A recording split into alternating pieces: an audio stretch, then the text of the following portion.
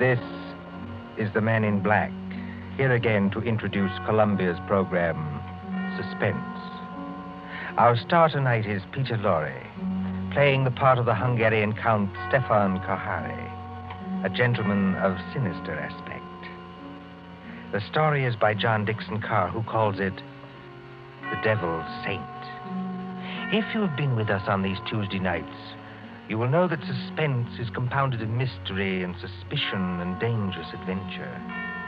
In this series are tales calculated to intrigue you, to stir your nerves, to offer you a precarious situation, and then withhold the solution till the last possible moment. And so, it is with The Devil's Saint and Mr. Peter Lorre's performance we again hope to keep you in suspense. The Devil's Saint. Paris, 15 years ago.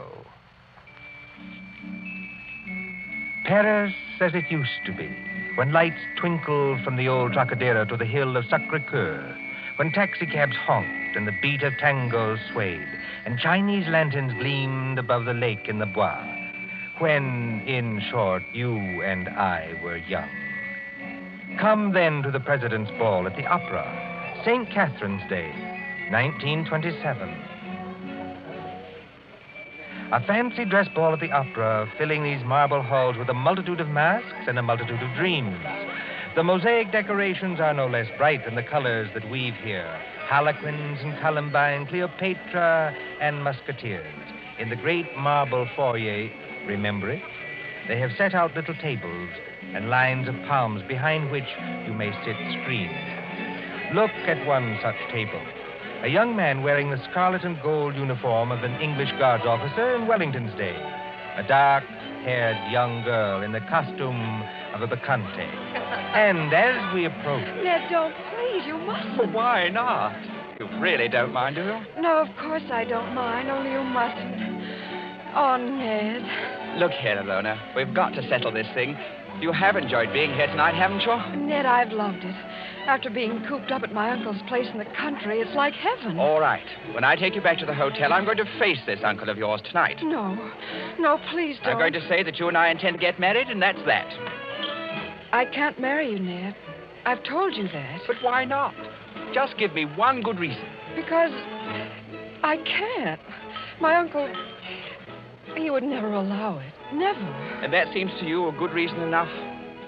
Yes, Ned. This uncle of yours, what's his name? Count Stefan Kohari. He's a Hungarian, I think you said. Yes, so am I. My mother was an American. What's he like, actually? Oh, he's a little eccentric. Oh, please don't misunderstand. He's a great scholar and a historian, only he's a little strange. Ned.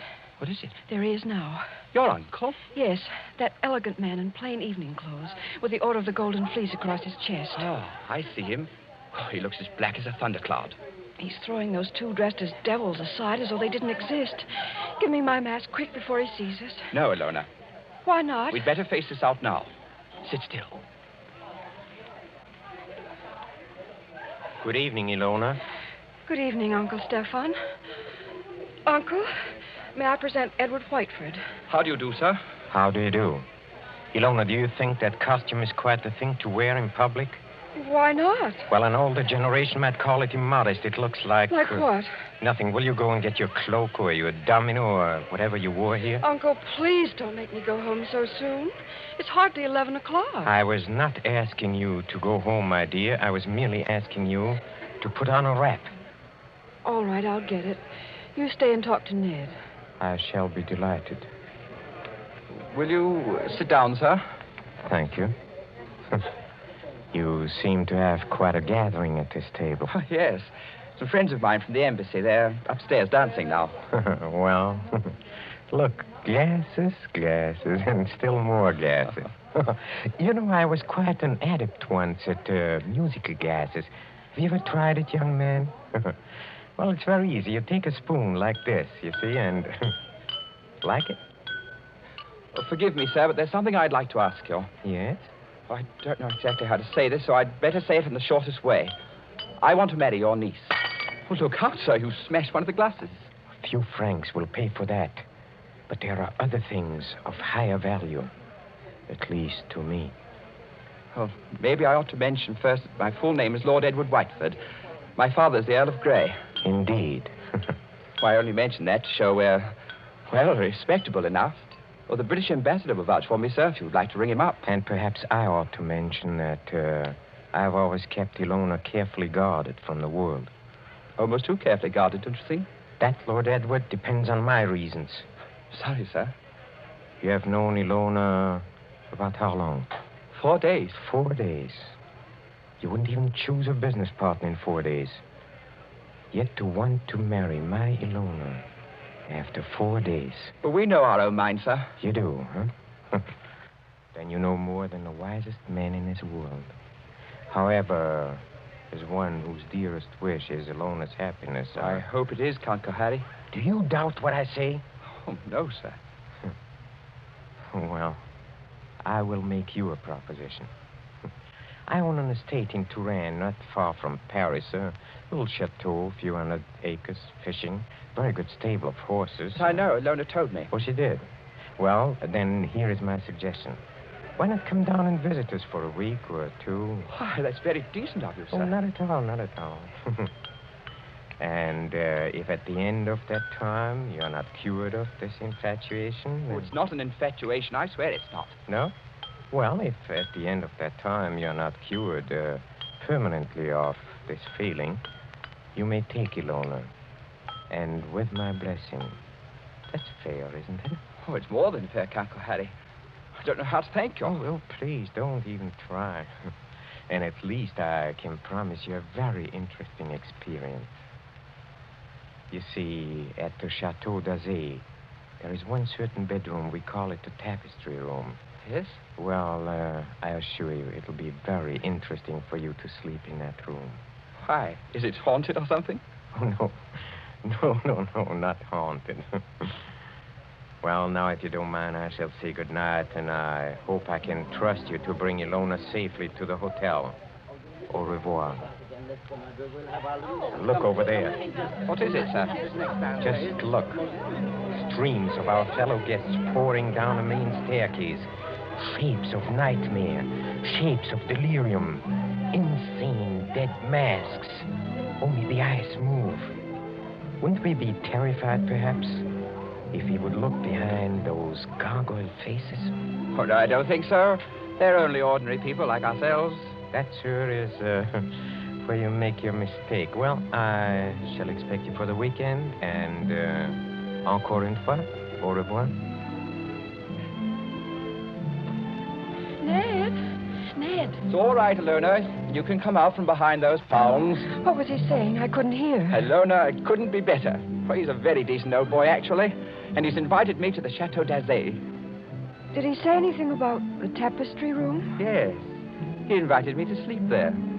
And you said? I said I would, naturally. You mustn't do it, Ned. I won't let you do it. But why the devil not? Because everybody who sleeps in that room dies. Dies? Are you serious? Oh, Ned, please don't do it. Oh, nonsense. There are a lot of superstitions about every old house. This isn't a superstition, Ned. It happened once when I was a little girl. A man insisted on sleeping there. They found him dead in the morning. So? How did he die?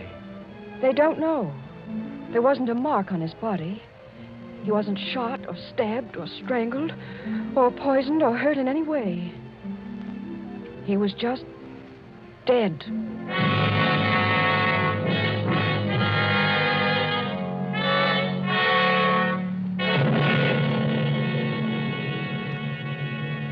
Two nights later, in the province of France now known as Indre-et-Loire, but once called Touraine, the ancient land beloved of Rabelais and Balzac.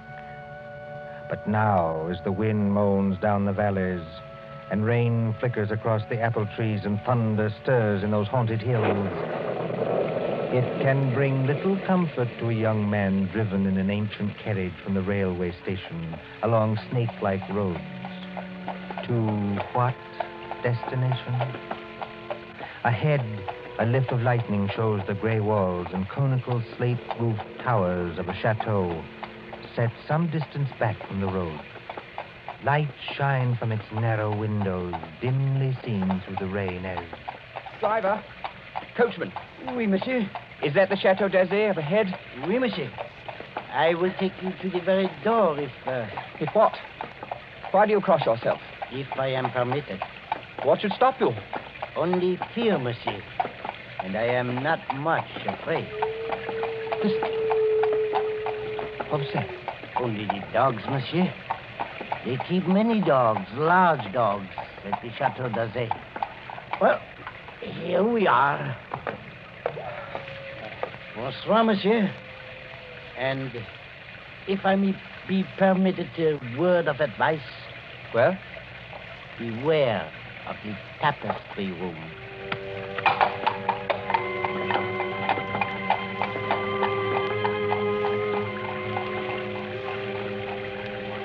there isn't a bell on this door. There might at least be a knocker.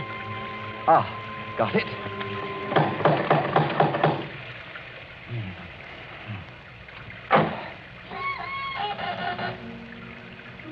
Et alors, monsieur? Vous cherchez? Je cherche le Château d'Azay et Perhaps it would be better if monsieur spoke English, yes? You are Lord Edward Whiteford. Yes. Monsieur is expected. Please to enter. Monsieur's hat and coat. Thank you. Ned. Hello, Elona. Oh, Embrasse pas ma petite, votre oncle. Oh, you'd better not kiss me, Ned. Madame Flay says to look out for my uncle. Madame Flay is our housekeeper. Oh. Well, where's your uncle now? In the drawing room. He's playing the piano. Come along. Elona, is anything wrong? Oh, everything's wrong. 2 of my dogs were in horrible pain this afternoon. Dr. Solomon had to put them out with chloroform. You don't think... I hope nobody's practicing, that's all. Well, here we are. Oh, nice tiger skins on the floor. I say, who's the little old man with the gray beard sitting over there by the fire? That's Dr. Solomon. Hasn't he funny-looking eyes? He watches and watches and watches. He's an old friend of the family. Shh, come along. Let's get this over with.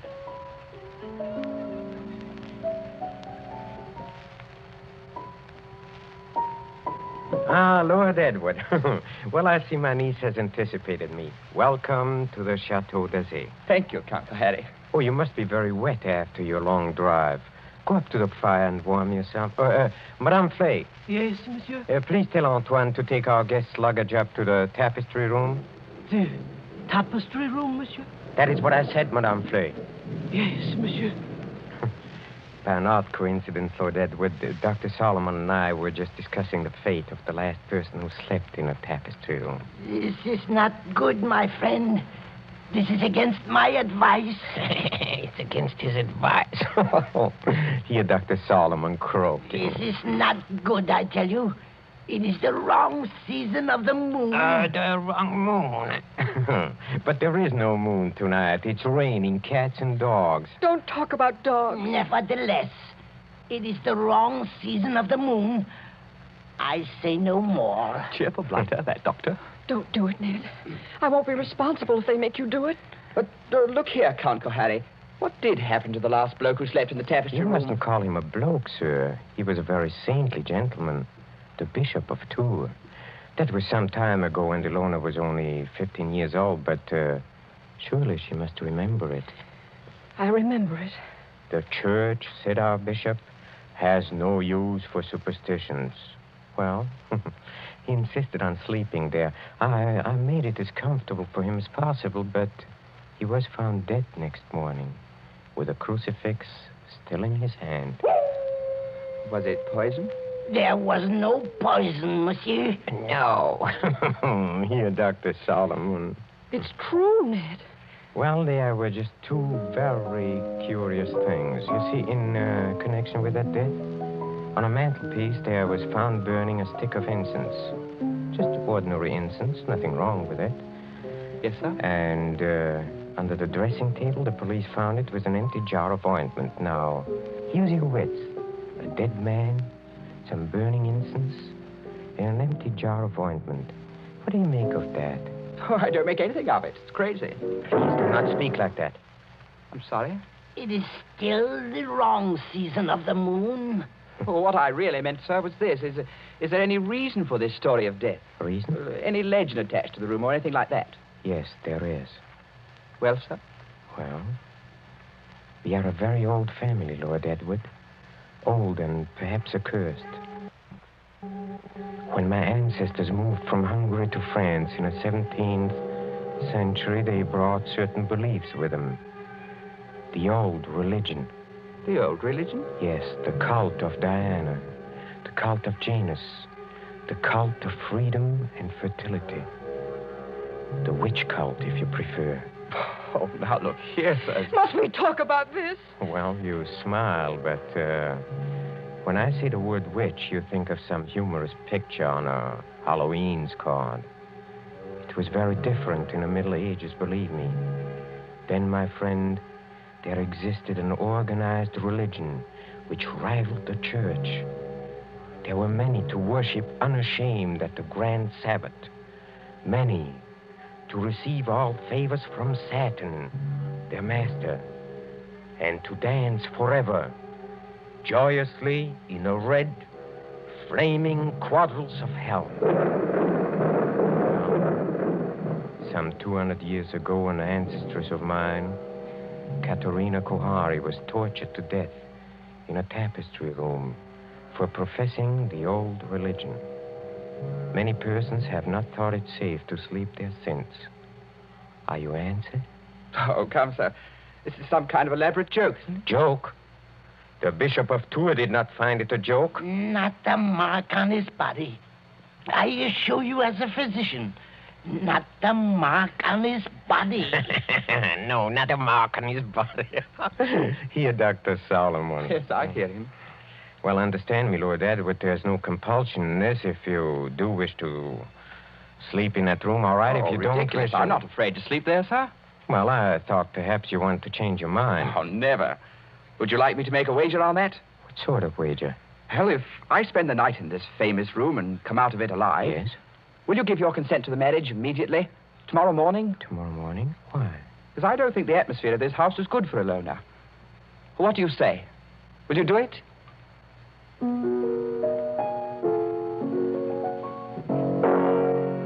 Very well, Lord Edward. I accept the terms of your wager. Don't do it, Ned. For the love of heaven, don't do it.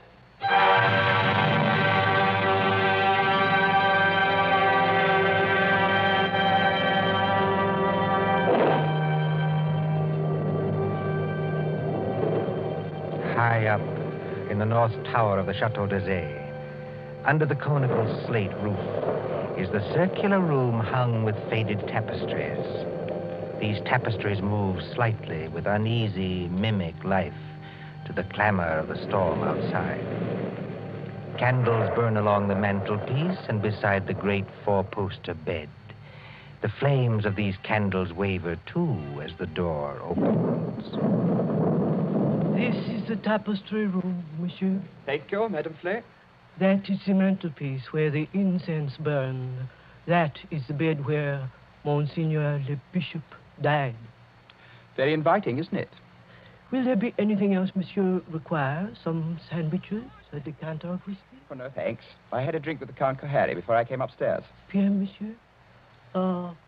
Monsieur's shaving water will be brought up in the morning, if he requires it. Good night. Infernal old Hoppy. Trying to scare a fellow out of his wits just because... Oh, I hope they built a good fire anyway. Didn't realize how cold it was. Temperature must have dropped. What's that? It's me, Ilona. May I come in? No, Ilona. Get out of here. That's not very gallant of you. No, I mean, I don't want you exposed to whatever it is. Ned, listen. Are you going to bed? Or are you going to sit up all night? I'm going to sit up all night, naturally. Then let me sit up with you. No. Why not? Well, it may be dangerous. Besides, I promised your uncle I'd go through with this alone. I wish you hadn't had that drink with him. Why? He couldn't have done anything to it. It was you who poured it. Yes, that's true, only Listen. What is that? It sounds like footsteps. Yes, but where's it coming from? Seems to be right here in the room. It seems to come from all directions. Doesn't it sound like somebody walking between the walls? By George, it is someone walking inside the wall. Get behind that tapestry, Lona. Quick. Hide there.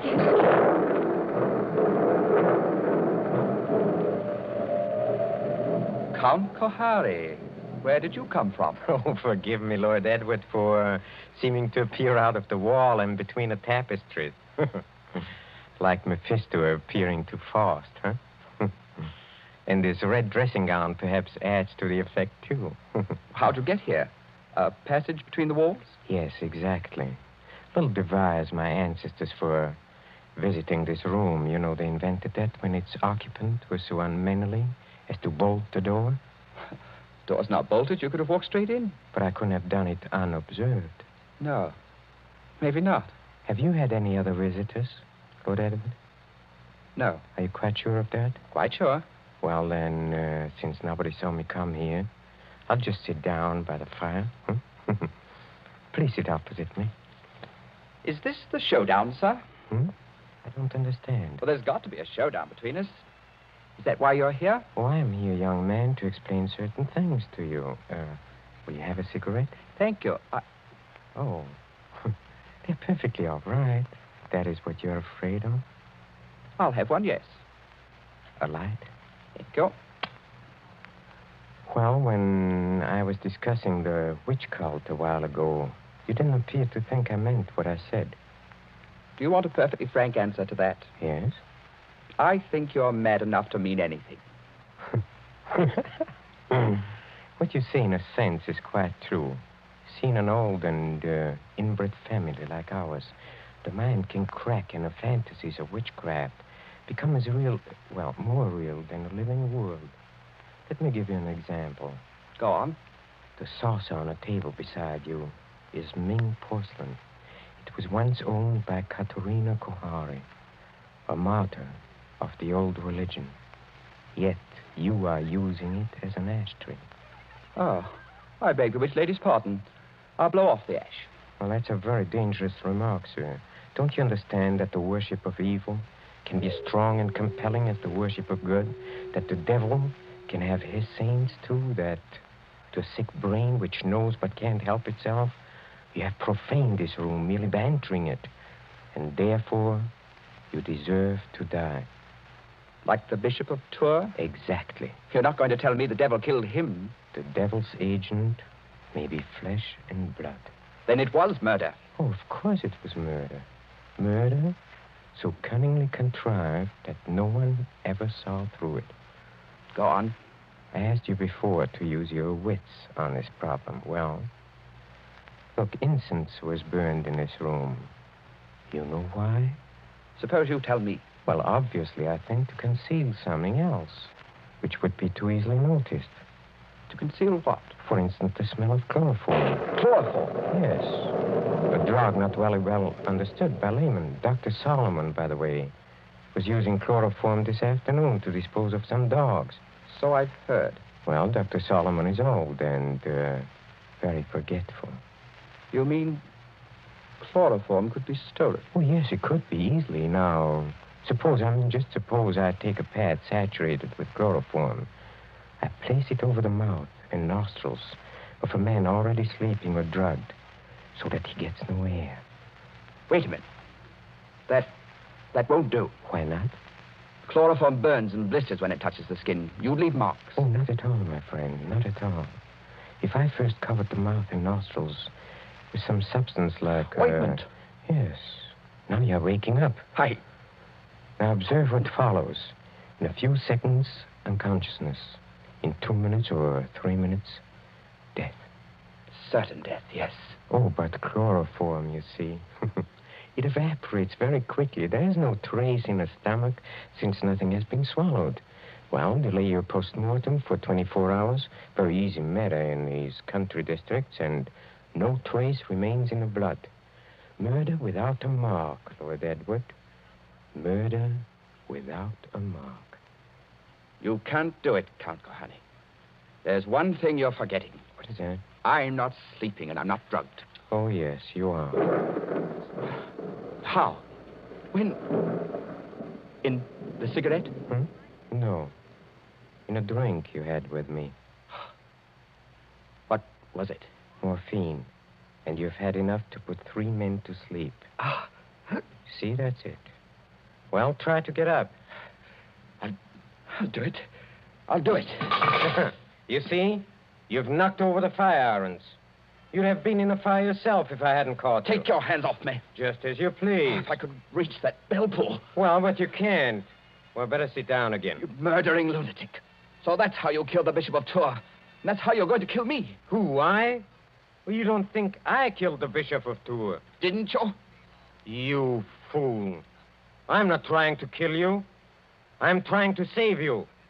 Dr. Solomon. Yes, monsieur. Well, come out. Come in the room. Come out and be my witness. Yes, monsieur. I shall always guard the family honor, even when I guess how men die. This young man evidently thinks I've been talking about myself.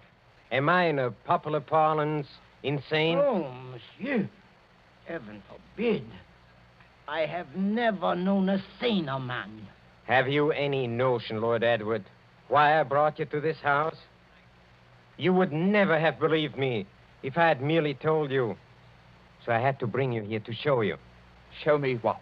What? Look at the tapestries. Come out of there! Behind them. Come out of there! Hey, come out! Ilona! Yes, Ilona. Why do you think I've kept Ilona so well guarded from the world? Why, at a fancy dress ball, for instance, did I object to the costume of a medieval witch whose dogs were poisoned so that chloroform should be brought? Who poured the drink drugged with morphine? In the devil's name, what are you trying to tell me? It was Ilona. She's been helplessly, hopelessly insane for more than 10 years.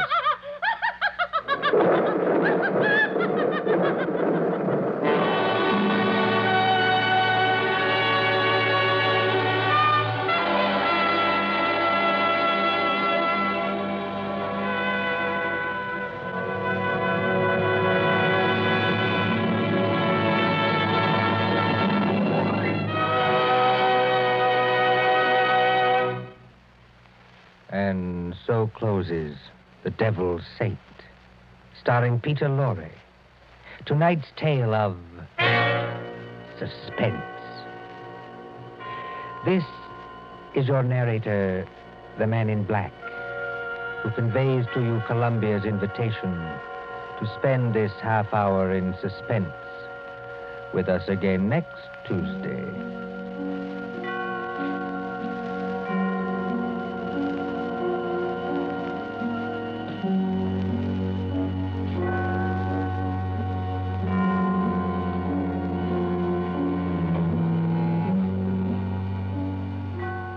William Spear, the producer, John Dietz, the director, Bernard Herrmann, the composer-conductor, and John Dixon Carr, the author, are collaborators on Suspense.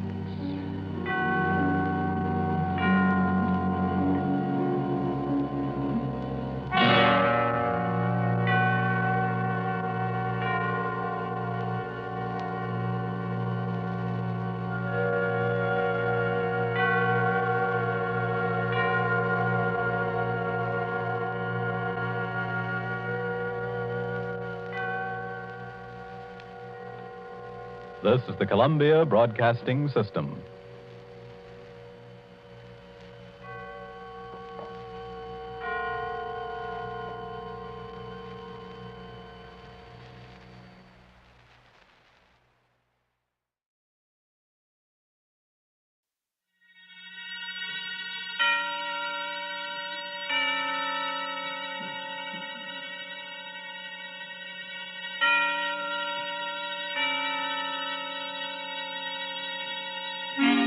Suspense.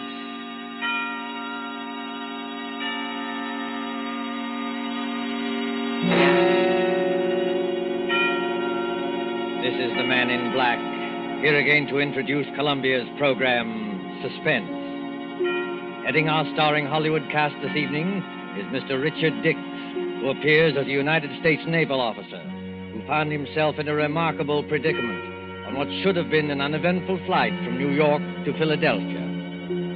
As fellow passengers aboard the airliner are Miss Gail Page as a girl named Monica, and Mr. Montague Love, who plays that aged and domineering millionaire Silas Naylor.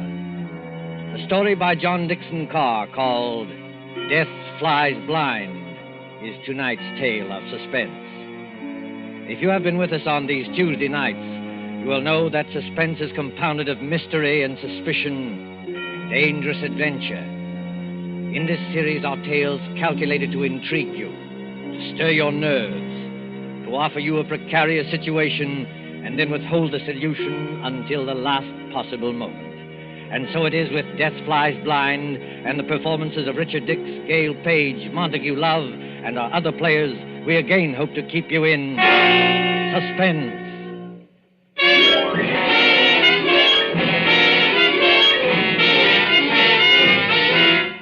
LaGuardia Field, Municipal Airport of New York. LaGuardia Field, vast behind its white buildings. On a gray spring afternoon when rain splashes across the runways, dims the sky, and spatters on the wings of a great silver-painted airliner waiting beyond. Already as the limousine bus from the New York terminus slowly draws up to the waiting shed, you can hear the loudspeaker. 72, New York to Los Angeles. The big limousine bus, besides its driver, contains only two persons.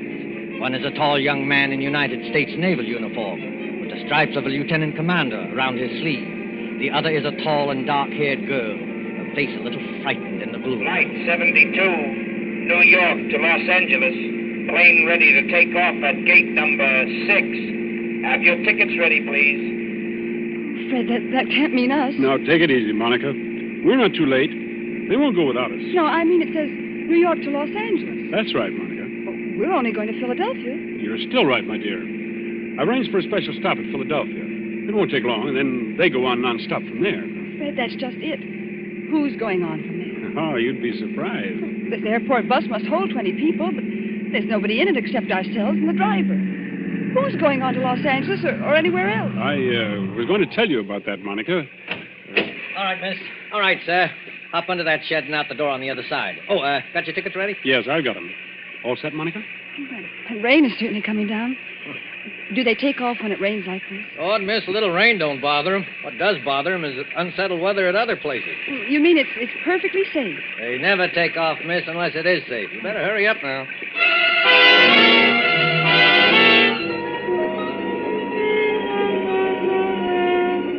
There's the plane, Monica. Shall we run for it? Fred, I'd rather not run if you don't mind. Aren't getting nervous, are you? No. I know it's stupid of me. I've flown before. It's just those few seconds before the takeoff. You're moving and the motors have been idling. All of a sudden they start to roar. The plane races ahead and the roar gets louder and suddenly you think, am I ever going to get down alive? Now, look here, my dear. Oh, I'm sorry, Fred. There's nothing to worry about, you know. Of course not. I'll be good. It's just this dismal day and a ghostly bus without any passengers. And... Fred, look. Where? At the plane. They've got all the windows covered inside with little gray curtains. Oh, that's all right, Monica. It's only a wartime measure. Wartime measure? Yes. Must keep those curtains closed for some minutes after taking off and before landing. So no one can make maps or take pictures of our airports. Anything could happen up there, couldn't it? No. And what's more, if you're worried about your fellow passengers, look over your shoulder. Well, there are some people coming through the gate. Yes, you see the little gray-haired man with the big fellow on each side of him? The secretary dashing around them like a destroyer in a convoy? You know, I've seen that gray-haired man somewhere before. You've seen his picture. That's Silas Naylor, the third richest man in the world. Those two big fellows are his bodyguard. Does he need a bodyguard? Well, not more than most of us, I imagine. Fred, I don't like it. Oh, nonsense, my dear. Come on now, up the steps of the plane. Give your name to the air hostess at the door. That's it. Good afternoon, miss. May I have your name, please? I'm Monica Vale. You're the air hostess? That's right, Miss Vale. Take any seat you like. And you, sir? Onslow, Lieutenant Commander Fred Onslow. Oh, yes, Commander. We've had instructions about you. Happy to have you with us, even if it's only as far as Philadelphia. Thank you. May I take your overcoat or your briefcase? Only the overcoat, please. I'll keep the briefcase. Fred, look there. What is it now? That man you called Mr. Naylor's secretary. Light-haired man, rather good-looking. He's sprinting towards this plane as fast as he can run. Well, he'd better be careful on that slippery surface. He certainly has. Look out, man. Look out, man. Watch your step. Look out. Well, are you all right? Here, let me help you up. I'm all right, thanks. Perfectly all right. Air hostess. Yes, sir. My name is Michael Shepard. I'm Mr. Naylor's secretary, and I think there must be some mistake here. Mistake, sir? Yes. When Mr. Naylor travels, he's in the habit of booking every seat in the plane to ensure privacy. Yet we seem to have 2 extra passengers. Well, I'm afraid that's my fault, Mr. Shepard. Indeed, sir. Then would you and the young lady be good enough to take some later flight? Well, I'm sorry. I'm afraid I can't do that. No, and why not? Maybe I ought to explain, Mr. Shepard, that Commander Onslow had last-minute orders to join his ship. He and Miss Vale have priority as far as Philadelphia. Philadelphia. Must we stop there? Only for a few minutes, Mr. Shepard. This is outrageous. Mr. Naylor is traveling, in a sense, on government business. Well, so am I, old man. The Navy often does. That doesn't alter the principle of the thing. I don't want to seem ungracious, you understand. Mr. Naylor is always glad to help our brave soldiers and sailors. For the love of Mike. Now, choir will now sing hymn number 242. Now the But gorgeous this rite. time you've gone too far. I shall appeal to Mr. Naylor himself. Mr. Naylor? Mr. Naylor? Yes, Mr. Shepard, I can hear you. What is it? This naval officer, sir, and the young lady. Oh, I know, Shepard, I know. Isn't the plane big enough for all of us? I was only following your orders, Mr. Naylor. You asked for privacy. All right, Shepard. What I'm asking for now is less noise. The lieutenant commander in the Navy, eh? That's right, Mr. Naylor. Off on another fishing trip, I suppose. That's just exactly right, sir. Ever have dyspepsia? No, never. Well, I have. 20,000 a year I pay doctors. And what do they give me? This stump. I'm not surprised you got priority, Commander, but I am a little surprised about the girl. She's my fiancée. Mr. Naylor, Miss Vale. Meet the rest of my family. These 2 bruisers here, including the one with the mouth organ, are my bodyguard, Mr. Cohen. I'm pleased to meet you, Commander. How do you do? This is Mr. O'Reilly. Glad to know you, Commander. How are things going? Hey, Cohen, Kent, don't you ever get tired of playing that mouth organ? Stand away from the doors. I want to close it. Will everyone please take your seats and fasten the seatbelts? Are we ready to take off? Yes, in just a moment. Shepard. O'Reilly. Cohen. Come along to the front of the plane. Yes, sir. Oh, we'll sit in the back here, won't we, Fred? Yes, of course. Fred, is anything wrong? No, of course not. Why, what could be wrong? Then you'd better sit down. We're starting to move. That's good advice, Commander Onslow. But I must ask you, Miss Vale, not to touch the curtain on the window. Oh, how soon before we can open the curtain? As soon as we're well away from New York. You see that illuminated sign, no smoking, fasten seatbelts? Yes. What about it? When the lights in the sign go out, you can open the curtains and smoke as much as you like. Now, if you'll excuse me. Certainly. You needn't try to fool me, Fred Onslow. I saw you. You saw what? I saw you pick up that scrap of paper one of those men dropped. Why, that wasn't anything, Monica. May I see the paper? No. Why not? Well, because I'd rather you didn't see it, that's all. There is something wrong, isn't there? Look, Monica, let me repeat over and over. What could be wrong? Why, there's Silas Naylor, an internationally famous figure, with a group of trusted attendants. Here's an ACA plane as safe and dependable as the old gray mare. All the same, All the same what? I wish I hadn't brought you along. I wish there was some kind of an emergency cord, like a train, so that you could stop this plane whenever you had. We're on our way.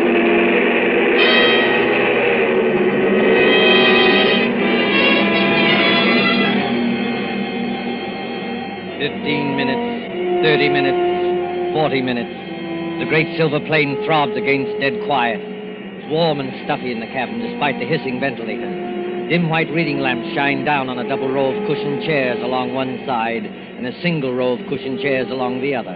Ahead, above the closed door to the pilot's control cabin, the red glowing sign still warns against opening those curtains. Aft in the plane sits Commander Onslow, his eyes fixed on the clock under that illuminated sign.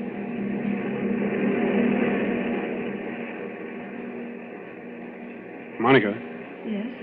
What? it's not exactly all right. Fred, why do you say that? Because we should have been in Philadelphia 5 minutes ago. At least we should have been circling over the field. And we're not? No. Well, we're still 10 or 12,000 feet up if the pressure on my eardrums count for anything. And traveling like a bat out of Hades. Weather's delaying us, I guess, huh? Maybe it is. It's awfully bumpy, isn't it? Yes, a little. Makes you gasp for breath and your stomach turns. That was a bad one. Not getting airsick, are you? I don't think so. I wish I had some of that chewing gum they give you. Well, ring for the air hostess. She'll bring you some. I did ring the bell, Fred, and there's no answer. Oh, she's busy in the pantry back there, that's all. She didn't hear you. Here, I'll get you some gum. No, wait, I'll go.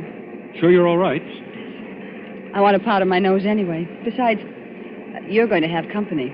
Our Mr. Shepherd is weaving along this aisle as though he didn't like air pockets either. Well, thank the Lord one of that party's awake up there. I thought they were all dead. Don't say that. Say what? Dead. A spooky plane with everything so quiet and dead itself. Remember how the pilot walked through a while ago and looked around and walked right back to the control cabin again? No, I didn't notice him. Oh, that's what I mean. It was like a ghost. I'll be right back. Say, Commander Onslow. Yes, Mr. Shepherd? Mind if I sit down? Not at all. Go ahead. Fact is, Commander, I want to apologize. Oh, that's all right. Forget it. I'm not such an ill-mannered guy as I must have sounded. It's no joke, you know, taking care of the chief. I've got to go ahead like a cyclone so that everything would be quiet when he gets there. And it's a great responsibility, too. I can imagine. I go on these long trips. There's the chief half asleep and O'Reilly reading detective magazines and Cohen with his mouth organ. Doesn't that mouth organ bother the old boy? No, he likes it. Especially when Cohen plays the old square dances. Chief's a great man in his way. I was just wondering about that. Wondering what? Is it true? Stop me if I'm talking out of turn. Go ahead. We can trust the Navy. Is it true he's offered to design and build, at his own expense, a fleet of underwater cargo boats, submersible freighters, up to 5,000 or 6,000 tons? That'd do away with the submarine menace altogether? Where did you hear that? Oh, just rumor. Is it true? Yes, it's true enough. You see, Mr. Shepherd, I'm one of the few people who believe that plan is practical. But there must be a lot of people who would like to see Mr. Naylor put out of the way. There are, Commander. Only they can't get at him. You're quite sure of that? Dead sure. Hitler himself isn't better guarded. Why, you could no more shoot or stab or poison the chief than you could... What was that? What happened? Monica? Is anything wrong? Back there? Well, it's all right, sir. It's only a noise in the pantry. We'll see to it. Monica, pull yourself together. What's wrong? It's that air hostess, Miss Lee. Well, what about her? She's lying back in the pantry among the broken dishes with her head all over blood. Somebody beat her over the head and left her there to die. Somebody? Yes. But nobody's gone back to the pantry. Nobody's gone past us Except the pilot or co-pilot of this plane, remember? Excuse me, Mr. Shepherd. I'm going to open the curtains on that window. Do you think it's wise, Commander? We were told not to. Well, we were told a lot of things. I'll just take the responsibility of... Good Lord! There, Monica. Mr. Naylor! Yes, son. What's up? Draw the curtain on your window and take a look down. If O'Reilly and Cohen have got guns, they better keep them handy. Is that so now? Why? Because we're not flying west. We're over the Atlantic Ocean now and headed straight out to sea.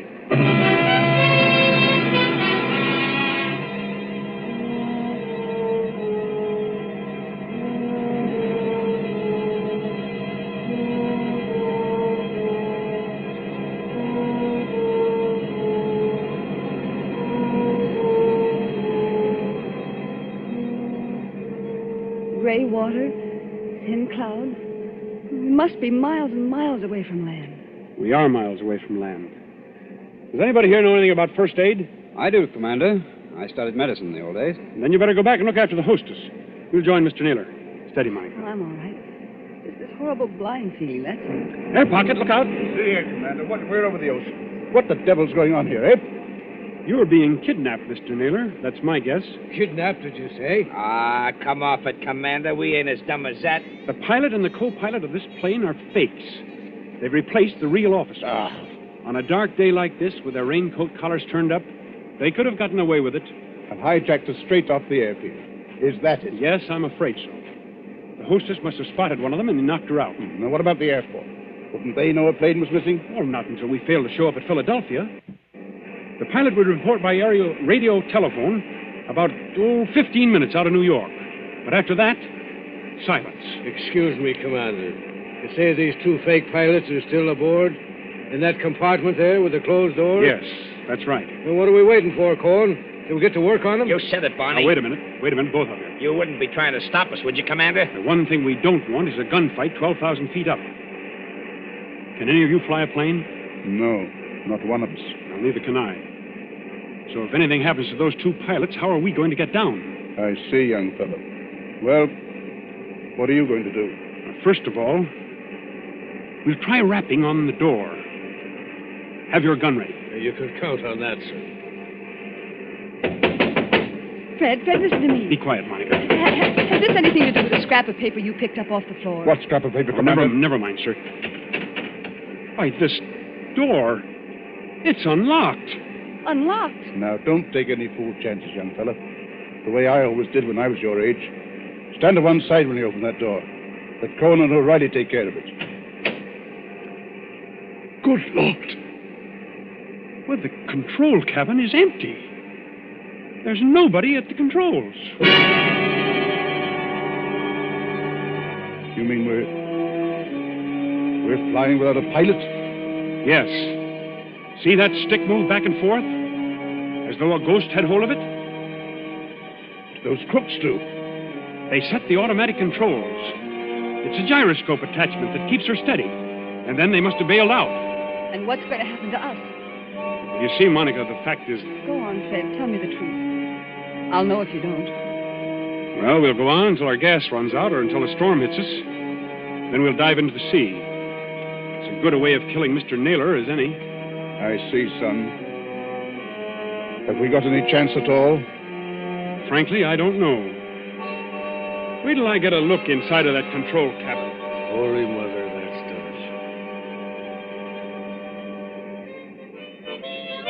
Cohen, stop it. Stop it! Yeah, Mr. Naylor? Stop playing that infernal mouth organ. Or if you must play something cheerful. Yeah, sure, Mr. Naylor, sure. How long do you think it'll be before we... Quiet, Cohen. Here's the commander back again. Well, young fella. The radio telephone's out of order. We can't signal. Fred, what about those patrol ships? You said they're 200 miles out to watch for unidentified aircraft. Won't they see us? They've seen us already, I expect. They'll send for an Army fighter plane to investigate, but... Oh, what can it do? Yeah. Shoot us down, maybe, huh?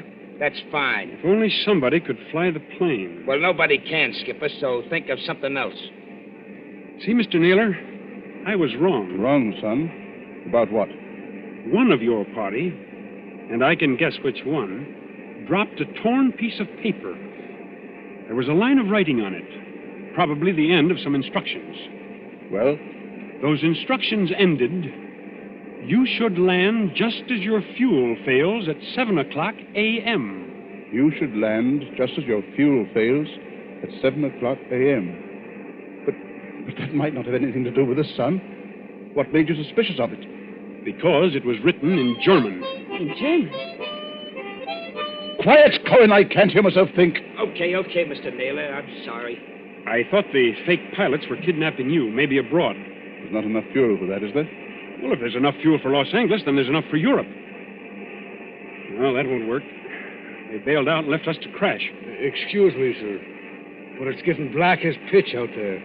I think there's a storm coming up. What happens when that hits us? Plenty, O'Reilly. Plenty. Yeah, well, I was afraid of that. If only somebody could fly this plane, I could navigate it. Navigate it? Yes. You have to learn aerial navigation in my business. With enough figuring, I might even set a new course and try the automatic controls on it. No, I don't dare handle the ship. Wait a minute. I know a way out of this. Well, then speak up, miss. There's a 90-mile wind going to hit us any minute. The air hostess, of course. Miss Lee, what about her? I remember reading somewhere that most air hostesses get flying instructions when they've been with the company for a given length of time. You know, Miss Vale, that's true. There was a girl of Inter Airways who told me the same thing. And if this one can even make a try at landing a plane, we may get back to New York yet. I thought you said she'd been knocked out. Well, she isn't badly hurt, but there's just a chance that maybe she's... There's Shepard, coming back from the pantry. Anybody got a drink? Wasn't very pleasant back there. How is she? You know, we were just wondering whether Miss Lee might be in any shape to pilot the plane. Pilot the plane? Why in blazes should she pilot the plane? There's no time to explain now, Shepard. But we're bound for Davy Jones unless something's done. Could she do it? No. Not even if we revived her? Not if all the doctors on Earth stood at her side. Why, but I don't think you understand, sir. Miss Lee has just died.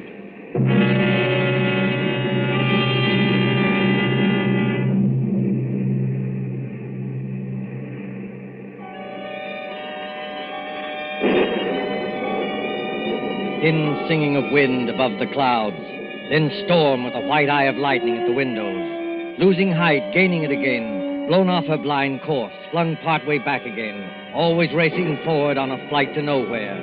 Late afternoon, evening, night, the steady throbbing of motors like a pulse beat inside the head. Towards morning, the storm dies away.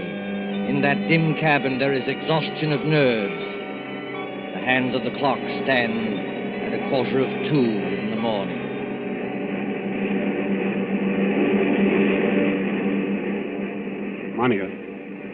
Monica, wake up. What? Oh. Shh. It's Fred. Now keep your voice down. Have I been asleep? Yes, for a couple of hours. They say condemned criminals sleep on the night before their execution. Where are the others? I was a boy back home in the county down there. My father used to say to me, Barney O'Reilly, says he, did you ever see a banshee? A banshee, says he, is the old woman that lets you know when you're going to die. Pipe down, you two. No, I'm sorry, Mr. Naylor. No offense, Chief. Can a man play a quiet game of solitaire without somebody yapping all the time? Black 9 on red 10. Listen, Monica, and listen carefully. My first idea was right after all. What are you talking about? There's somebody aboard this ship who can fly a plane. Shh. There is. I proved it by the automatic controls. Proved it how? If those controls had stayed as they originally were, the side winds would have blown us clear off our course. But we're still on our course. That shows that somebody's been sneaking in there and setting us right again when we do stray. Then you mean... I mean that we're headed for somewhere. We're being taken somewhere. But we may outwit this gentleman yet. Outwit who? Is somebody still talking back there? I'm sorry, Mr. Naylor. Monica's just waked up. None of us can feel very much like sleeping anyway. You're right, son. I admit it. Come up here and join me, will you? With pleasure. I've cheated myself in this twice in this card game, but I still can't make it come out. Oh, what's the use pretending anyway? We know we're in for it. It's this waiting that gets you. Yeah, that goes for all of us, Mr. Naylor. What I'm dreading is the minute when those motors choke and go dead, and we start whirling down.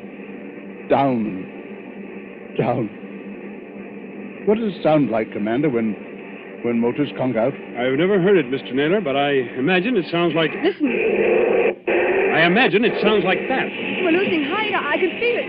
Well, Cohen, I guess this is the payoff. Yeah, you said it. But look here, Mr. Naylor, we can't be out of fuel. Because it's too early. Look at the clock. It's only 5 minutes to 2 o'clock. I beg your pardon, old man. It's 5 minutes to 7 o'clock. 7 o'clock? Are you crazy? No. Haven't you forgotten the cross-ocean changes in time? By George, the commander's right. European time is 5 hours ahead of our time. If you don't believe me, just notice that it's getting daylight outside. I was thinking of that message. You should land just as your fuel fails at 7 o'clock a.m. Stand perfectly still, all of you. Yeah, what's got into little Lord Fauntleroy? I'll show you what's got into me, my friend. Yes, I rather thought you would. I shall go into that control cabin. Follow me if you like. I shall sit down at the controls, and I shall bring this plane safely to the ground. Safely to the ground? Where? In Germany, of course. Germany? Don't pull a gun, Cohen. If you plug him, we're all done for. That is good advice, Mr. Cohen. I might add that we're getting closer to the ground every minute. For the love of... Do I take control? Yes, go ahead, but we're following you. Follow by all means. All right. Let's get comfortable here. I take up my position, so. There's fog below. Can you see? Well enough, Miss Dale. Well enough. We must go down rather quickly. And I can't help if it's somewhat rough on your ears. You young swine, what's the idea? The idea, dear patron, is to bring you and your plans for a submarine freighter to a country which will appreciate them. Then those two fake pilots? They were colleagues of mine. Unfortunately, if they had remained, your pug uglies would have started a gunfight, and none of us might have got here. Well? So they left by parachute. And I brought you safely, without blood or toil, into the boundaries of the Third Reich. You're going down too fast, man. Now take it easy. I am perfectly in command, thank you. Look out! The trees, Look out, they're coming man. straight up at us.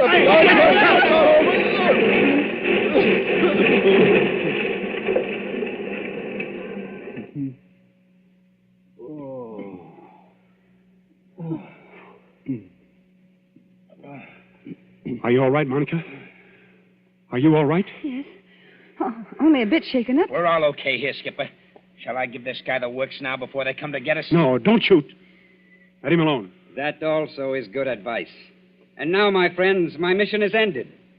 I stand up on the pilot's chair.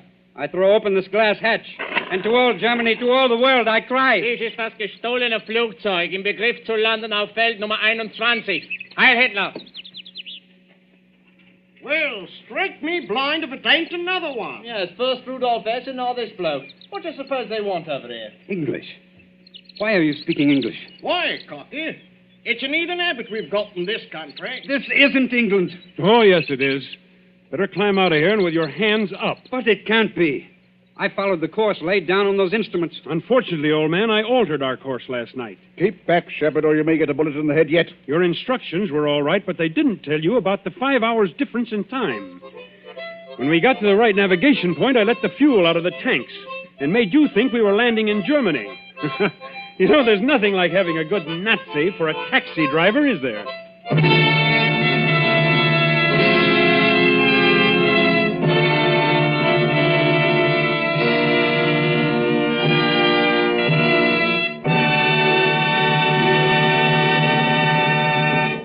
And so ends Death Flies Blind, starring Richard Dix with Gail Page and Montague Love. Tonight's tale of Suspense. This is your narrator, the Man in Black, who conveys to you Columbia's invitation to spend this half hour in suspense with us again next Tuesday, same time, when Mr. Paul Lucas will star in the suspense play called Mr. Markham, Antique Dealer. Ladies and gentlemen, on the following Tuesday, May 18th, Mr. Charles Lawton and Miss Elsa Lanchester will be with us in one of the most famous of Agatha Christie's thrillers, The ABC Murders. William Spear, the producer, Ted Bliss, director, Lud Gluskin and Lucian Mahowick, the conductor and composer, and John Dixon Carr, the author, collaborated on tonight's Suspense.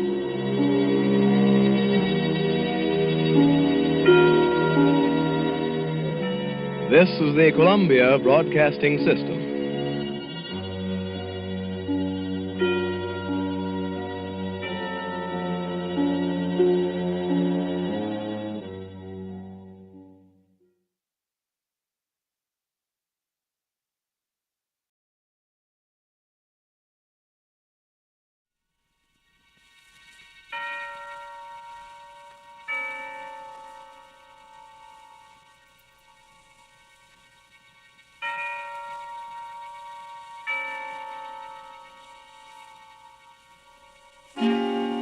Suspense.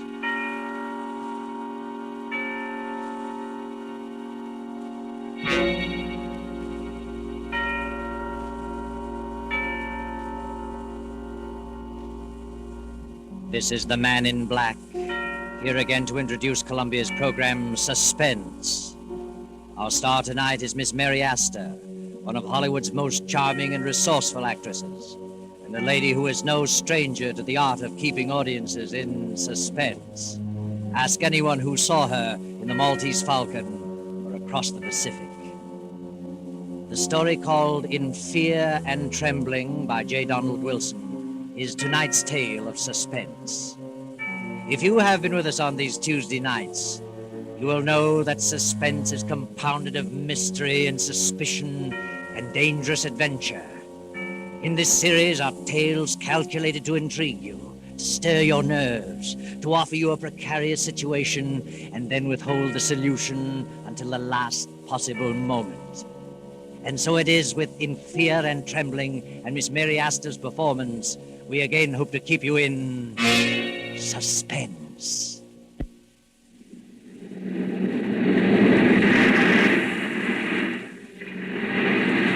At the edge of the cliff, overlooking the sea, sits a gray stone mansion, weather-beaten by the storms of several decades.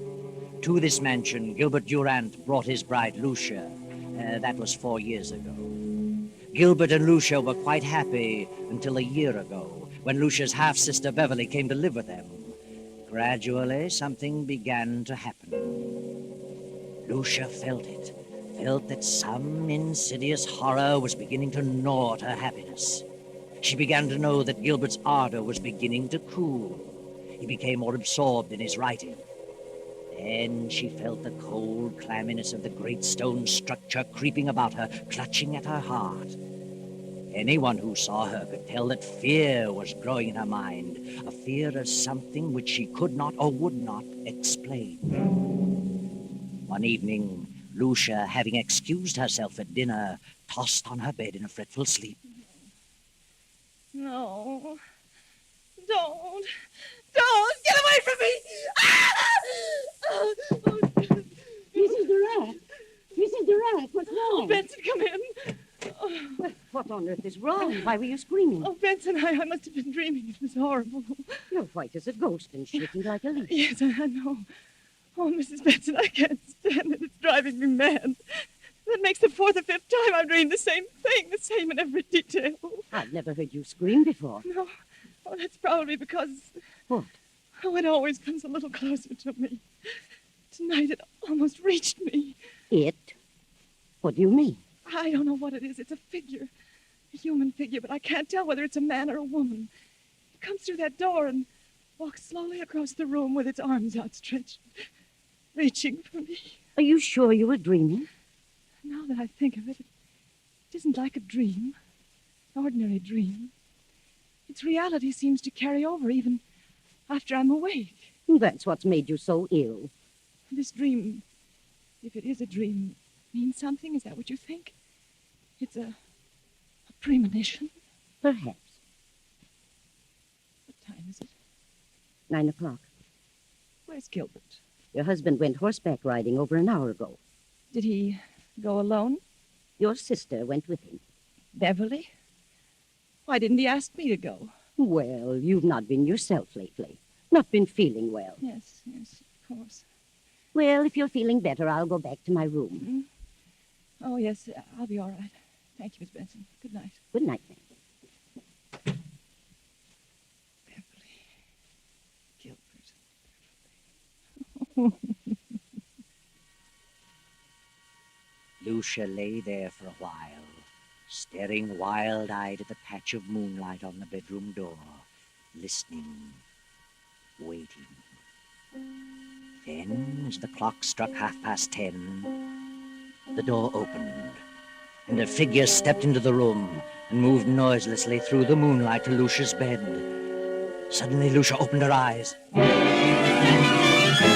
Gilbert, don't! Lucia, what's wrong with you? What are you doing in my room? I just wanted to know how you felt. How long have you been standing there? Oh, just a few seconds. I was dreaming, I guess. When I woke up, you startled me. Why were you yelling, don't? I don't know. I haven't the slightest idea. I talked with Dr. Handy about you today. I told him how run down you were, and he suggested that I get a tonic for you. I'll drop in at the drugstore on my way home tomorrow evening. A tonic? Yes. Well, what is it? Oh, I don't remember. Something in strychnine. Strychnine? Yes, he said it would give you an appetite. Where have you been, Gil? Oh, I've been riding. Nice moonlight night. Very pleasant. Did Beverly enjoy it? Yeah, she's an excellent rider. I've decided to buy that filly from Thompson. Going over there tomorrow afternoon. Is Beverly going with you? Yes. She's a good judge of horseflesh. Why? Nothing. I just asked. Well, Good night, Lucia. See you at breakfast? Yes. Good night.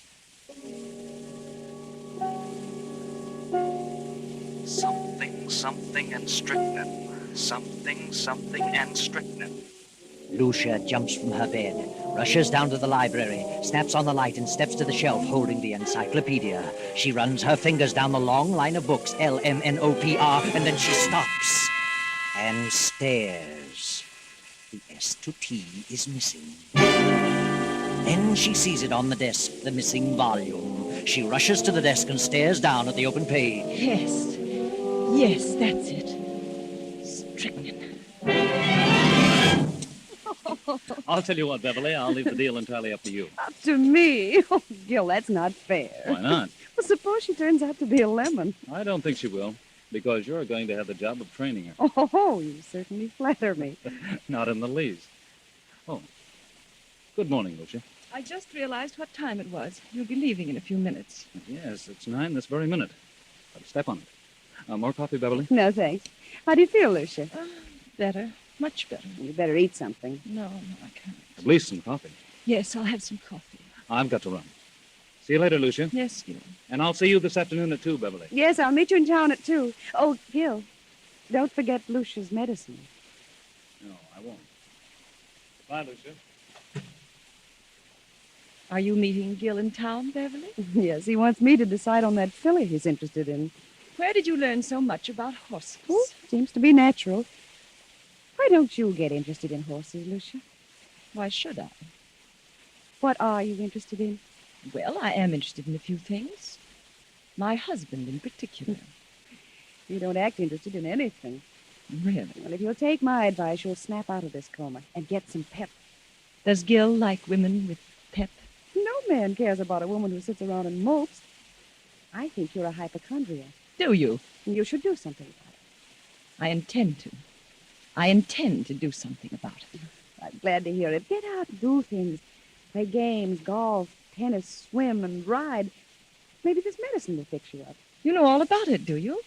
What is it? Oh, I don't know. It's a tonic, a builder-upper. I wish I could believe that. But at least you can try it. Won't hurt you. No? I wonder.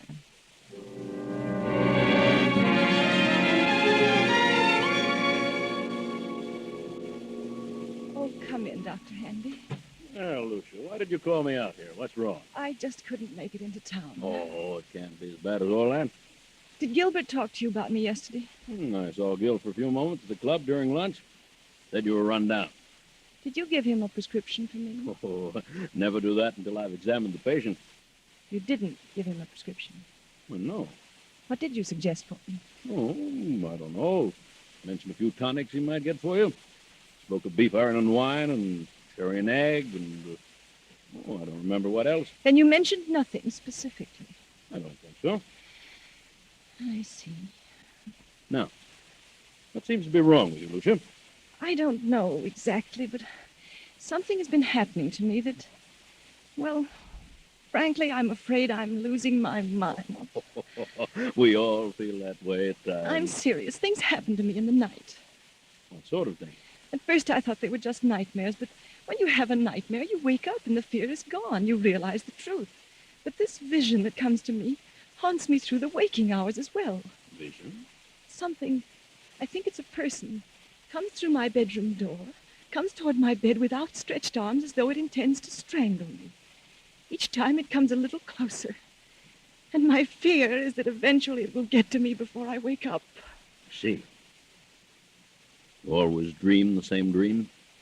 If it is a dream, yes. And who is the person? I don't know. You don't think it's really a dream? No. I think it's a premonition. Have you any basis for such a fear in real life? Is there someone or something that you're afraid of? Doctor, I'm convinced they're not dreams, that I'm not asleep. Oh, nonsense. I'm positive they're not mere dreams. Well, I think it's all due to your rundown condition. You probably don't sleep as soundly as you should, so you transfer sounds in the night to dreams and nightmares. That's exactly what I mean. If I'm only half asleep, I may be transferring actual movements and sounds into dreams. In other words, if someone slams a door in the night, I may half hear it and attribute it to a dream. Yeah. All right. But then perhaps I'm not dreaming. Don't you see? I think you'd better come into town and have a thorough physical. You mean a checkup by a psychiatrist? Oh, I may have someone help me. It's the usual thing, you know. Oh, Dr. Henry, I'm so frightened. Now. Everything's going to be all right. I'm afraid. Afraid that I'm going to die. That someone is trying to kill me. Oh, you're not going to die. That's ridiculous. I'll call you and make an appointment. That's better. Very well. In the meantime, try not to think about it. Keep your mind on the brighter side. Yes. I'll try. All afternoon and on into the evening, that awful gnawing of jealousy and fear occupied every moment. Gil and Beverly. How could they do such a thing? And how far will they go to get you out of the way, Lucia?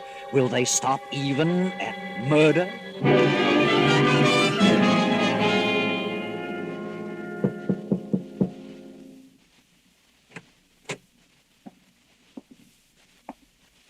Are you asleep, Lucia? No, I'm not asleep. How are you feeling? I seem to have developed a headache. Have you eaten anything today? No, I didn't care for anything. Well, this will help you. Better take a dose now. I'll measure it for you. What is it? Well, it's the tonic. Did Dr. Hanby prescribe it? Yes. Yes, he did. Where's Beverly? Down in the library. Did you buy the horse? Yes, Beverly thought she was a fine animal. I didn't know Beverly knew so much about horses. She's a horsewoman after my own heart. Is she? Rides like the wind, too. She had intended to go home tomorrow. Is she staying on? She's got to. I wouldn't think of her leaving now. Why not? Well, for one thing, she's going to train the horse. And what else? Why, nothing else. Here, take this. It's a little bitter, but you'll get used to it. Gil! Go ahead, it won't hurt you. I don't want it. And why not? It has poison in it. I suppose it does have a little, yes. But only enough to act as a tonic. I don't want it. I won't take it. Are you going to act like a child? Take it and quit arguing. I won't. Take it, swallow it down. I can't take it. You're impossible, Lucy. I'm afraid. You need this medicine, but you're so confoundedly stubborn you'd rather sit around and mope all day. Very well, there it is. You can take it or not. I'm disgusted trying to help you pull out of this. Good night. No. Wait, Gil. I'll take it. I don't care whether you do or not. There. I've taken it. Terribly bitter. Well, that's more like it. Now take another dose around 11. Gil, where's Mrs. Benson? Why, I told her she could have the night off. Thought she might like to spend the evening in town. You let her off? Yes, she's been sticking pretty close lately. Yes, she has. Good night. Good night, Lucia.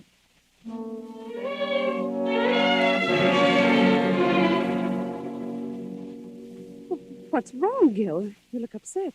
I am. Lucia didn't want to take it. No? Why not? She's afraid of medicine. What are you going to do? She finally took a dose of it. But if I know her, she'll never take another drop. She's got to take it, Gil. You've got to figure out a way to make her take it. It can't be disguised. It's too bitter. Try something else. I'll try and coax her into it again. Isn't there something that tastes more pleasant or something you could put in milk or orange juice? I don't know. But I'll find something. Of course you will. You've got to. She's... Wait a minute. There's someone listening outside the door. Oh, sir. Well, Benson, what are you doing standing here in the dark? Why, I was just going upstairs to see if Mr. Durant wanted anything before I went out. I see. By the way, I'm staying home for a couple of days, and I thought that since you've been staying so close to the job, you'd welcome a few days' leave. Leave? Why, yes. But Mrs. Durant may prefer that I stay. I think you'd better take a little rest yourself. You needn't come back till Friday.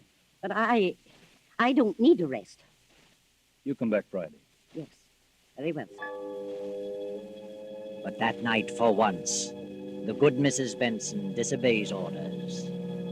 A few minutes before 12, she returns to the mansion. No lights are burning.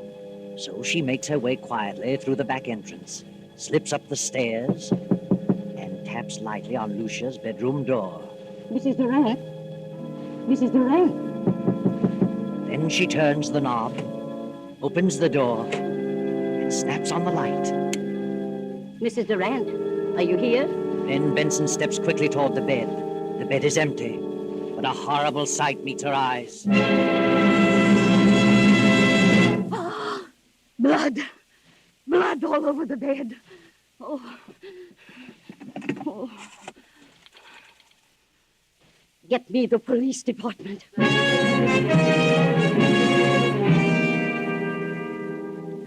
right, Mrs. Benson. Now, just calm down and tell us what happened this evening. Well, earlier in the evening, Mr. Durant told me that I could have the night off since I'd been staying close to Mrs. Durant for some time. And then later he said he decided to let me off until Friday. I didn't want to go, but he insisted. Was there anyone else in the house? Yes, Mrs. Durant's half-sister, Beverly. Did you leave the house? Yes, but I sneaked up the back stairs and told Mrs. Durant I'd be back about midnight. If you had till Friday, why did you come back at midnight? Because we were both frightened. Of what? Well, Mrs. Durant had been having premonitions that someone was trying to kill her. Who was trying to kill her? She didn't know, but she was terribly frightened. Is that all? No. Her husband tried to get her to take some medicine he had brought home. She refused, and he got angry. How do you know he was angry? I heard him talking about it to Beverly. They were in the library. And he told Beverly that Lucia was stubborn. Beverly said that he'd have to think of some other way. Did Mrs. Durant suspect her husband and Beverly of trying to do away with her? Yes. Yes, she did. She was convinced that Mr. Durant and Beverly were in love and wanted her out of the way. I see. Well, so you came back tonight because you anticipated that something was going to happen. Yes. The house was dark, so I came up the back stairs, knocked on her door.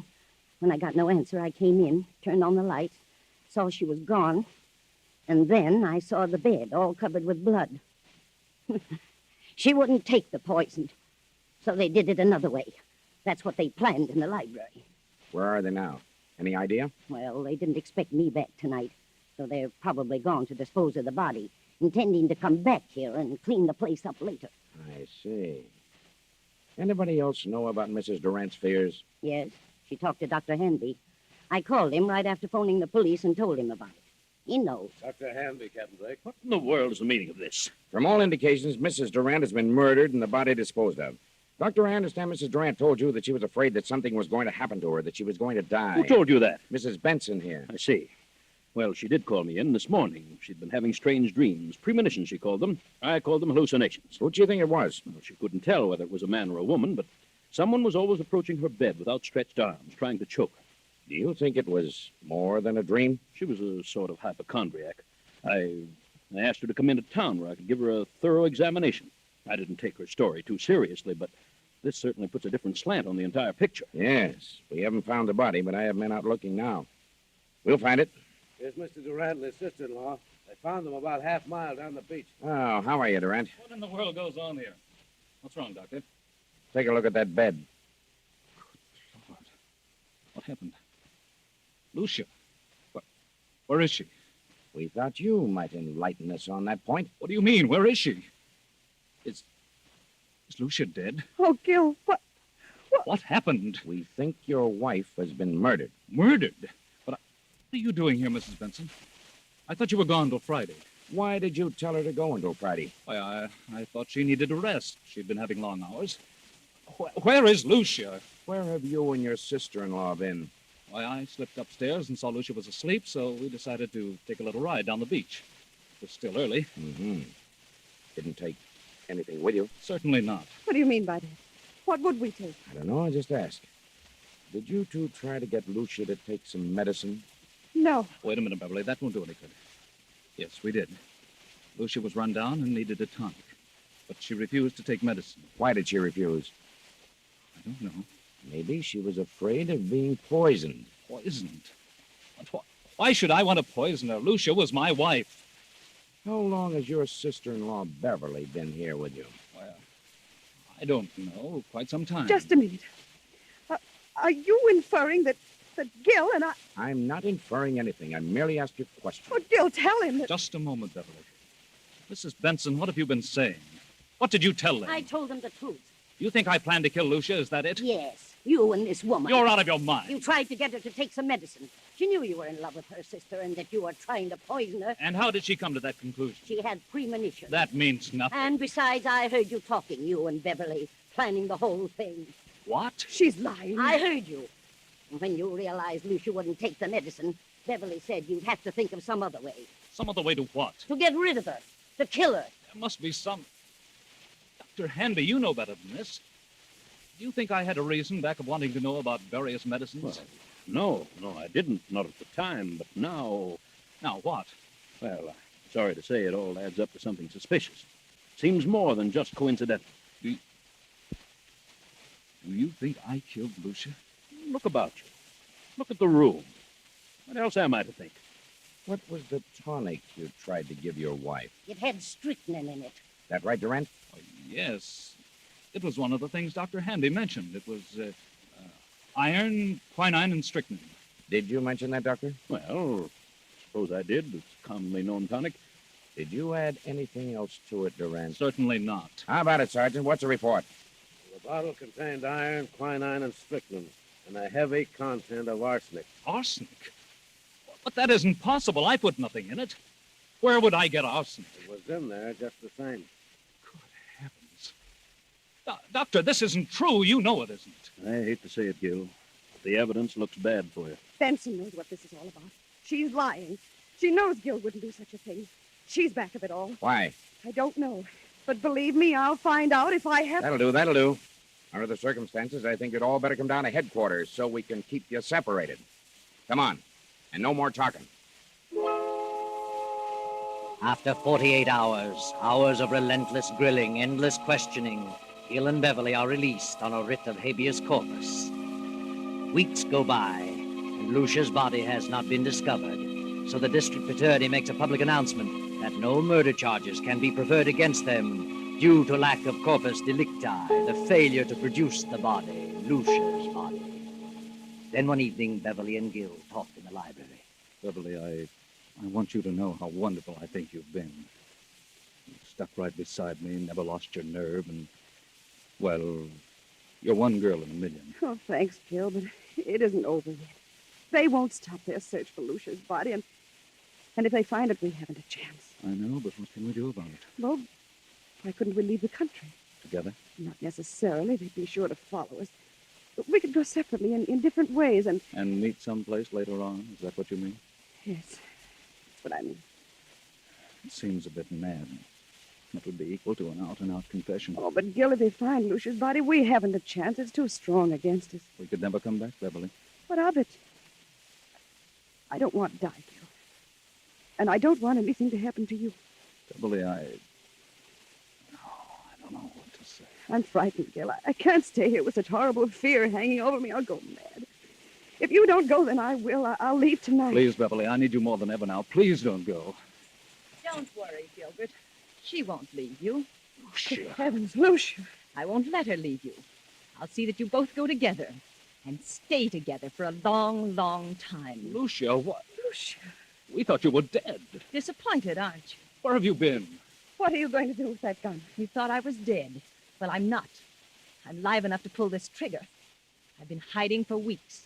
And I've been behind those curtains for the last 20 minutes. I heard every word. Now I know you're in love with each other. Now I know you wanted to do away with me. In love?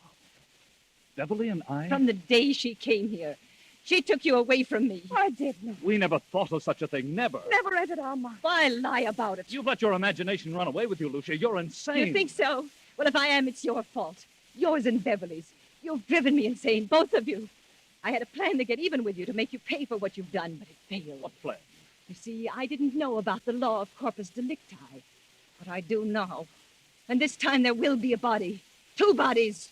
Yours and Beverly's. You're a suspicious-minded devil, Lucia. I planned to trap you on a murder charge. My murder. But it's going to be your murder now. You were convinced that Beverly and I were in love? Of course. I never needed a dream nor a premonition.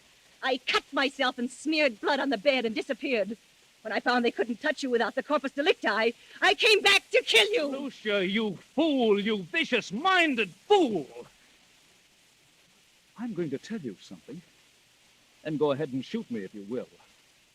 Lucia, not until now, this very moment, has the thought of loving Beverly ever occurred to me. You never loved Beverly? No. But I can tell you this, Lucia. Now that I've seen you as you really are, I could never love you again, never. Gil! Wait, Beverly. But I was sure. I was convinced that you would ever. You were sure only because your warped, jealous mind convinced you that there was something between us. You mean You've certainly made a sorry mess of your life, Lucia. Then all I've done is kill your love. Oh, Gil. Yes, Lucia. And you've no one to blame. No one but your own miserable self. Oh, Gil! Lucia, don't, Lucia!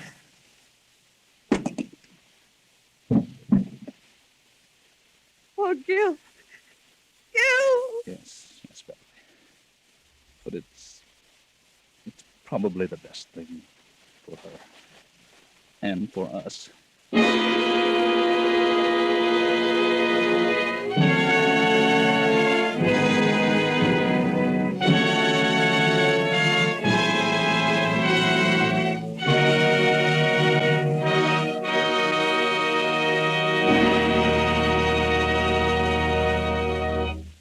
And so closes In Fear and Trembling, starring Metro-Goldwyn-Mayer's Mary Astor, tonight's tale of Suspense.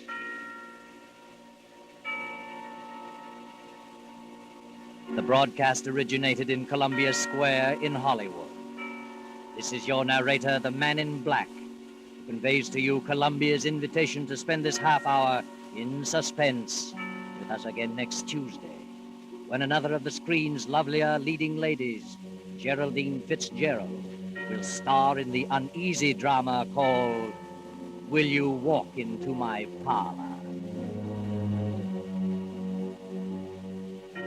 William Spear, the producer, Ted Bliss, the director, Bud Gluskin, the musical director, Lucian Morowick, the composer, and J. Donald Wilson, the author, collaborated on tonight's Suspense.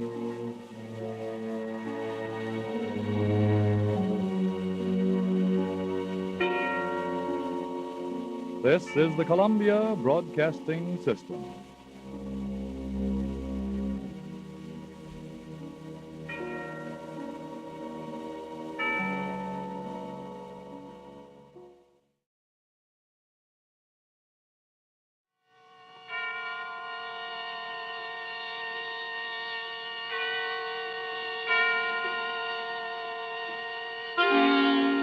Suspense.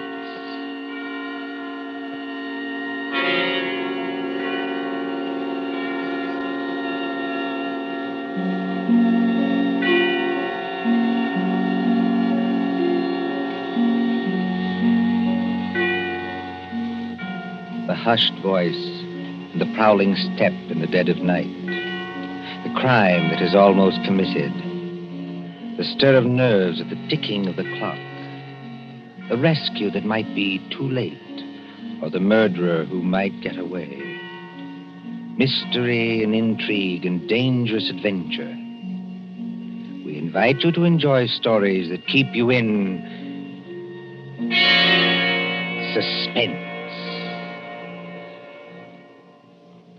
For Suspense, tonight we present The Body Snatchers by John Dixon Carr.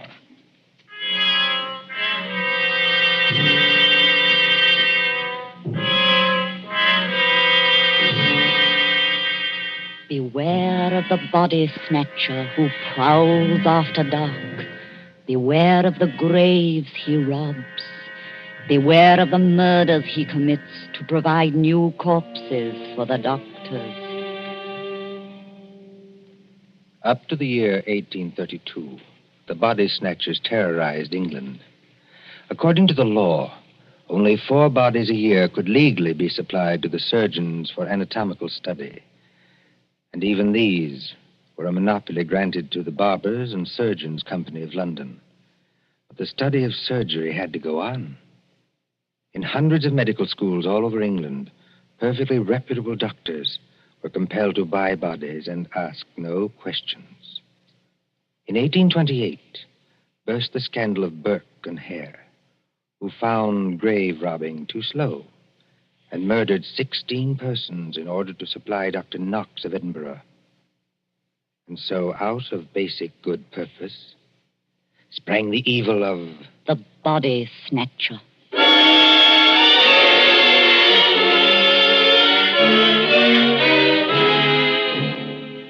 Turn back the clock now to a cold night just 110 years ago.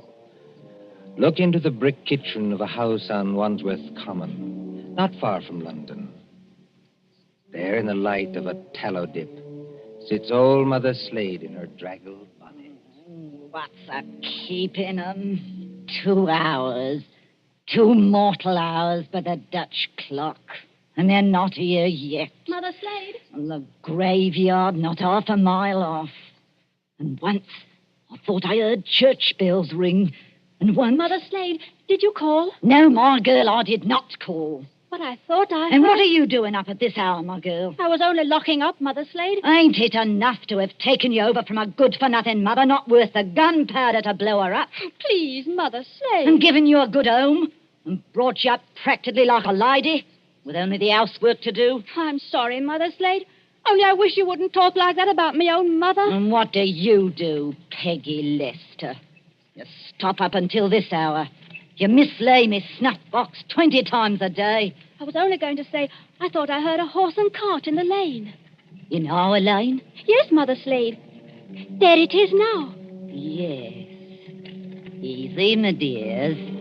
Drive easy with the merchandise. The doctors don't like it if you bump the merchandise. Merchandise, Mother Slade? What's that? I'll tell you what it is, my girl. I didn't mean anything, Mother Slade. It's your Uncle Matt and your cousin Rob are coming home from their business. That's what it is. You hear that, Peggy Lister? I didn't mislay your snuff box. It's on the table. And if you don't want me to take my fingernails to you instead of a strap, you get on up to bed this minute, do you? Yes, Mother Slade. I'm a-coming, my dears. Don't be impatient. I'm a-coming. Nasty dim light this candle gives. Oh, old Mother Slade has got the rheumatics so cruel she can hardly move. Just pull back the bar, open the door. Well, Matt, did you get it? Did we get it? Strike me blind, but that's a good one, ain't it, Rob? Stir the gab, can't you? Get inside and close the door. They ain't after you. Ain't they? Can't you hear anything? Thought I heard church bells. More like a perishing funeral bell, if you asks me. Take it easy, Rob. Take it easy. We've shaken them off. Have we? I wish I was as certain as some people. The spades and sack is still in the cart. Let 'em stay. Who's a-coming to find 'em? Then you didn't get it after all, you thick-skull pair. Now, don't you start a-blaming us. Now, you shut your potato trap, Mother Slade, or Matt'll make you shut it. What happened? I'll tell you what happened. We was too quick, that's what. The girl was only buried this afternoon. The sooner the better, my dear. What's the good of the merchandise if it ain't fresh, eh? You hold your noise and listen. We left the horse and cart outside, like we always do. We creeps up to the lich gate of the churchyard. Walk softly, Matt. Walk softly, Rob, in your oily beaver hats and neckcloths, under the starlight and the white frosted elms. Take care of the graves, too. Spring guns may be set in some of them to protect the dead from marauders. And if the coffin is one of those new iron ones, all your labor will be in vain. Open the gates softly. Don't make such a bloody row with them shovels. I can't help it. I'm loaded down with all this stuff. Oh, and who'll do all the work when we do get there? I will. Matt. Aye? Listen. I can't hear nothing except your teeth are chattering. Matt, There's other people besides us in this here churchyard. Aye, 200 or 300 deaders. But they won't bother us. I means living people. Don't talk soft. Somebody's got a dark lantern. I seen it flash past the gravestones. Oh? Where? Can't you see it now? It's a-coming straight toward us. Yes, I see him. Come on. They've seen us, Matt. Let him have it, lad. Easy, Dr. Walt. Down beyond the gravestones. Crouch down.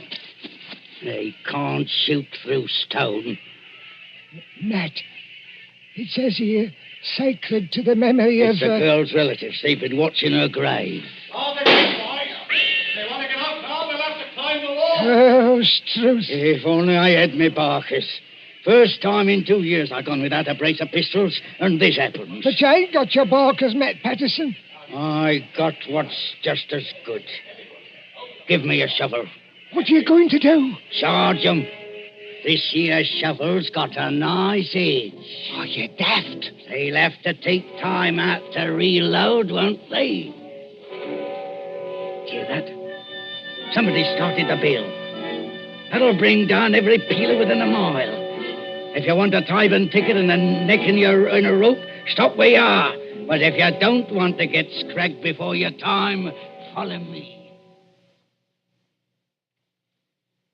That's all there is to it, Mother Slade. We went out by the gate, and blow me if they could stop us. You perishing numbskulls. Did they recognize you? No. We had our neckerchiefs round our eyes. Did you do it? I don't know. There's blood on the shovel. No, there ain't, Mother Slade. I wiped it off. Anyway, we're here.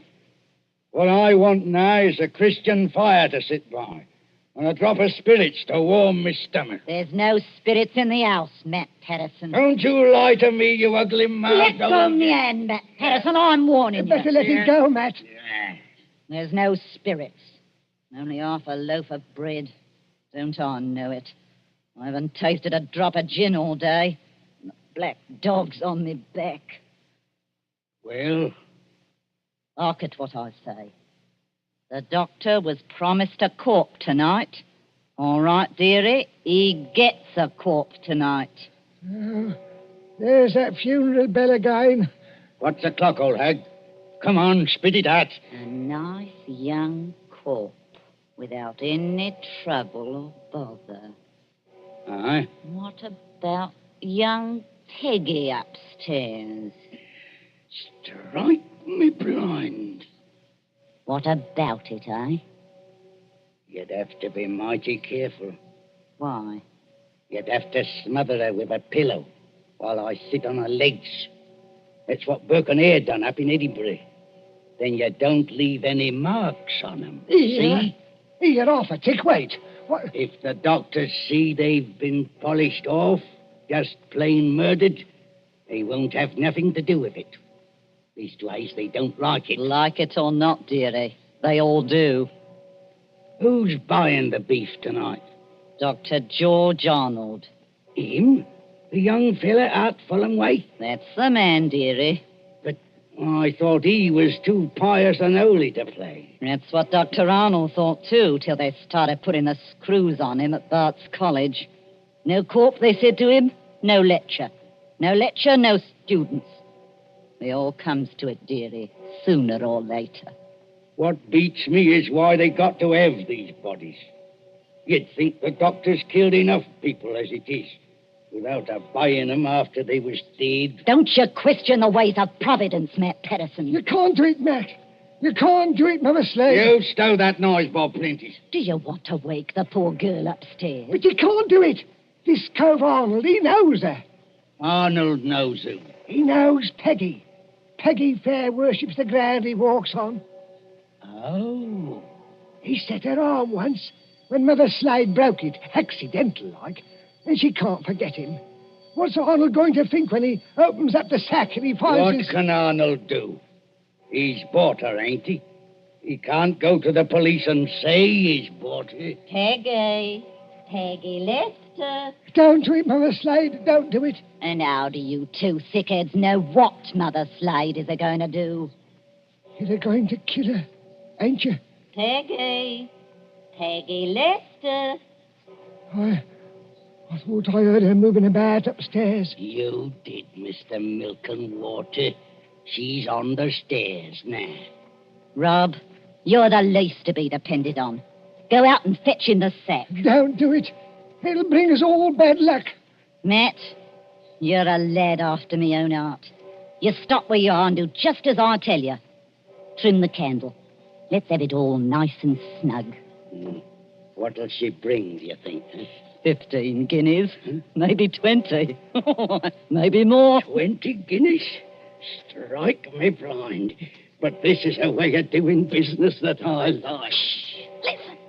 Did you call me Mother Slade? That's right, my ducky. That's right, my little pet. Put your wrap around you and your slippers to keep your feet warm and come right down here to Mother Slade. I'm coming, Mother Slade. I'm coming.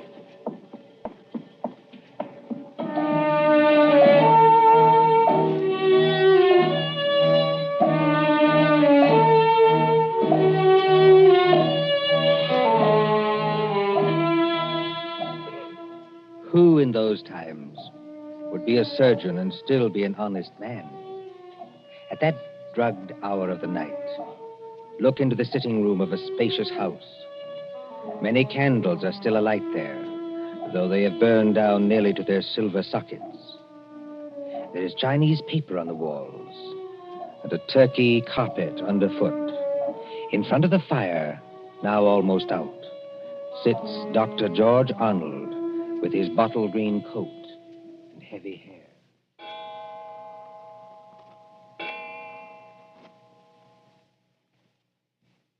Dr. Arnold, sir.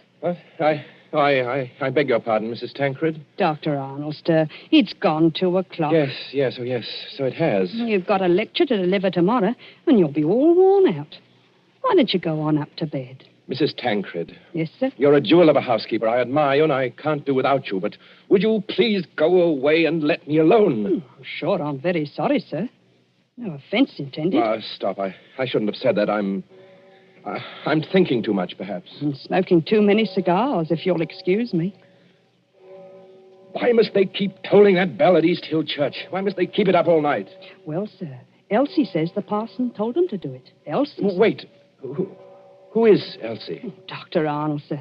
I know you're always up in the clouds, mooning over books and whatnot, but I did think you'd recognize the name of your own parlor maid. Oh, that Elsie. I see. Well? Elsie says it's because of the murder in the churchyard. What murder? 2 resurrection men. Body snatchers, sir. Oh, you wouldn't know anything about such people. No, of course not. They were caught trying to rob a grave, but they got away. One of them was a horrible big fella. Split Willie Kendrick's head open with the edge of a shovel. Is anything wrong, sir? No, not exactly. Well, I thought for a second, seeing how you looked. Did they get the body? Yes, sir. It was Willie Kendrick. His head was split open with a shovel. No, I mean, did these resurrection men get what they were after? No, sir. Thank God. Oh, you may well say that, Doctor. Wasn't exactly speaking in the religious sense, but never mind. Well, Elsie says there are what she calls peelers all over the place. Peelers? Yes, these new policemen. After Sir Robert Peel.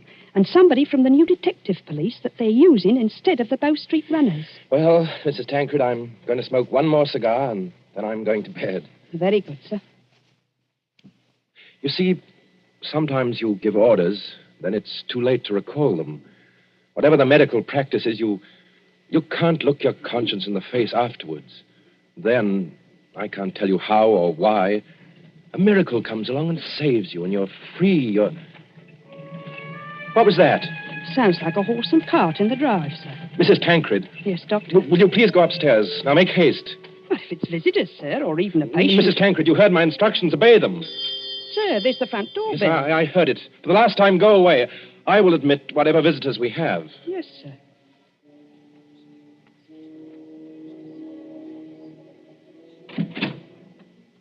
Good evening, dearie. Oh, come into the sitting room here, Mrs. Slade. La, sir. Just call me Mother Slade. It don't hardly seem natural or friendly to hear anything else. It's a pleasure to curtsy to you, Doctor. Coo, what a lovely room. I suppose... Your candles is going out, though. One by one. Poof. Then you'll be in the dark. I suppose you've come to report failure. Failure, dearie? I understand you didn't get what you went after. Bless you, dearie. We got something just as good. Finest piece of merchandise you ever saw. You haven't got it here. Bless you, dearie. Mother Slade always keeps her word. Bring the merchandise in, my dears, so the doctor can see it. Quiet, please. Oh, of course, dearie, I forgot. The big fellow with the black eyebrows is Uncle Matt. The little fellow with the watery eyes is Cousin Rob. And between them, in that sack, they're carrying... Well, who is it in the sack? 19-year-old girl, dearie. Finest anatomical specimen you ever saw. Merciful Where do you want this here thing dumped, Governor? Easy now, Matt. Why did you bring it here? That's where you told us to bring it, dearie. I mean, why did you bring it to the front door? Why not to the surgery? Only place in the house where there was lights, Governor. Hurry up now. Where do you want it? Well, take it... Yes, dearie? Take it over and put it in the cupboard there, where I'm pointing. This cupboard here, sir. Yes, then close the cupboard door. Shame on you two. Tracking your muddy boots over the doctor's lovely turkey carpet. Easy, my dears, easy now. All right, Robin, she goes. Don't bruise the merchandise. Whatever you do, don't bruise the merchandise. Right, me blind. What's the odds? She can't feel it now. There's your body, Mr. Sawbones. Now, let's see your money. Well, just one moment before I give it to you. There ain't no itch in this, is there? Better not be. No, I made a bargain with you, and I'll stick to it. Thank ye. That's uncommon genteel of you. Kindly stand back, sir. You're 2 stone of fat heavier than I am, and you don't impress me. Easy, Matt. Take it easy. I want to ask only one question. Where did you get that body? That's a question, dearie, what people in your profession don't ask. Why not? 'Cause they don't dare. That's why. Would the police be interested in where you got the body? No, dearie. Not half so interested in as where we brought it. To your house. It's your responsibility now. Yes, I suppose it is. The victim wouldn't be, by any chance, that pretty little girl you used to treat so unmercifully? You hold your noise about how I treated her. I was rather fond of Peggy. Strike me blind. I think the Sawbones... Oh, get out of this house, all of you. Go on, get out. Not without that money, dearie. It's 20 guineas now. There's money on the table under that newspaper. Take what you want, and get out of here before I... Oh, what was that? Aye. What was it? A late visitor, I imagine. Was you expecting anybody? Eh? No. Don't drop the lovely money, Rob. Don't drop it all over the carpet. Pick it up. Is there a back way out of here? Yes, it's the way you should have come. Through that arch and down the passage. Thank you for the rhino, Governor. And no games, mind you, if you know what's good for you. Good night, dearie. Remember, you've got the body now. Yes. I've got the body now. Poor little devil. Dr. Arnold, sir. In heaven's name, Mrs. Tancred, haven't you gone to bed yet? I had to get up, sir, to answer the Oh, bell. yes, of course. I'm sorry. Dr. Arnold, what's the matter with you? Matter? You're as white as a ghost, and you're almost crying. Am I? Well, we must remedy that. Oh, it's so dark in here, I could barely see you sitting there. The candles going out, one after another. Nothing but smoke and an ugly smell of grease, and that cupboard door. What about that cupboard door? I always declare, sir, it won't keep shut without any latch or bolt, if you'll excuse the liberty. Mrs. Tancred, keep away from that cupboard. Dr. Arnold, sir. Are you ill or anything? No, but keep away from that cupboard. Who rang the bell? Oh, dear, I was almost forgetting. It's that man Elsie was talking to us about. What man? The officer of the detective police, sir. He wants to see you. Well, I'll see him, but in some other room, not here. It's as you say, there's not enough light. Not a bit of it, Doctor, not a bit of it. Never too dark, as you might say, where the police are concerned. I couldn't help it, sir. He must have followed me down the hall. Are you... That's right, Doctor. I'm Stalker at your service. Inspector Stalker. Well, how do you do, Inspector? Mrs. Tancred, you may go. By your leave, sir, I'll just get some more candles and put them in that bracket by the cupboard. It's not in use. No, you needn't trouble. It's no trouble, sir. Excuse me. First of all, Doctor, I must apologize for intruding as late as this. Not at all, Inspector. Will you be seated? Thank you, sir. Thank you kindly. Now, I dare say you're wondering why I'm here. Oh, yes, I am, rather. It's a bad business, Doctor. A very bad business. You mean the murder in the churchyard? Oh, you've heard about it. Well, my housekeeper said something about a man being killed with a shovel. That's right, Doctor. Not much doubt about who did that. No? No, the little fella dropped his dark lantern with the initials on it. They're professional body snatchers. We've had our eye on them for a long time. Speaking of body snatchers, Doctor... Well? I expect this anatomy law is pretty hard on you surgeons. It's an infamous law, sir. All the same, Doctor, it is the law. Yes. And if any surgeon happened to be caught with a body, especially a murdered body... What are you hinting at? Oh, nothing, Doctor, nothing. By your leave, I only want to ask a question. Well? What time did your friends leave? Now, come, Doctor. As one man of the world to another, do you see any green in my eye? You are not going to say you had no guests when their horse and cart are still at your front door. They didn't get away. No, Doctor, they didn't. They made a little reception committee as they left by the back door. Darby's on the wrists. Snap. Just as I might reach out and touch your wrist. Like this. What do you mean by Darby's? Handcuffs. I've got a pair in my pocket. Gags into their mouths. That's to keep them from biting. Look, do we have to go on with this? You already seem to know everything I could tell you. Not exactly everything. I don't know, for instance, where you've hidden the girl's body. You're a very diligent man, Inspector Stalker. Thank you, sir. I try to do my duty. You said a girl? These gin-muddled degenerates have been watched every second since they left East Hill Churchyard. They hadn't a body then, but they brought one here. And there's only one other person who lives in the same house with them. Dr. Arnold, sir. Mrs. Tancred, listen to me. Yes, sir. Must you always break in with the most completely ill-timed entrances at all the worst period of my life? I was only trying to be helpful, sir. That's right, madam. Always be helpful. You had to have some light. Here's the candles, sir. 5 of them, in a big candelabrum. We can hang them in the bracket. Ma'am, hold up that light. Hold it high. Really, sir? I'm not in the habit of being spoken to as Hold it high, I tell you. Do as the inspector tells you, Mrs. Tancred. This is a very fine carpet you've got here, Doctor. Yes, others have admired it tonight. But it oughtn't to have footprints on it. Muddy footprints. Footprints leading from the door, past the sofa, past the hearth, over to that cupboard. Quite correct.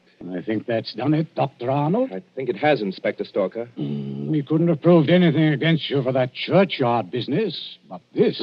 Let me open Bluebeard's cupboard, Inspector. Let me be the first to show you what's inside. You wanted a certain body. It appears you've come to the right place. Now, look. Lord Almighty. I'm the body, Mr. Police. Standing up, I'm very much alive. And I'm wearing a nice new dress that the doctor gave me. That I gave you? Don't say anything. Please don't say anything. Stop a bit, miss. Aren't you Peggy Lester? Yes. Just because the doctor has to be so terribly respectable and a girl who's fond of him has to come here in secret. Wait a minute, everybody. Peggy Lester, you're lying. I am not lying. So that's it. Why didn't I guess it? It's the oldest body snatcher's trick in the world. Is it? Of course, the old pinch penny like Mother Slade couldn't sacrifice a good household drudge. Of course they brought the body here, instead of taking it to the surgery, where it might get locked up. Could you be persuaded, Inspector, to tell us just what you're talking about? The body snatcher, sir. Well, what about them? They take a living accomplice and put him into a sack and sell him to a green doctor as a dead man. Yes, but see here, They get the best price they can. Then in the middle of the night, that accomplice gets up and robs the doctor's house. And the doctor can't tell us because he's bought illegal goods. I never intended to go through with it. No, young woman? I tell you, I wasn't going to rob the house. They made me do this.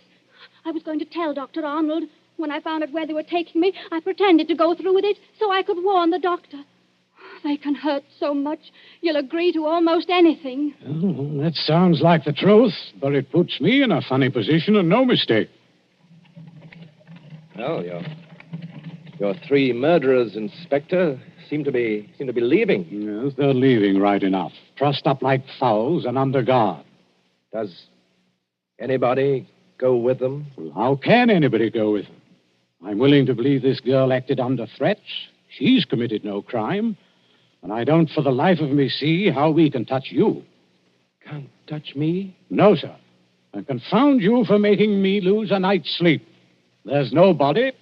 You didn't even buy a body. Will you tell me, Doctor, just what crime you've committed?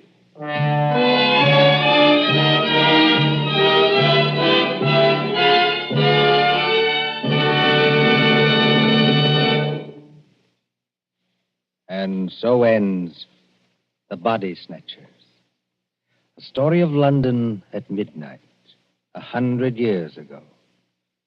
And tonight's story of Suspense.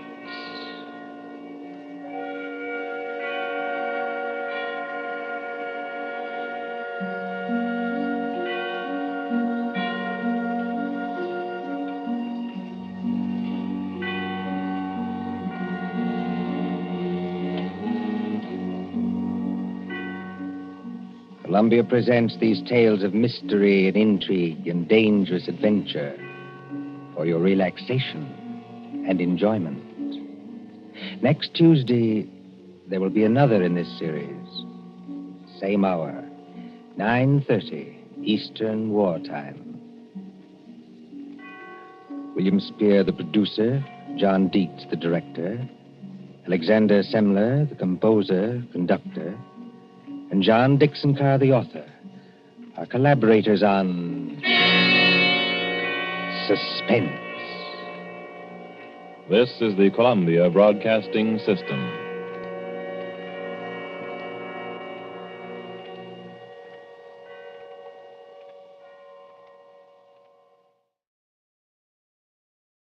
Will you give a few seconds of your time to help win this war? Then listen. At Stalingrad the other day, a Nazi tank unit attacked a corps of Russian soldiers. The Russians tried to stop the tanks and fought until their guns were silenced. Then did they surrender? Did they retreat? No. 18 of them rushed forward with bombs in their hands, got under the tanks, and blew them up. They gave their lives for their country. You and I are not asked to give our lives for ours. All we're asked to do is buy war bonds and stamps. Our American soldiers are giving their lives for us each day. More and more of them every day. Can we do less than loan our money to them? It's such a simple, easy thing to do. Out of every dollar you earn, lend 1 dime to your country. Do it regularly by joining the 10% club where you work. And do it now. Our soldiers need your help.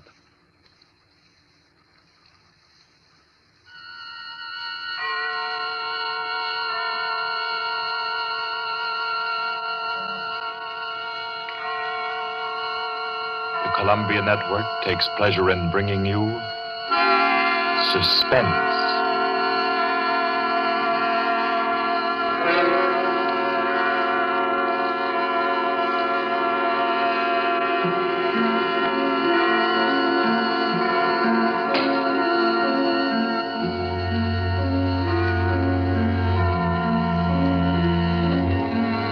Suspense, Columbia's parade of outstanding thrillers, produced by William Spear and scored by Bernard Herrmann. The notable melodramas from stage and screen, fiction and radio, presented each week to bring you to the edge of your chair, to keep you in suspense.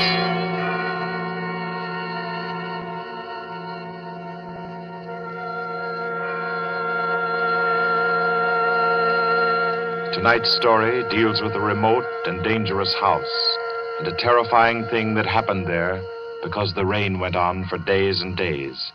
It deals with a surgeon and a girl, a giant, and a young man who took a long chance.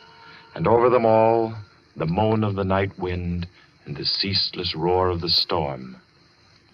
For your suspenseful listening, we invite you to learn about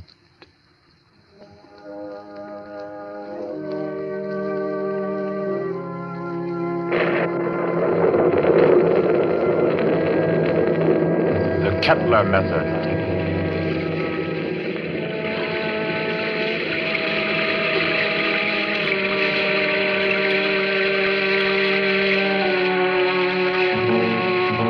Days of rain there'd been, ceaseless, teeming, pouring with a steady, relentless rhythm. 4 solid days. The fields around Culston had been turned into huge puddles that reflected the heavy, swollen sky. And Dr. Morrissey was stirred by a deep anxiety. He stood beside a window in his sanitarium, which rose high on a lonely hill, a few miles from the little town of Culston, and stared into the jagged, spraying screen of rain. It was just 3 o'clock. 3 o'clock of an afternoon he would long remember. He was on the point of sending for Caffrey, the ward attendant, when the door opened, and Caffrey came in, pale, disturbed. Dr. Morrissey. Is there anything wrong, Caffrey? I don't know. There's a feeling down in the ward. Feeling? This rain's going on too long. The patient's getting uneasy? They're bound to, ain't they? If a guy with good nerves gets jumpy, you can imagine what it does to theirs. Seem to be affecting anyone in particular? Number 5's been carrying on. Kettler? Yeah. I brought him up. Nurse Carter's waiting with him out in the hall. Bad as that? He's upsetting the others. Keeps asking for some guy named Benham. Oh, that's the man he killed. I didn't know he was homicidal. Oh, it was an accident. He was performing a brain surgery on Benham and... Him? Oh, Kettler was a very important surgeon, Caffrey. Didn't you know that? He keeps saying so, but... It's perfectly true. Very successful, Dr. Kettler was. Until he perfected an operative procedure that he called the Kettler method. A new process of brain operation. Spent most of his life on it, and... Well, when he tried it for the first time on this young lad Benham, and Benham died on the table, it unbalanced his mind. I've got to go back down there now. I think you'd better wait while I talk with Kettler. Okay, I'll bring him in. But don't make it long. I don't like the feel of things around here. Nurse, Miss Carter, Yes, we're coming. you can bring him in now. Come along. Dr. Morrissey wants to see you. Does he now? Does he? Come in, Kettler. I'd like to ask Dr. Morrissey a question. I'd like to ask him a question. Yes, Dr. Kettler. I should like to ask him where Laird Benham is. I know he'll never tell me. But I will, Kettler. Lad Benham is buried somewhere out there under the rain. He is at peace, Kettler. Can't you forget about him? Just forget. You'd all like me to forget about him, wouldn't you? Then you could keep him hidden away forever, couldn't you? Benham is dead, Kettler. You know that. Benham died. He did not. He's alive.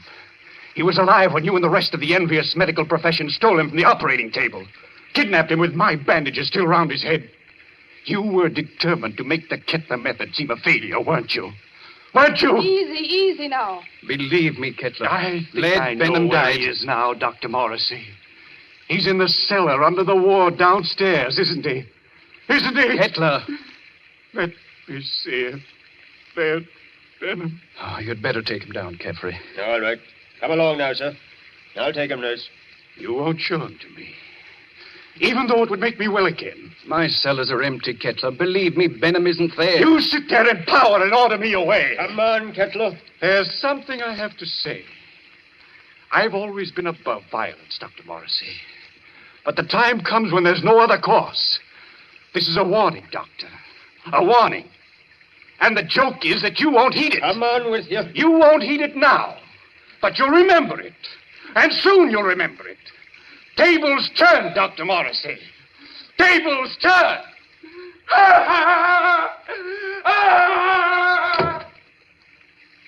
Poor thing. I'm afraid I'm failing with him. Failing completely. But you're not. It takes time to put a man back together. Oh, it's taken me too long with Kettler. I'm beginning to be afraid. If you'll pardon me, Doctor, Yes? I do think you're making a mistake. With him? No, with yourself. You haven't had a real vacation in 3 years, Dr. Morrissey. Oh, You think I'm wearing a bit thin just now, don't you? And you're right. But I really can't leave my patients in anyone else's hands. Not now, at any rate. No, I'll have to make the best of it. But you need relaxation, Doctor. I know. Well, I hope to soothe my ragged nerves somewhat over this weekend. Oh? I've some friends coming down from the city Friday night. Leslie and Claire Winton. Young married couple, newlyweds. And I'm just going to relax with them and forget everything until Monday morning. You must, Doctor. You do need it so badly. Oh, by the way, Doctor. Yes? I slipped some those new sample bandages into your coat pocket. Well, thanks. I'll have a look at them. I think they're quite good. The salesman said that... Yes, nurse. What is it? Did you hear something? Thunder, wasn't it? Something else besides thunder. I thought it... Well, I didn't hear it. My nerves must be getting the best of me. Perhaps it's a case of nurse heal thyself, eh? I'm not the only one who needs a rest. You know, it might be a very good idea if we both... Dr. Morrissey. I heard that. What is it? It's coming from the ward. Sounds like... That was a shot, nurse. You get on the phone. Call the police at Colston. Hello? Keep at it. Hello? Someone's trying to get in from the hall. Dr. Morrissey! Dr. Morrissey! It's Caffrey. Just a moment. Caffrey, what is it? He's ganged up on me. All of them are coming up the stairs. Kettler, clear out of here. Oh. Steady, nurse. He's dead, isn't he? Yes. Dr. Morrissey. Kettler. Remember my warning. Remember it, Doctor. Tables turn, Dr. Morrissey. Tables turn.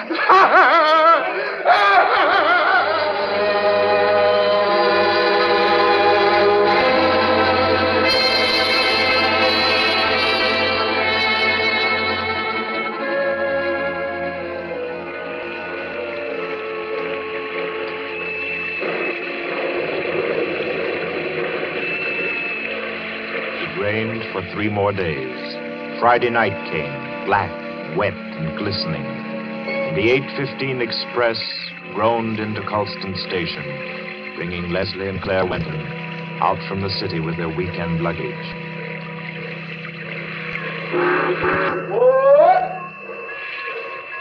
Isn't Dr. Morrissey sending his car for us, Leslie? Yes, Claire. The chauffeur was supposed to drive us over to the sanitarium to pick up the doc, and then we're all going over to his house together. Well, I don't see any car, do you? I don't see anything but water.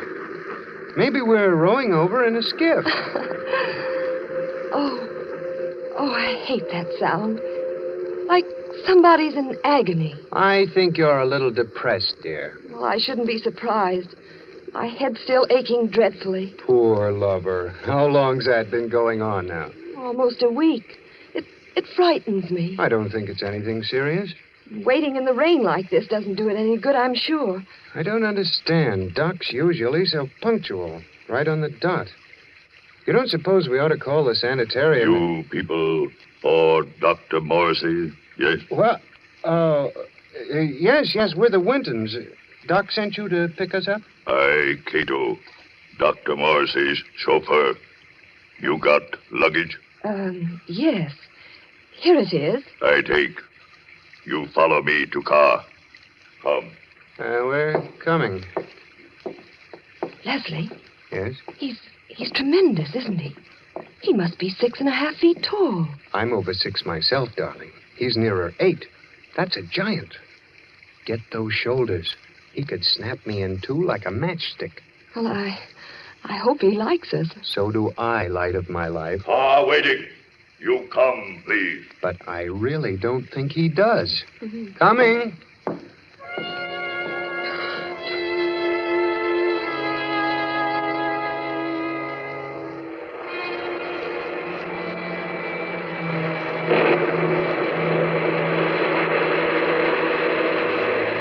The heavy car lurched and hurtled over the rain-soaked roads, tearing wildly through the dark and careening up the hillside toward the stark walls of the sanitarium. It skidded to a standstill in front of the main entrance, and cold black Cato led them inside. The brightly lit corridors were deserted, silent, Like hallways in a nightmare, Claire was aware of her headache growing steadily worse as Cato opened the double doors and ushered them into the waiting room. You'll tell Dr. Morrissey we're here, huh? Doctor, be with you soon. You do not go away. Yes, thanks.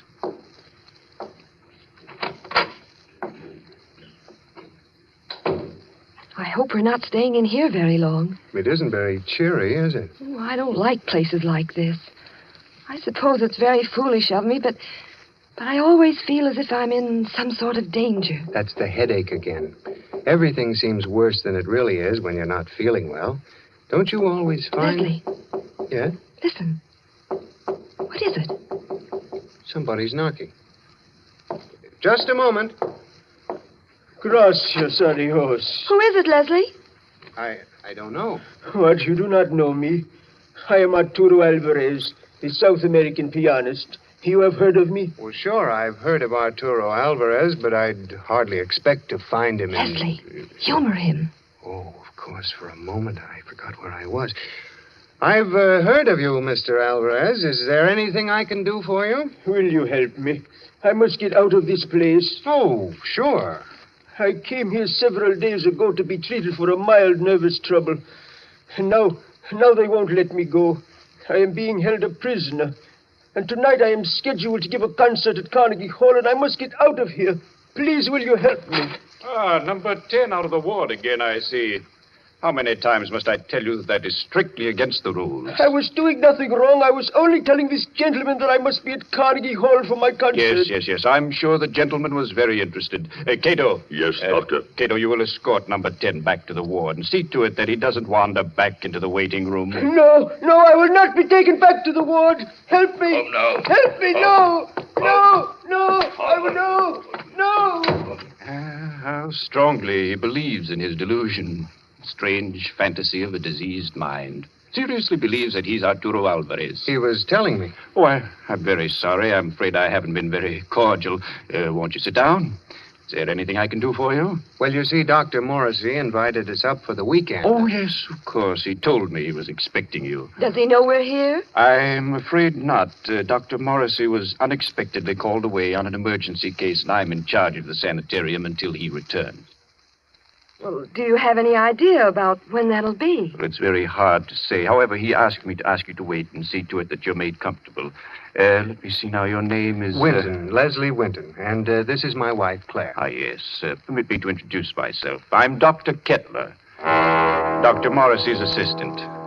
What can I do for you? A bite of food or a drink, perhaps? I don't think so. There's nothing in the world I want so much as an aspirin. Aspirin? Yes, Doctor. She's had a headache that's been troubling her for days. It's terribly annoying. I can well imagine. Annoying and interesting. That is to a man of my profession, of course. But if you will step into the inner office, I think I can offer you something a good deal more effective. Oh, I'd hate to trouble you. No trouble at all. I find these things most intriguing. Should I, Leslie? I think you might as well. Morrissey won't be back for a long time by the looks of things. You're quite right, Mr. Winton. Dr. Morrissey won't be back for a long, long time. Oh, well, then, which way do I go? Right this way. The large door on your left. You won't mind waiting alone, will you, darling? Oh, Mr. Winton shall make himself comfortable. There are cigarettes in the box, whiskey in the liquor cabinet, and a radio behind the ferns there. I'm sure he will be quite happy. After you, Mrs. Winton. If Dr. Morrissey comes in, let me know. I hope you'll find everything you want, sir. Thanks. By the way, Doctor. Yes? You said you had something better than aspirin. I didn't know there was anything better than aspirin for a headache. I have something, Mr. Winton. Really? It is a process which I invented myself. One that never fails. A little treatment, very effective and highly complicated, called the Kettler method. Please make yourself at home, Mr. Winton.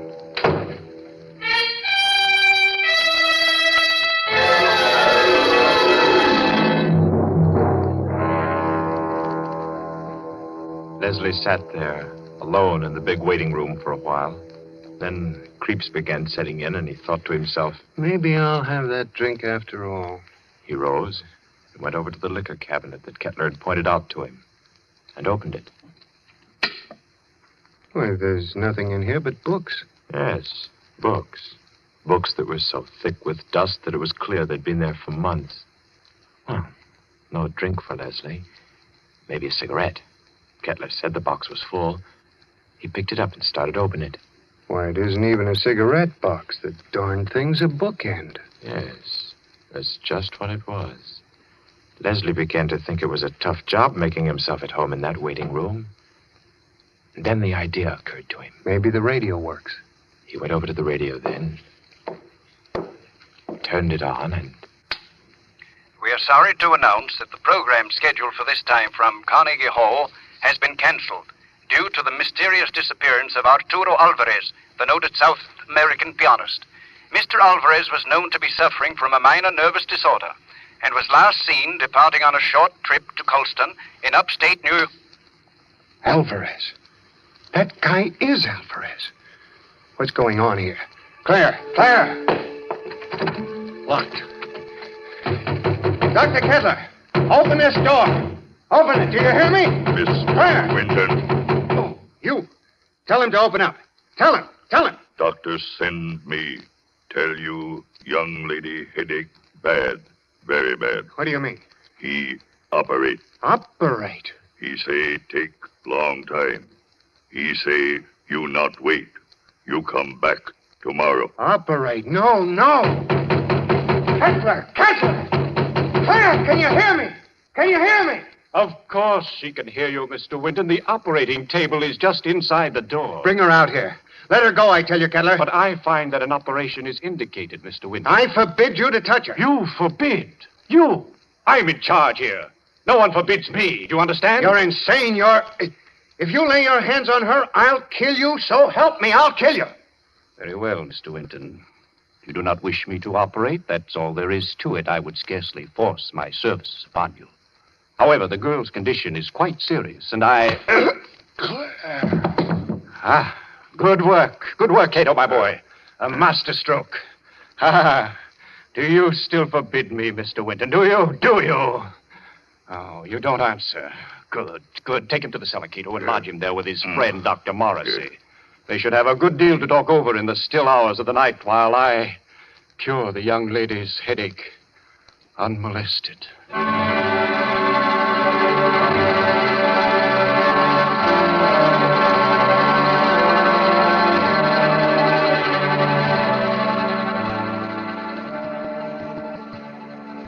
You've got to pull yourself together, Leslie. Now try. Try to think. Cato brought you down a few moments ago. You've been hit in the head. Can you remember? Yes. I was talking to Kettler, trying to make him let Claire go. Claire? Oh, good Lord, Morrissey. Where is she? He's got her. Kettler? She's on that operating table up there. We've got to do something. Well, I'm afraid there's not much we can do. I've been here for 3 days and nights. What happened? It was a nightmare come to life. I'd had Kettler in my office for treatment. Yeah? He was off on a wild tangent, insisting that I had a man whom he had killed hidden down here in the cellar. That I and the rest of the medical profession had kidnapped him off the operating table with his head still swathed. He thinks I've been keeping this venom from him all along, even though I've known that just one side of him would cure his mental disorders. He hates me with every fiber of his twisted brain. He's a dangerous case, Leslie. He'll kill Claire? He may. There's a slim chance he won't. What's that? Well, all the surgical instruments are locked away. It's possible they may not be able to find them. Isn't there any way we can get out of here? Well, wouldn't I have used it? Where does that corridor lead to? To the staircase that goes to the first floor. Well? Not a chance. Comes out in the operating room, and they keep that door locked as tight as a drum. Besides, Kettler still has the pistol he took from my nurse. I've got to think. I've got to. My head hurts so I can't make good sense. Let's say that. I think they gave you a nasty cut. Oh, it doesn't matter. Say, Doc. Yes? What was his name? Who? The guy Kettler thought you were keeping from him, the one he killed. Benham. Lad Benham. Why? Was he a young fellow? Yes, rather tall, slender chap. Say, Doc, do you have any bandages down here? What? Bandages. Why, yes, I think so. They're stored down here. Enough to bandage my whole head, face, and everything? Why? I might have a chance of getting through that door up there.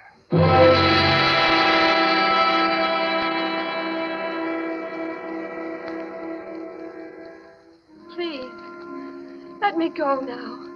Oh, let me go. Leslie! You will be better soon, much better. I will take the pain away, Mrs. Winton. Cato, have you found the surgical case? Not found yet. I look. Cato, look. Find it. We must not keep Mrs. Winton in agony. Find it, I say. She'll have to create some order in this place. I want my instruments at hand on a moment's notice. Please, let me go. Oh, let me go. You shall be well again, my dear. I promise you shall be. Doctor, here, tall, white cabinet behind curtain. That's it. Open it, Cato. Locked. Locked, Doctor. Smash it open it. I do. You'll find scalpels on the top tray. Bring them to me. Yes, Doctor. Is here, Doctor. See, knives. Good, sharp knives. Cato find. He find them. Excellent. How they glitter. It is good to feel the knife in my hand again. Put the others right beside my pistol here on the table. Please. Oh, please. There, my girl. I shall expend all my genius on you. You shall be well again. No. Now to work. What was that? Who's there? Dr. Kettler, Who is it? I have found my way back to you. Open the door, Dr. Kettler. I've come back again. Who are you? You remember? You remember Laird Benham? Cato! Yes, Doctor. The door! Let him in! He's come back! Let him in, I say! Yes, Doctor. Oh, let me out of here! He's come back, Cato. Dr. Kettler. Benham, I knew it. I knew it all along. You're alive. You're living. Yes. Living. Yes, Dr. Kettler. You. Just as they took you from the table. Yes. They took me away before the operation was complete. Finish it now. Hurry. I can't live much longer. I'm about to die. No. Cato, get Benham onto the table. Girl on table. Take her off. Take her out of here. Put her in the cellar. Let Benham take her place. At once, do you hear? Yes, Doctor. Cato. No, I won't be put in the cellar. I won't. It might be well if you went down into the cellar, you know. It's nice down there. You'll see old friends, perhaps.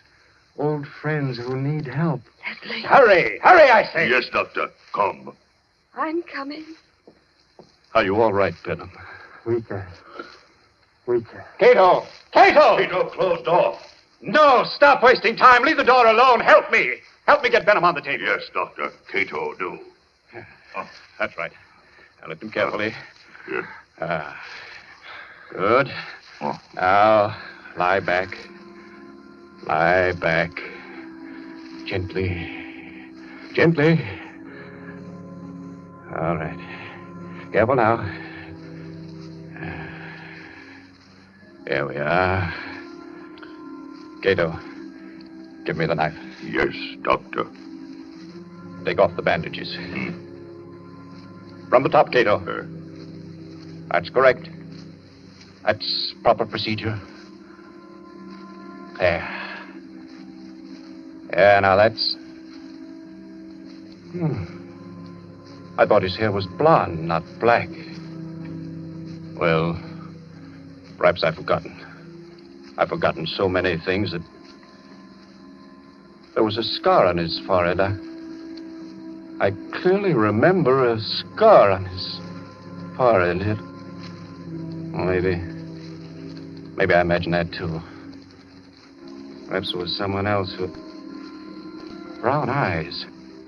Benham, didn't you have blue eyes? I know they were blue. And your nose. Your nose was thinner and longer. Yes. And your lips. You had thick lips. That I know. Bandages off, Doctor. Dr. Kettler, there's a trick here. You're not Benham. You're not Benham. You're that young Mr. Winton. Dr. Kettler, listen to me. Cheat. So you wanted me to finish you, did you? Yes, Mr. Winton, I will. Hold him, Cato. Hold him. See the knife, Mr. Winton? Watch it glisten as it comes down, and into...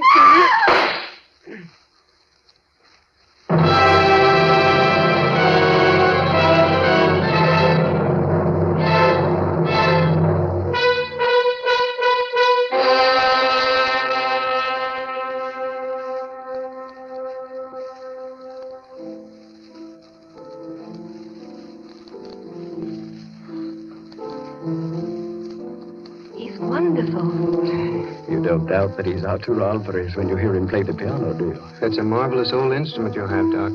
It was my mother's. This old house has been in the family for generations. Who'd ever thought we'd be alive to sit in your house and listen to somebody play a concerto? We wouldn't have been. At least I wouldn't have been if you hadn't snatched that revolver off the table right out from under Kettler's nose before they threw you into the cellar. That was the lifesaver. Made the weekend perfect. I'm afraid it wasn't very restful. Hereafter, I'm spending all weekends in a cozy little corner under the L. It was worse for Claire than anybody. She had a dreadful time. It was ghastly, all right. Horrible. But you know something? What? My headache. It's completely gone.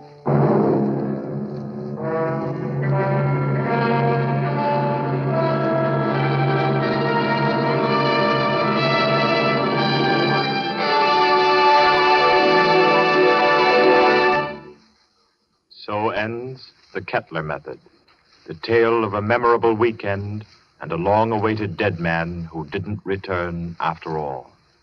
This was tonight's story of Suspense. Suspense is produced by William Spear. John Dietz was our director this evening. Tonight's radio drama was written by Peter Barry and scored by Bernard Herrmann.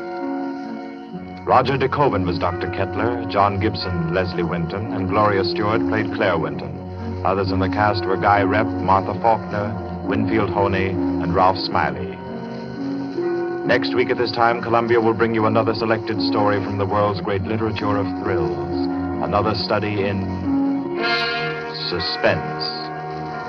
This is Barry Kroger, and this is the Columbia Broadcasting System.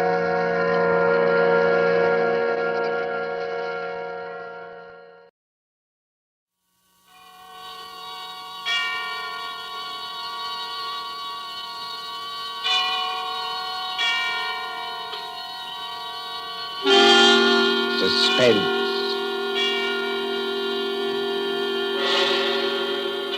Tonight, Columbia brings you as guest star Hollywood's genial character actor, Stuart Irwin. The story is by the author of The Thin Man and the Maltese Falcon, Dashiell Hammett, one of America's acknowledged masters of the art of suspense.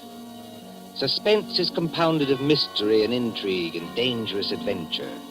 In this series are stories calculated to intrigue you, to stir your nerves, to offer you a precarious situation, and then withhold the solution until the last possible moment. Tonight, for instance, Stuart Irwin plays for us a pleasant, easygoing assistant chief of police in a small town who, to everyone's surprise, was instrumental in solving a murder. We trust that with this tale we shall keep you in suspense.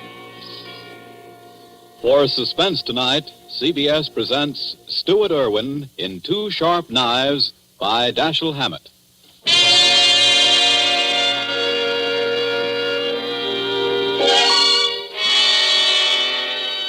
Shortly after 2 a.m., a poker game had just broken up at Ben Camley's, the doctor coroner of Deerwood City. Scott Anderson, Deerwood's chief of police, and Wally Shane, his assistant, were standing outside. Where are we heading for, Scott? Let's walk across the street, Wally. Railroad station. Gee, aren't you afraid of the excitement, Chief? Don't you think that watching the 211 come in is apt to be too much for your blood pressure? Well, if it is, Wally, you can always carry on. You've been a pretty good imitation of an assistant to me for some time now. Yeah? Yeah. If anything happens to me, you'd be the chief. Don't worry. Won't be any harder for you to fool the public as chief. Hi, Elmer. Howdy, Scott. Hi, hello, Wally. Kind of late for you boys to be around, ain't it? No, I don't know. We sort of figured we'd put the town to bed tonight. How's the 211? On time? Right on the nose. She ought to be blowing for the bend in just about 3 seconds now. Yep. What'd I tell you? It's her now. You expecting anyone on her, Scott? No, Elmer, I'm not expecting anyone. Well, and I just thought we'd come over and watch you come in, that's all. You know, Elmer, you never can tell who might get off, though. Dick Turpin, Henry Morgan, Jesse James, Jack the Ripper, or 6 officers of Murder Incorporated, or even your Aunt Gussie. I guess you're right, Wally. Well, here she be. Pardon me, gents, but I gotta be rolling the wagon out to the baggage car. Hi, Elmer. How's it going? Well, can't complain, Cap. Well, maybe you can't, Elmer, but I sure can if you hold us up with that freight there. You got much more? Nope, this is the last piece now. There you are, Cap. All done. Okay. See you tomorrow, Elmer.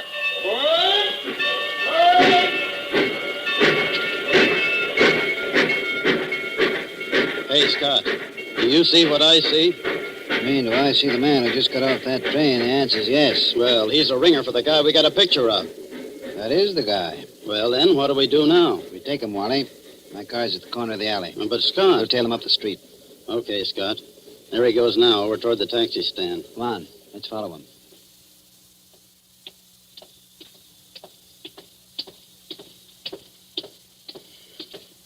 Hello, Furman. Huh? Why, I don't You're believe Lester Furman, aren't you? Yes, I am. Philadelphia? Yes? I'm Scott Anderson, Chief of Police. What? Chief of... What's happened to her? Happened to who? Oh, no, you don't. No? Let me go. Hold You on. think you can pull that sort of stuff with Okay, me? You're Scott, very let me much get a mistaken. crack at that mug. No. Wait a minute. Wait a minute, Hold it, gentlemen. Wally. Well, Furman? Well, I'm sorry. For a moment there, I thought you weren't really a policeman. Thanks. It's nice to know I look almost human. Yes, it was silly of me. I'm sorry. Well, let's get going now before anything else happens. Okay, Furman, get in the car. I'll drive, Scott. In you go.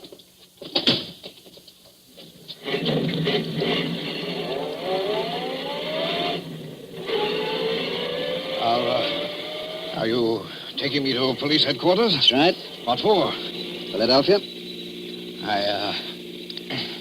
I don't think I understand. You understand that you're wanted in Philadelphia for murder, don't you? Murder? Why, that's ridiculous. Who told you that?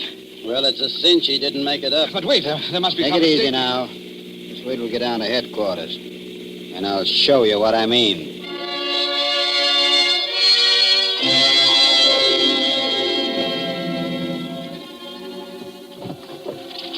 Now then, here's the circular on Lester Furman. It was sent out by the Trans-America Detective Agency in Philadelphia. Take a look at it. Oh, $1,500 reward for the arrest and conviction of Lester Furman, alias Lloyd Fields, alias J.D. Carpenter, for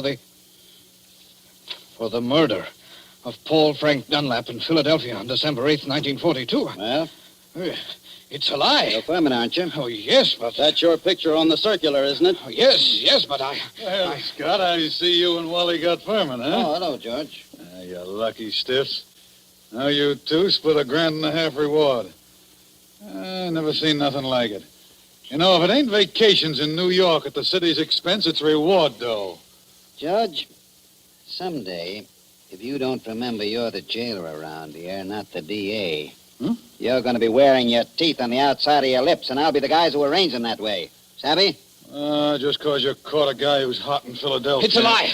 It's a frame-up. You can't prove anything. There's nothing to prove. I never killed anybody. I won't be framed. Take it I won't be easy, framed. Furman. Take it easy. You're wasting your breath on us. Save it for the Philadelphia police. We're just holding you for them. But it's not the police. It's the Trans-America Please Detective... turn you over to the Philadelphia police. Mr. Anderson,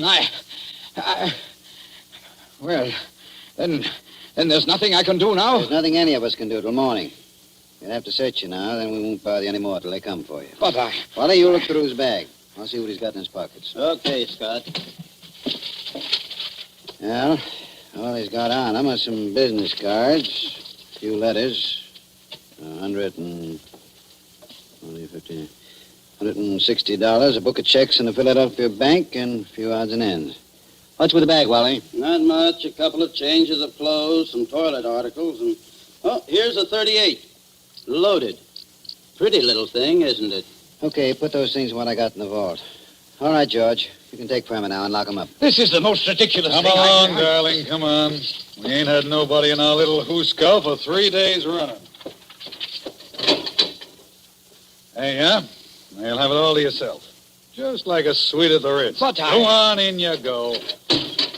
I tell you, you're making a mistake. I demand to be allowed to get in touch with my lawyer. Hey, how about you boys cutting me in on a little of that blood money, huh? Oh, sure, George, sure. I'll forget all about that 2.5 you've been owing me for 3 months. Make Furman as comfortable as you can, George. Take good care of him. He's valuable, huh? Yeah, now, if it was some bum that didn't mean a nickel to you... George, any day now, I'm going to forget that your uncle is county chairman and throw you back in the gutter just to see how high you'll bounce. Remember that. Oh, Scott, I didn't mean nothing. That's all, George. Never mind the rest. I'm going home now. If anything's urgent, I can reach there. But get this. I don't want to be disturbed. Unless it is urgent.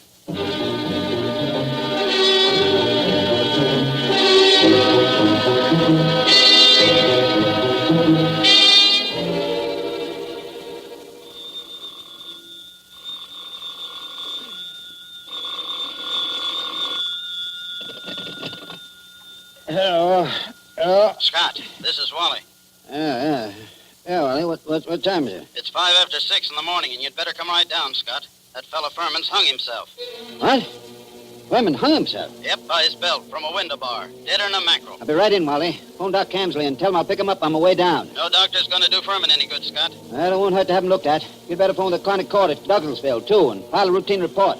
Already did that. And what's more, hold on to your seat. The DA's on his way over, in person. The DA? Yeah. I'll be there before you hang up, Wally.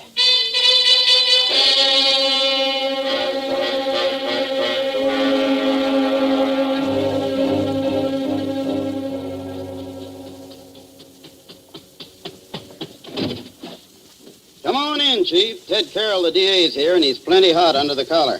What's he burning about? Oh, he's just mad. Running up quite a phone bill on us, too. Been calling Philadelphia every couple of minutes since he got here. What kept you so long? I couldn't get my car started. Well, let's go in and see the old buzzard. Oh, Ted? Listen, Scott, what is all this? Oh, what? There's some funny business going on here. What's funny about it? Man hangs himself. Just another case of suicide. Sure, it was suicide. But I just telephoned Transamerica. Dug a guy out of bed there. And he said they'd never sent out circulars on Furman. Didn't know about any murder he was wanted for. All they could tell me about him was he used to be a client of theirs. I don't know what to say, Ted. I don't either. Oh, a fine chief of police you are. What on earth kept you so long? Car store. Came as quick as I could. Makes you so crabby, Ted. Nothing. I guess it's just the district attorney and... Ah, now, come, gentlemen. Nobody'd know you two are staunch admirers of each other. Okay, Wally. Tell me, what do you make of it? Well, there's plenty wrong, Scott. First, that Transamerica thing. They never sent out circulars about Furman. And now, get this. I talked to the Philly police just before you came in. There wasn't even any Paul Frank Dunlap murdered. There wasn't? No. What did you get out of Furman before you let him hang himself? But he was innocent. Didn't you grill him? Didn't you find out what he was doing in town? Wally, didn't you? What for? He admitted he was Furman. The description fitted him. The photograph was him. The Transamerica Detective Agency's supposed to be on the level, ain't it? Philadelphia wanted Furman. We didn't. But Why, sure, Ted. If I'd have known he was going to hang himself. Yeah, but then if your aunt wore pants, she'd be your uncle. You said Furman had been a client of Transamerica. They tell you what the job they did for him was? His wife left him a couple of years ago, and he had them hunting for her for 5 or 6 months. But they never found her. They're sending a man up here tonight to look things over. Yeah, huh?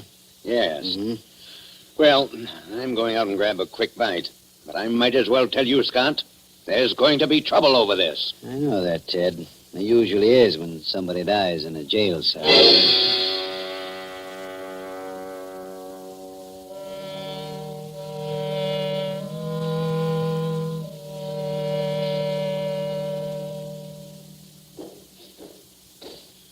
Well, so what's become of that 1,500 fish now, huh, Scott? What happened there last night, George? Nothing. Furman hung himself. Did you find him? Uh-huh. Wally took a look in here to see how things was before he went off duty, and he found him. You were asleep, I suppose. Well, I was catching a nap, I guess, but Everybody does that sometimes, Scott. Even Wally sometimes when he comes in off his beat between rounds. Yeah, but I always wake up when the phone rings or anything. Oh, sure. Well, suppose I had been awake. You can't hear a guy hanging himself, can you? Did Doc Campley say how long Furman had been dead? He done it about 5 o'clock, he said he guessed. Oh, you want to look at the remains, Scott? They're over at Fritz's undertaking parlor. Not now. Hey, and speaking of firemen, what are you going to tell the guys from Transamerica when they show up here tonight?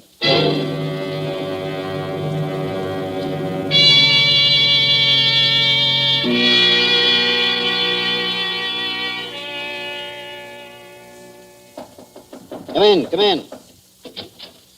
Oh, they told me I'd find you here. You're Chief Anderson, aren't you? Yes, that's right. I'm Carl Riesing, Assistant Manager of the Transamerica Detective Agency in Philadelphia. This is Mr. Wheelock, who was Lester Furman's personal attorney. Glad to know you, Mr. Racing. How do you do, Mr. Wheelock? How do you do? I know you gentlemen are already in possession of most of the details concerning Mr. Furman from the time he arrived in Deerwood until the time of his death. But perhaps you don't know that the police of most towns in our corner of the state have also received copies of this same reward circular. Take a look at it. Oh. I must say this circular is an excellent forgery. You're sure it's a forgery, Mr. Racing? Oh, yes, there's no doubt about it. But it's an excellent forgery. Tell me, Mr. Wheelock, was Mr. Furman a native Philadelphian? Oh, my, yes. He was a well-known, respectable, and prosperous citizen of Philadelphia. Married, I believe? In 1934, he married a 22-year-old girl named Ethel Bryan, daughter of a Philadelphia family. And the Furmans had a child? Isn't that right, Mr. Wheelock? Yes, born in 1936, but the child lived only a few months. Mr. Furman's wife disappeared after the child's death. What year was it that she disappeared? Mr. Riesing should remember that. His agency worked on the matter. Oh, I remember it well. Mrs. Furman disappeared in 1937. We never heard anything of her again, although Furman spent a lot of money trying to locate her. What did she look like, Mr. Racing? In just a moment. I have a picture of her right here in my briefcase. Here it is. Quite pretty, isn't she? If you care for that type. I see what you mean, Mr. Wheelock. Well, she's attractive at that.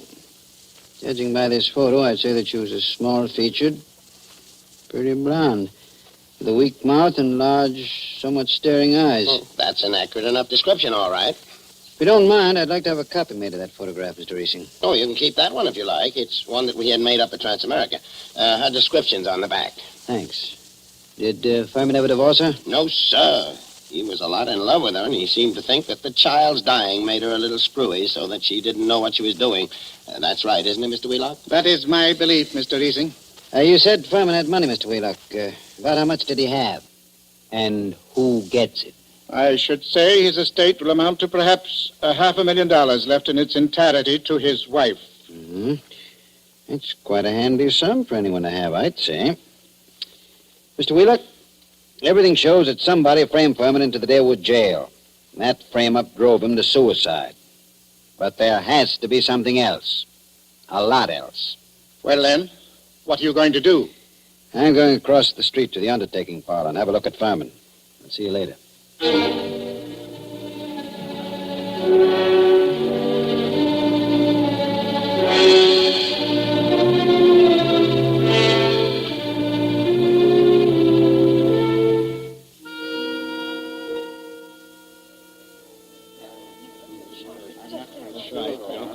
Hello, Doc. Hi, Scott. I figured you'd come over here to the undertaker's pretty soon. What's in your mind, Doc? Let's get out of this crowd. I want to tell you something. I just got rid of 2 guards in my office. Let's go back there. Suits me. 2 of those bruises showed, Scott. What bruises? Furman. Well, up under the hair, there were 2 bruises. Why didn't you tell me? I'm telling you now, Scott. You weren't here when I made my examination. This is the first time I've seen you since then. Why didn't you spill the stuff about Furman's bruises when you were testifying at the inquest, Ben? I'm a friend of yours. Do I want to put you in a spot where people can say you drove this champ to suicide by third-degreeing him too rough? You're nuts. How bad was Furman's head? Well, Scott, that didn't kill him, if that's what you mean. There's nothing the matter with his skull.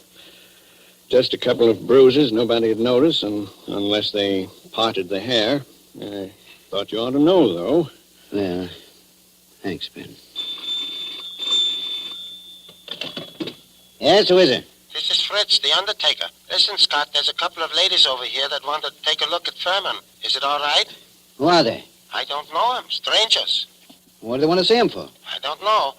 Wait a minute. Can't I please see him? Why do you want to see him? Well, I'm his wife. Furman's wife?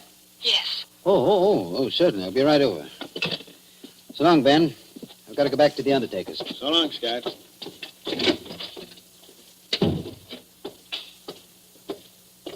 Hey, Scott. What do you want, Wally? I want to talk to you a minute. Over here where we won't be seen.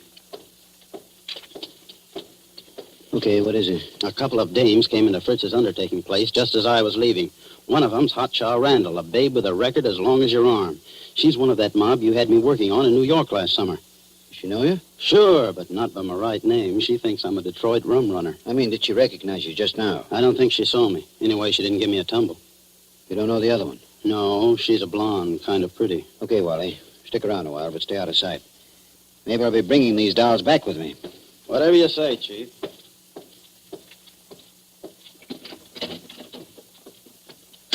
Oh, there you are, Scott. I wondered when you were coming.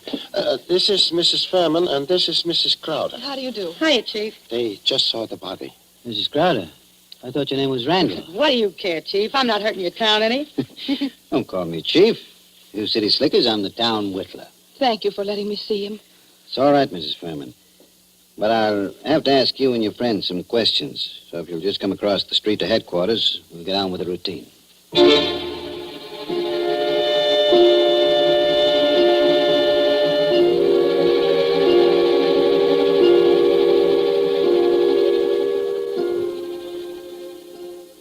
Before I ask any questions, I want to tell you something.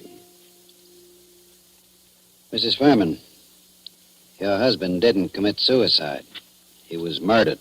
Murdered? Ah, Chief, we got alibis. We were in New York, and we can prove it. And you're likely to get a chance to. What brought you down here, anyway? Murdered? Well, who's got a better right to come down here? She was still his wife, wasn't she? She's got a right to look out for her own interests, hasn't she? Mm-hmm. It reminds me of something. Excuse me a second. I've got to make a phone call in the next room.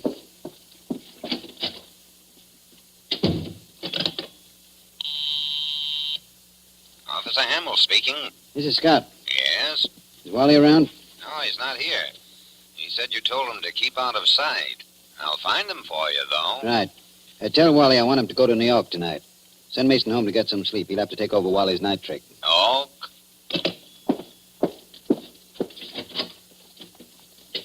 Mr. Anderson, do you think I had anything to do with with his death? I don't know, Mrs. Furman. I know he was killed. I also know he left you something like $500,000. Wow. Dollars? Dollars. All right, Chief. Let's stop clowning. The kid here didn't have a thing to do with whatever you think happened. No? No. We read about Lester Furman committing suicide in yesterday morning's paper, and about there being something funny about it. And I persuaded her she ought to come down to deal with him. Anderson, I wouldn't have done anything to hurt Lester. I left him because I wanted to leave him. I wouldn't have done anything to hurt him for money or anything else. Had I wanted money from him, I would only have had to ask him for it. That's the truth, Chief. For years I've been telling Ethel she was a chump not to tap him. But she never would. I wouldn't have hurt him. Why'd you leave him then? Oh, I don't know how to say it. The way we lived wasn't the way I wanted to live. I wanted... Oh, I don't know what. Anyway, after the baby died, I couldn't stand it anymore. Excuse me. Hello? Oh, yeah, Hammer? You gave Wally the message? Yes, I want him to go to New York tonight. Okay, where is he? Home? He is home, huh? Okay, thanks. Mrs. Furman, this circular that got your husband in the jail. Did you ever see that picture before? No. Why, it can't be. It's a snapshot I have. It's an enlargement of it. Who else has one? Nobody that I know of. I don't think anyone else could have one. You still got yours? Yes. Don't remember whether I've seen it recently. It's with some old papers and things. But I must have it. Well, Mrs. Furman, it's stuff like that that's got to be checked up. Neither of us can dodge it. Now, there's two ways we can play it. Yes? Mrs. Furman, I can hold you here on suspicion until I've had time to investigate things. Or I can send one of my men with you to check up in New York. Yes? I'm willing to do that if you'll speed things up by helping them all you can. If you'll promise you won't try any tricks. I promise. I'm as anxious as All you right, are. all right. How'd you come down? We drove down. We got a great big car. That's my car, see? That big green job across the street. Yeah. And my man can ride back with you, but no funny business. Oh, don't worry, Chief. Come on. We're going to see Wally Shane, the man who's going to drive to New York with you.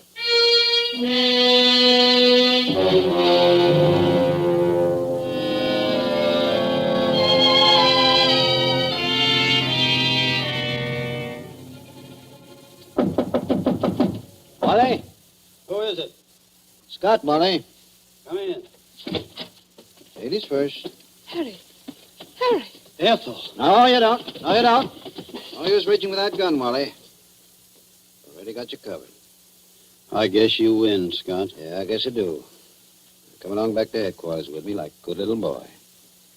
Wally, you're under arrest for murder.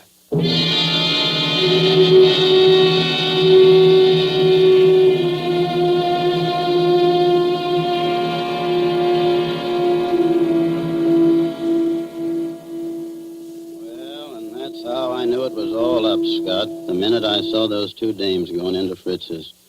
Then when I was ducking out of sight, I ran into you, and I was afraid you'd take me over there with you, so I had to tell you one of them knew me. Figured you'd want to keep me under cover for a little while anyhow, long enough for me to get out of town. Why didn't you get out, Wally?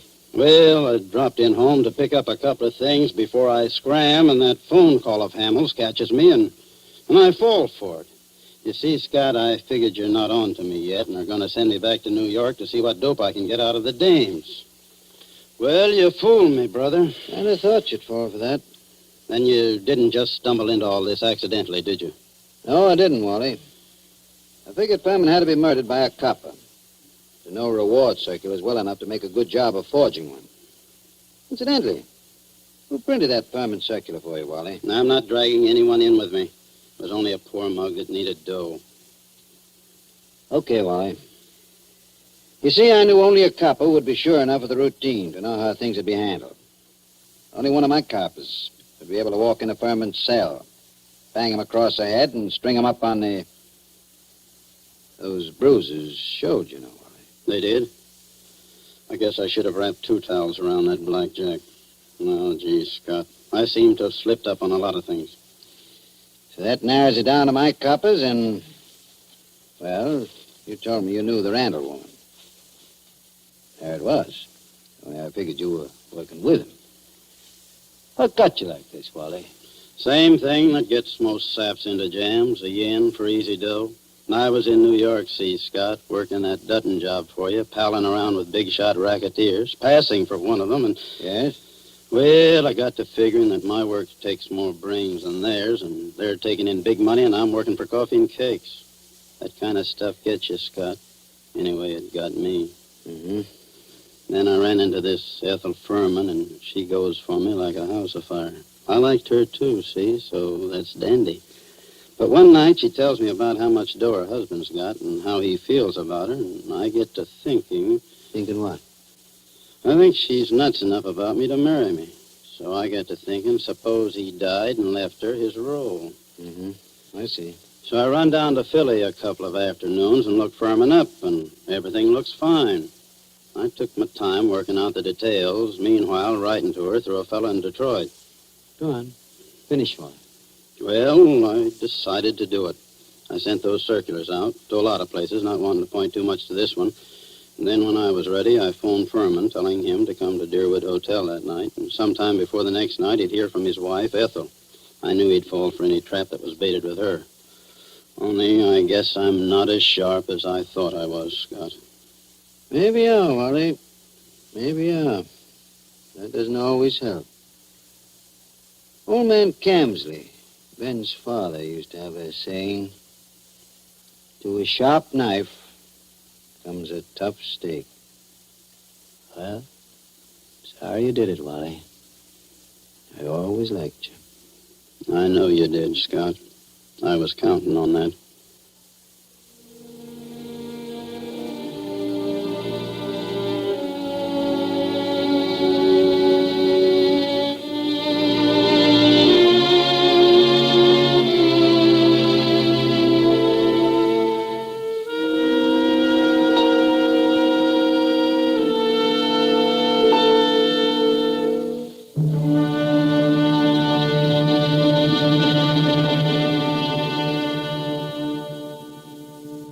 And so ends Dashiell Hammett's Two Sharp Knives, starring Stuart Irwin.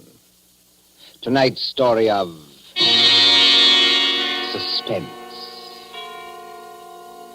Columbia presents these tales of mystery and intrigue and dangerous adventure for your relaxation and enjoyment. Next week, Suspense will not be heard because of a special holiday broadcast. Columbia's review of the events of the year, 12 crowded months, which has been scheduled. On the following Tuesday, January 5th, there'll be another in this series. Same hour, 9:30 Eastern Wartime. William Spear, the producer, John Dietz, the director, and Bernard Herrmann, the composer-conductor, are collaborators on Suspense. This is the Columbia Broadcasting System.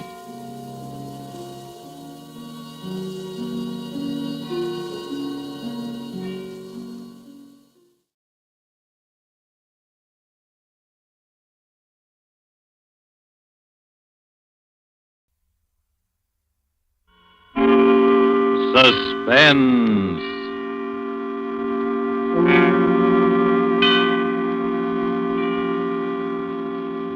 This is the Man in Black, here again to introduce Columbia's program, Suspense.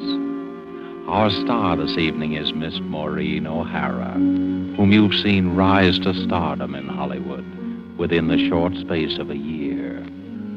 Her performances in the 20th Century Fox production, How Green Was My Valley, then more recently in The Immortal Sergeant, and now currently in the RKO production, This Land Is Mine, have given her an enviable place in the ranks of America's new film favorites. Miss O'Hara makes her first appearance on our Suspense stage tonight as the heroine of A Study in Homicidal Mania, The White Rose Murders by Cornell Woolrich, which is tonight's tale of suspense. If you have been with us before, you will know that suspense is compounded of mystery and suspicion and dangerous adventure.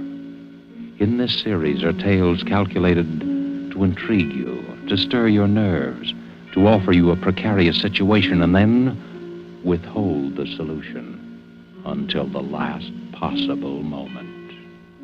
And so it is with The White Rose Murders and the performance of Maureen O'Hara. We again hope to keep you in suspense.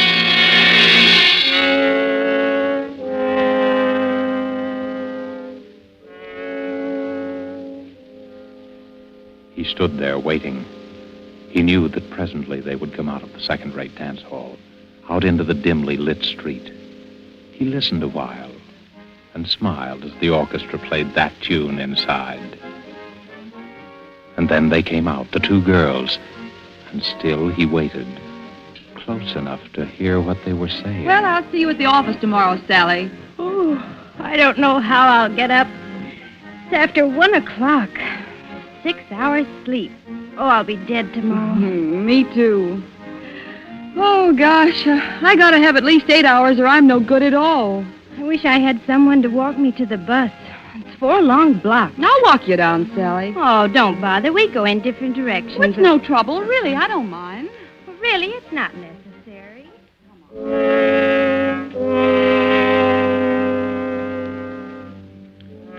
In the narrow alley that divides the dance hall from an ugly office building, he stood smiling. Just a little inside the alley, he stood stiffly against the wall, his head back, eyes closed, arms straight down, and in his left hand, a white rose. Well, all right then, Sally. Good night. Good night, Joan. See you in the morning. Dum, da, da, da, dum. Da, da, da, da, da, da, dum.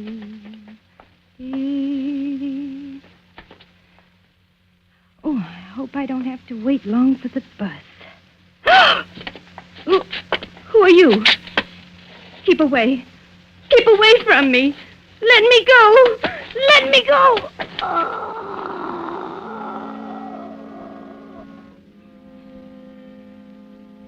The girl is dead. Tenderly, the figure straightens her hair and gently places the limp body on the ground.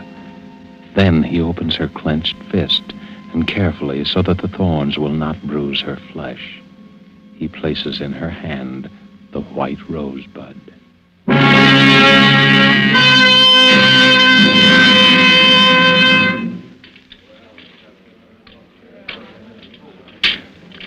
Pardon me, my good man. Is it true that you are the famous detective Terence Riley? Huh?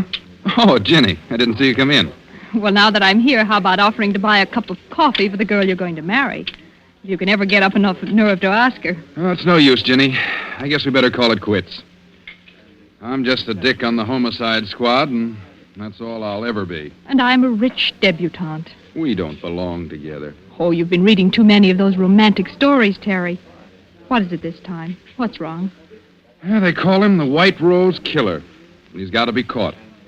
There's a general demotion coming on if he isn't, and that's all I need to get back into uniform. Oh, don't worry, darling. You always look good in blue. Yeah. Just to match the way I feel. Tell me more about the White Rose Killer. What's he like? That's the stumble. He could be anybody. No one's ever seen him except the dead, and they don't talk about it afterwards. Just slips out of the shadows and kills and then slips back again. How many has he murdered? 4. And he's not through yet. It's going to be one of those chain things if he's allowed to keep on. Are you sure it's always the same one? Yeah, that part of it we're sure of. It's the same touch, the same way of operating every time. How do you know that? Well, it's a rose. A white rosebud. Death rose. Puts it into each victim's hand after he kills her. Her? Yep. It's always a woman. A young woman between 19 and 23. What's behind it? Do you have any idea? Well, I'm not sure. But here's what I figured out. You know what a rose stands for. Symbolically, I mean. Why, yes, it's the flower of love. The white rose, the bud, has another meaning. Purity, loyalty, devotion, and especially it stands for a young girl. That's right. And that's about the way I see it. So maybe it's a double cross, committed against our murderer by some young girl whom he worshipped and who betrayed his faith in her. You ought to be a detective, not me. Thanks, darling. I've got a very fine teacher. Sweet. There's another thing. The murders were all committed near places where there was music, dance halls and cabarets and the like. There's a song that brings back the original shock that, gives him the final push over into the darkness. As far as we can figure out, it's the beer barrel polka. Well, how does he commit the murder? Is it always the same way? Always. Strangulation between the hands, with the thumb into the windpipe to keep his victims from crying out. But isn't there anything else you know about him? No, that's why it's so hopeless. He's insane, of course, but there's only this one phase to his insanity. Probably perfectly normal in appearance and behavior. You could pass him on the street and even know it. Well, it's only when he sees someone vaguely like the girl he loved and hears that song that the one defective wire in him is jangled and short circuit. But, Terry, the flowers, don't the flowers tell you? He must get them somewhere you could trace. Well, we don't know where he gets them. Maybe he steals them or... Terry, what if you were the one to get him? Well, it would mean a citation and a promotion. And then all the things that stand between us would disappear? We could get married? Well, the chances would be a lot better anyway. But what chance have I? Everyone in the department has been working their heads off for weeks and they've all failed. Uh-huh. Terry, what were the girls like? The ones he killed? Well, as I told you, they were all between 19 and 23. Their heights were pretty much the same, too. They're all tall girls, around 5 feet 6 or 7. A little taller than you. And all dark-haired. How did they wear their hair? Why, they... Say, what is this? Oh, nothing, darling. Just interested. How did they wear their hair? Well, from what I remember, they wore it sort of loose and curly down the back. I suppose each one had a resemblance to that long-dead love of his. That's probably it. Well, anyway, that's how the record stands. And we're all waiting for it to happen again. I see. Terry, I'd like to go home now. I shouldn't have told you all that stuff. I've given you the creeps. Oh, come on, Terry. Take me home.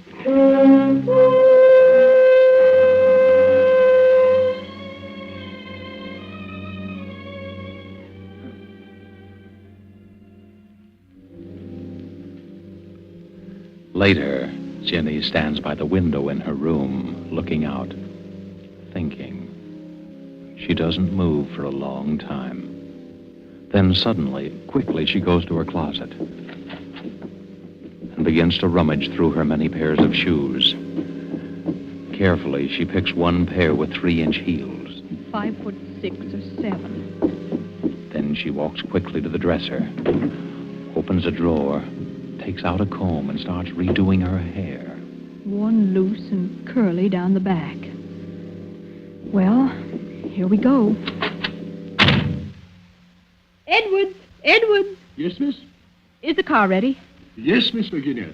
I've been waiting for you. Let's go before Mother sees me. Your mother's been looking for you, miss. I hope you didn't tell her. No, Miss Virginia, I didn't. Good. Come on, Edward. Where do you wish to go, Miss Virginia?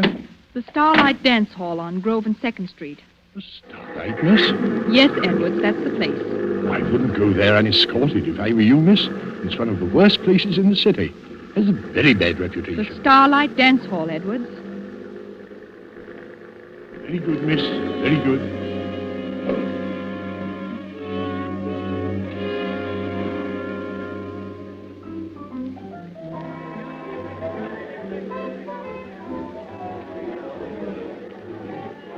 Jenny walks slowly around the low-lighted dance hall, trying to make herself conspicuous. A tall figure leaning against a pillar watches her intently as he idly smokes a cigarette. He doesn't seem to belong there. His clothes don't have the nattiness of a dance lover. Jenny pauses not far from him. Deliberately, he throws his cigarette on the floor, steps on it, and slowly walks over to her.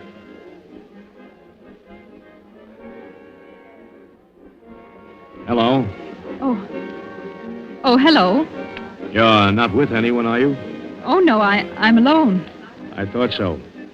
I've been watching you all the time. Have you? I haven't seen you dance yet. I don't know anyone here. How about dancing with me, then? All right. Come on. Let's go out on the floor. Do you come here often? No. I never go to the same place twice. You don't? Why? I'm always looking for new faces. I'm restless. Do you find the faces you're looking for? Listen. Listen to that song. I like that. I like it very much. Yes, it is a nice song. You know, you remind me of someone I used to know. I'm trying to think who. I do? Yeah. You mind if we stop dancing and go over and get a drink? No, let's go. Oh, look. They sell flowers here. Yes, I see. I'll get you some. What kind would you like? Oh, any kind. You pick it out. All right. Let's see. There's something kind of innocent and young about you. Different from most of the girls that come here. Can't we stay here a little longer? It's intermission now. They won't play again for 10 minutes. Come on. But I like it here. Let's stay a little while longer. Well, then let's go down for some air. We can come back in a few minutes. Come on. But... We'll be back before the music starts. Oh, you're hurting my arm. Am I? I'm sorry.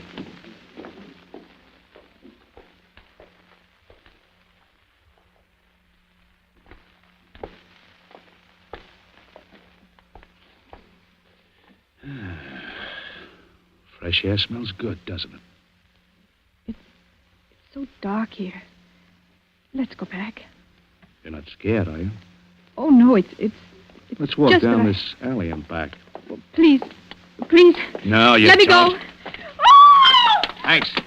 That's a lovely necklace, beautiful. Why, you're just a cheap... Shut up. All you wanted was my necklace. So long, beautiful. Look out. What's the matter? Behind you, look. Holy... She's dead. A girl. Murdered. With a white rosebud in her hand.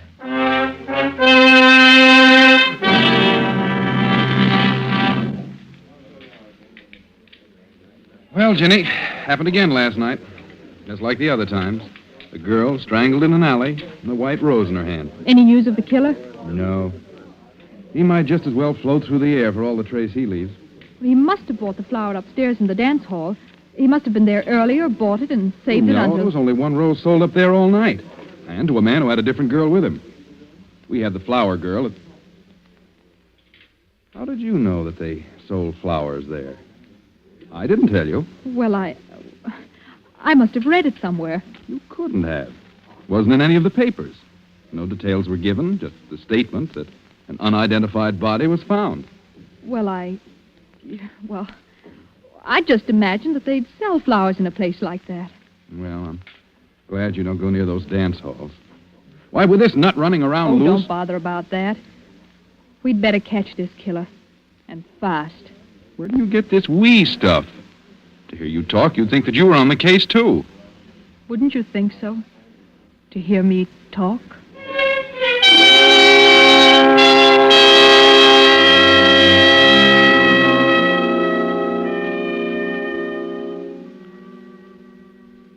Again, Jenny tours the low dives, hunting for the White Rose Killer. Her search carries her to the waterfront. And as she walks past each dingy bar, she listens to the jukebox music.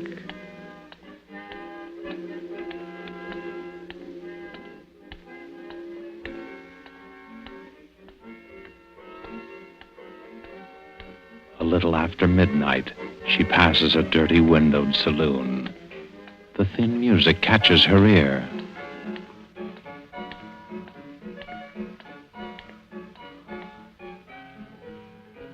She pauses and listens, her eyes alive for some sign, some indication of the person she's looking for. Then suddenly her body becomes rigid as her eyes fall upon a figure huddled in the shadows. Someone's watching me. Slowly, she starts to walk up the street. Behind her, the heavy tread of a man's footsteps keep pace with hers. It's a quiet tread, unhurried but deliberate. For several blocks, it keeps the exact distance. Jenny starts to walk faster. I've got to know if he's really following me. The man quickens his pace. Jenny starts across the street. The man follows. She's sure now, sure that the man is following her. She fumbles for something in her purse. Her hand closes around a gun. If he tries anything, I'll shoot.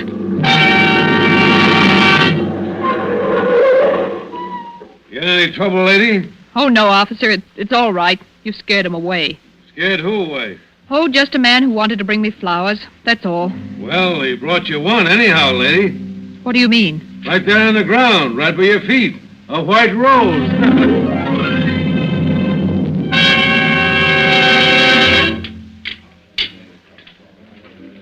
Coffee, Mabel. Sure, coming right up. Here you are. Terry. Terry. Hello, Jenny. Sit down. Thank you. Say, what's the matter with you? Look, darling, read the gossip column in this paper. What daughter of a socially prominent family is that way about a detective and waits for him outside the station house in her limousine every night? Private chauffeur and all. But Mama says no. That's not so funny. Oh, they held a big family war council over me just now. Indian powwow, feathered headdress and everything. They did, huh? Well, what'd they decide? Oh, I was asked to give my word that I wouldn't see you anymore. I refused, of course, so I'm to be exiled. Where to? Our summer home. It's just a few hours out of town, but I'll be there all by myself. Just with Mrs. Crosby, the housekeeper. Oh, maybe they're right. Why don't you listen to them? Are you on their side, too? No. When are you leaving? Right away. Edwards is driving me out. I just slipped out to let you know. Here's the address and phone number of the place in case you want to reach me. Don't lose it. I won't. Well, what's new and exciting about the White Rose Killer? Our famous lover of flowers? We're still trying to track him down. I suppose I'll go looking for him at the flower show that's just opened. Oh, a flower show just opened? Yeah. Well, goodbye now. I'll be seeing you.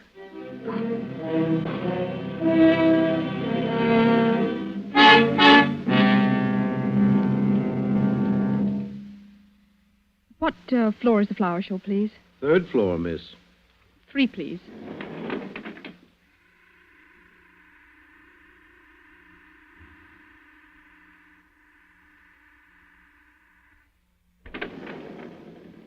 Third floor. Where's the rose display, please? To your left, over there. See where the man in the gray coat is? In the gray coat? Oh, yes, thank you.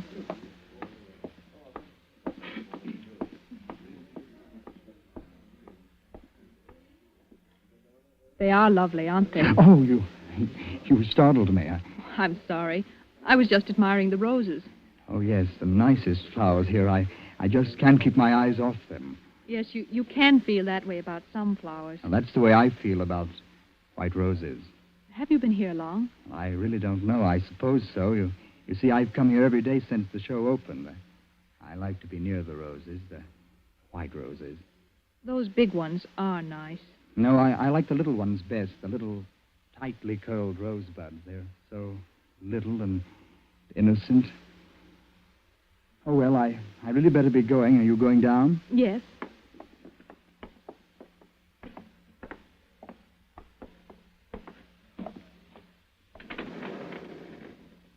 Down, please. Here, miss, I took a rose for you. Thank you. It's lovely.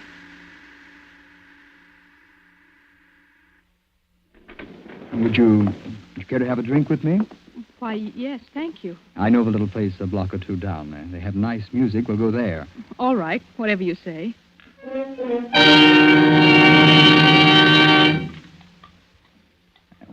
This is it. Where's the music? A nickel in the jukebox does it. Any special song you'd like? No, go ahead and pick one. Okay. There we are.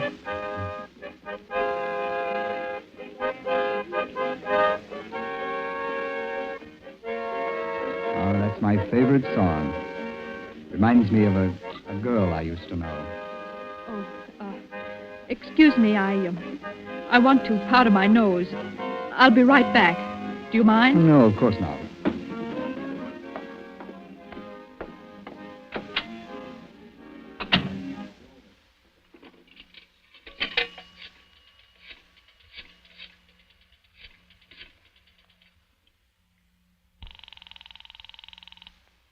Seventh Police Precinct. Sergeant Thomas speaking. Hello, is Terry Riley there?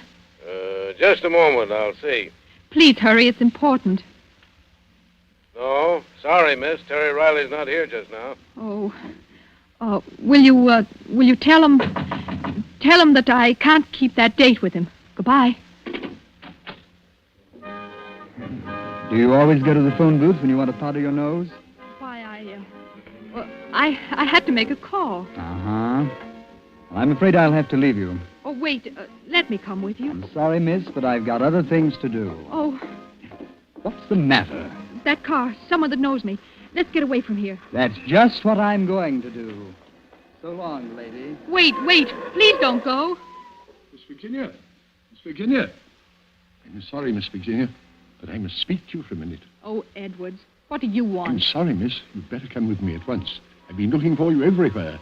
Your mother's been taken seriously ill. Mother? Where is she? She's out at the country place, miss. I drove her there shortly before dinner. She wanted to pay you a surprise visit. Oh. I believe the shock of not finding you there upset her, miss. Is she very bad? She had the doctor with her when I left. Mrs. Crosby has gone away for the day. Your mother needs you, miss. Well, let's go. Hurry, Edwards, please. Right, miss.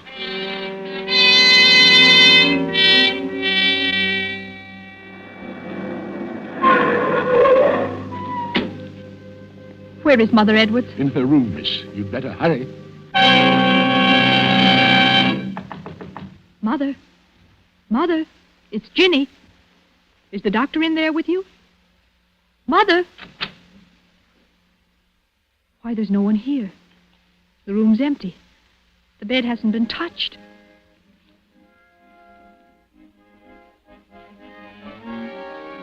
Edwards, what are you doing? Merely playing a song, miss. A favorite of mine. A favorite? Yes, Miss Virginia. Where's Mother? She's in the city, miss. You lied to me. I'm afraid I did, Miss Virginia.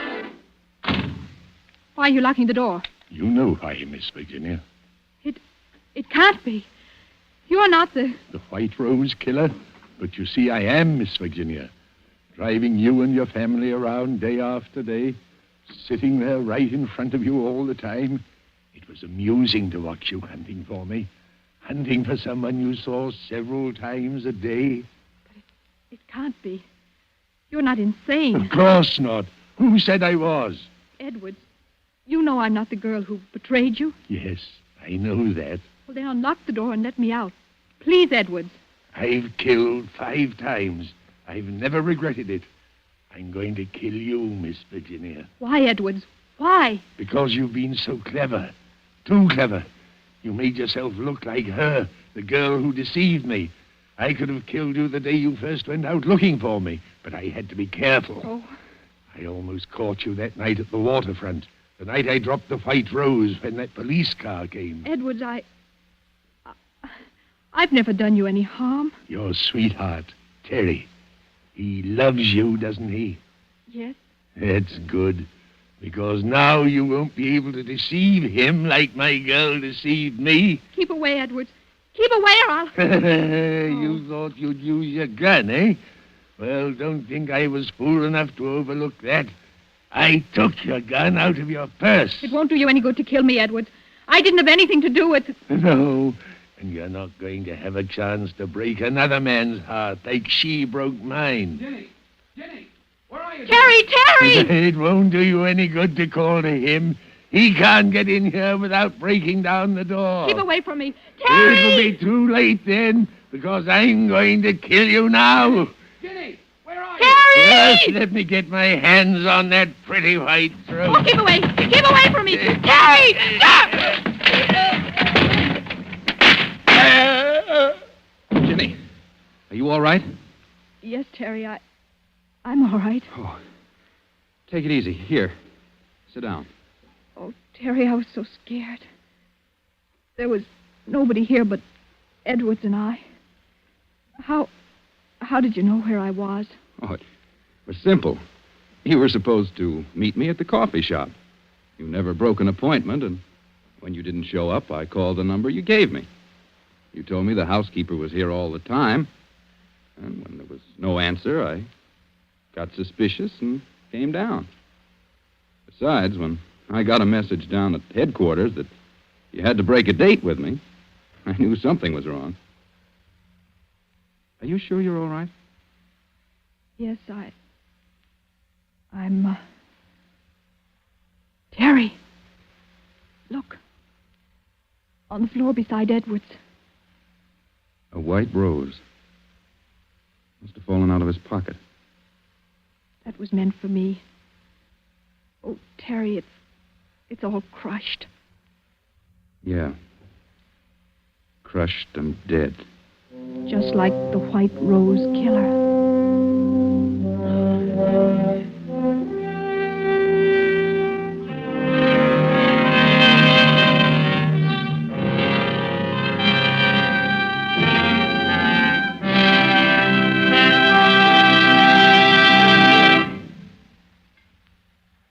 And so closes The White Rose Murders, starring Maureen O'Hara. Tonight's tale of Suspense. This is your narrator, the man in black, who, speaking for Columbia, hopes you have enjoyed Miss O'Hara's performance and our play.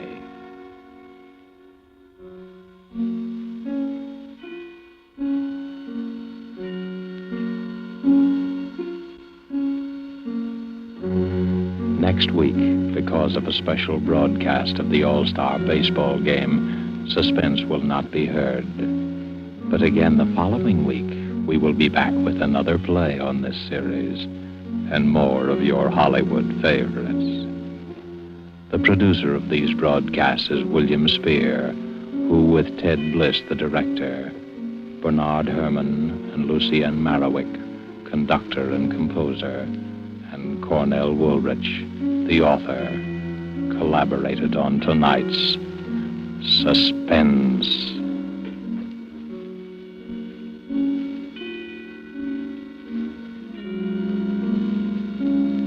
This is CBS, the Columbia Broadcasting System.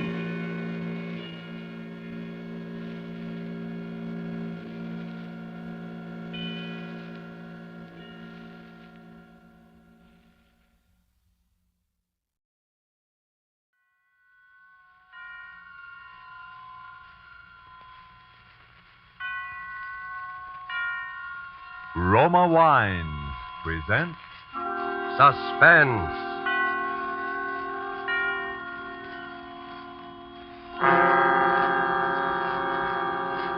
Roma Wines, made in California for enjoyment throughout the world. Salud. Your health, senor. Roma Wines toast the world. The wine for your table is Roma Wine, made in California for enjoyment throughout the world. This is the man in black, here for the Roma Wine Company of Fresno, California, to introduce this weekly half hour of Suspense. Tonight in Hollywood, Roma Wines bring you a distinguished all-feminine cast of stars headed by Margot, Miss Elsa Lanchester, and Miss Janet Beecher. The suspense play which stars these ladies, and which is produced and directed by William Spear, is called Finishing School. Despite the absence of male participants in Ethel Lena White's story, we can promise you there is nothing dainty about the proceedings. And so, with Finishing School, and with the performances, in the order of their appearance, of Margot as Caroline Watts, of Janet Beecher as Melody, and of Elsa Lanchester as Dean Sterling, Roma Wines again hope to keep you in suspense.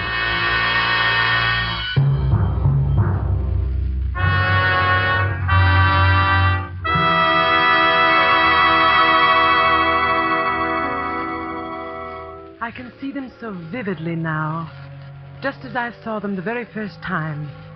Those high stone ivy-draped walls of Miss Nash's School for Girls.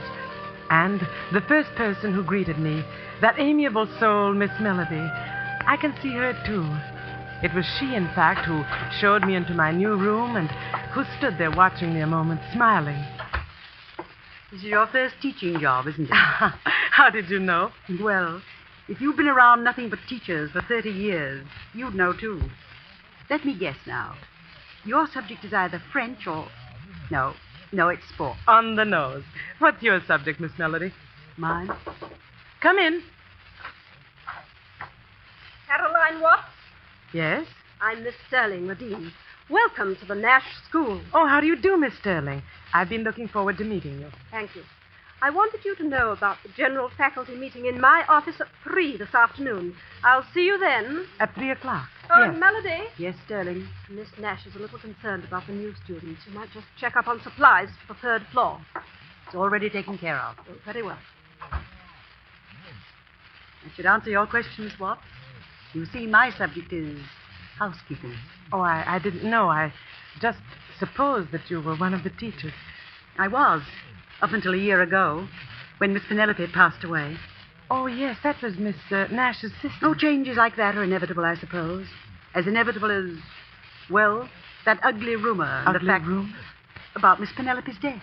But I hadn't heard any rumor or anything about her death. Oh, then I'm sorry, Miss Watts. I assumed you were that familiar with the school. What was the rumor, Miss Melody? Oh, it was nothing really, not even worth repeating. But I imagine Wait, Miss Melody. Look, I'll hear about it sooner or later. Well, it was just a silly, stupid tale. But somehow it got around that Miss Nash's sister had been frightened to death.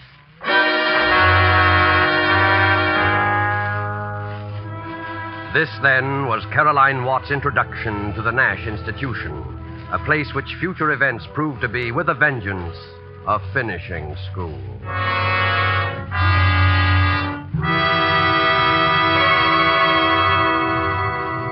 Thus, the prologue for tonight's tale of Suspense. The narrative will be resumed in a moment. But first, let's take a little journey. We'll journey to a capital in Latin America. Here at a gay legation party on a lantern-hung terrace beside a garden pool. Listen. Everything is perfect at your wonderful party, including this exquisite wine.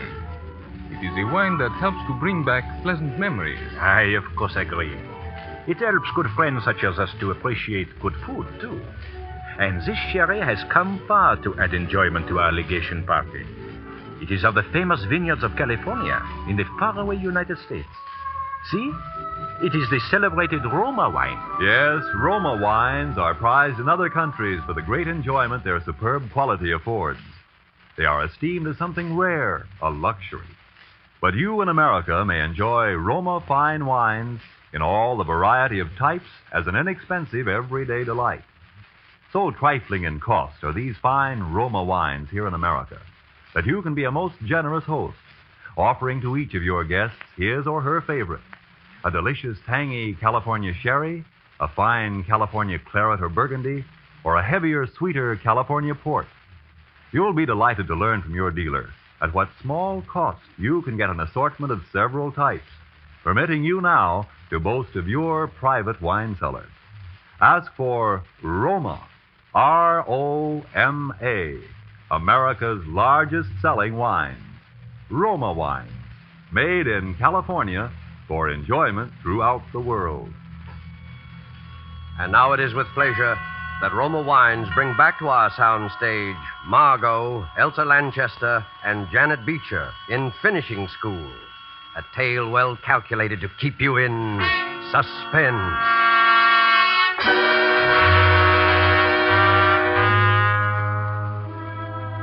Frightened to death. Miss Nash's sister. Well, if I had known then what I know now, I would have been able to judge with real accuracy the importance of Miss Melody's remark. But the excitement of my first classes left little room for other thoughts. A week or so later, out on the athletic field, one of my students, Flora Nash, the niece of the owner, became quite ill.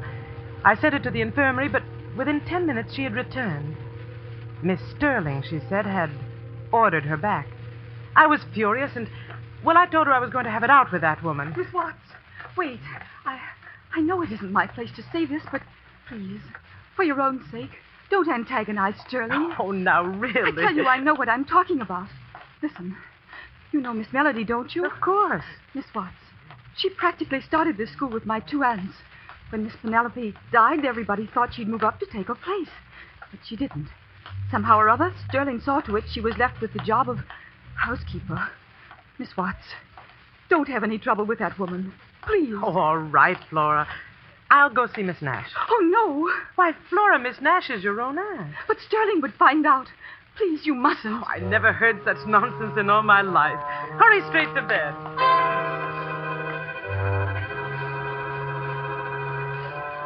I went to the top floor of my building and entered the small waiting room of Miss Nash's quarters.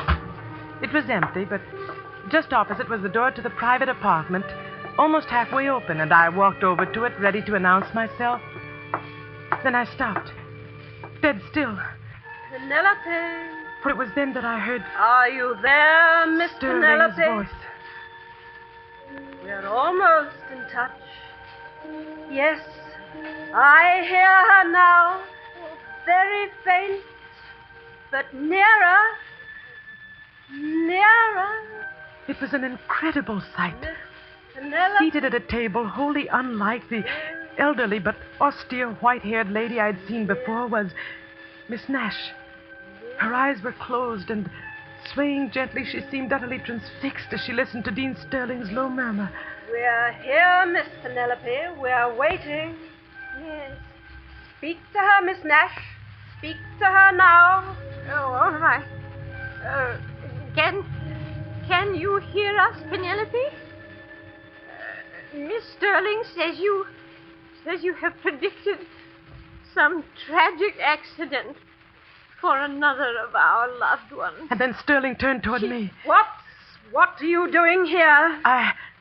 I'm sorry. I wanted to speak This of is not Miss the Nash. time or the place for that. What is it?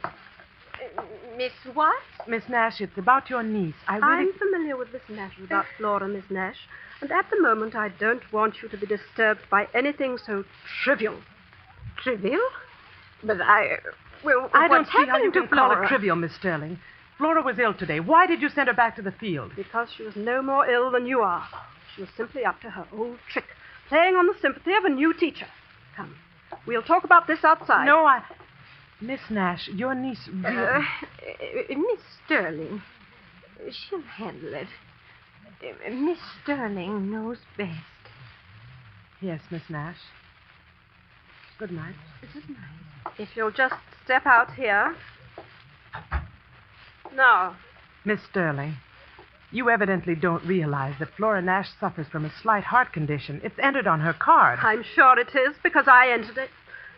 I'm a fairly competent judge of her state of health, Miss Watts, for the simple reason that I happen to be a registered nurse. Can you say the same? Well, no, After this, please be assured that I don't make a practice of deliberately murdering my students, especially the niece of my employer. I'm very sorry, Miss Sterling. Very well, Miss Watts. That will be all. But it wasn't all. I was bewildered, even alarmed, I suppose, at the recollection of that voice calling out, Miss Penelope. And I went to the one person that I felt must be told. For quite a while, the housekeeper said nothing. Then she motioned me to a chair. You might as well know this, Miss Watts. Sterling, you see, has deluded Miss Nash into believing she can actually hear Miss Nash's sister. She then relays messages which are supposed to come from Miss Penelope. But, Melody, I'm afraid I don't understand. My dear, these messages direct Miss Nash to delegate more and more power to Sterling. That's her grip on Miss Nash. That's the instrument she's using to get the whole school away from her. I can't understand. Miss Melody, how could she ever delude Miss Nash that way? The head of a school and intelligent... Also an old, grief-stricken woman, Miss Watts. More important, she's a woman who's been thoroughly sold on Sterling's clairvoyant power. You see, Sterling's made quite a number of predictions, and always they've come true. They've come true? Because she makes them come true. Miss Watts, there's a reason why I've told you this. I have the feeling that rather soon there'll be another prediction, and somehow, some way, it mustn't be allowed to come true. I want your help. Miss Melody, what could we do? Yes? Sterling. What? I'm perfectly aware that you regard me as a very ominous creature, a sort of Lady Macbeth.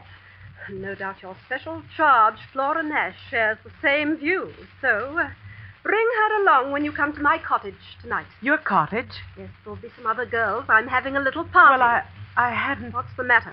Don't you want to? What? Oh, yes. Yes, of course I do, Miss Sterling. I'd love to come, thank you. Good. And you can come too, Melody. 8 o'clock sharp.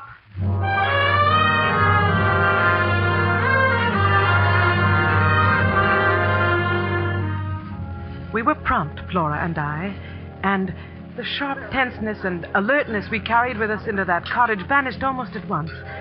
To my surprise, I discovered that when Sterling chose to be, she was one of the most compellingly charming women in the world. And that night, she chose to be. Flora, since you're the one student in the whole pack of teachers, we'll make you the guest of honor. Now, what would you like to do? Gee, I don't know, Miss Sterling. Anything, I guess. Have you any ideas, Miss Watts? Well, we can always play cards. That, of course, is exactly why we shouldn't. Sterling, I've got it. What? Remember last spring, that seance you gave us? Oh, no. Oh, it was swell. No, I don't think so, Helen. In the first place, I haven't picked up a single new trick. Oh, that's all right. It'll all be new to Watts and Flora. Come on, give them a chance to see you demonstrate your real powers. Yeah. All right, then. Oh, no, I'd rather not. Flora, you're not scared, are you? A little, maybe. Well, don't be. It's all in fun, like watching card tricks. Need any help in here? Oh, thank you. Yes, we'll use this large table. Come on, Flora, you stick with me. All right, Miss Watts.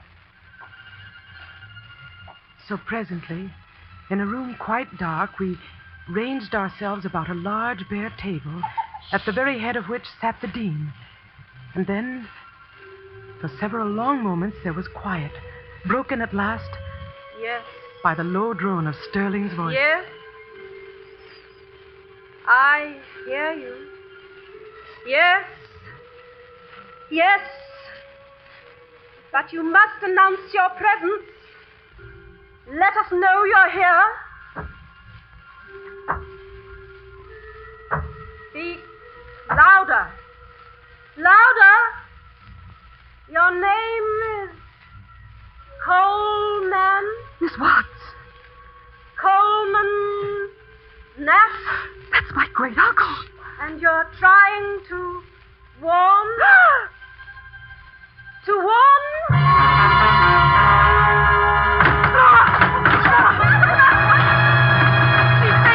She's faded. Turn on the lights quickly. It's her heart. Get the doctor quick. Call him somebody. The phone's in the bedroom. And Helen. Yes? I'll want some digitalis. You'll find it in the medicine chest in the infirmary. Here are the keys and hurry. I'll be right back, Sterling. Here, Watts. Here, let's pick her up. We'll put her on the sofa. That's it. Must have been frightened. Yes. Frightened nearly to death. There. Miss Sterling, you did this deliberately. Deliberately? You knew that girl's heart condition. Why, Watts, you can't anticipate a thing like that. I was simply going to tease her, warn her not to fake any more illnesses. Yes, well, you see how she's faking this one. You planned this, Miss Sterling. The party, having her here, finding out her uncle's name. I happen to know her uncle's name. It was a joke, a game. Everybody knows that. A game? She's coming to. You tell these women it was a game, but will you tell that to Miss Nash? You don't know what you're saying. Oh, yes, she does. You'll show Miss Nash the proof of another successful prediction. Melody. You'll have her completely at your mercy. Flora's the only remaining heir to the school. The only person who stands in your way. Caroline, don't leave. Oh, it's all right, Flora. I'm only going to get my coat. We'll be right back. Please, don't worry about a thing. Come along, Miss Melody.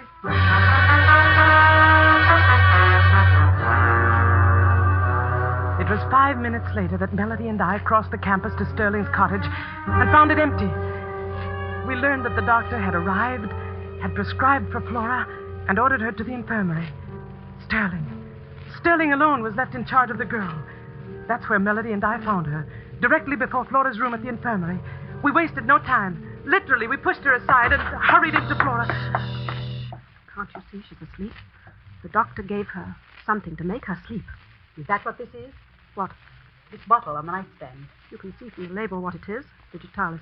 A heart stimulant, Miss Melody. And not, oddly enough, a deadly poison. The doctor left it here, and it's been given to Flora every 2 hours. Now, will you please be good enough to leave? Yes, I'll leave, but I shan't go far. I expect to stay very close to this girl until she's safely under someone else's care. You're completely mad, aren't you? That's an odd remark, Sterling, coming from you.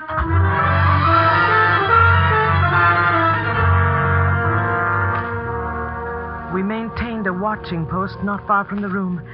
And from there, first Melody, then I made regular trips to the bedside. Flora was better, there was no doubt of that. And so at last I dropped off to sleep. A sleep that lasted for an hour or more.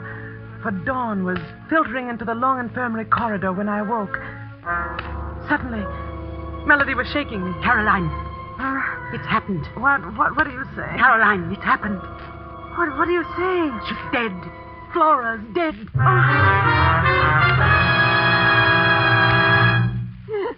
Oh, Sterling, just tell us what happened.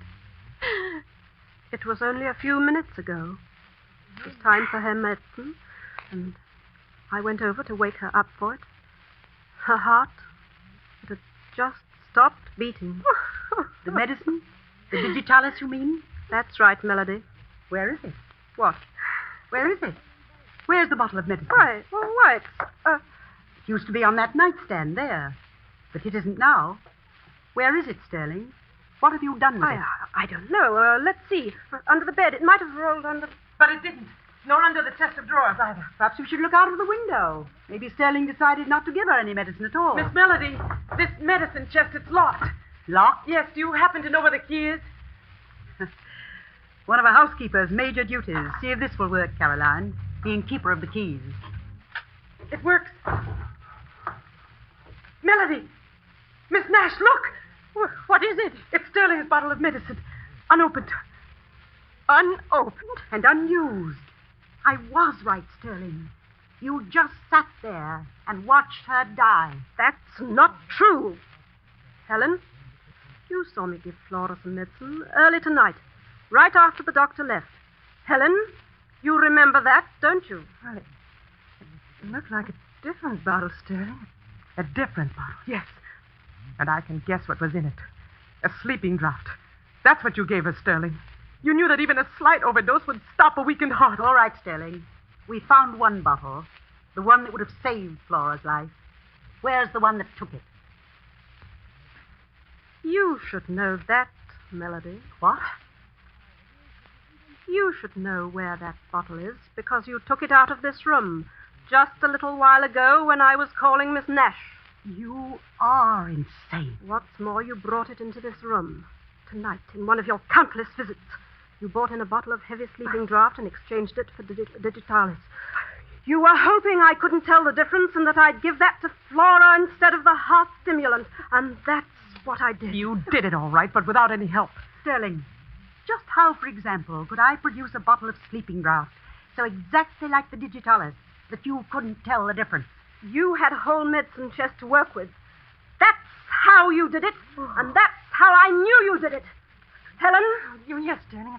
I know what you're thinking. It just came to me. Go on. When we were at the cottage, when you sent me over here for the bottle of digitalis. That's it. And there wasn't any.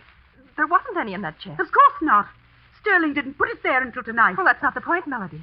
She couldn't have put it there at all because she had no way to get into the chest. You see, when Sterling sent me over here, she gave me her keys. Well, I forgot to give them back to her. Here they are. I still have them. In other words, Melody, you were the only one who could have put the digitalis bottle there in the chest. It's very true what you said before. One of a housekeeper's major duties is being keeper of the keys. Miss Melody, that isn't true, is it? Miss Melody, it isn't true. Oh, no, of course it isn't. Don't listen to them, Caroline. No, Caroline, don't listen to us. Listen to Melody. Let her keep drugging you with lies until you see everything she wants you to see and hear everything she wants you to hear. That's what she did to Flora, you know. She flooded that poor girl's imagination with absolute terror. And then she killed her. I didn't kill her. Why should I? Why would I want to? Why? So you could get Flora out of your way. So you could accuse me of killing her and get me out of your way, too. So you could have a clear path to Miss Nash. Well, Melody, your plan backfired. But you're not getting me out of the school. Helen, Watts, go phone the police. I'll never leave. Do you hear that? I'll never leave. Never. Oh, yes, you will, Melody. Yes, you will.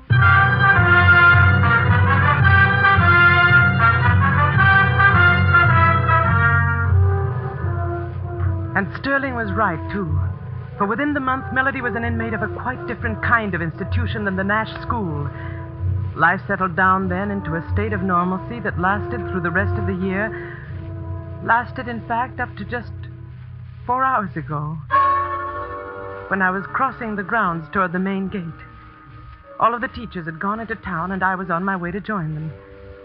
When I saw it there on the grass, a tiny object, glistening dully in the late afternoon sun. What made me pick it up, I don't know. But when I did, it was as though a rocket exploded in my brain. It was a small empty bottle, and its label bore the slightly faded letters of the word digitalis. Then in the next instant... Find something? Sterling! Yes, I found something, Sterling. This bottle labeled digitalis. You know, I bet anything in the world a good chemist can find traces of a sleeping drug in it. You mean? Then you found it. Melody's bottle. Melody's bottle? My guess is that Melody's bottle, as you put it, never will be found because it never existed except in your mind. What? I picked this bottle up right here, Sterling, right where I'm standing, just 3 feet from the trash bin behind your cottage. That was careless of me, wasn't it? You used this bottle. You used it to get Flora Nash out of your way, to kill her and make good on your warning. You're taking it to the police, I suppose? I want to see if they can find your fingerprints on it, Sterling. Yes, I'm going to take it to the police as fast as I can get there. Certainly, Watts. And the best of luck.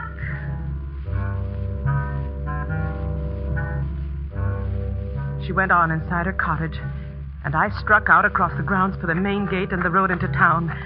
I reached the gate just in time to hear the school caretaker clang it shut. Miss Sterling, he explained, had just telephoned the order. An early closing hour. I remembered the service driveway then, the other passageway through those high stone walls which encompassed the grounds, and I found that it, too, was locked. I was a prisoner. And then it was right then that the solution came to me. I should have thought of it before. Miss Nash herself was in those grounds, right on the top floor of my own building. I would take the bottle to her. I would show her the proof. I flew up the stairs, down the corridor, entered her small waiting room, and then stopped. Just beyond me, through the open doorway of the darkened suite, was Sterling and Miss Nash. Tragedy. Before this school year ends. That's the warning I hear. A warning? From Flora, did you say? From my niece? From your niece. Oh. She says there will be more tragedy. Oh, no. Before this school year ends. Tragedy. Oh. For one more woman here.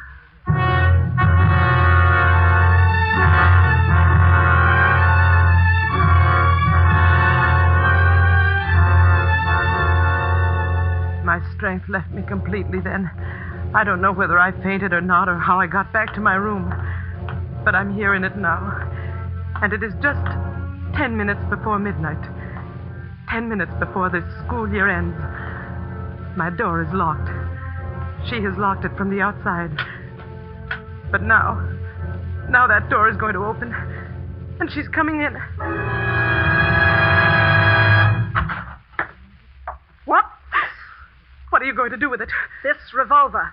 I'm going to use it to fulfill a prediction. Oh, please, don't, please. Laura made a prediction to Miss Nash tonight. No. Laura made it through me. No. Do you understand that? Laura made it. I heard her. I really heard her saying that there would be one more death before the school year ends. Please! And that prediction is going to come true. Now!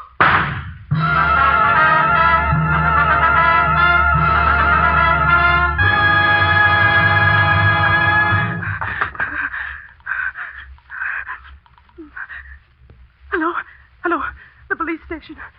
You'd better send someone over to the Nash school right away. There's been somebody's shot herself dead.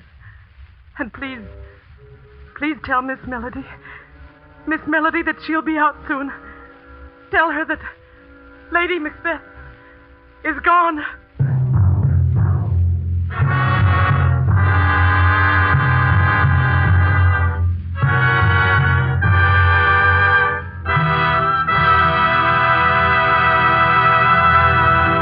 And so closes Finishing School, starring Margot, Elsa Lanchester, and Janet Beecher. Tonight's tale of Suspense.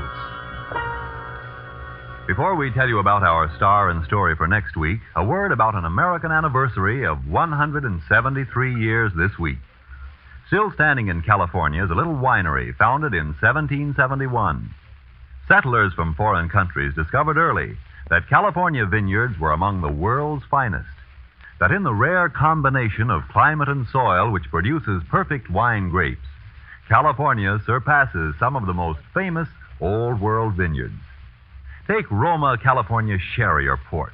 They are magnificent wines, truly delightful. Yet, like all Roma wines, priced astonishingly low, because you pay no duty, no costly shipping charges. Toast the new year with Roma wines, America's largest selling wines. And let us hope that next New Year's we'll all be together, our sons and daughters, our husbands and fathers, in a world at peace. We help make this more certain with the war bonds and stamps we buy. So for 1944, increase your purchases of United States war bonds. Good luck and health to you one and all from the makers of Roma Wines, made in California for enjoyment throughout the world. Next week, Roma Wines take great pleasure in bringing to you, in his first radio appearance of the year, Mr. Alan Ladd. Mr. Ladd will be heard in a swift-moving action drama played against the colorful background of the Midway in an amusement park and called The One-Way Ride to Nowhere. Don't forget then, next Thursday, same time, for Alan Ladd in Suspense. Presented by Roma Wines, R-O-M-A, made in California for enjoyment throughout the world. This is the Columbia Broadcasting System.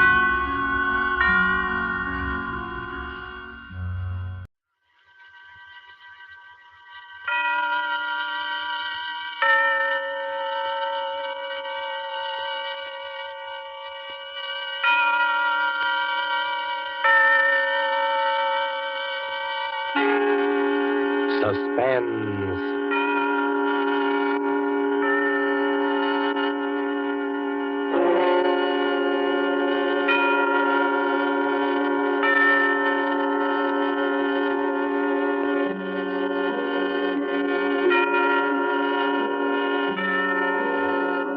This is the Man in Black, here to introduce Columbia's program, Suspense. Tonight, as we premiere our new Saturday evening series on the air, Miss Agnes Moorehead returns to our stage to appear in The Study in Terror by Lucille Fletcher, called Sorry, Wrong Number.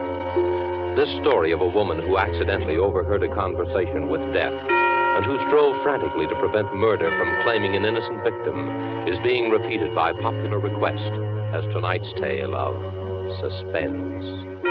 If you've been with us before, you will know that suspense is compounded of mystery and suspicion and dangerous adventure. In this series are tales calculated to intrigue you, to stir your nerves, to offer you a precarious situation, and then withhold the solution until the last possible moment. And so it is with the story Sorry, Wrong Number, and the performance of Miss Agnes Moorehead. We again hope to keep you in suspense.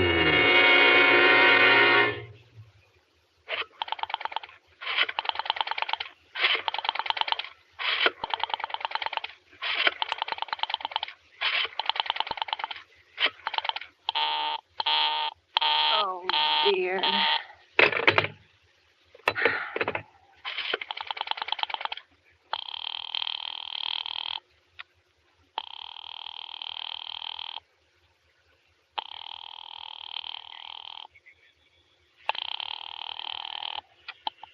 Your call, please. Operator, I've been dialing Murray Hill 70093 now for the last 3/4 of an hour, and the line is always busy. I don't see how it could be busy that long. Will you try it for me, please? I will be glad to try that number for you. One moment, please. I don't see how it could be busy all this time. It's my husband's office. He's working late tonight, and I'm all alone here in the house. My health is very poor, and I've been feeling so nervous all day. Ringing Murray Hill 70093.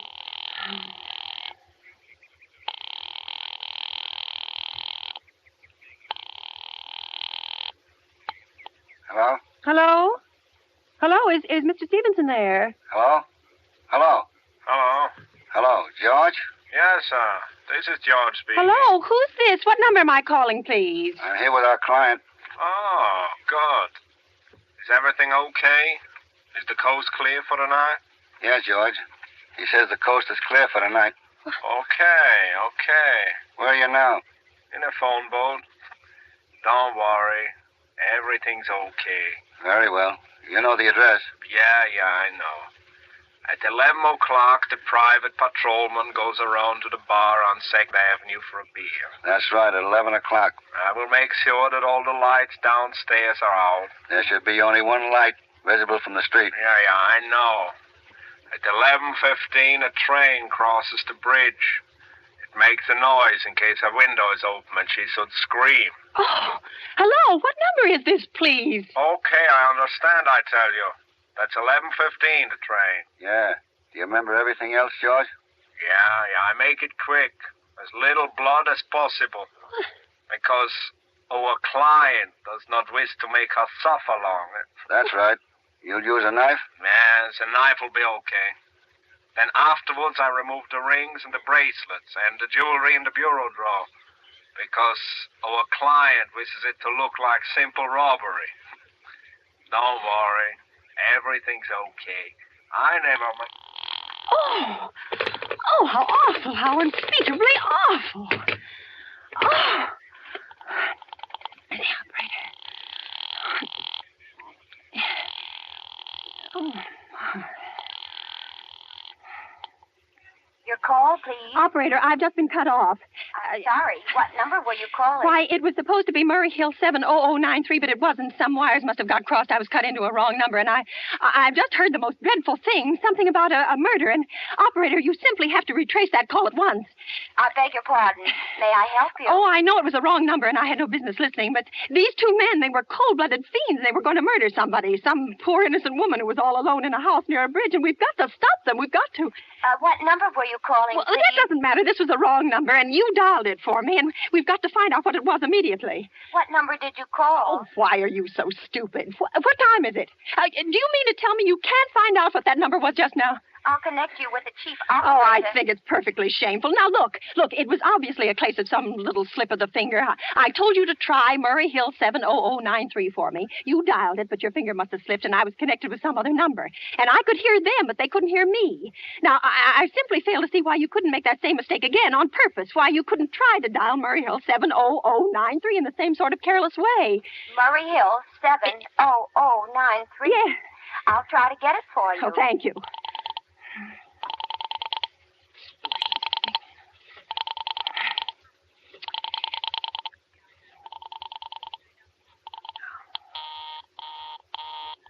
I'm sorry. Murray Hill 70093 is busy. I will call you in 20 minutes. Operator. Your call, please. You didn't try to get that wrong number at all. I asked you explicitly, and all you did was dial correctly. I'm sorry. What number are you calling? Well, can't you for once forget what number I'm calling and do something for me? Now, I want to trace that call. It's my civic duty, and it's your civic duty to trace that call and apprehend those dangerous killers. And if you won't... I will connect you with the chief operator. Please. Oh,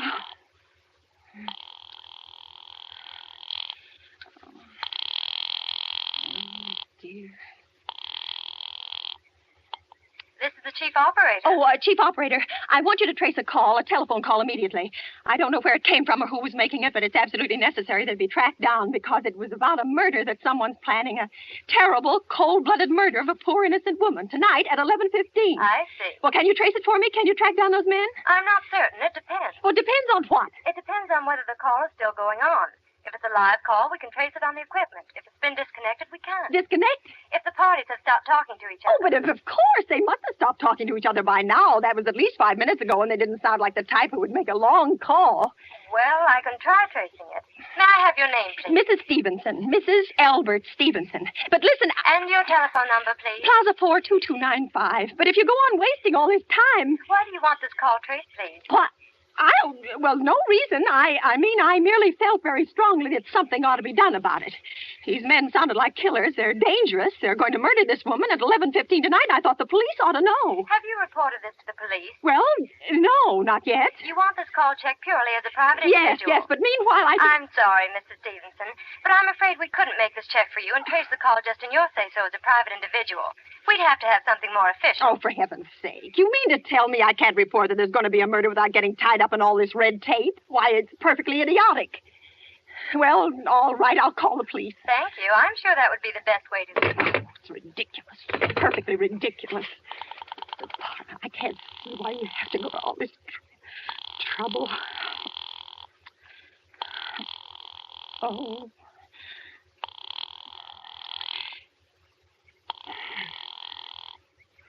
Your call, please. The police department. Get me the police department, please. Thank you. Oh, dear, do you have to dial? Can't you ring them direct? Ringing the police department. Rent. Listen, I can't.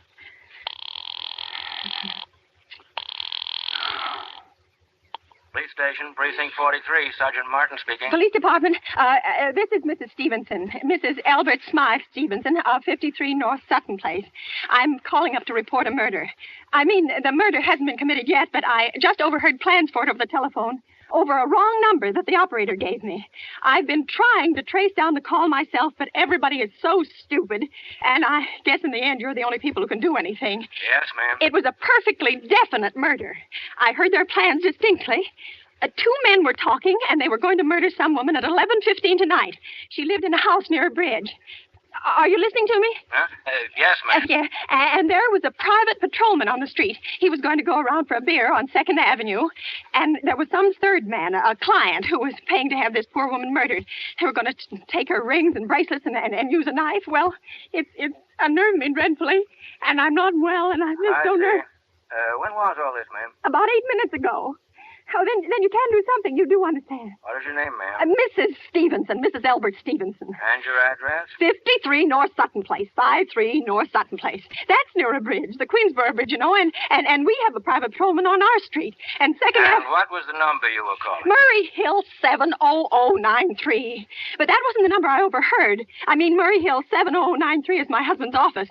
He's working late tonight, and I was trying to reach him to ask him to come home.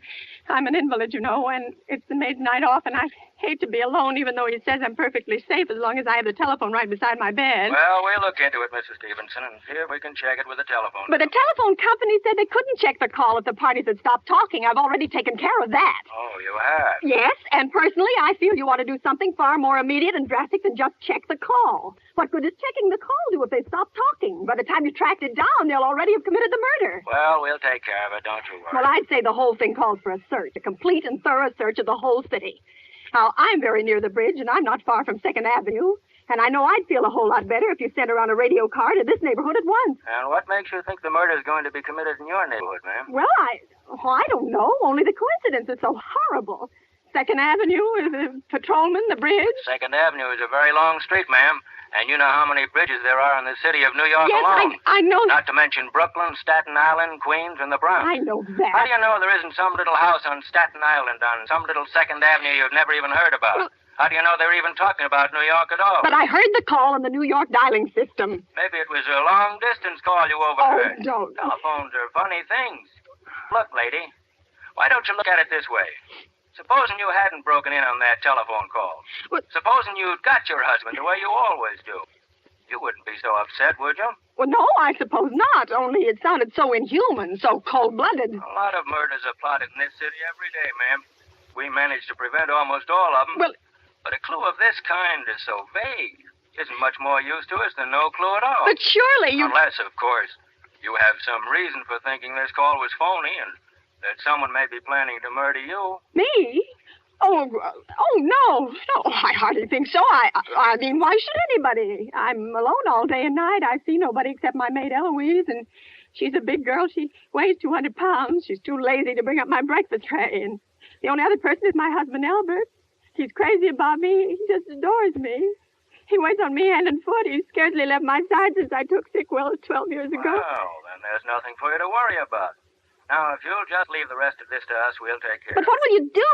It's so late. It's nearly 11 now. We'll take care of it, Well, lady. will you broadcast it all over the city and send out squads and warn your radio cars to watch out, especially in suspicious neighborhoods like mine? Lady, I said we'd take care of it. But... Just now, I've got a couple of other matters here on my desk that require immediate attention. Good night, ma'am, and thank you. Oh, you idiot. Oh, now why did I hang up the phone like that? He'll think I am a fool. Oh, why doesn't Albert come home? Why doesn't he? Why doesn't he? Oh. Oh. So nervous.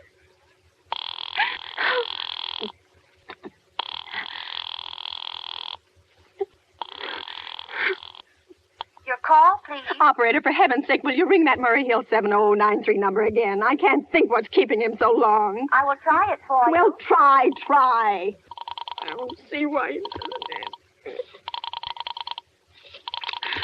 Oh. I'm sorry. Murray Hill 70093 is busy. I will call I can you in hear 20 it. You minutes. don't have to tell me. I know it's busy. Oh, if I could only get out of this bed for a little while.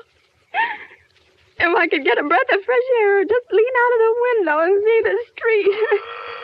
Hello, Albert? Hello? Hello? Hello? Oh, what's the matter with this phone? Hello? Oh. Hello? Hello? Oh, for heaven's sake, who is this? Hello? Hello? Oh, trying to call me.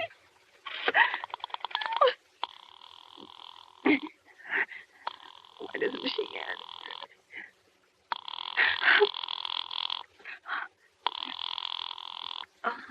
Your call, please. Hello, operator. I don't know what's the matter with this telephone tonight, but it's positively driving me crazy.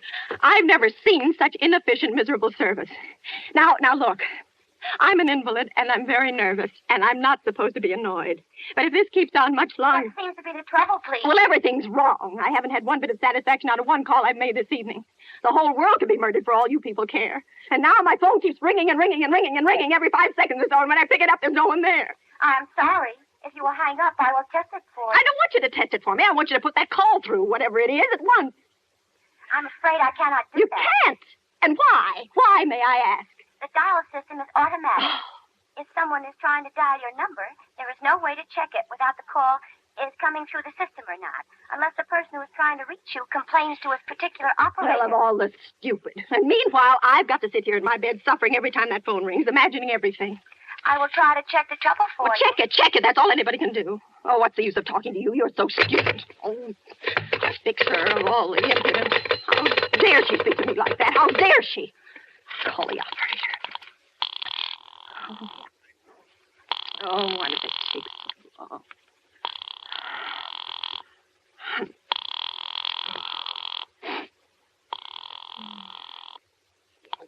Your call, please. Young woman, I don't know your name, but there are ways of finding you out. And I'm going to report you to your superiors for the most unpardonable rudeness and insolence it's ever been my privilege. Give me the business office at once. You may dial that number direct. Dial it direct? I'll do no such thing. I don't even know the number. The number is in the directory, or you may secure it by dialing information. Listen here, you... Oh, what's the use? Oh, dear. Oh, for heaven's sake, I'm going out of my mind, out of my... Hello? Stop ringing me, do you hear? Answer me, who is this? You realize you're driving me crazy? Who is calling me? What are you doing it for? Now, stop it! Hello? If you don't stop ringing me, I'm going to call the police, you hear? The police! Oh, if Albert would only come home. Oh, let it ring. Let it go on ringing. It's a trick of some kind. I won't answer. I won't. I won't even if it goes on ringing all night. Oh, you ring. Go ahead and ring. Oh.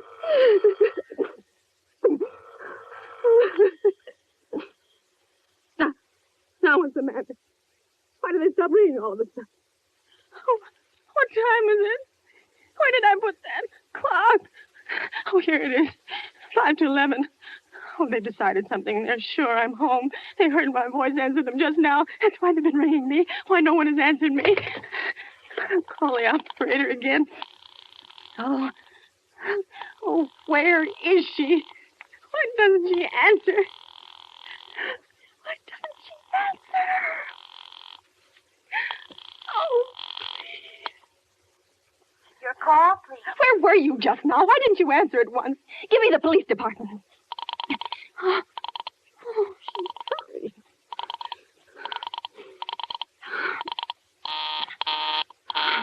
I'm sorry, the line is busy. I will call you. Busy, but that's impossible. The police department can't be busy. There must be other lines available.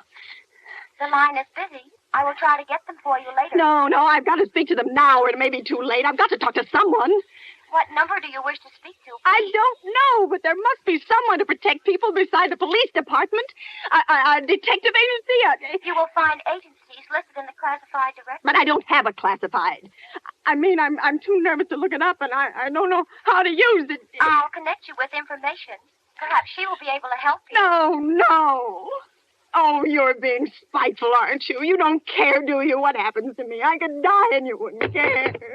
Oh, stop it. I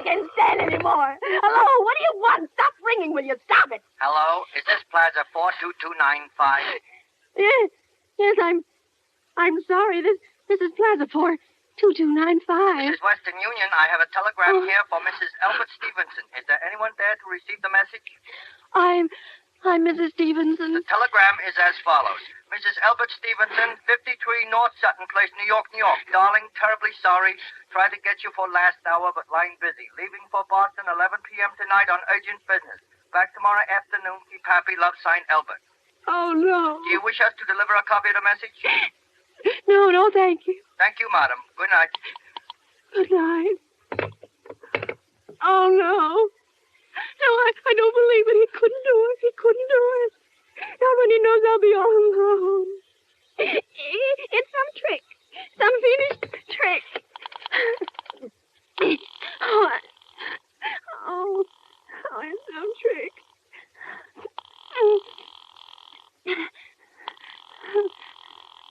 Why doesn't she... Your call, please. Operator, try that Murray Hill 70093 number for me just once more, please. You may dial that number direct. Oh. You. Oh. 9. 3.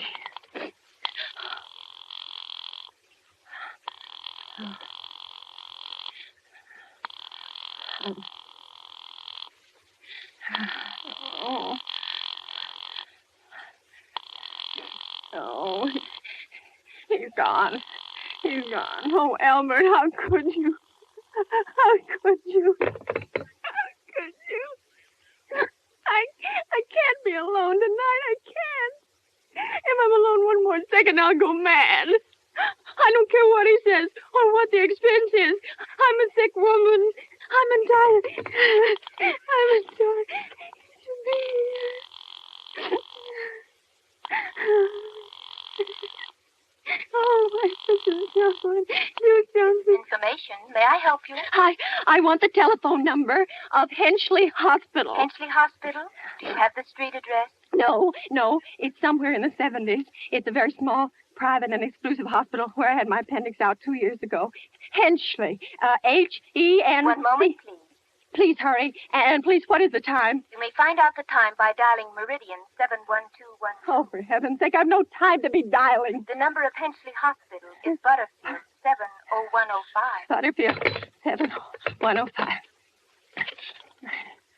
You 7 0 1 0 5. No. Oh.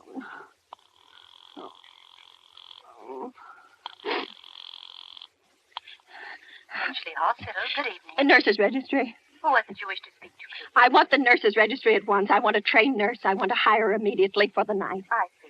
And what is the nature of the case, madam? Nerves. I'm very nervous. I need soothing and companionship. You see, my husband is away, and I'm... Have you been recommended to us by any doctor in particular, madam? No, but I really don't see why all this catechizing is necessary. I just want a trained nurse. I was a patient in your hospital 2 years ago, and after all, I do expect to pay this person for attending me. We quite understand that, madam. But these are war times, you know. Well, registered nurses are very scarce just now, and our superintendent has asked us to send people out only on cases where the physician in charge feels that it is absolutely necessary. Well, it is absolutely necessary. I'm a sick woman. I'm very upset, very. I'm alone in this house, and I'm an invalid, and tonight I overheard a telephone conversation that upset me dreadfully. In fact, if someone doesn't come at once, I'm afraid I'll go out of my mind. I see. Well, I'll speak to Miss Phillips as soon as she comes in. And what is your name? Miss Phillips? And when do you expect her in? Well, I really couldn't say. She went out to supper at 11 o'clock. 11 o'clock? But it's not 11 yet. Oh, my clock has stopped. I thought it was running down. What time is it? Just 15 minutes past 11.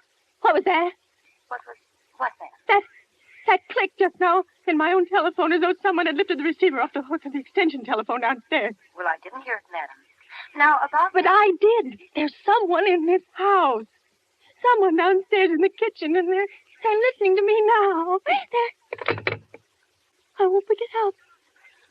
I won't let them hear me. I'll be quiet, and they'll see. Oh, but if I don't call someone now while they're still down there, there'll be no time. Oh, I've got to find somebody. Oh, but why isn't he? Your call, please. Operator, I'm in desperate trouble. I'm sorry. I cannot hear you. Please speak louder. I don't dare. There's someone listening. Can you hear me now? I'm sorry. But you've got to hear me. Oh, please, you've got to help me. There's someone in this house. Someone who's going to murder me. And you've got to get in touch with... Oh, there it is. There it is. Did you hear it? He's put it down. He's put down the extension phone. He's coming up. He's coming up the stairs. Give me the police department. The police department. The police department. Give it to me. One moment, please. I will connect you. I can hear him. He's near her. Oh, I hear him. I hear it. Hurry. Hurry. Oh, don't come near me. I don't know what to do. I don't know what to do. I don't know what to do.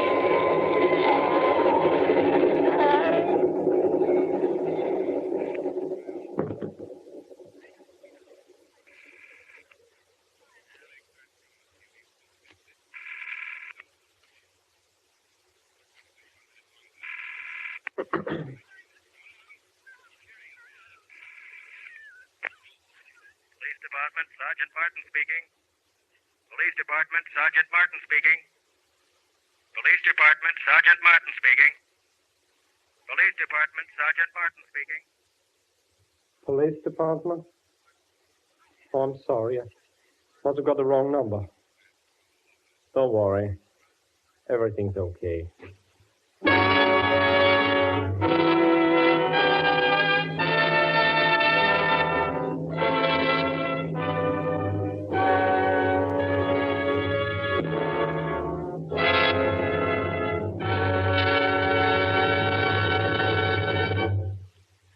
And so closes Sorry, Wrong Number, starring Agnes Moorehead. Tonight's tale of Suspense.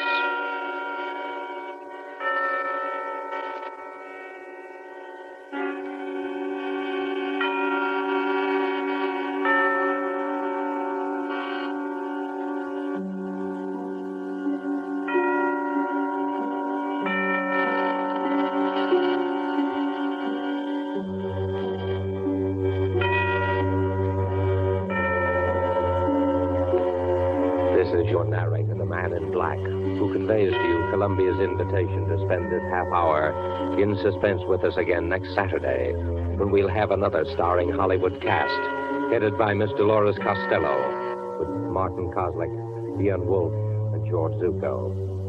The producer of these broadcasts is William Spear, who, with Ted Bliss, the director, Lud Gluskin, the musical director, and Lucille Fletcher, the author, collaborated on tonight's Suspense.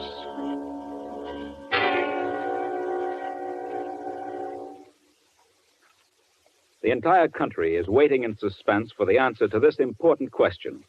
Will the United States Cadet Nurse Corps reach its goal of enrolling 65,000 student nurses before the end of 1943? For if it doesn't, this country faces the prospect of needless suffering and loss of life at a time when our full health and energy are needed to win the war. What are you girls from 17 or 18 to 35 going to do about it? If you're a high school graduate in good health, you're eligible for a scholarship which will pay you all your expenses while you're learning to be of service to your fellow man. Not only will you receive a personal spending allowance of $15 a month for the first 9 months in training, $20 a month for the following 21 months, and then $30 a month until graduation, but you will, in addition to this personal allowance, receive allowances for room, board, health and laboratory fees, books, and other incidental expenses. This is your chance to do something for yourself while you're doing something big for your country. You're needed now, so write immediately to the U.S. Cadet Nurses Corps, Box 88, New York, or to any nursing school of your choice, and they will furnish you with all the essential information. You are needed now, so act now.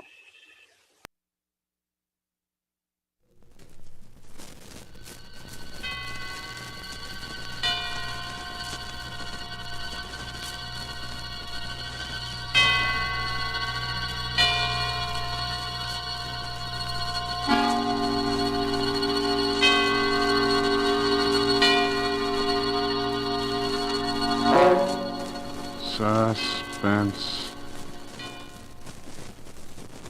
For you men and women in the armed forces of the United Nations, we present one of America's top spine tinglers. A radio rebroadcast of a program dedicated to the mysterious, the unusual, and sometimes the supernatural. A program of suspense. The producer of Suspense asks you to almost believe that the following is true. Very well. Standing beside me, surrounded by 2 guards, is a man who in a few short hours is to be put to death in the electric chair. His last request to the warden was that he be allowed to speak on this program and reveal what he calls some startling information. The warden naturally turned to us, and we at once complied, anxious at all times to do anything, however strange, that will hold our listeners in suspense.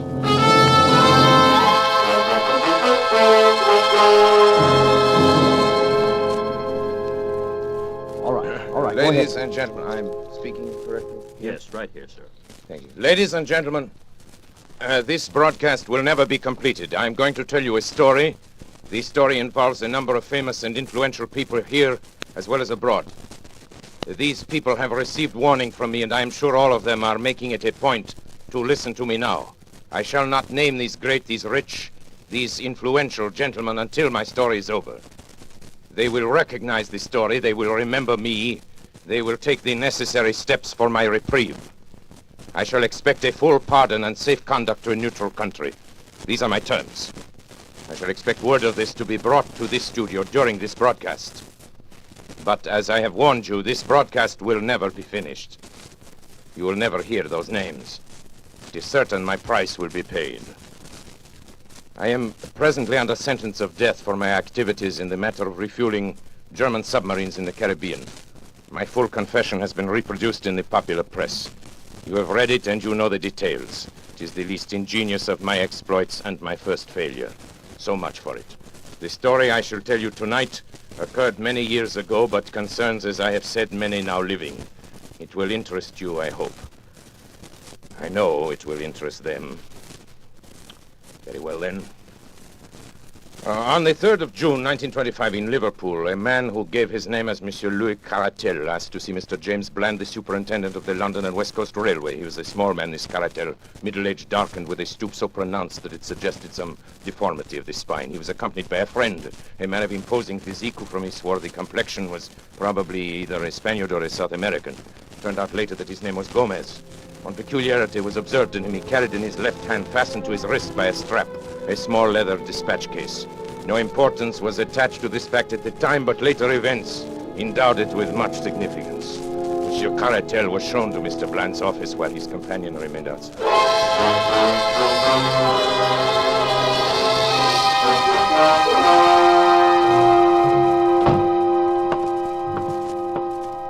How do you do, monsieur? My name is Louis Caratel. Yes, sir. What can I do for you? I have just arrived from Central America this afternoon. It is extremely urgent that I reach Paris without a moment's delay. Paris, eh? It's too bad. Just missed the London Express. I am not interested in the London Express. Could you provide me with a special train? Yes, I think that could be arranged. Oh? It's quite an expensive proposition. Money is of a small importance, monsieur. Time is everything. If you can arrange a special for me in a hurry, you may make your own terms. Very well. Mr. Hood, will you step over here a moment, please? Yes, Mr. Bland. Mr. Hood, here's our traffic manager, Mr. Caratel. Mr. Caratel. Hood, I want you to arrange a special for him. He's going to Paris. How's the line? Can you fix him up in a hurry? Why, yes, I believe so, Mr. Bland. The line is clear through Manchester, and engine 247 at the Rochdale is on the tracks now. It could be ready, say, in 15 minutes. Good. Who's available for the trip? Engineer Smith, sir. And I can put James McPherson on as conductor. Well, there you are, Mr. Caratel. Simple as that. Attend to everything right away, will you, Hood? Yes, sir. These men, Monsieur Smith and, McPherson? McPherson, are they trustworthy? Oh, yes. Of course. McPherson's been with the company for years, and I'm sure Smith, although new, is an expert engineer. Bien. Thank you, monsieur. I am deeply indebted. You have been most considerate.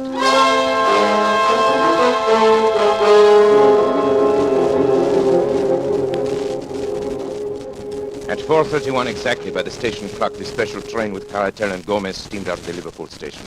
The line at that time was clear and there should have been no stoppage between Manchester. At 6:15, considerable surprise and some consternation was caused among the officials at Liverpool by the receipt of a wire from Manchester to say that the special had not yet arrived. An inquiry directed at once to St. Helens, which is a third of the way between the two cities, elicited the following reply. To James Bland, Superintendent, Liverpool. Special passed here at 4:52. Well up to time. Dowser, St. Helens. The wire was received at 6:40. At 6:50, a second message was received from Manchester. No sign of special as advised by you. And then, 10 minutes later, a third, more bewildering.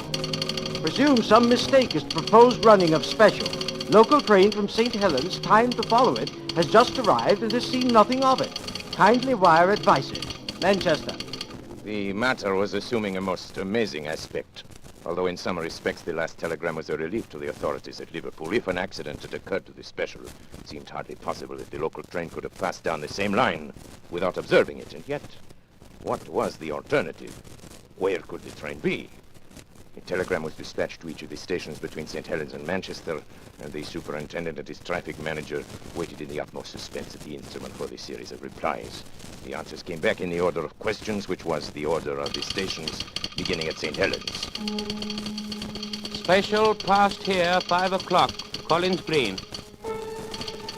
Special passed here 5:06. Earlstown. Special passed here 5:10. Newton. Special passed here 5:20. Kenyon Junction. No special train has passed here. Barton Moss.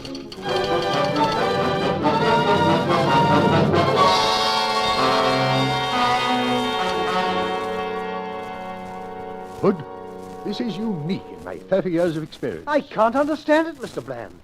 The special has gone wrong between Kenyon Junction and Barton Moss. And yet there's no siding between the two stations. Special must have run off the rails, jumped the track. But how could the 450 Parliamentary pass over the same line without seeing it? There's no alternative, Hood. Absolutely must be so. Possibly the local may have observed something which may throw sunlight on the matter. We'll wire to Manchester for more information, and to Kenyon Junction with instructions that the line be examined intently as far as Barton Moss.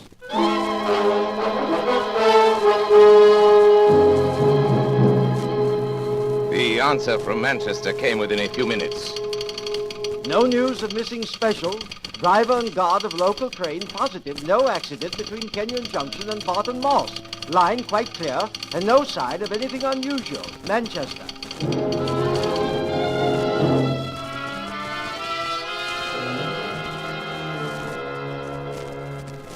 This is lunacy, Hood.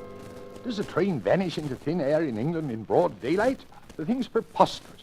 An engine, a tender, car, 5 human beings, and all lost on a straight line of railway. It's impossible.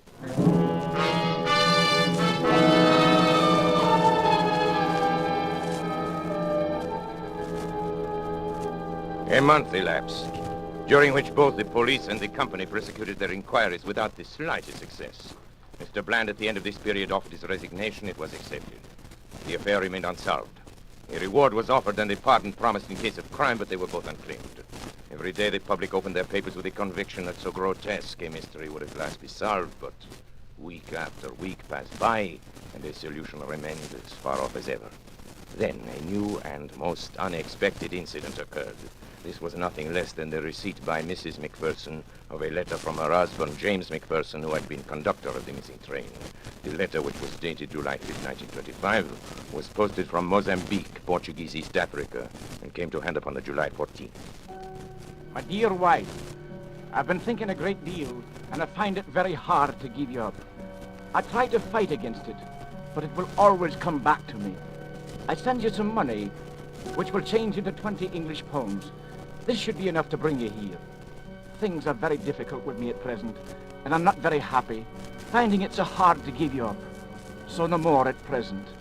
From your loving husband, James McPherson.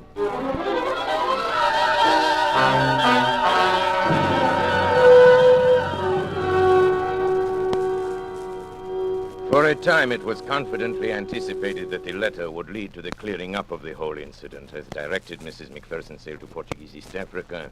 She stayed in Mozambique for some time, but heard nothing from the missing man. Finally, she returned to Liverpool, and so the matter stood. And has continued to stand right up to the present moment. Incredible as it may seem, nothing has transpired during those 18 years which has shed the least light upon the extraordinary disappearance of the special train which contained Monsieur Caratel and his companion, Mr. Gomez. And McPherson, the conductor, Smith, the engineer, the fireman named Slater. And now, after all this time, I shall clear up the entire affair. And unless I hear from those so highly respectable gentlemen who were my employers and who are completely implicated in the crime, unless I hear from them before I'm finished, their names will be revealed on this broadcast. Take final warning, gentlemen. You know I mean what I say. If you are smart, you are at this moment arranging my reprieve. I must remind you, time is short. You have just 6 minutes. Now, for the interest of my other listeners, I shall resume the story of the lost special. In a word, there was a famous trial in Paris in the year 1925, perhaps you recall it, in connection with a monstrous scandal in politics and finance. How monstrous that scandal was can never be known except by such confidential agents as myself. At stake were the honor and careers of many of the chief men of Europe and the United States. A secret committee was formed to manage the business. Some subscribed to the committee who hardly understood what were its objects, but others understood very well. They can rely upon it that I have not forgotten their names. Do you think I could forget your names, gentlemen? You pillars of the community, great, rich, respected, honorable men. Do you remember that day in May 1925? The fashionable country club, remember? And the golf game that was played there that spring morning? Ladies and gentlemen, that was the strangest golf game ever played in the history of this world. Rat, look at that drive. I've been playing badly all morning. You topped it, Senator. Perhaps you're a little nervous. I beg your pardon? May I join your game? Well, I'm not sure. Not sure of what? Of me? Promise you, gentlemen, you can be very sure of me. I'm the man you're supposed to meet. The distinguished congressman here can vouch for me. Yeah, he's the one, all right. Yes. This is Delerniak.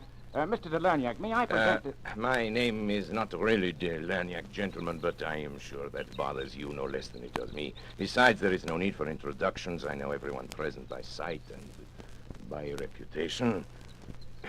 My drive, I believe. Thank you. Not so good. 200 and, about 50 yards.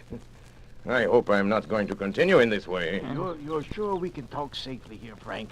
How do we know Please that... set your mind at ease. We shan't be overheard in the middle of a golf course. There is no convenient hiding place here for dictaphones, even in the rough, where I notice you're playing the greater part of your game, Senator. You must be nervous this morning. I know, but I don't like it. I don't like it at all. Well, it's not the superlative course you are accustomed to on your own enormous California estate, sir, but it's going to have to serve our particular purpose. Oh, by the way, let me compliment you on the way you have had your syndicate of newspapers handle the recent strike situation and the editorial which appeared under your own signature this morning. Yes, well calculated to stir up trouble with the labor. Let's get on with our business. Yes, Mr. Delerniak... At your service, sir. And may I suggest we continue our game? I know the absence of caddies is an inconvenience. Mr. Delerniak, Certainly. in June, a month from now in Paris, there will be a most important trial. Ah, yes. During its progress... pardon me, are you referring to the Serinsky trial? Yes. You know about it, then?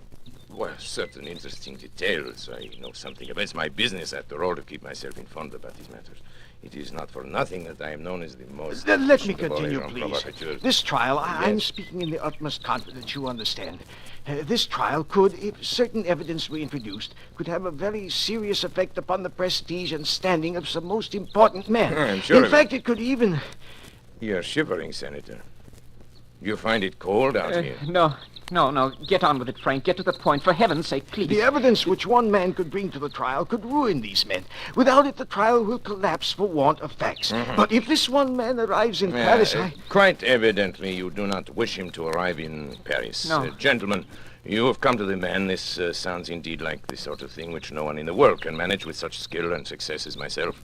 I must admit, however, that my services come rather high. Well, it's only natural, since there is only the one. money makes no difference. We have formed a group, a committee, and we have the command of an unlimited amount of money. Absolutely good. unlimited, Well, you we hear. will name people and places now. Who is the gentleman whose appearance in Paris would cause such regrettable embarrassment? his name is Caratal, Louis Caratal. He knows everything. He has papers, Yes, documents, I all the understand. evidence. Where is this Monsieur Caratel at Well, present? he's sailing from somewhere in Central America within the next few days. That much we know. Good. Central America. I have an excellent man down there in Central America. This Caratel, you know anything about him, his personal habits? No, very little. He's a small man, dark. He has a bodyguard, a great big bruiser named Lopez. Let me Gomez see, or from something Central like that. America, that would be the Americano Tropicano. No, those are and my their, ships. Trips all commence at Liverpool, I believe. That's where the ships dock, and our famous trial is to begin in 3 weeks. That would mean that Monsieur Caratel would go directly to London, and I imagine that once there he would be heavily guarded, since it can be no surprise to him that you gentlemen are not without connections in the British capital. That's good, clean See, thinking. this is not so simple as some of my other exploits. A simple assassination. There's your ball, sir. You're playing a Dunlop 38, aren't you? Huh? Oh, yes, to be sure, yes. Quite. As I said, a simple assassination, the usual clumsy job, will not do here. The documents might, after all, be found. The bodyguard might survive somehow, and then we have accomplished nothing, not so? Yes. Are you going to play? Yes, of course. Topped it again, I'm afraid. Shall we proceed? I already have 3 plans in my head, gentlemen. I have a plan for nailing him at the Central American port from which he embarks. I have a plan for his disposal aboard the ship. But in each of these cases, I, Delerniac, will be unable to be present, so there is the chance of failure. I will think of a 3rd plan, gentlemen. I shall sail immediately to Liverpool. On my way there, sitting on the deck in the May sunshine, I shall conceive my 3rd plan. It must be something special. Something very special. There I am. Is this your famous water hazard? Well, I think a number 7 iron will do it.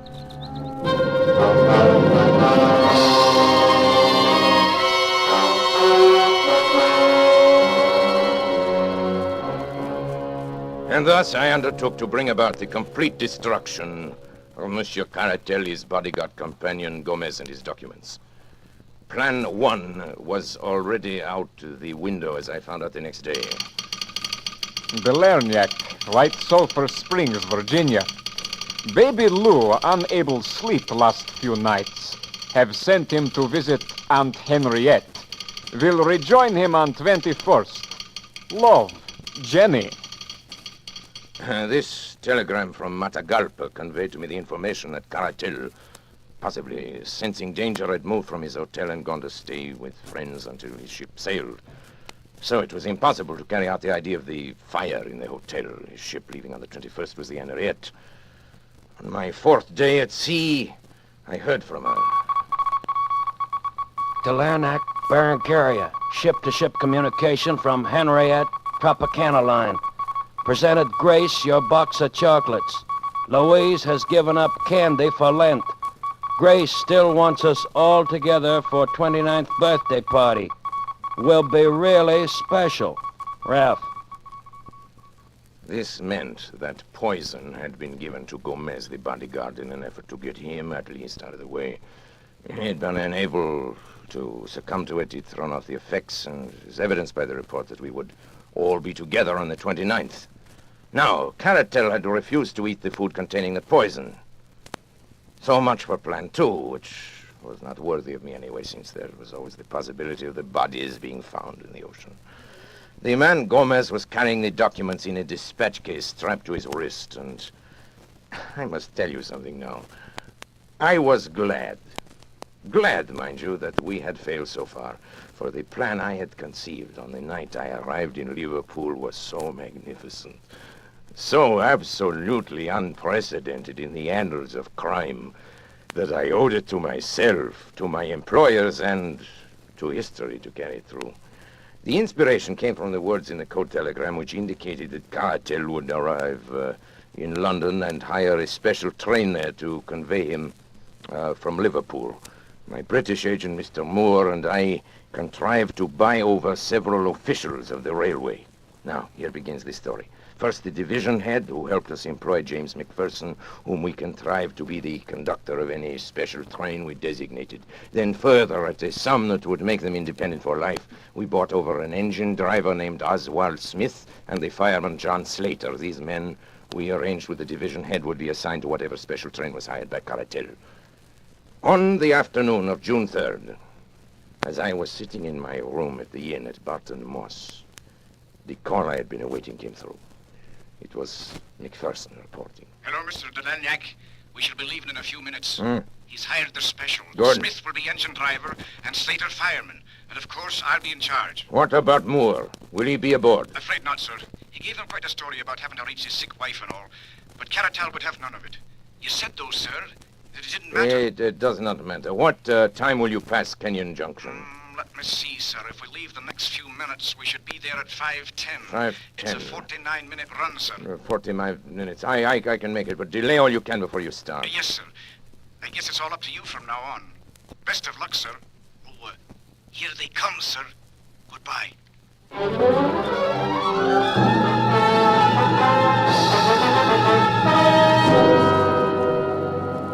And now I went to work.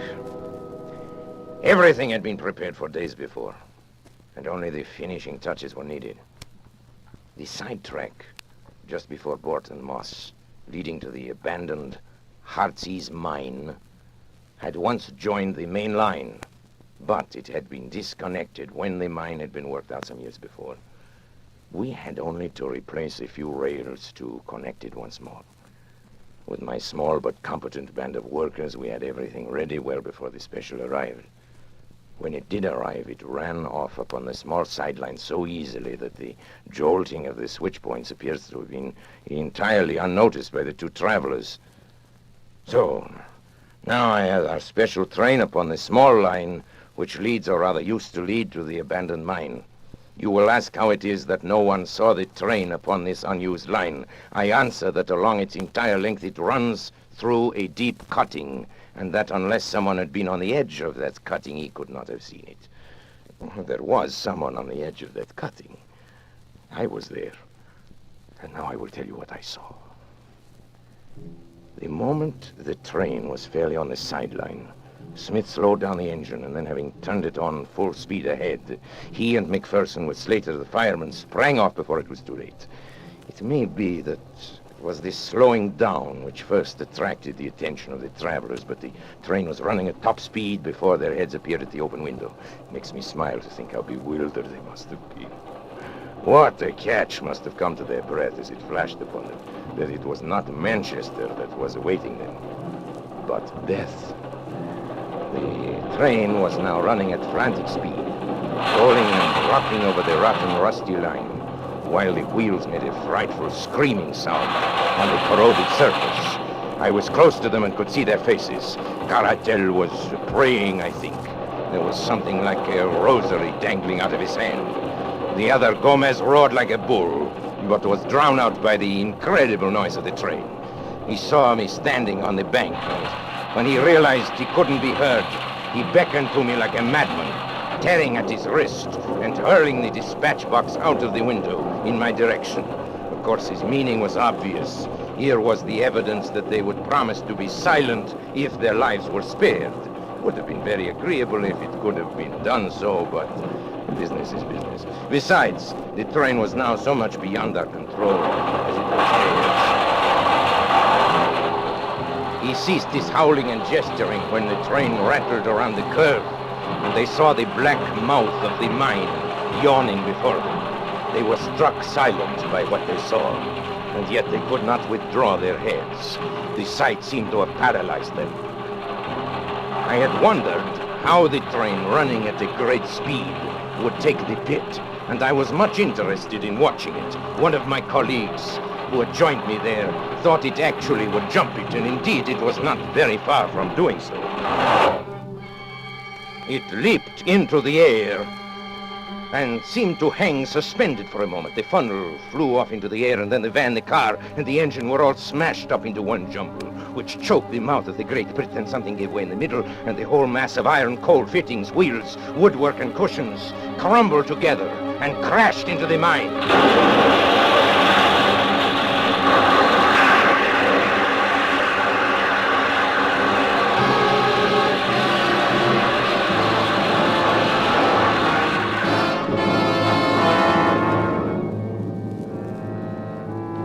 Was perfect.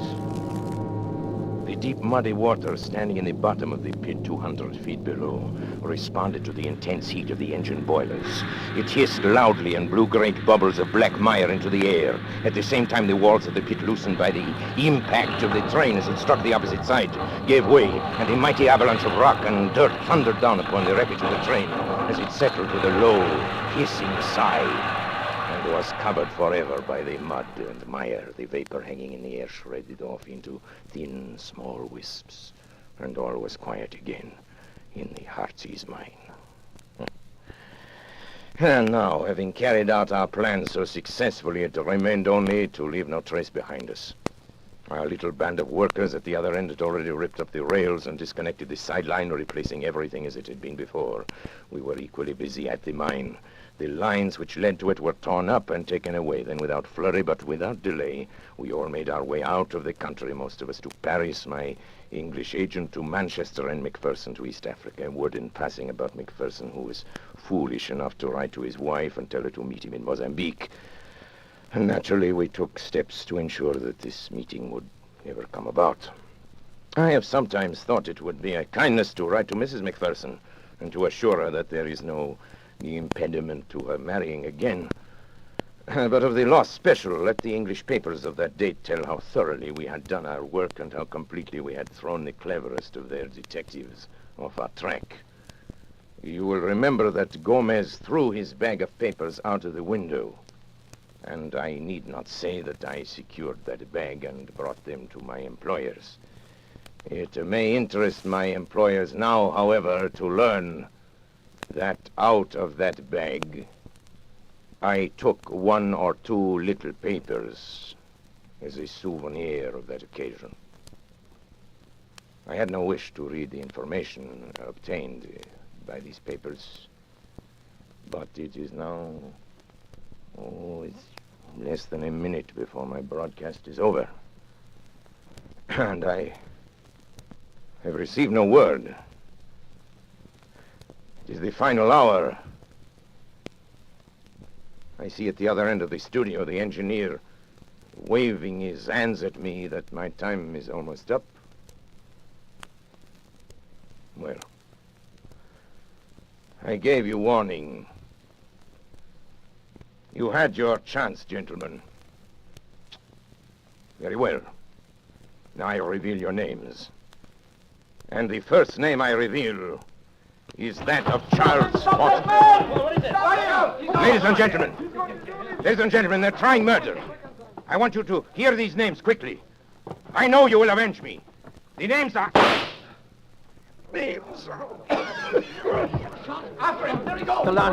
Delania, can you hear me? Are you all right? Hey, Bill, play something quick, will you? Theme, curtain music, anything.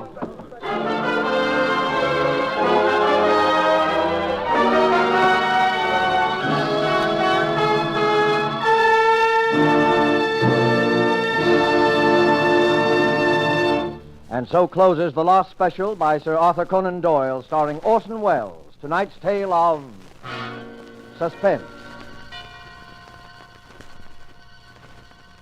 This rebroadcast of Suspense was produced in the United States of America.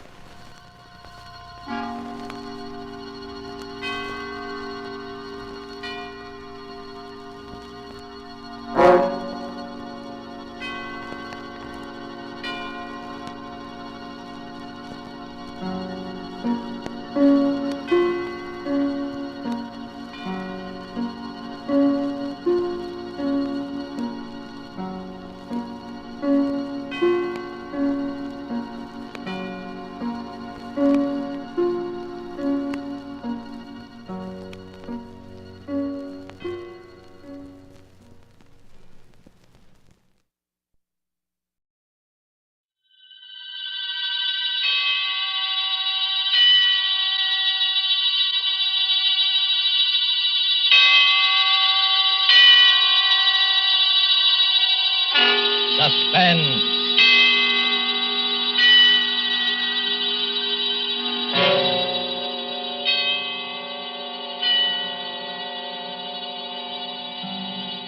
This is the Man in Black, here again to introduce Columbia's program, Suspense. Our distinguished stars tonight are two of the world's acknowledged masters of the art of suspense. They are Mr. Charles Lawton and Miss Elsa Lanchester. Mr. Lawton, who will soon be seen in the Metro-Goldwyn-Mayer picture, The Man from Down Under, is here to play a remarkable character created by England's noted thriller author, Agatha Christie. A mild-mannered character whose initials were ABC, and about whom revolved a series of savage murders, all neatly and alphabetically arranged.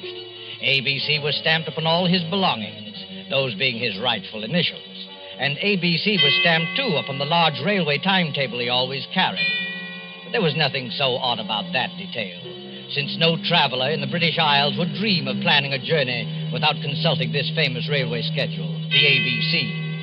And so, with the ABC Murders by Agatha Christie, written for radio by Robert Tallman and William Spear, and with the performance of Charles Lawton, we again hope to keep you in suspense.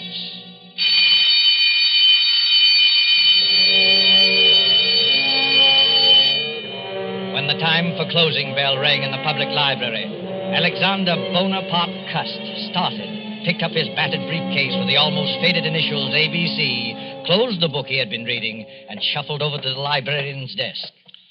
It's a most interesting book, librarian. I should like to come back sometime and read another chapter of it, if I may. Quite. Yes, Mr. Clark. Can I help you, sir? No hurry. Well, I'll be going along now. Thank you. Rum little chap, that. What do you think he was reading? Studies in epileptic somnambulism. Medical stuff, eh? Oh, I say, the little fellow left his briefcase. I'll catch him at the door. I say, sir, just a moment. You left something. Oh, dear, it's my briefcase. I'm terribly sorry. I seem to be getting more and more forgetful lately. Why, only the other day I left it on the counter in a tobacco shop. Lucky you have those initials. Not many people with the initials ABC sticks in your mind. What do you mean by that, sir? Well, after all, they're the first three letters of the alphabet. Practically the first thing we learn, you know, isn't it? Our ABCs. Don't mention those letters to me. They've brought bad luck to me in more ways than one. Really? How's that? Well, I used to be a travelling salesman, and I used to carry one of those railway timetables in my pocket, the threepenny kind, in which they list the towns and all the railroads alphabetically. Oh, of course. Printed right on the cover, isn't it? Hey. ABC. Yes, that's right. So, well, stockings was my line, sir.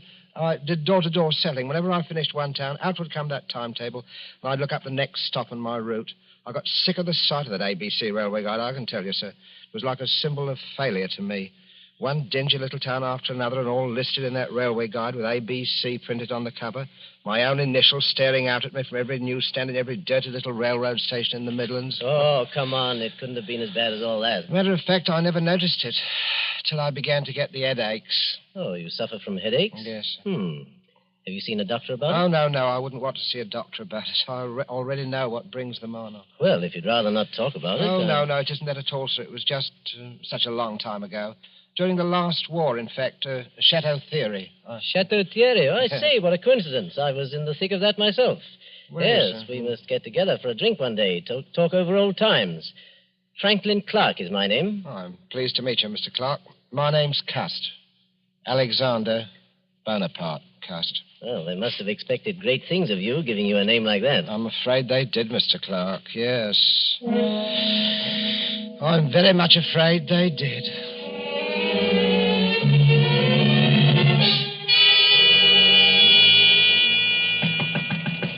Mr. Cast. Oh, Mr. Cast. Who is it? It's me, Mr. Cast. I've brought you up a spot of tea. Oh, it's you, Miss Marbury. That was very thoughtful of you. Oh, nonsense. You know Mother dotes on you. You're her favourite lodger. In fact, why, Mr. Cast, you're packing your things. You're not leaving us, are you? Oh, no, I'm just taking a little trip over the bank holiday, you know. Now, don't try to deceive me, Mr. Cast. You're embarrassed about owing us, aren't you? No. You needn't be, Mr. Cast. Really, you needn't. Oh, you are a nice girl, Miss Marbury. You really are a nice girl. As a matter of fact, I'm not going just for the bank holiday. I've something rather important, some very important matters to take care of. You know, it's very possible that my mother didn't have me christened Alexander Bonaparte. cussed for nothing. Oh, have you got a position, Mr. Cust? Well... What is it? Well... Oh, come, Mr. Cust. You can tell me, can't you? Well, Miss Lily, I can tell you this much. I shall be travelling quite a lot. In fact, where did I leave that ABC Railroad guide? Oh, yes, here it is. First stop, Andover.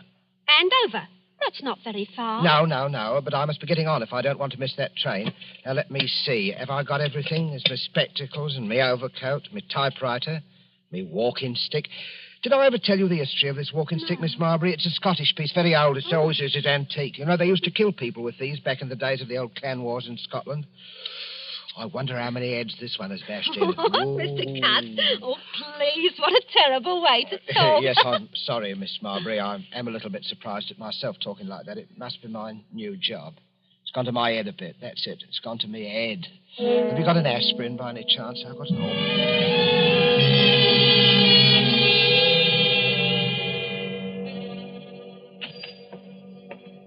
Yes, gentlemen. What'll it be? Packet of goldflakes for me. Yes, sir. And the other gentleman? 3 Havanas, the shilling cigars. Havanas? You gentlemen must be up from London. That's right. Is that your name on the window of this shop? That's right, sir. Olivia Asher. Been in business right here in Andover and right here in St. Andrew's Place for 20 years. All A's. Andover, St. Andrew's Place, and Asher. Funny, ain't it? Never so much as crossed my mind before. Well, Mrs. Asher, we're from Scotland Yard. We have reason to believe there may be a homicidal maniac at large in Andover. God, blimey. We don't want to frighten you, Mrs. Asher. For all we know, this may be just a practical joke. You see, we received an anonymous letter, typewritten, and signed ABC. ABC? This murderer, if there's anything in his story, is planning a series of murders. His mania seems to be centered on the alphabet. If he follows his plan through, his first murder will be committed in Andover, and the victim will be a person whose name begins with an A. The Lord help me, sir. You don't think... We don't think anything. Scotland Yard has taken its precautions. Oh, a woman takes a terrible chance. There's probably nothing to be alarmed about, but it won't hurt to keep a sharp lookout. Who's next on your list, Mackenzie? Next is Arthur Atwood. All right. Let's be on our way, then. Good day, madam. Don't worry. Thank you, sir. And good day to you, sir. A murdering lunatic in Andover, of all places. Yes, sir. What'll it be for you, sir? These? That'll be 1 and 6, sir. I said that'll be... Oh, no! 6:30 newspaper, sensation, homicidal maniac in Andover, alphabet murderer destroyed next at Bexhill, latest on ABC. Oh, boy, let me have one of those. Oh, yes, will a you? news standard, sir. Both. Here you are. Oh, thank you, sir. 6:30 newspaper, sensation. Nasty business, eh, mister? Oh, yes, very, very. You never know with lunatics. They don't always look bomber, you know. Sometimes they look the same as you on me. Eh? Yes, I suppose they do. Oh, it's a fact. Sometimes it's the war unhinged them. Never been right since. Yes, I expect you're right. You know, I don't hold with wars. I hope this will be the last. You don't hold with wars, eh? Well, young man, I don't hold with plague and sleeping sickness and famine and cancer, but they happen all the same. And murder happens all the same. They can't prevent them. Well, I'm sorry, sir. I expect you had a rocky time of it in the last one, eh? Yes, my poor head's never been the same since. I get terrible headaches. Oh?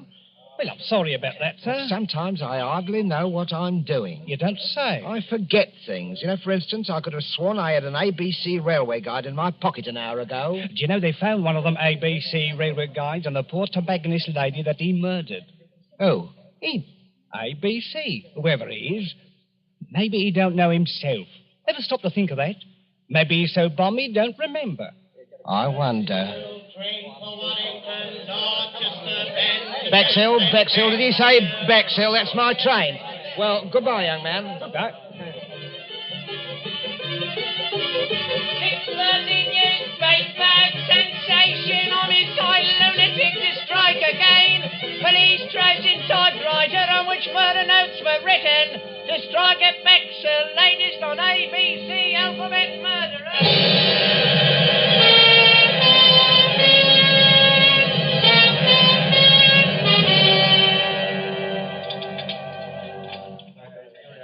Your order, sir? Well, I don't think I'll have the ham. I had ham for breakfast. Yes, I think I'll have the mutton pie. 1 mutton pie. Yes, sir. What's the matter with you? You're trembling, young woman. There's something wrong? Oh, sir, if you only knew. I have to walk home tonight after they close up here. And there ain't hardly a light in Benson Terrace where I live. Benson Terrace in Bexhill? Yes, sir.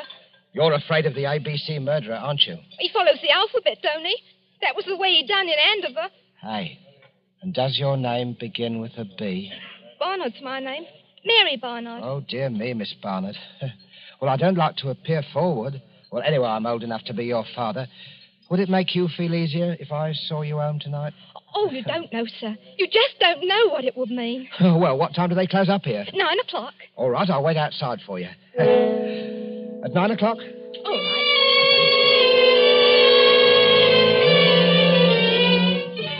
Ladies, waitress brutally murdered in Bexhill. ABC strikes again. Here you are, sir. Scotland Yard receives third murder note.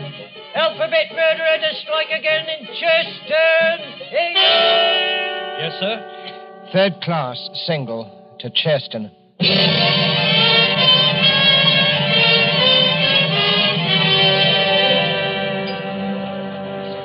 Give me a pint of half and half, please. Yes, sir.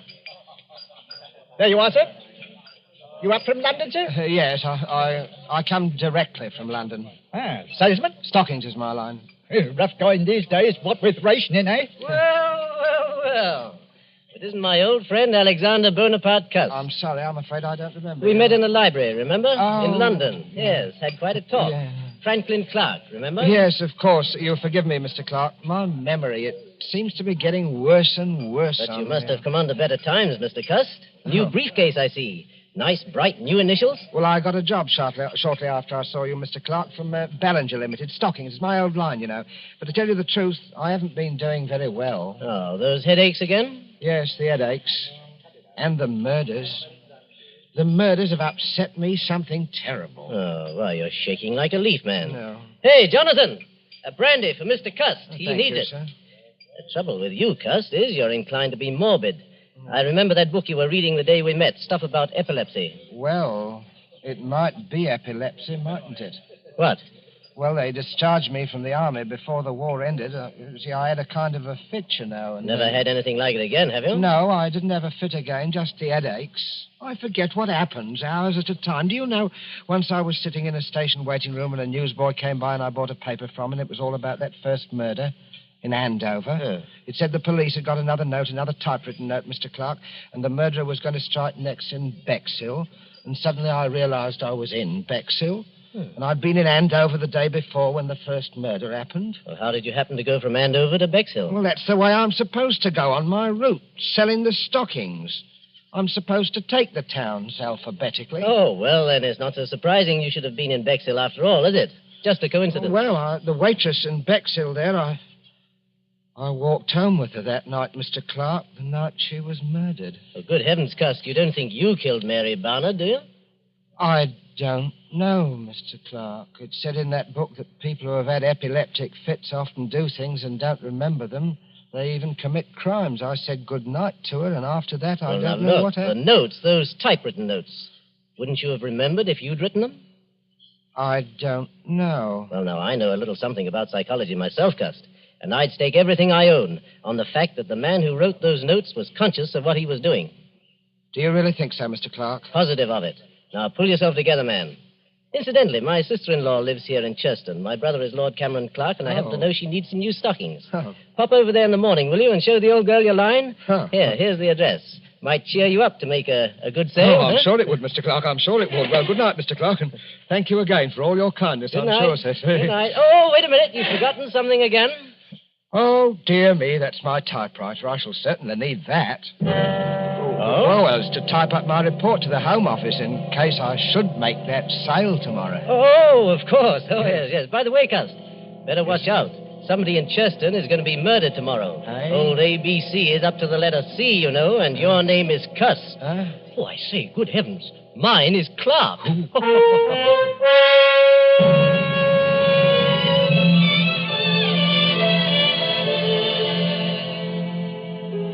Well, thank you again for your generous order, Lady Clark. I hope you'll be pleased. This line of woolen line of stockings is one of Ballinger's best buys right now, Lady Clark.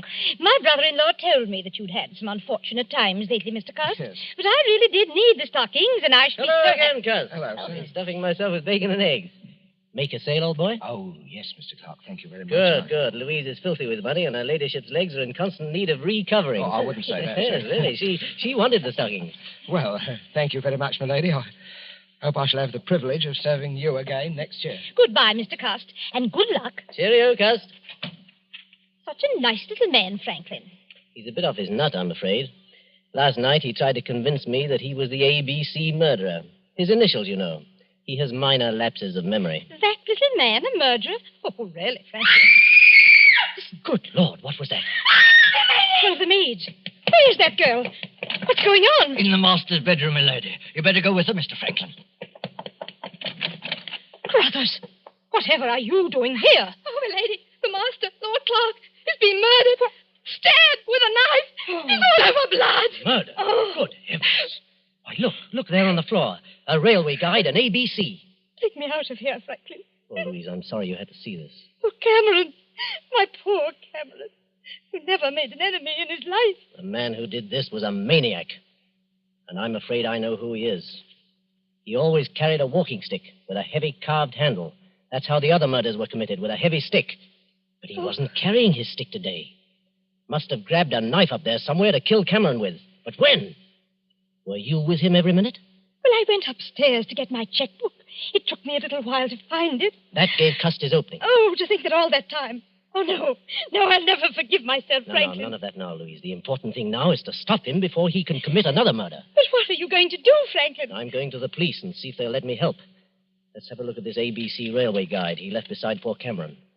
Look here. All checked. See there? Andover, Bexhill, Churston. Each with a check mark after it. No. Oh, where's the next one? See? See, London. He's through with ABC, he's gone home, and I'm going after him.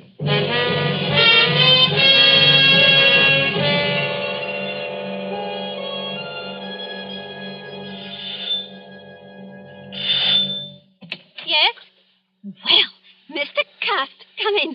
Whatever kept you away so long? Miss Lily, I've got to talk to you alone. Oh, well, I'll go up with you. I want to show you the new curtains I put up in your room anyway. Oh, you are a nice girl, Miss Lily, really. You are Yeah, a nice let me girl. carry one of these, Mr. Cust, the typewriter. No, I'll carry my own things, thank you. Oh, Mr. Cust, you're trembling.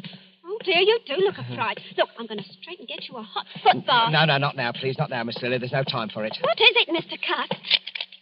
Close the door and lock it. Are you in some trouble, Mr. Cust? I'm in terrible trouble, Miss Lily. I want you to hear the story first from me. You're the only one who has ever been my friend. Oh, I've had a lonely life, Miss Lily. Oh, poor Mr. Cust. Poor Mr. Cust. That's what they always say about me. Poor Mr. Cust. I thought you were Oh, different. don't take on so, Mr. Cust. It was only a manner Oh, of speaking. you don't need to worry. I'm all right now. I never get two spells in one day. Spells? Mr. Cust, I don't understand. What Well, did you heard of the ABC murders? Shocking affairs. But, Mr. Cust, why are Miss you Lily, saying the to... police will be here at any minute. Please let me finish. I don't want you to think harshly of me, Miss Lily. I didn't plan it ahead. My instructions told me where to go. Some people can't help what they do. There are diseases. Epilepsy, for instance. You do things you don't remember. You commit crimes. And I'm like that. Oh, Mr. Cust, I can't believe it. When I was a child, Miss Lily, they used to badger me about my name. My mother worshipped strength. She named me after the strongest people she knew about in history.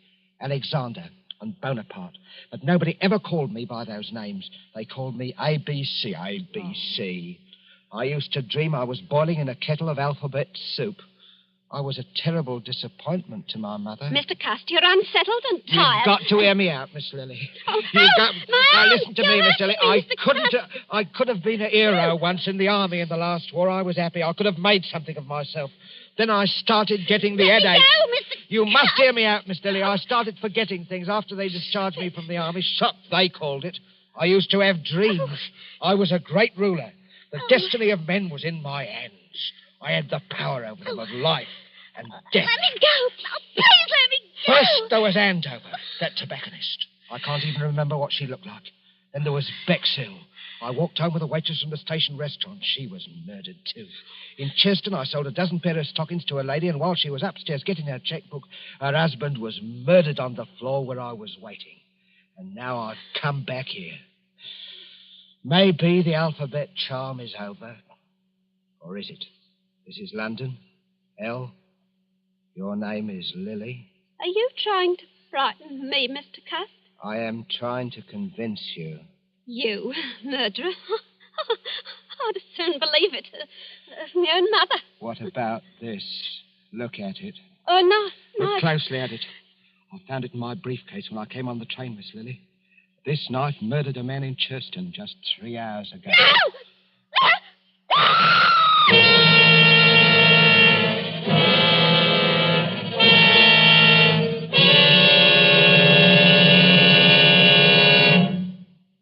Oh, now, there, Miss Marbury. Don't take on so. He's all handcuffed pretty as you please in the next room.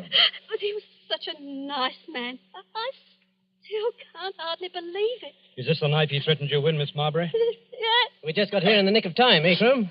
Hey, that's a wicked-looking knife. It's the Churston murder knife right enough, Mr. Clark. No doubt of it. Well, let's take inventory. Typewriter. Checks with the murder notes. Walking stick. Same markings as on the heads of the first victims. And the psychiatrist's report says the murders were premeditated and the notes could not possibly have been written except by a person who was conscious and in his right mind. Well, that breaks down any idea Cust may have had of entering an insanity plea. Right.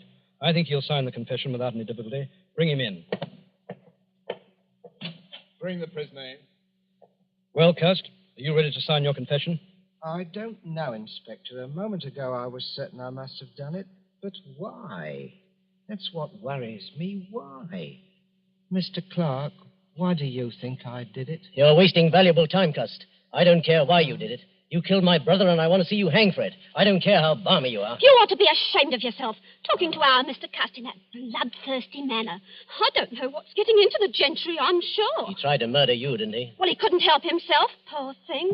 He's been terribly upset of late. You are a nice girl, Miss Lily. You are a nice girl, really. The murders were willful and premeditated. They couldn't have been premeditated, Mr. Clark. Why do you say that, Cust? Well, because I didn't go to any of those places of my own choice. I had my instructions from Bellinger's Limited. And those instructions were sent to me after the police got the warnings of the murders that were printed in the papers. There never were any such instructions. We ransacked all your things, Cust. There wasn't any letter of instructions, was there, Inspector? No. Oh, yes, there was. All right, we'll ring up Ballinger's. May I use your telephone, Miss Marbury? Why, certainly, Inspector. The number is Regent 3313, Inspector. Oh.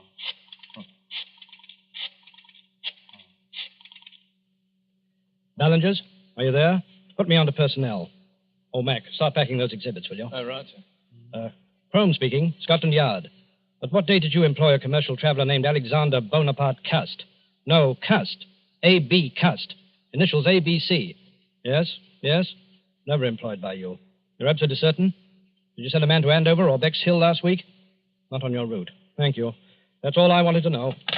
Too bad, Cust. I guess this knocks out your last ghost of a chance, doesn't it? No, Mr. Clark. Because, you see, the instructions were in a letter, and that letter is right in this room. Well, let's have a look. Come on, Mackenzie, give me a hand. Let's go through these things again. It won't do you any good to look there, Mr. Clark. I have the letter. Would you like to see it, Mr. Crome? It's here. Well, I'll be... Where did you get that? It wasn't on him, Inspector. I'll swear to that. Where did you have this hidden? Well, Inspector, it isn't generally known, but I do wear a small hairpiece. Not out of vanity, mind you. I find it necessary for the business. Let's see that letter. Oh, gladly. Dear Mr. Cust, enclosed find advance. Typewriter is being posted today. You will... What a lot of nonsense, Inspector. Look at the typeface of that letter. It's obviously written on Cust's typewriter. Yes, that's right, Mr. Clark. And the man who wrote that letter was the murderer. Cool as you like, he sent the typewriter to me and instructions on one of Ballinger's letterheads and the money and everything else. What kind of stunt are you trying to pull here, Cust? No stunt. It's just that when you made that telephone call, Inspector, and Ballinger said I'd never worked for them, I knew that the typewriter must have been sent to me by the murderer. And the more I thought about it, the more it seemed to me that the murderer must be Mr. Clark. What? Why, this is too utterly fantastic, Inspector. Really, the murderer would have to know something about me. Something I'd never confided to anyone but to Mr. Clark about my headaches. I'd been reading a book in the public library, Inspector, a book on epilepsy, and it seemed to me that what I suffered during the last war might have been epilepsy. And it was on my mind, see? It said that epileptics might commit crimes and not remember them under certain conditions. Without that to go on, the murderer couldn't possibly have pinned the crime on me. That works two ways, Cust. You might have told me that story deliberately. just so you could cook up this story now. Well, I couldn't cook up your fingerprints, Mr. Clark. And I'll wager anything your fingerprints are on that letter. Oh, come now, really. Well, that's easily settled. We can do it right here. Won't take a moment. Take a set of Mr. Clark's fingerprints, Mackenzie. You examine the prints in the letter meantime. Right, Inspector. Just press your fingers down firmly on this ink pad, Mr. Clark. What is it, Mr. Clark? It's quite simple, really. Yes, it's so simple it isn't even necessary. I'm afraid this is necessary, Mr. Clark. Only a matter of routine, you know. But... I tell you it isn't necessary because Cust is right. I am the murderer. You? But wait, then you killed your brother Cameron Clark so that you would inherit the estate? Yes, exactly. But the others, the A and B murders in Andover and Bexhill and... I committed them, all of them. Yes, but... Come now, gentlemen, surely you'll give me credit for thinking this thing through. If only my brother Lord Clark had been murdered, I, being the only heir, would have had a lot of explaining to do. So I invented my own little crime wave to make it appear as though he were just one of the victims of a homicidal maniac. And I must say, it almost came off, thanks to the unknowing cooperation of Mr. Cust here. Thank you just the same, Mr. Cust. You're very welcome. Oh, Mr. Cust, I knew you couldn't be a murderer, not really. Oh, you are a nice girl, Miss Lily. Really, you are About a those nice headaches, girl. Mr. Cust, why don't you go to an oculist? Those headaches, maybe you just need a new pair of glasses. I think I'll do that, Miss Lily. Do you really think... Of course, I'll wager that's what's been the trouble with me all along. You know, you need someone to take care of you. Oh, I do, Miss Lily. I do, really. If only you... Oh, but no, you couldn't ever think What, Mr. Cust? Well, I mean, Miss Lily, I was just thinking it'd be really too much to ask anyone. Mrs. Alexander Bonaparte Cust. But when we're married, please don't wear that toupee. It's very conspicuous. Oh, you are a nice girl, Miss Lily. Really, you are. I do hope people won't call you Mrs. ABC.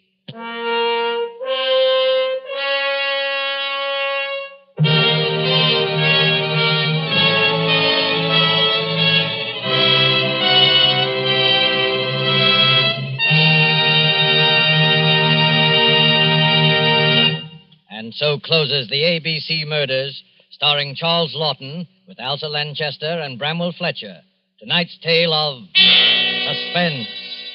This is your narrator, the Man in Black, who conveys to you Columbia's invitation to spend this half hour in suspense with us again next Tuesday, when Agnes Moorehead will return to our stage as star of the suspense play called She Overheard Murder Speaking.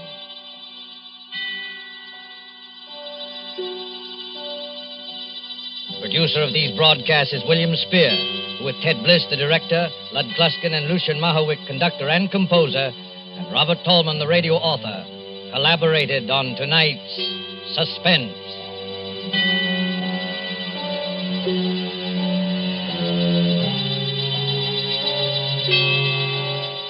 This is the Columbia Broadcasting System.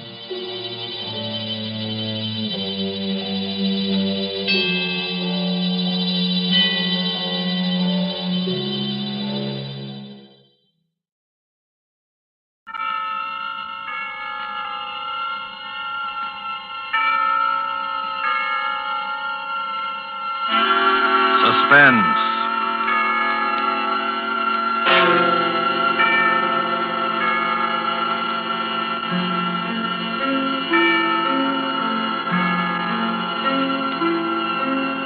This is the Man in Black, here again to introduce Columbia's program, Suspense.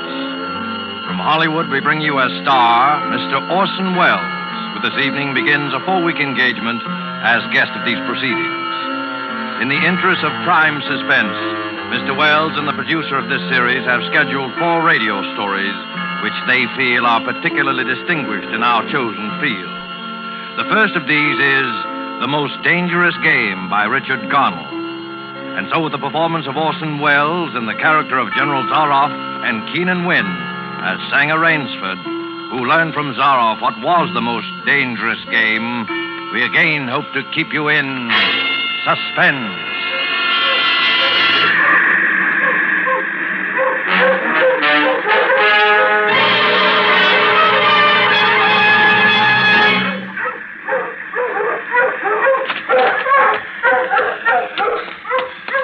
Much time. Any moment now he may come in, and when he does, I'm going to kill him. It's him or me. And I'm going to do my best to make it him. Well, maybe it sounds crazy to you. I guess it does. Would have sounded crazy to me a few days ago when I was with Whitney on the yacht. I was on a pleasure trip. A pleasure trip! How could I or anyone realize then the horror and torment I was to go through? How was I to know of Ivan and the death swamp and the hounds? How was I to know of Zaroff? Think of it. It was only 4 nights ago that the ship went down. We'd been talking about this island, Ship Trap Island, Whitney said it was called in the charts. He was sleepy and started on down below to turn in. I was mixing myself a nightcap when I looked up and saw it.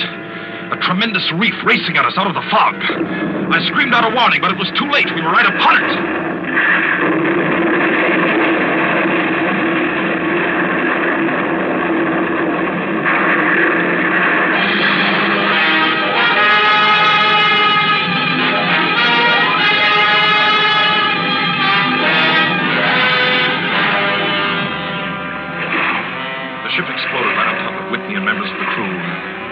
I alone was standing safe out on the prow, but the force of the explosion hurled me into the blood-warm waters.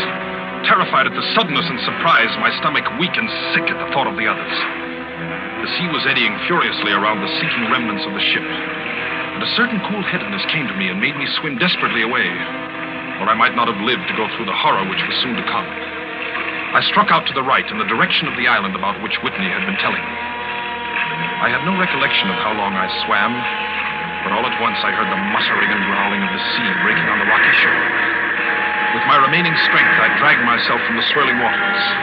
All in, gasping, my hands raw, I at last reached a flat place at the top. I flung myself down at the jungle edge and tumbled headlong into the deepest sleep of my life. When I awoke, I was in a strange place, having no idea how I had done it.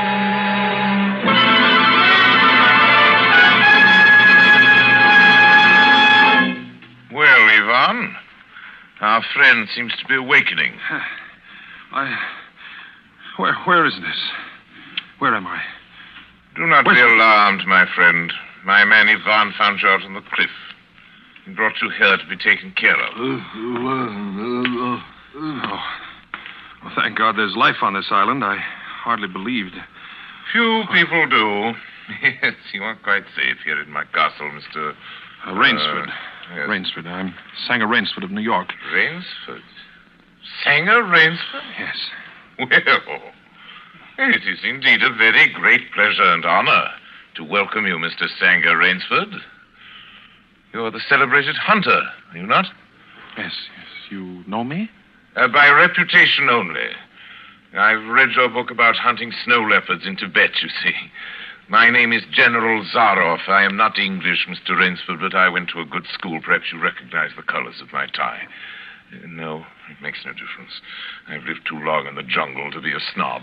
Well, Well, I can't tell you how happy I am to meet you, General. and I can't tell you how happy I am to meet you, Mr. Rainsford. But come, we shouldn't be chatting here. We can talk later. You must be hungry. Yes, I am rather. What? Ivan thought you'd like a robe. He's drying your clothes for you. Oh, thank you. Ivan's an incredibly strong fellow, but you mustn't mind his looks. His ears were cut off in battle, and he has the misfortune to be deaf and dumb. He is sensitive about his appearance. A simple fellow, really, but I'm afraid a bit savage. Oh? He's been in our family for years. Follow Ivan, if you please, Mr. Rainsford. I was about to have my luncheon just before you awoke. We can have it together now. Does the robe fit you all right? Oh, yes, perfectly, thanks. I'm so glad. You have quite a collection of heads here.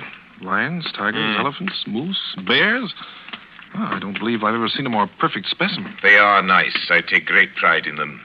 You have good cause. Coming from you, Mr. Rainsford, that is a great compliment. And here we are. You sit over there. Thank you. Not at all. Right, Ivan? We do our best to preserve the amenities of civilization here. Please forgive my any lapses. Of course. Yes. Well off the beaten track, you know. Shoo-shoo. Shoo-shoo. Shoo-shoo. This is my little pet, Mr. Rainsford. As a hunting falcon, Shoo-shoo is of no further usefulness in the field. But I'm fond of its company. Am I not, little sweetheart? Patience, my darling. I know you're hungry, my dear. we hunt tonight. Your heads are really remarkable, General. That Cape Buffalo is the largest I've ever seen. Yes, that fellow. He's a monster. Did he charge you? Hurled me against a tree, fractured my skull, left me this scar. And I got the brute. I've always thought the Cape Buffalo is the most dangerous of all game. No, you're wrong. Wrong, sir. The Cape Buffalo is not the most dangerous game. Yvonne, the wine.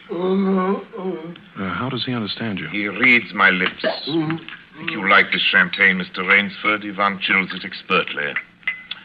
No, the Cape Buffalo is not the most dangerous game. Here in my preserve on this island, I hunt more dangerous game. Oh, is there big game on this island? The biggest. Oh, really? Oh, it isn't here naturally, of course. I have to stock the island. What have you imported, General? Jaguars? Jaguars. I hope you like filet mignon, Mr. Rains. I do very much, thank you. Is it Jaguars, General? No. Hunting jaguars ceased to interest me some years ago. I exhausted their possibilities, you see. No thrill left in jaguars, you understand? No real danger. I live for danger, Mr. Rainsford. We will have some capital hunting, you and I. I shall be most glad to have your company. Yes, but I'll tell you, you'll be amused, I know. I think you may say in all modesty that I've done a rare thing. Yes, I've invented a new sensation. May I pour you another glass of champagne, Mr. Rainsford? Thank you, General. God makes some men poets. Some he makes kings, some beggars. Me, he made a hunter. My hand was made for the trigger. My father once said that. Made for the trigger. My whole life has been one prolonged hunt. I've hunted every kind of game in every land. It'd be impossible for me to tell you how many animals I've killed. Grizzlies in your Rockies, crocodiles in the Ganges, rhinoceroses in East Africa. This is in Africa, by the way. That Cape Buffalo hit me and laid me up for 6 months. As soon as I recovered, I started for the Amazon to hunt jaguars, for I'd heard they were unusually cunning. They weren't. They were no match at all for a hunter with his wits about him, the high-powered rifle. I was bitterly disappointed. I was lying in my tent with a splitting headache one night, and a terrible thought pushed its way into my head.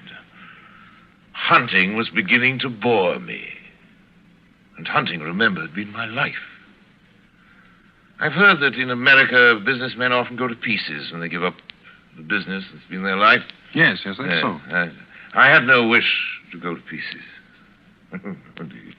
I must do something.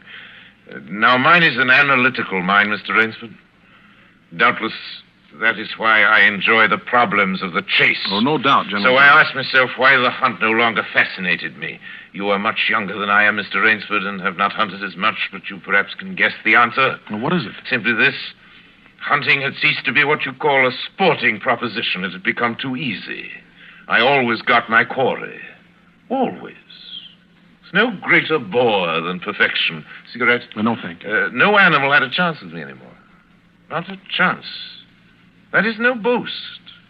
It is a mathematical certainty. The animal had nothing but his legs and his instinct. Instinct is no match for reason. When I thought of this, it was a tragic moment for me, I can tell you. It came to me as an inspiration. What I must do. And that was? I had to invent a new animal to hunt. A new animal? Oh, you're joking. Not at all. I never joke about hunting. I needed a new animal. I found one. So I bought this island, built this castle, and here I do my hunting. The island's perfect for my purposes. There are jungles with a maze of trails in them, hills, swamps. Yes, but the animal, General Zorro. It supplies me with the most exciting hunting in the world. No other hunting compares with it, for an instant. Every day I hunt. I never grow bored now. For I have a quarry with which I can match my wits. Yes, but you still haven't... I wanted the ideal animal to hunt, so I said, what are the attributes of an ideal quarry? And the answer was, of course, it must have courage, cunning, and above all, It must be able to reason. Well, no animal My can dear reason. fellow, there is one that can. One? But you can't mean... And why not? Well, I can't believe you're serious, General Zaroff. You're just joking. Joking? I'm quite serious. Speaking about hunting. Hunting? You're speaking about murder. Oh, dear me, that unpleasant word. I think I can show you that your scruples are quite ill-founded. Yes? I hunt the scum of the earth. Sailors from tramp ships, lascars, Japs, mongrels, a thoroughbred horse, a hound is worth more than a score of them. But these are men. Precisely, that is why I use them. It gives me pleasure. They can reason after a fashion, so they are dangerous. But where do you get them? We visit my training school. It is in the cellar. I have about a dozen pupils down there now. They're from the Spanish bark San Lucar that had the bad luck to go with the rocks out there. A very inferior lot, I regret to say. Poor specimens, more accustomed to the deck than to the jungle. Another glass? No. It's a game, you see. It's a sort of game. I suggest to one of them that we go hunting. I give him a supply of food and an excellent hunting knife. I give him 3 hours start. I'm to follow, armed only with a pistol of the smallest caliber and range. If my quarry eludes me for 3 whole days, he wins the game. If I find him, he loses. Suppose he refuses to be hunted. I give him his choice, of course. He need not play that game if he does not wish to. If he does not wish to hunt, I turn him over to Ivan. Ivan once had the honor of serving as official knouter to my old king, and he has his own ideas of sport. Invariably, Mr. Rainsford, invariably they choose the hunt. And if they win? To date, I have not lost. I do not wish you to think me a braggart, Mr. Rainsford. Many of them afford only the most elementary sort of problem, I assure you. Occasionally I strike a Tartar. Sue remembers the Tartar, don't you, darling? Yes, he almost did win. I eventually had to use the hounds. You see? Wait a moment, I'll open the window. Hello, boys!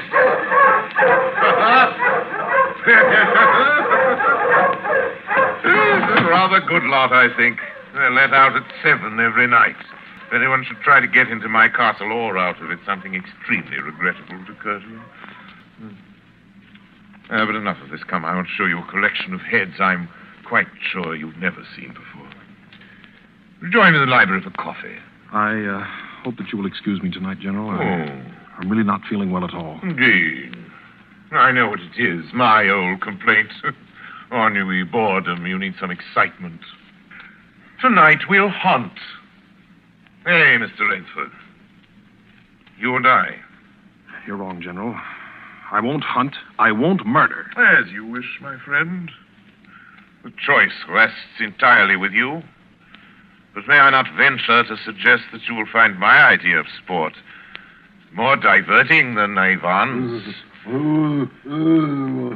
My dear fellow. You don't mean that you plan to hunt me? My dear fellow. Have I not told you? I always mean what I say about hunting. This is really an inspiration. I drink to a foeman worthy of my steel at last. I simply can't believe it. This must be some sort of dream. You'll find the game worth playing, Mr. Rainsford. Think of it, your brain against mine, your woodcraft against mine, your strength, your stamina against mine. Outdoor chess. And the stake is not without value, eh? And if I win? I'll cheerfully acknowledge myself defeated if I do not find you by midnight of the 3rd day. My sloop will place you on the mainland near a town. Oh, you can trust me. I give you my word as a gentleman and a sportsman. Of course, you in turn must agree to say nothing of your visit here. I will agree to nothing of the kind. Oh. Well, in that case. But why discuss that now? 3 days hence, we can discuss it over a bottle of Veuve Clicquot, unless. Well, your choice, Mr. Rainsford. I'm a hunter. You know my choice. Yvonne here will supply you with hunting clothes, food, and knife. I suggest you wear moccasins. They leave a poorer trail. I suggest, too, that you avoid the big swamp in the southeast corner of the island. We call it Death Swamp. There's quicksand there. Well, I must beg you to excuse me now. We always take our siesta after our lunch. Don't we, Shoo-Shoo? Come, my little pet. You'll hardly have time for a nap, I fear, Mr. Rainsford. You'll want to start, of course. I shall not follow till dusk. Hunting at night is so much more exciting than by day, don't you think? Well, au revoir, Mr. Rainsford. Au revoir.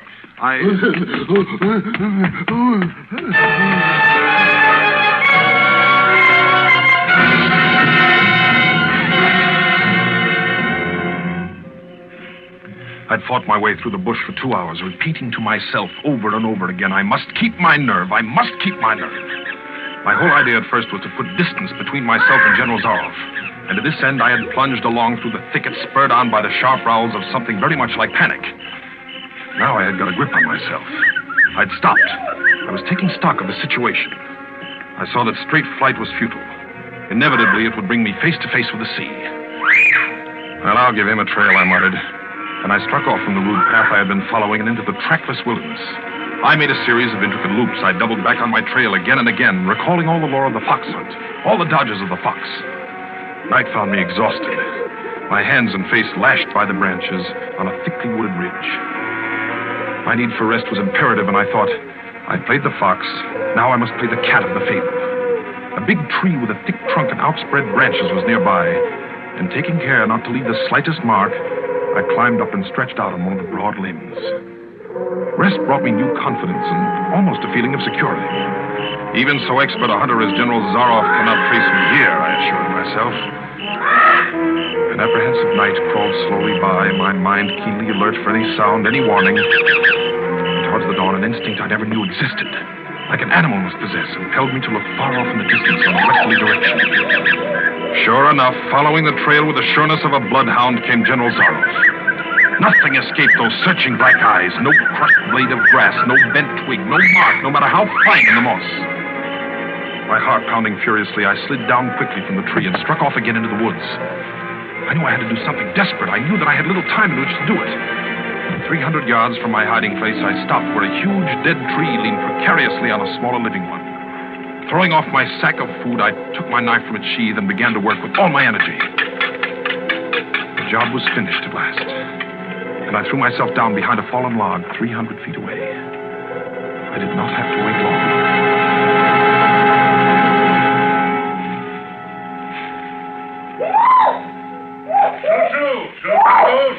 Patience. Patience, my darling. You'll be fed. Rainsford. Rainsford.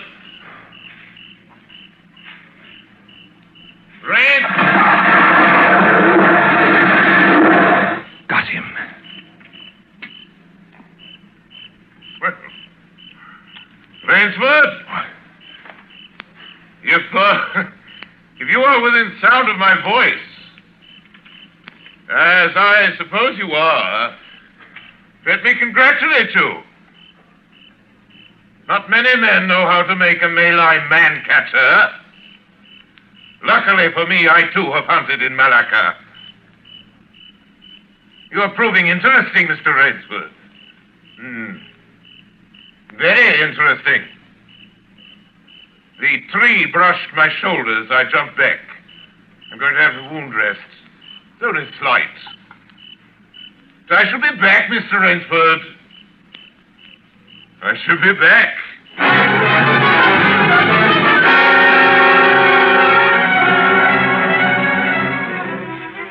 It was flight now, a desperate, hopeless flight that carried me on for hours. I don't know where I got the strength. I kept telling myself over and over again that I must keep my nerve. But I was competing with a monster, a super huntsman. Dusk came, then darkness, and still I managed to press on. The ground grew softer under my moccasins. The vegetation grew ranker, denser. Insects bit at me savagely. Suddenly, as I stepped forward, my foot sank into the ooze. I tried to wrench it back, but the muck sucked viciously at my foot like a giant leech. With a violent effort, I tore my foot loose. I knew where I was then.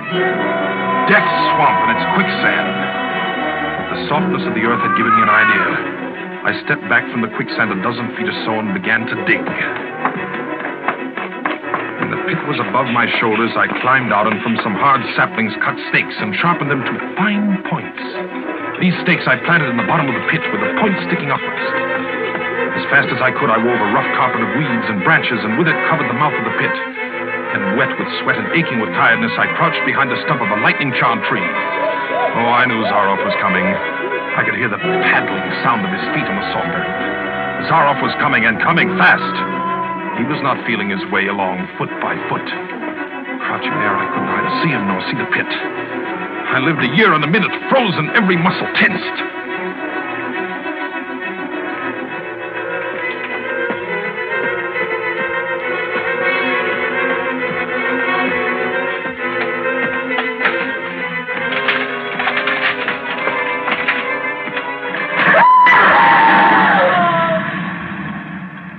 Very good, Rainsford. Very good. You've done well. Your Burmese tiger pit has claimed one of my finest towns. Again you score. I think, Mr. Rainsford, I'll see what you can do against my whole pack. I'm going back to get them now. Thank you for a most amusing evening.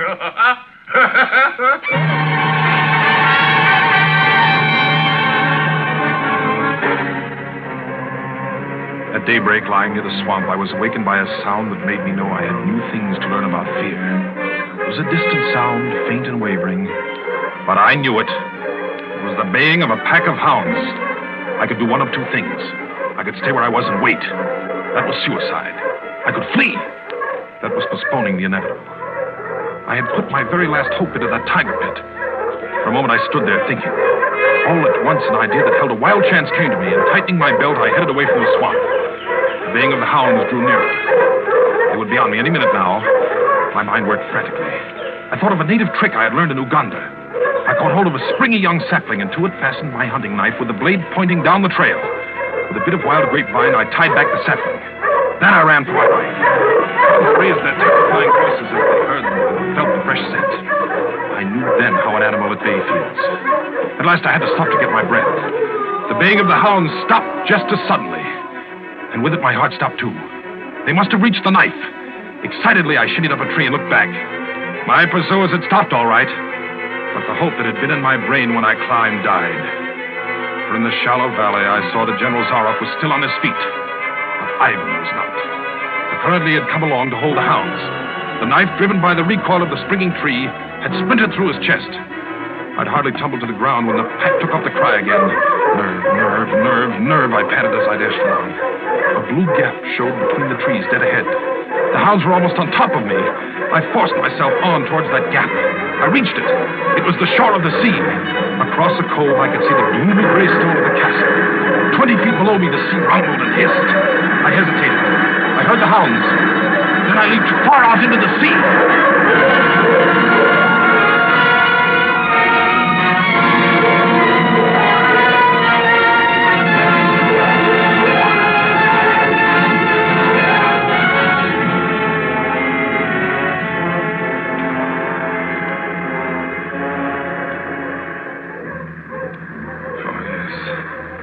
The sea was good to me. And I'm here safe in the general's bedroom waiting for him. 3 days are up, and I've eluded him. But now I must go further. In a moment we will meet, he and I, and he will be unarmed. Only one of us is going to live. You understand that now.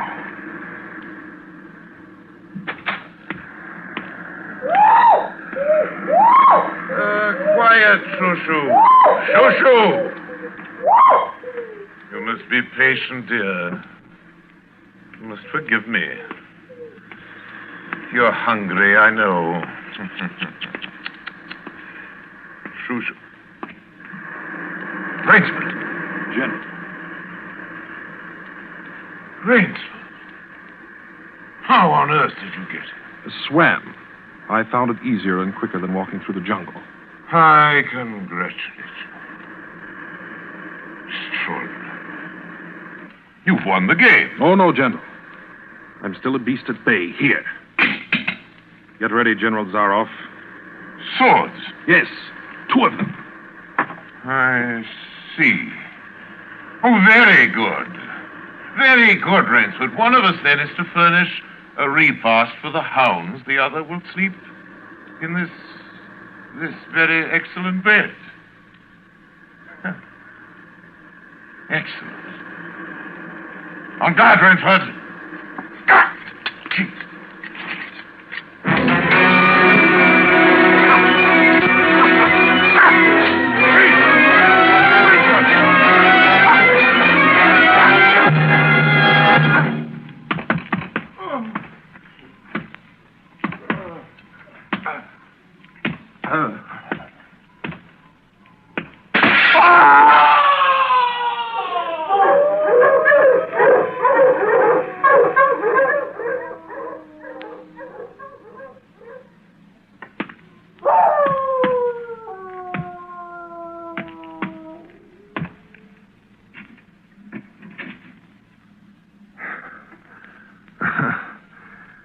Just as my late host said it would be.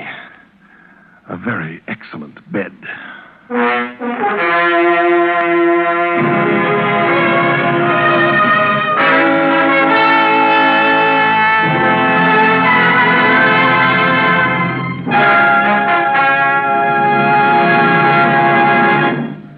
And so closes The Most Dangerous Game by Richard Connell, starring Orson Welles. Tonight's tale of Suspense. Mr. Wells was General Zaroff, and Keenan Wynn, Rainsford. This is your narrator, the man in black, who conveys to you Columbia's invitation to spend this half hour in suspense next week, same time, when Orson Welles will again be our star in Sir Arthur Conan Doyle's story, The Lost Special. The producer of Suspense is William Spear, who tonight also directed the broadcast, and who, with Bernard Herrmann, the conductor, Lucian Marawick, who composed the original score, and Private Jacques Anson Fink, the radio author, collaborated on tonight's Suspense.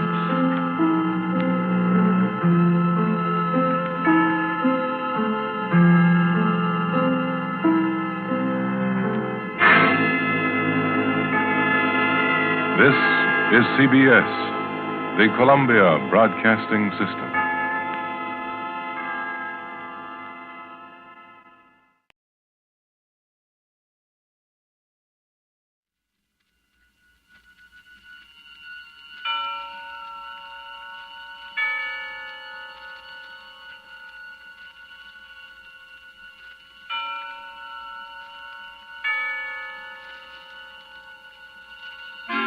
Suspense.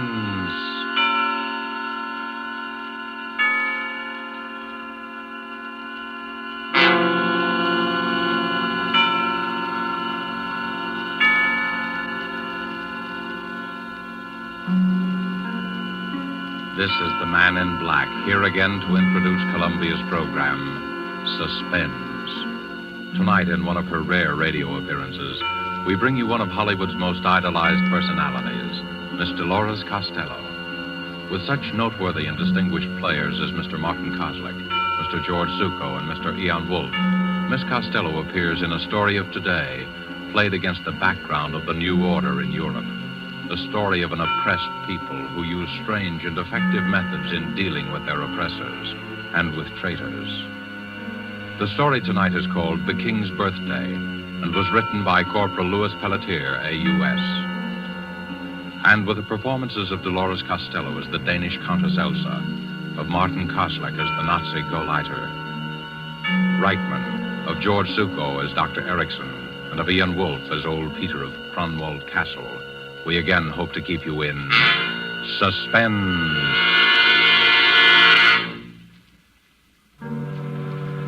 They come to the castle almost every day now, the Gestapo, trying to question me. But it seems I'm very stupid. Somehow, I don't give the right answer. Perhaps it's my advanced age. When they question me about the night of the king's birthday, I get confused. I ramble on in the fashion of old people. Gentlemen, Kronwall Castle is 300 years old. For all those years, Kronwall has been a symbol of Danish liberty. Gentlemen, the sea waves beat against the rocks of Kronwall. The sea is deep. The sea knows everything. Ask her. Stop babbling nonsense, you old fool. Answer my question. Did you know about those notes? But of course, Herr Lieutenant. Everybody in the district knows about them. The notes said Count Victor would kill himself on the night of the king's birthday. Did you see the notes? Oh, no, Herr Lieutenant. But the notes said that Count Victor would kill himself because of his great shame. That I do know. And the note said the exact time, 12 midnight. So you know the exact time? Yes, I'm fond of clocks, you see. My father had a clock that told the time with a bird jumping out. The bird whistled, like this. Oh. Stop that insane chirping. Yes, Herr Lieutenant. I'll take care of you later. Perhaps I'll have something that will improve your memory. Stay there till I call you. Yes, Herr Lieutenant. There's nothing the matter with my memory. I could tell them a thing or two if I wanted. I could tell them how it all happened. It began 2 days before the king's birthday. That was the day the new Nazi Gauleiter, Herr Reichmann, came to the castle to see the Countess Elsa. I was told to show him to the library. It was cold and grey, and the sea was pounding on the rocks, very angry, like it always is in November. The new Gauleiter sat by the fireplace and warmed his hands and called for a glass of brandy. And bring some soda, too, please. Yes, Herr Reichmann. How soon did your mistress say she would see me? In a few minutes, Herr Reichmann. You told her it was most urgent. Yes, I told her. She'll be with you soon. I doubt it. Most women's idea of soon is the best part of an hour. In my country, we train our women to... The brandy, Herr Reichmann. Oh, well, thank you. Yes, in Germany we... Courvoisier. Where did you get brandy like this? Count Victor can get many things that are forbidden to his countrymen, Herr Reichmann. Count Victor's cellar is well stocked. Is it really? Yes, we have meat at the castle. Nobody in Denmark has meat, only Kronwall Castle. You're lucky. So they say. Shall I leave the brandy, sir? Yes, but you stay here a minute. Tell me, what's your name? Peter, sir. Ah, yes, Peter. You have been at Kronwall since you were a child. 63 years. Am I correct? Why, yes. How did you know? It's my business to know a lot of things, Peter. You don't approve of Count Victor, do you? It's not my place, sir, to... 3 days ago in the marketplace, you were heard to make an indiscreet remark concerning Count Victor's collaboration with Berlin. I think a word very close to traitor was used. Was it, sir? What do you think? I think, Herr Reichmann, the fire is in need of some more wood. If you'll excuse me, I'll get some. Do, by all means. And Peter. Yes, sir? Tell your mistress that I do not intend to spend all afternoon here. My business is urgent, and You may tell the Countess yourself, sir. Herr Reichmann. Countess Elsa, excuse me, I was just saying... That's quite all right, Herr Reichmann. Sit down, please. Thank you. Peter told me your business was urgent. I hope I haven't kept you. No, not at all. My business is urgent. But as a new Gauleiter of this district, I might combine social pleasure with business, and... Oh, that's very kind of you. I had hoped that my wife, Frau Reichmann... Oh, of course. You must ask her to call sometime. Yes, I will. Although I've never had the pleasure of meeting Count Victor, it would be a great honor if we may call as soon as he returns from Berlin. Certainly, Herr Reichmann. Thank you. And this urgent business? Yes, we come to that. Do you mind if I smoke? Not at all. A good cigar always makes unpleasant things easier to tell. It sounds almost as if you had rehearsed that line on the way to the castle, Herr Reichmann. I did. And since it was ineffective, I'll be blunt, Countess. I'd prefer it. 3 days ago, Countess. To be exact, on the day I arrived at Kronwald to begin my duties as Gauleiter of this district, I found this note on my desk. Read it, please. Count Victor of Grunwald will kill himself on the night of the king's birthday. That note was on my desk in the morning. At noon, I found this one. Read it, please. Count Victor of Grunwald will repudiate his Nazi collaborators. He will choose the night of the king's birthday for his death. I thought at first it was some crank, but the notes kept coming. Then I heard that everybody in the district believed what the note said. In every house and shop and farm, they are saying that Count Victor is going to kill himself. You see why I said my business was urgent. Yes, I see. It's not that I have the slightest fear for the Count's safety, but the writer of these notes must be found and treated with severest penalties. You have no fear for my husband's safety? Of course not. Certainly no anonymous letter writer could force the Count to take his own life.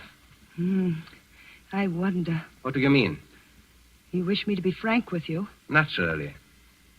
You know that my husband is hated by the whole countryside? What of it? People here are too stupid to know what's good for them. Perhaps. But the writer of these notes seems to be a little less than stupid. You think so? If you knew Danish history, Herr Reichmann, you might agree. For hundreds of years, the night of the king's birthday has been a special occasion at Grunwald.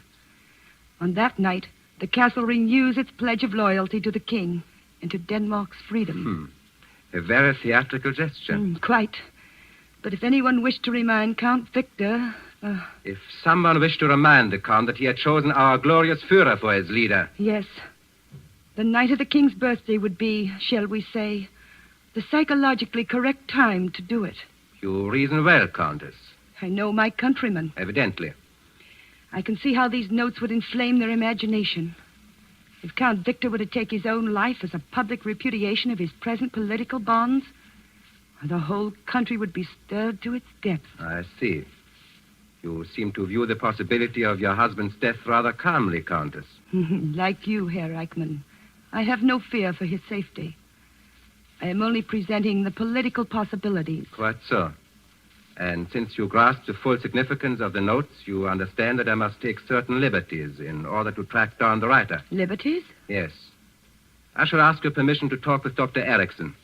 Oh, Dr. Erickson? Well, I'm told he lives here at the castle. Yes, but... I should like to talk with Dr. Erickson. As you wish. Peter will show you to the doctor's study. However, I assure you... My time is short, Countess.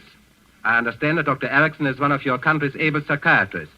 I understand that Dr. Erickson is an authority on mass suggestion. His help should be invaluable.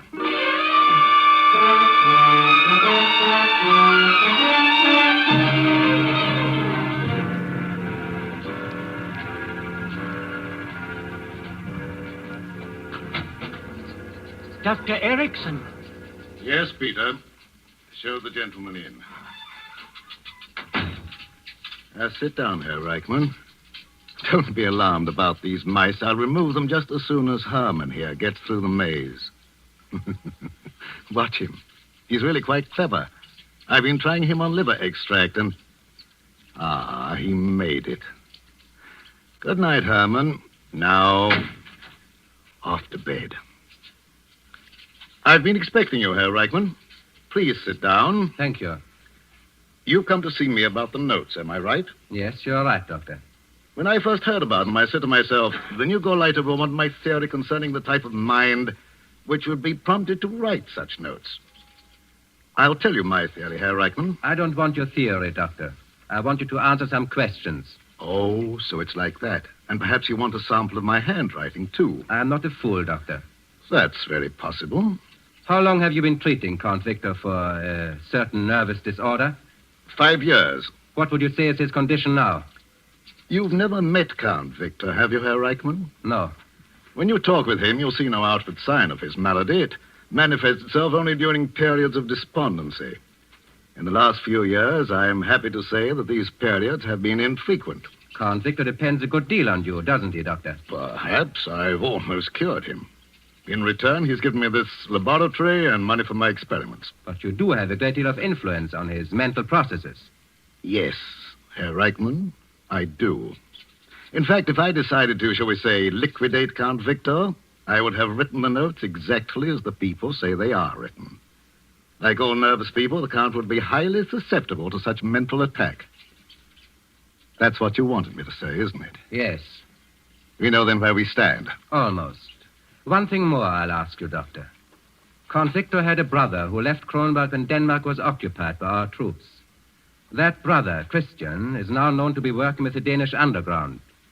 Formerly, he was one of your students at the university. Is that right? Christian was one of my most brilliant students. Do you know where he is now? No, I don't. And neither does your Gestapo. That's the only thing we share in common. You're a very outspoken man, Doctor. I find it the best form of deception. Do you think it wise to try to deceive the lawful government of your country? Lawful government? You have a quaint sense of humor, Herr Reichmann. You may not find it so quaint if Count Victor ever removes his protection from you. He won't. When you've informed him of his impending suicide, as I presume you will, you'll see he'll need me more than ever. You do intend to show the notes to the Count, don't you? Yes. I will present myself to His Excellency tonight on his return from Berlin. Yes, his reactions to the notes will be most interesting. Would it inconvenience you if I would be present on the occasion? Oh, not at all, Doctor. I'd be delighted. Your own reactions should be most interesting, too.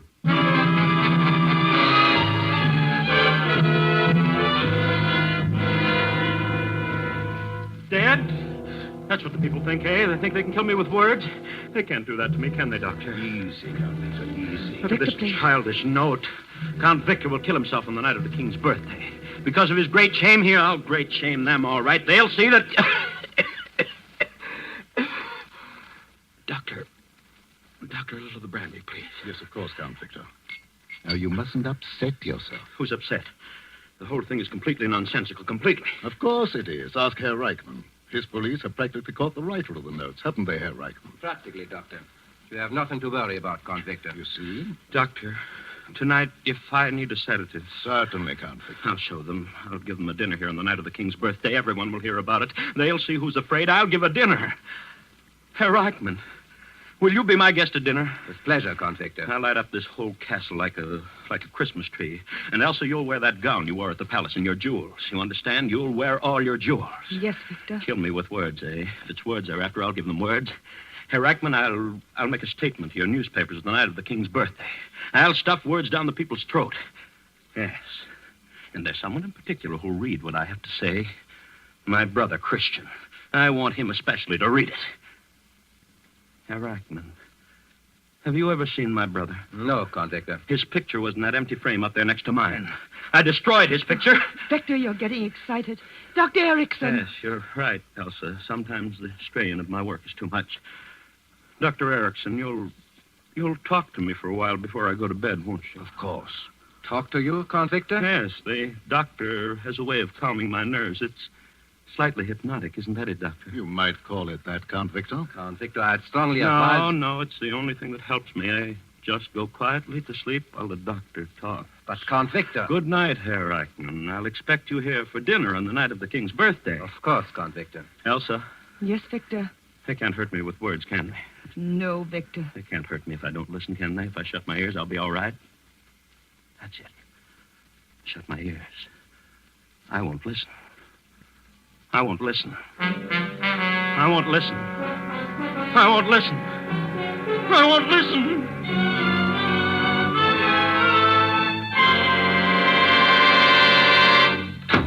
Herr Gauleiter. Yes, Lieutenant?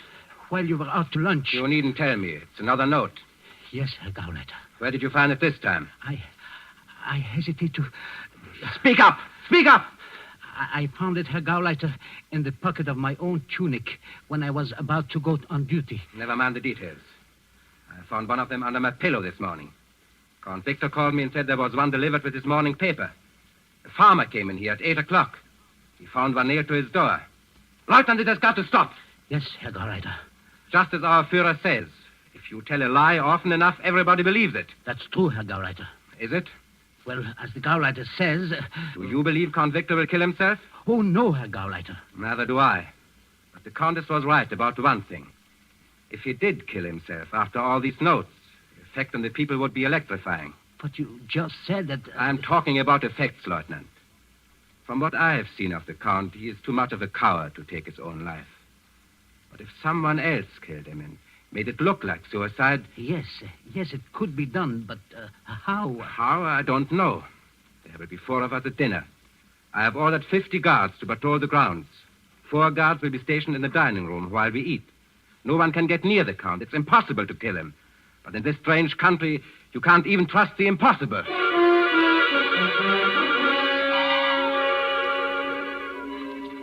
They say the castle is guarded tonight. 50 soldiers. They say the Count locked himself in his room all day writing a message to the people, they say. They say the Gauleiter has 5 Gestapo men at the castle besides the soldiers. 1 Gestapo man is watching the food for poison.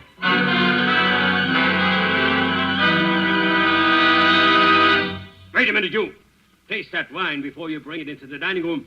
What did you say, sir? I said taste that wine. Oh, taste it. Why, of course. Ah, it's very good, sir.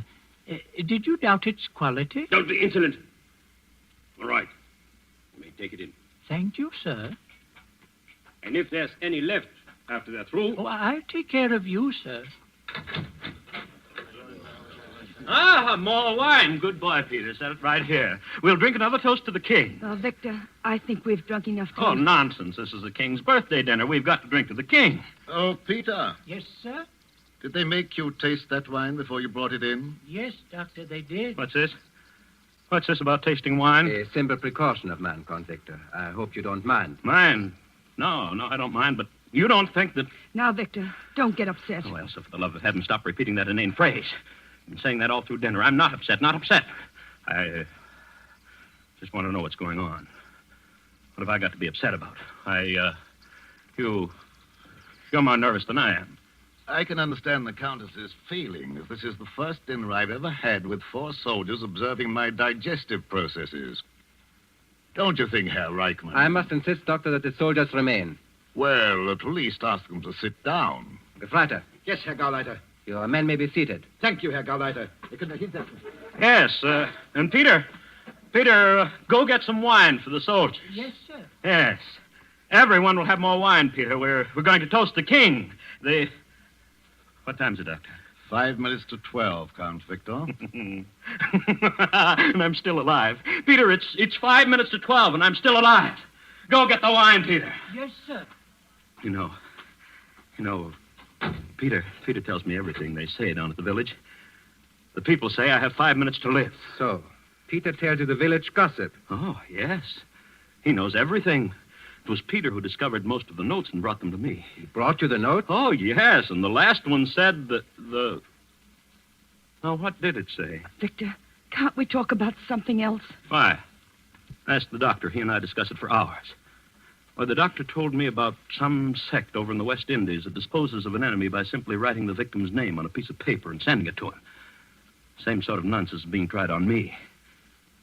Isn't that your theory, Doctor? Well, Dr. Erickson, in view of the Count's nervous condition, don't you Herr think... Gauleiter, my private life is my own affair. When you work for the Reich, Count Victor, you have no private life.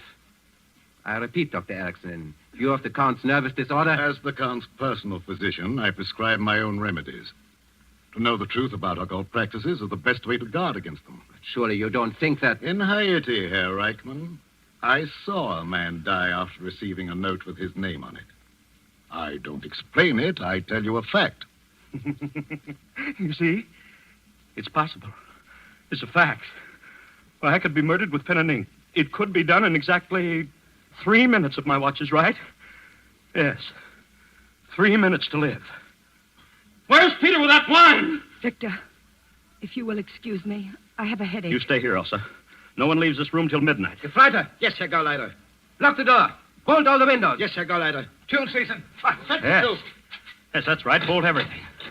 They won't come in here after me. They won't touch me. Victor, you're being absurd. I asked Countess, I think it best to comply with Count Victor's wishes. Humor me, my dear. Humor me. Now, you'd never forgive yourself if you treated me unkindly during the last 2 minutes of my life.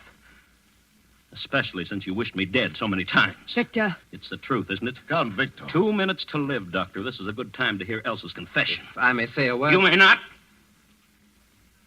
Elsa, it's the truth, isn't it? Isn't it? Yes, Victor. It's the truth. I wish you were dead. I hate every minute I live under your roof. I hate the thing you've become, a Nazi puppet. I hate your sniveling, goose-stepping mind, just as I loathe this fat specimen of the super race you've invited to dinner. Freiter, all right? No, let her finish her go. Let her. Go on, Elsa. I despise you as a man. Your countrymen despise you. Even before the Nazis came, you were planning to sell us out. All that Kronwald has fought for down through the years. The Danes should be a proud and free people. You sold all that for a cast-iron Nazi cross. I wish you were dead, Victor. I wish your soul were rotting in the grave that's waiting for all these maddened men of Europe. Doctor, listen. 12 o'clock.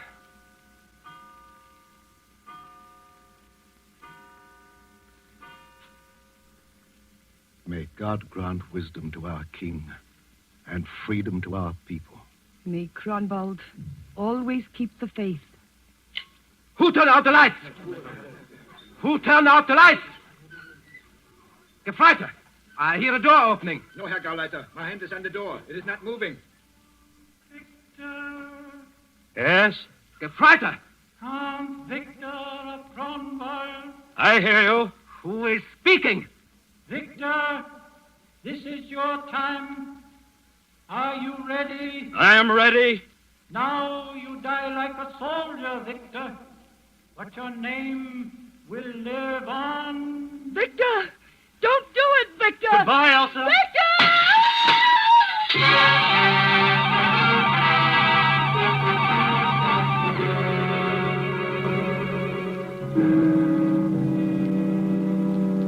Have they found the body? They say the body was washed out to sea. But yesterday on the rocks they found the Count's wristwatch and a handkerchief with the initial V on it. They'll never find the body. Say what you will. Count Victor was a brave man to take his own life. Yes, he showed those Nazis a Dane could die for honor. You know what the Nazis say? They say someone forced the Count to kill himself. Well, how could you force a That's man? what the Nazis say. And listen, they've arrested old Peter. They're trying to make old Peter talk. Peter won't talk. But if he did, I bet he could tell them a thing or two.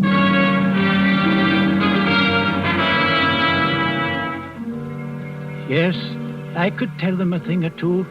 I could tell them why they'll never find Count Victor's body. You know why? Because Count Victor didn't jump out of the window. How could he? Count Victor was dead 6 days before the king's birthday. No, I didn't kill him.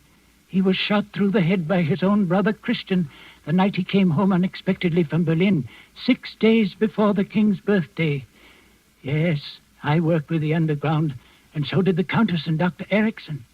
That's why Christian came here to see us. When the Count returned unexpectedly, Christian decided to try to reason with him. They quarreled and, well, Christian eliminated the slimiest traitor Denmark has ever known. It was then that Dr. Erickson got the idea for the notes. Christian, we've got to try it. This new Gauleiter has never seen Count Victor. You'll pose as the Count and we'll stage your suicide. The moral effect on the people will be tremendous. Christian agreed, and we started sending the notes. The rest was easy. We all played our parts, and Dr. Erickson coached us on the exact thing to do at 12 midnight. At the last stroke of 12, Peter will turn out the lights from downstairs. You've got that, Peter? Yes, Doctor. Then what do? I go through the passageway that leads to the hidden door in the dining room fireplace. I open the door and call out, Count Victor, this is your time. Are you ready? And you, Christian? I say, I am ready. I call out, don't do it, Victor. Don't do it. Then I break one of the windows.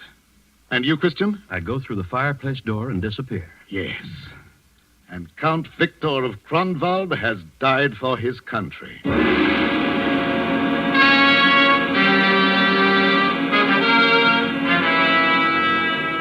Well, that's how it was done. We planned it well, even to putting Count Victor's wristwatch and handkerchief on the rock where the Nazis would find them. Presently, the Gauleiter will question me some more. But soon, Soon there will be a note on his desk, and I can hear him saying, Lieutenant, how did this note get on my desk? A note? I don't know, Herr Gauleiter. What does it say? It says, remember the night of the king's birthday. Your turn is next, Herr Gauleiter. Your turn is next.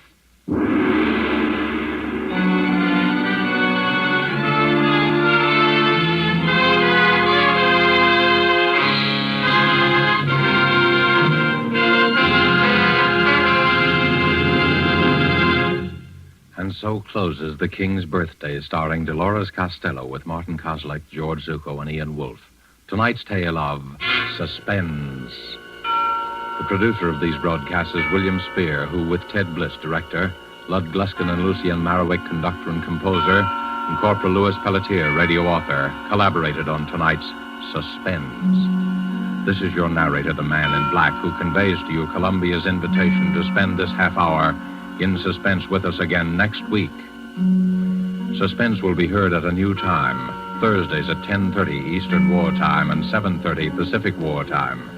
Perhaps you will want to note this down. The new time for Suspense will be Thursdays beginning next Thursday at 10:30 Eastern War Time and 7:30 Pacific War Time. Our play next Thursday will be The Singing Walls, based on a story by Cornell Woolrich.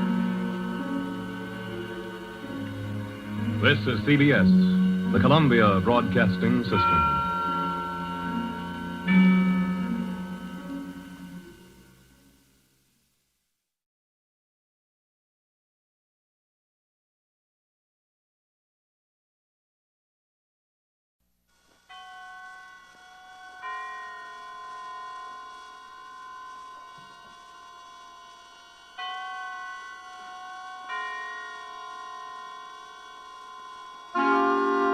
Suspense.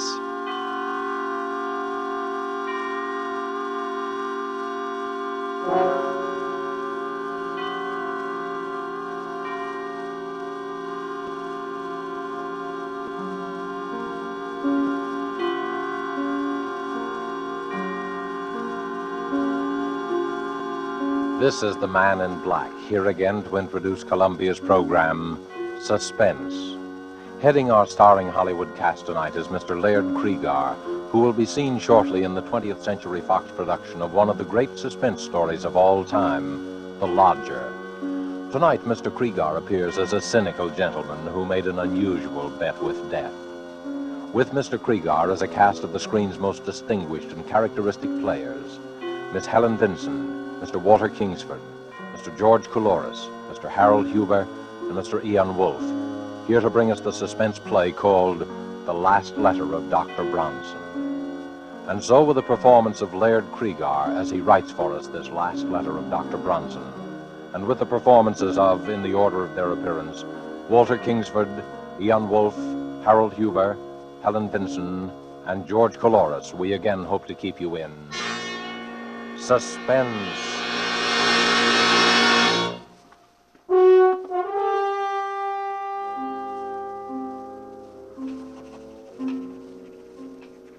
My dear Dr. Mosher, forgive me if I dash this letter off rather hurriedly.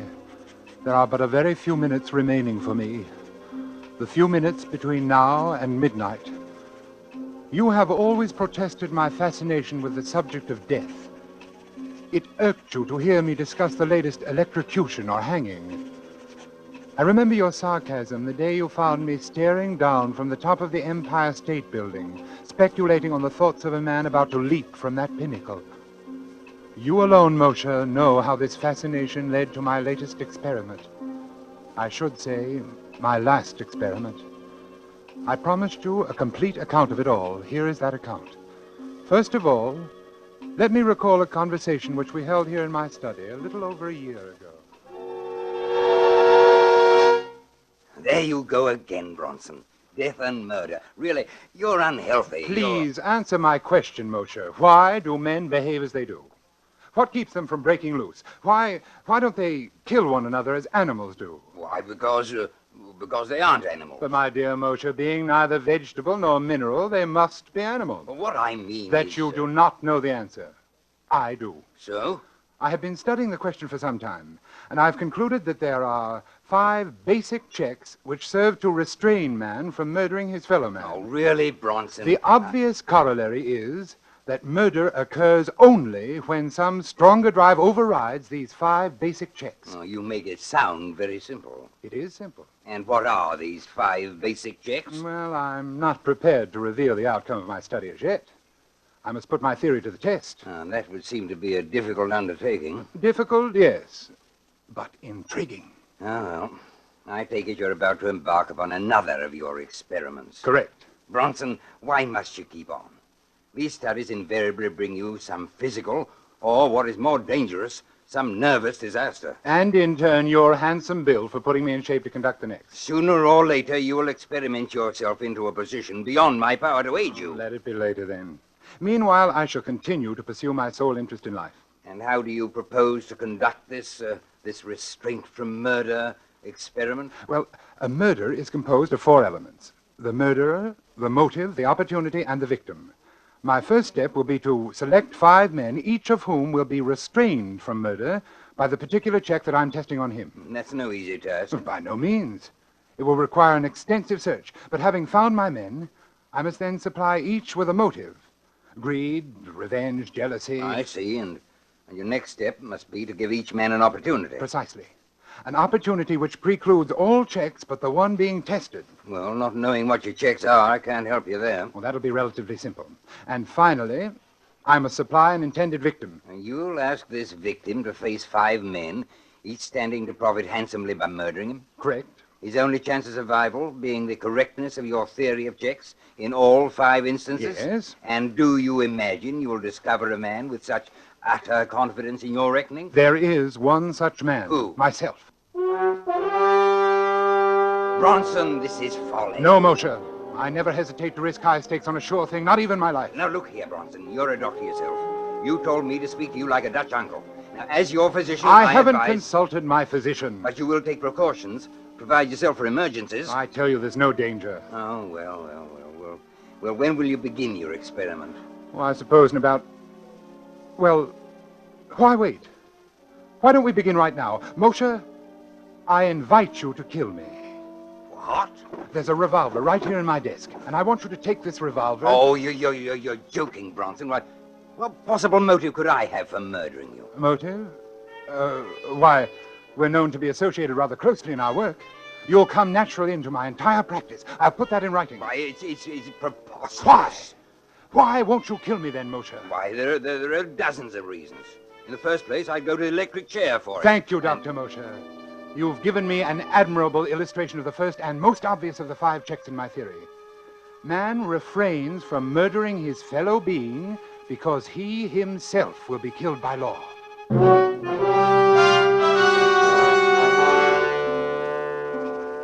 Remember, Moshe? Remember how it began? That was more than a year ago. Yes, I've spent more than a year in selecting my other 4 subjects, because the checks I wanted them to prove were not so simple. In selecting my people, it was necessary that I cultivate the friendship of each, so that when the time should come to confront him with my proposition, I should be certain of how he would act.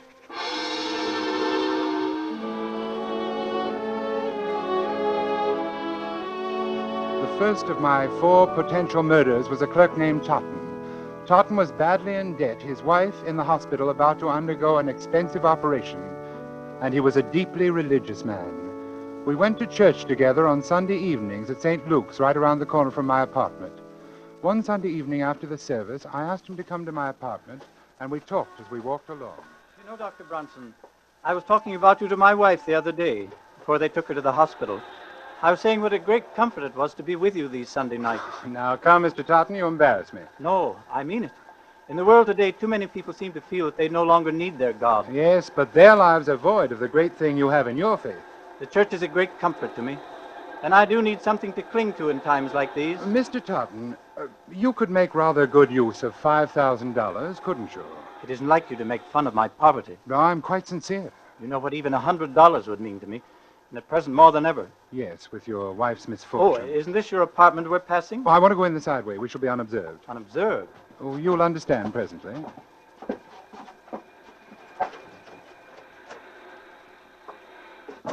Please, come into my study.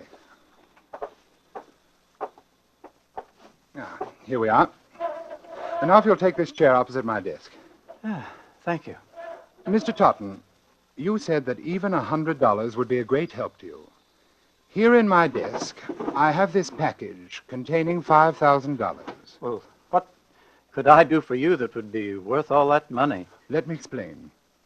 My doctor called on me yesterday, and he told me, well, to be quite frank with you, Mr. Totten, he said that I was slowly going mad. Oh, no, that couldn't be. I'm quite all right at present, but it's only a matter of time, and I'd rather not have to face it. I believe you can understand that. But there must be something you can do, knowing in advance. There is, and I want you to help me. I don't understand. Put on these gloves. Take them. But why? As soon as you have them on, I shall hand you this paper knife. Notice how very sharp it is. I grip it firmly, thus, and clearly impress my fingerprints on the handle. Finally, here on the desk, I am leaving this note, explaining that I have committed suicide. Suicide? When the knife is in your hand, I want you to drive it into my heart. Then you may leave by the same way we came in. You will be quite unnoticed, and with the $5,000 in your pocket. You can't mean this. But I do. You see, I don't have the nerve to... Well, I can't quite make the final move myself. You would greatly oblige me. And with the $5,000, you will be able to give your wife the treatment she needs. What do you say? You can't die yet. You're not ready. Would you have me wait until I've gone mad? You can't take the matter of life and death into your own hands. I am not asking you to pass judgment upon my actions. Whether I wish to live or die is my own concern, and my mind is resolved. Is that clear? I'm sorry for you. I'm merely asking you to do something for which I will pay you very well. You will, of course, be killing me. But if you could realize what life would be like for me, otherwise I'm very sorry, but I can't oblige you. If it's the law you fear... No, it's not that. You seem to have arranged that perfectly. Then what is it? I'm an honest Christian, and I thought you were, Dr. Bronson. If you don't understand why I can't do this monstrous thing, I suggest you look up the 6th commandment. Good night.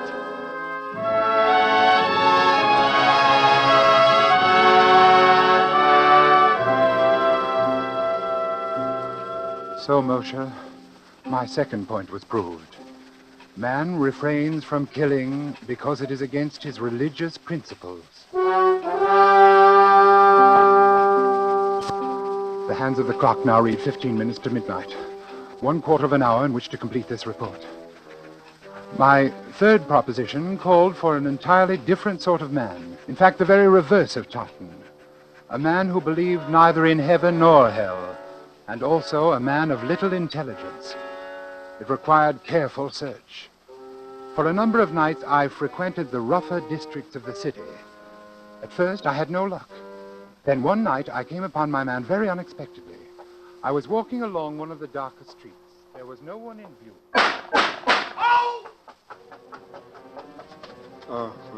He was slumped down beside an ash can. He'd been shot in the chest and left arm, severing an artery. He was bleeding profusely. I tore off his shirt and made a tourniquet for his arm. Oddly, no one came into the alley to investigate. Never mind me. Get away.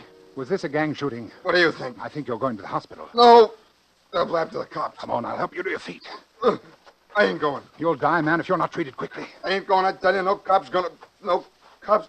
They ain't gonna...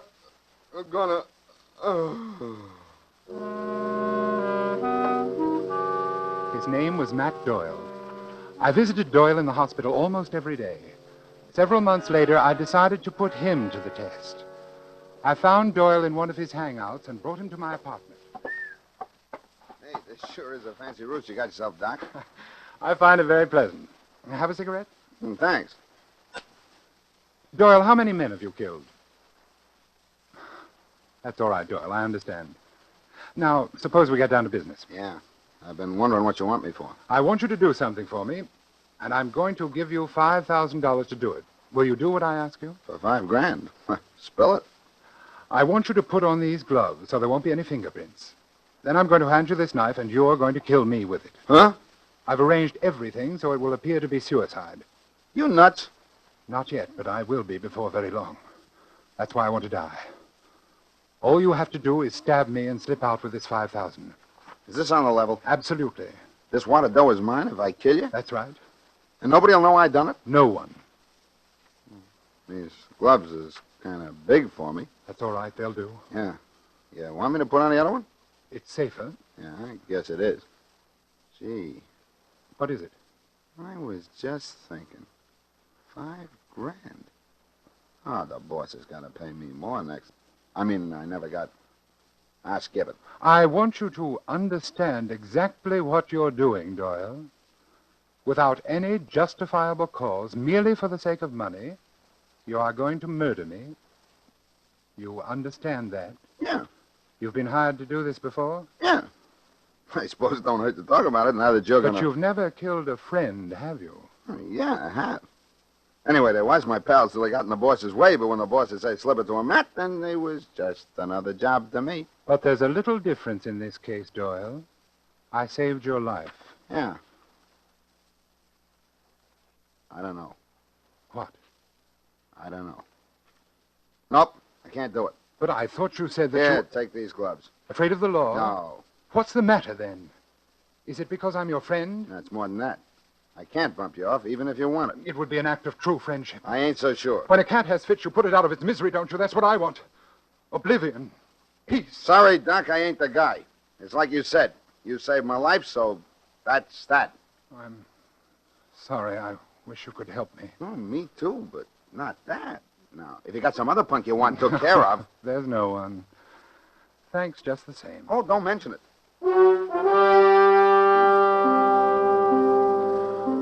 There was my third proposition. Man will not kill fellow man if a sufficient degree of gratitude has been invoked. Even a professional killer and one of the lowest examples of human life, such as Doyle, could not bring himself to murder his benefactor.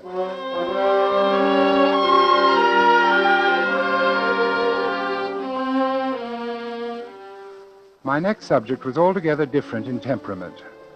With Judith Ainsley, I used a special technique. I first encountered Judith Ainsley when I operated on Barrett Sheffield, the actor. You will recall that Sheffield was brought to the hospital with a lung abscess. As I prepared to do the rib resection, I noticed that the nurse standing beside me was greatly agitated. Retractors, Doctor. Thank you. Doctor, do you think this is advisable? What? His dyspnea is more pronounced. Listen. Miss Ainsley, another hemostat, please. But he's getting blue. Doctor, do you think you really should? He's cyanotic. Miss Ainsley. I'm sorry, Doctor, but if... Doctor. Quickly, caffeine. Quickly!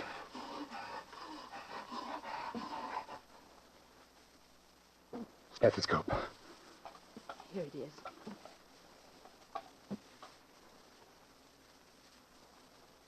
Well,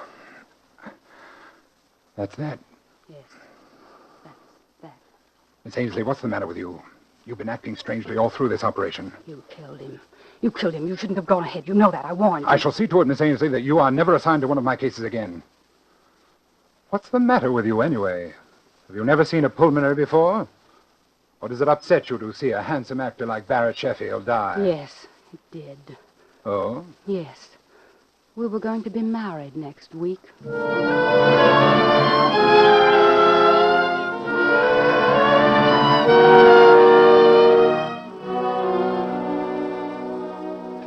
If I ever saw hate, cold, undying hate, it was in that girl's eyes as she turned and left the operating room that day. I had made the most implacable enemy of my life.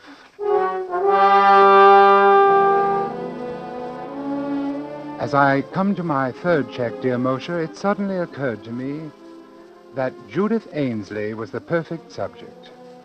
One day at the hospital, I inquired about Miss Ainsley and learned that she had done 4 years of medical and was now interning at Cedars of Lebanon in hope of picking up a resident fellowship. I went down to the hospital and sat in the doctor's lounge waiting for her. Presently, she came in with another intern. I stood up. She turned and looked at me. I saw again in her eyes that inexorable hate. She had never forgiven me for what she felt was my negligence in the death of the man she loved. I walked toward her. Excuse me, please. I see you remember me, Miss Ainsley. Yes, will you excuse me, Miss please? Ainsley, You may not believe this, but I've come here especially to talk to you today. To talk to me, Dr. Bronson? Yes. Come along with me, please. In this treatment room, please. We can talk privately. Dr. Bronson, I don't think there could be anything you and I can say to each other. Well, now, Miss Ainsley, that all depends. That all depends. Sit down, won't you?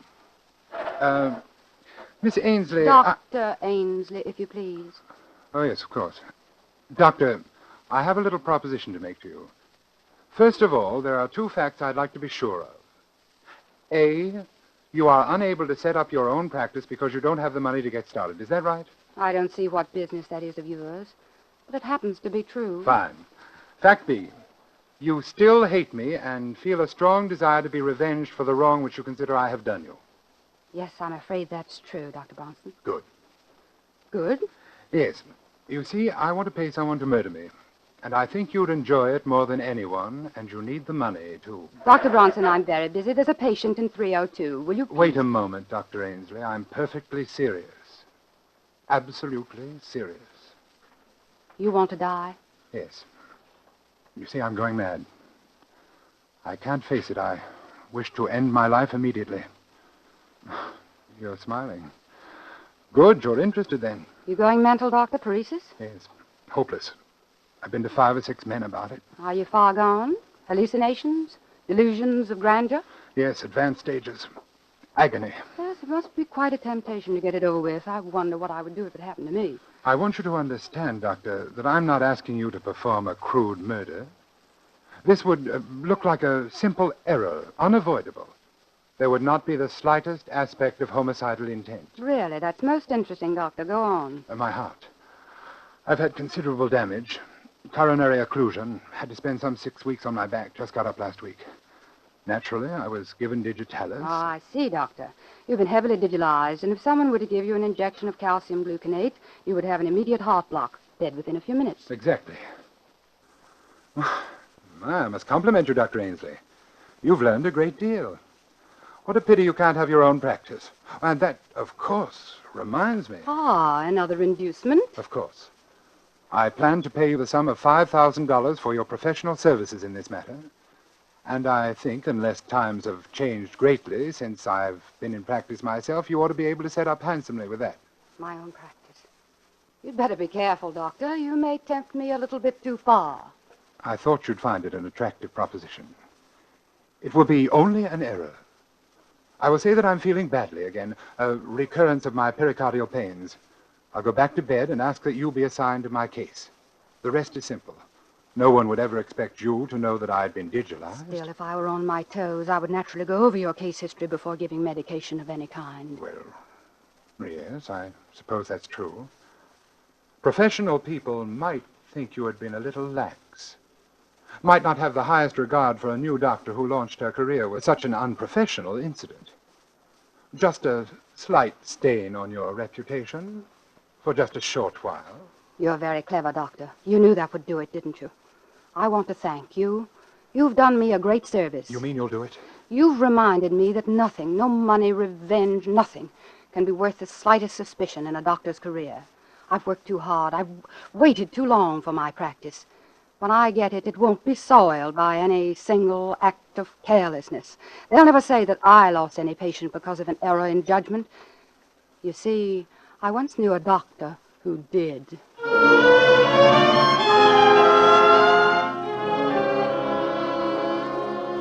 There, Moshe, is my 4th check.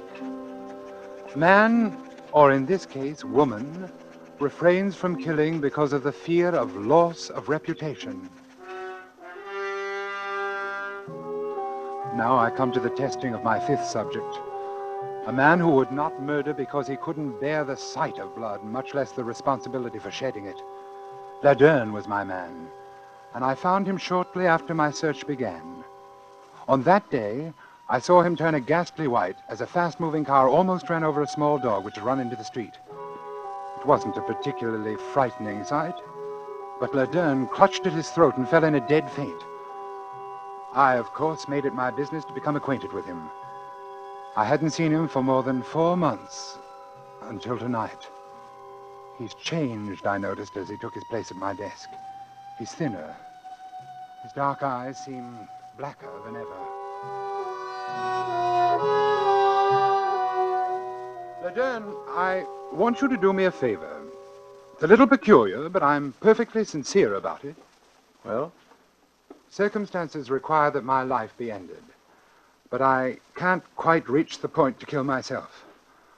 I've arranged everything necessary to give the appearance of suicide. Here is the farewell note which I have written. I see. And here is the knife with which, apparently, I shall have killed myself. Notice I am carefully putting my fingerprints on it. Yes. Here are the gloves for you to wear. And here is $5,000 for you if you will drive this knife into my heart. What do you say? You've arranged everything? Everything. No one knows I'm here? No one. And you want me to kill you? Yes. Of course, it will be a bit messy. When a person is stabbed, his blood usually splurts out. But if you keep to one side, I don't think much will get on you. Why do you want to die? My doctor says that I'm going insane and that I haven't got much longer. That's strange. About going mad? About him saying that you're going mad. Oh, yes. It was a shock. No, I don't mean that. What do you mean? That's the same thing they told me. Oh, that's strange. They what? They told me over a year ago that I was going mad. I only laughed at them. Over a year? Well, have you noticed any change? Not much, at least no change for the worse. Oh, that's good. In fact, I'm really much better. I've been having fewer and fewer of those sick spells. You remember how I was the day that dog was almost run over? You've gotten over those sick spells? Haven't had one in 3 months. Then there isn't any check. Check? What check? Nothing. Oh. Well, this is going to be a pretty messy business. We might as well get it over with. Nice gloves you've got here. Nice and smooth on my hand. Then you're going through with it? Yes, can't let you down. Oh, never mind the knife. I've got my gun right here. Look, 38. Beauty, isn't it? Yes. Then, if you'll give me back the knife... No, I'll keep it for you. Yeah, I've used this gun a lot in the past 3 months. I've bumped off about 50 dogs. You've done what? Bronson, it's very interesting. I do it after midnight. It's fun watching the dogs. You have to know just where to hit them. It kills them instantly. But the noise in here, aren't you afraid that somebody will... Silencer, look. I don't like to wake people up when I kill their mutts. But they'll find the bullet. They'll trace to your gun. They're sure to get you. In a suicide, the weapon stays right beside the body where it falls. Suicide? Who says this is suicide? It's murder. I'm going to murder you. That's what you asked me to do. Look here, Ledern, this has gone far enough. I was only joking. I don't want you to kill me. 5,000, eh? All here. Listen to me, I was only joking. You ready? Ledern! Shall I shoot now? No, wait! You want it through the heart or brain? Not yet. Can't you wait? Just a little while. Wait, what for? Well, I've been conducting a little experiment. I'd like to write an account of it before I go. Oh, what sort of an experiment? I don't think you'd understand. Oh, okay. I'll wait. Till midnight. Then I've got to go. There's a German police dog I've been wanting to get. A big, ugly brute. It'll be fun. Yes. I'll wait. Thank you. The clock says 10 minutes past 11. Yes. You've got 50 minutes. I'll wait by the window.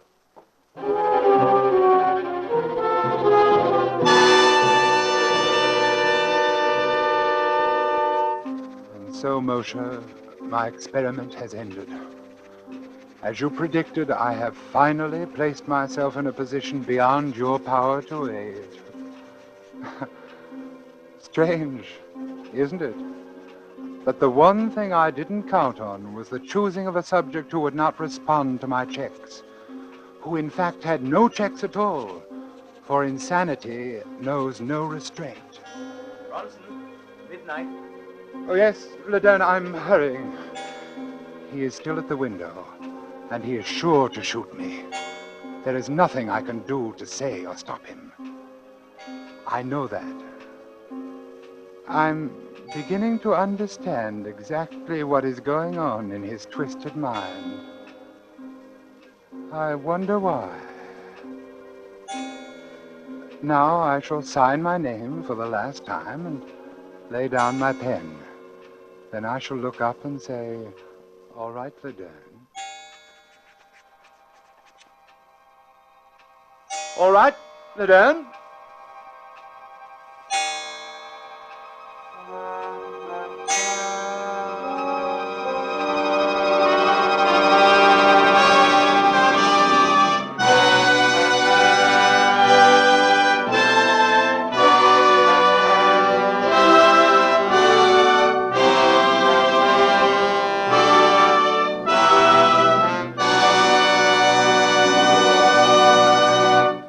So closes the last letter of Dr. Bronson, tonight's tale of Suspense.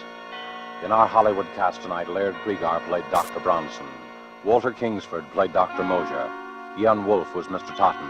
Harold Huber played Doyle. Helen Vinson was Nurse Ainsley. And George Coloris played Laderne. This is your narrator, the Man in Black, who conveys to you Columbia's invitation to spend this half hour in suspense with us again next week, when Robert Young will star in an adaptation of a story by James Thurber called A Friend to Alexander. The producer of these broadcasts is William Spear, who with Robert Louis Cheon, guest director, Richard Paulette Craik, author, Lud Gluskin and Lucian Marowik, conductor and composer, collaborated on tonight's Suspense. This is the Columbia Broadcasting System.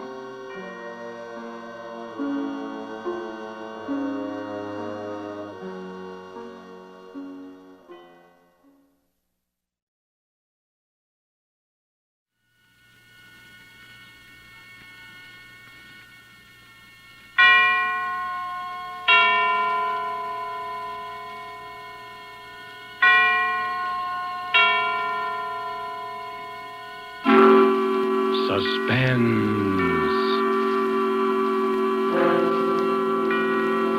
This is the Man in Black, here again to introduce Columbia's program, Suspense. From Hollywood tonight, we bring you the noted British actor, Mr. Edmund Gwenn, the star of an unusual murder study by his distinguished compatriot, Miss Dorothy Sayers.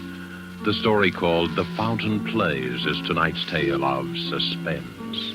Currently appearing in the Metro-Goldwyn-Mayer Technicolor production, Lassie Come Home, following such successes as Foreign Correspondent and the stage plays The Wookiee and The Three Sisters, it is Mr. Gwenn's particular pleasure to embody on the stage and the screen the eternal middle-class Englishman, the common man of Britain, and proud of it.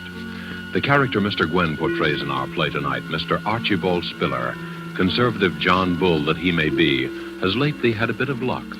Mr. Spiller lives on a little country estate with a cook and a manservant, and in the garden, yes, a fountain. Of all these little luxuries, it is the fountain which pleases him the most. An interesting sort of hobby for such a man. A fountain, perhaps more interesting than even Mr. Spiller himself realized at the beginning of that memorable evening. These events were really quite unusual, and with their publication, and with the performance of Mr. Edmund Gwenn as Archie Spiller, we again hope to keep you in suspense. The Fountain Plays.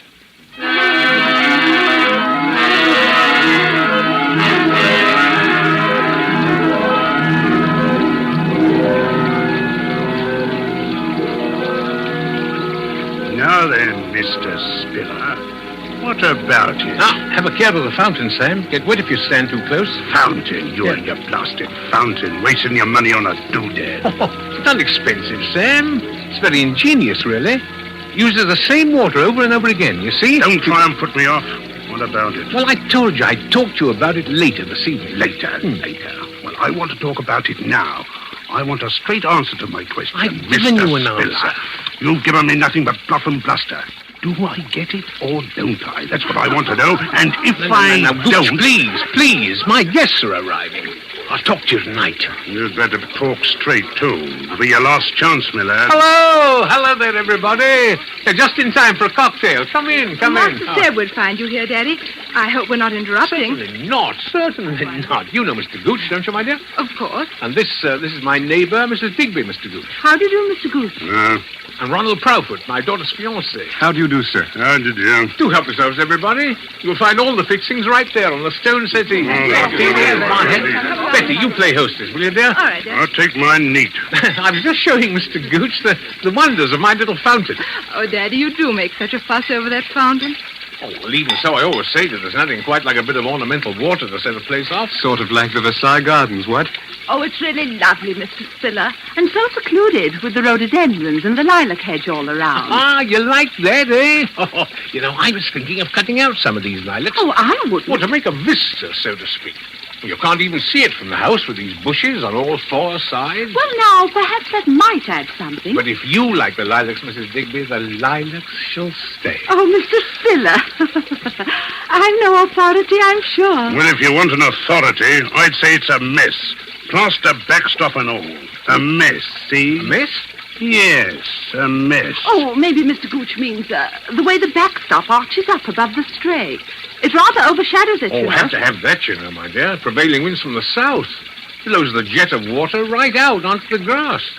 If it weren't for that backstop, I'd have a regular swamp over there. Wasteful, too. Well, I'm glad I know that. You always were a fool, Archie, squandering money on a fountain. Oh, no, indeed. It uses the same water over and over again.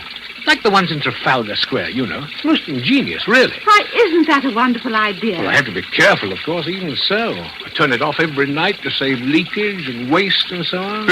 Same old Spiller. A proper miser, if ever there was one. Oh, I say now. Mr. Spiller, sir. Yeah? The dinner is served. What? Oh, thank you, Master, thank you. Well, what do you say? Everybody ready for a bit of dinner? Hey, we go in then, shall we? Come on, let's go in there. I got it. You can get some... Why, Mr. Spiller, your modest little fountain. When you're past the bushes, why, all at once, you can scarcely hear it at all. Yes, quite impossible to hear it from the house. Can't hear it at all.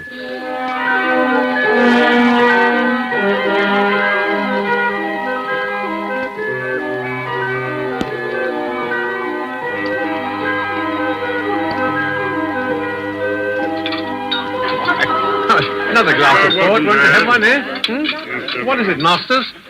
Will that be all then, sir? Yes, thank you, Masters, yes. Excellent dinner. My compliments to the cook, please. Yes, sir. And coffee in the drawing room. Very good, sir. Well, shall we adjourn? Shall we what? Adjourn. Going to the drawing room, what? Quite a toff you've become, eh, Archie? Big change from the old days. Adjourn to the drawing room. Yeah. Yes. Well, we'll all have a spot of coffee now, eh? Coffee? Is that the best you got to offer? Oh, no, by no means. Have anything you like, old man. That's better. What would you think, Mr. Spiller, about a rubber or two of bridge? Oh, excellent suggestion. Splendid. Good thing I don't play, eh, Archie? I see I'm counted out before we start. Oh, Mr. Gooch, I'm so sorry. Do take my place. I'm really very tired. No, thanks. We didn't play bridge where I come from, and neither did Archie. Although I see he picked it up quick enough once he got... Well, it's never too late to learn, you know. I got better ways than that to spend my time when I visit an old pal. Where's that fella Masters? Was there something you wished, sir? Take the whiskey and soda down by that fountain. Whiskey and moonlight and jolly old fountain. That's the proper way to spend an evening, eh, Millard? Quite, sir. Mind you bring the full decanter. One drink's only a starter for a chap like yours, truly. Very good, sir.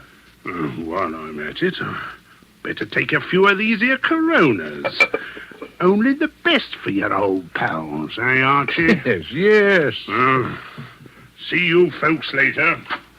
See you later on. Oh, Mr. Digby, shall it be you and me against the youngsters? Daddy. Eh? Yes, dear?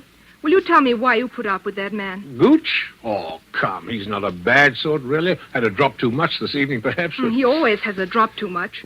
And he is a bad sort. He's a rude, unpleasant, terrible man. Well, old friend, you know, not much a chap can do. Oh, Daddy, you're so soft-hearted.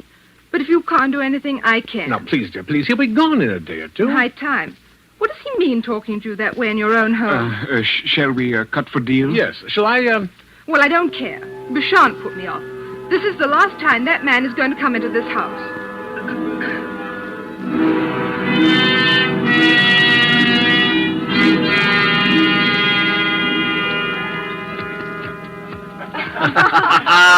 There you are, game and rubber. I guess the old folks aren't so slow after all, eh, partner? Now, don't get Daddy all puffed up.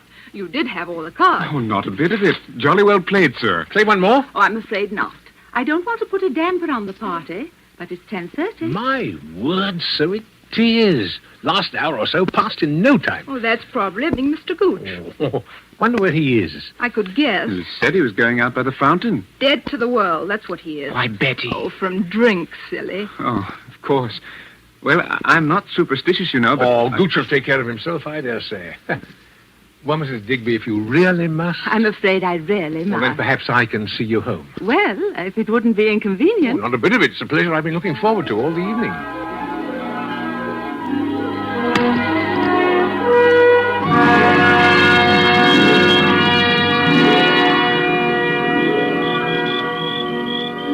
Well, here we are. Yes. It's been such a lovely evening, Mr. Spiller. Yeah, you know, I've been thinking... I'm awfully lucky to have found a neighbor like you. At my time of life, I mean. Maybe it's not luck at all. It's fate, you mean? Eh, Mrs. Digby?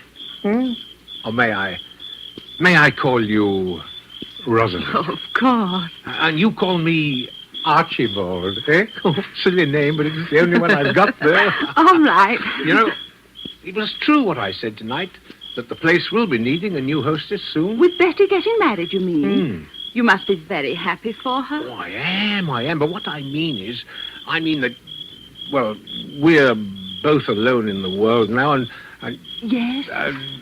Rosalind, there's something I want to talk to you about soon. I can't just now. There are arrangements I have to make, but I do want to talk to you very seriously. Well, I'll always be here, you know.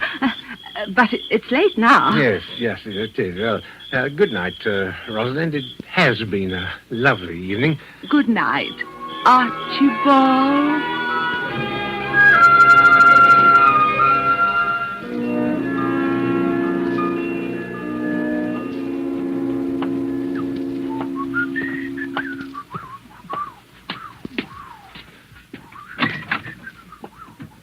Hello, Masters. Tell me, where's everybody? Mr. Ronald left 5 or 10 minutes since, sir, and Miss Elizabeth has retired. Oh, Well, has Mr. Gooch come in yet? I couldn't say, sir. Shall I go to see? No, never mind. You can cut along to bed now. I'll look up. Very good, sir. Oh, by the way, Masters, is the fountain turned off? Yes, sir. I turned it off myself at 10:30, seeing you were engaged. Oh, fine. Well, good night, Masters. Good night, sir.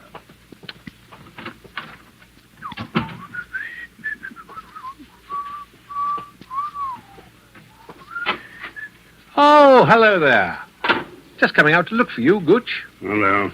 You have a nice evening? A nice evening. Not as nice an evening as you had with the obliging little widow, eh? No, that's enough of that now, Sam. Oh, it is it? That's enough, is it? That's a good one. Do you think I am, talking to me like that? One of your ruddy servants? Well, I'm not. I'm the boss here. Get that into your head. I'm the boss, and you know it. All right. But buzz off to bed now like a good fellow. It's getting late, and I'm tired. Oh, no, you don't. Think I'm drunk, don't you? Well, I'm not drunk enough so I don't remember the little business I've got with you. Well, can't we talk about it in the morning? No. We'll talk about it right now. I'm short of cash. It's high time you kicked in with some more. Now, look here, Sam. I pay you your allowance as we agreed, and you stay here whenever you like, but that's all. Oh, it is it? Yes. Getting pretty high and mighty, aren't you, number 4132? Sam, quiet, for heaven's sake. You're in a fine spot to tell me what you're going to do, aren't you? Quiet, the servants, my dear. Quiet, Betty, my dear, or Ronald Flapdoodle, whatever his name is. Sam, you're drunk. Sure I'm drunk. I'm not an escaped jailbird, am I? I'm not liable to be all back to work out 10 years odd labor for forgery, am I? Sam, listen, I'll give you a little extra. Just this once. When I think a man like me, that was only in for a short stretch anyway, worked it out all good and proper, dependent on the charity, mind you, of a pal what's rolling in wealth. I'm not rolling in wealth, and you know it. But if you'll promise me, faithfully, that this is the last time... Sure, I'll promise. For an old pal, I'll promise anything. You just give me 5,000 down. 5,000? That's right. I've got a great opportunity. All I need is a little ready cash. Now, don't be an idiot, Sam. What do you think I'm going to lay hands on that much? Just like that. I'll give you a check for 500. Oh, trying to renege on your old pal, eh? I said 5,000 and 5,000 it is, or you'll find yourself back on the rock pile, see? I tell you, I haven't got it. Haven't got it. You've got enough to go buying fancy fountains, playing around with the widow next Now, door. you leave Mr. Digby out of this. I'll leave her out of it, all right. I'll leave the old pastry to you. What?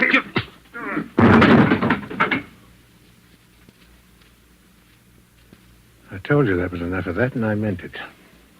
Now pull yourself together and go to bed. Go on. I'll talk to you in the morning. You hear me, Sam? Sam. Yeah, come on. Come on. I didn't hit you that hard, you know. Go on. Get up on your feet now, Sam. Go on. Sam. Sam. Sam.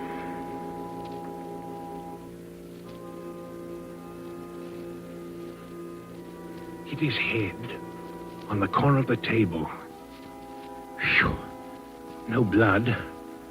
No, there it is, just over the temple. Soft. Spongy. Mr. Gooch's fall had made quite a racket, too. Somebody must have heard it. They'll be calling out in a moment. Footsteps coming down to find out what's the matter. Have to think fast. What was that? Oh, just the old clock. Nobody on this side of the house, anyway. Nobody could have heard. Steady now and face the facts. He's dead. Murdered. Oh, it didn't feel like murder, but the police won't care about that. First off, they'll take fingerprints, and then... If I could make him suspect somebody else, confuse him. An alibi. Yes, that's what's needed. An alibi.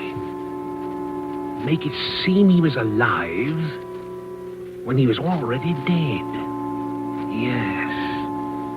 Yes, how do they do it in the stories? You dress up like the dead man and impersonate him. No, you imitate him, speaking over the phone, or... No, you make a gramophone record of his voice, or you forge a letter. Oh, no, forgery. No, I don't want to get mixed up in that old game again. No. Oh, wait a minute, though. The time. The time. Earlier, not later.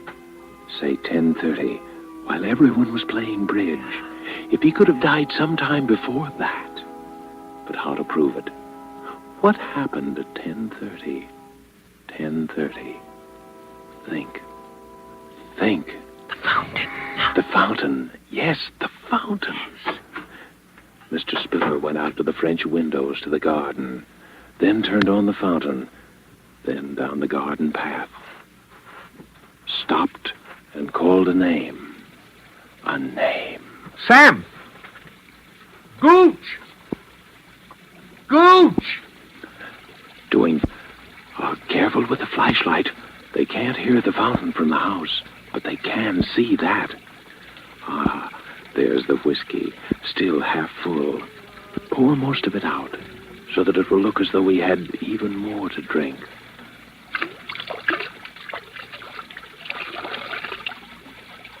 Now back to the house. That'll do. Now back into the house. Looked for him and didn't find him. It was dark. The moon had gone down. But from now on, quiet. Quiet as he is lying over there. The wheelchair in the hall closet. The wheelchair used to be Mrs. Spiller's. Remember how she... No, not time to think of that now. Just left him into it. Who'd have ever thought old Sam was so heavy? Now out the other door, but quietly this time. Down the back path. Carefully. Feel like running. Feel as though every window in the house were thronged with white, staring faces, watching. The manufacture of an alibi. Here we are. Now to lift him up again. There. Laying down on the edge of it. One hand in the water. The bruise on his head right up against the stone corner of the basin. There.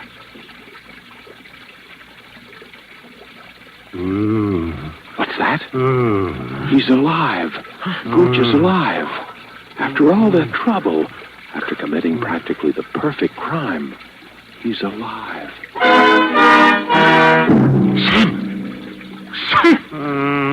What? Bring him to life again? More blackmail for the rest of your life? What about Mrs. Digby? Rosalind? What about Betty? She at least deserves something better. Murder? All right, murder. He's dead already as far as the rest of the world is concerned. Now. Bronson. Now or never. His face is right by the water's edge. Push him under. Now. Now.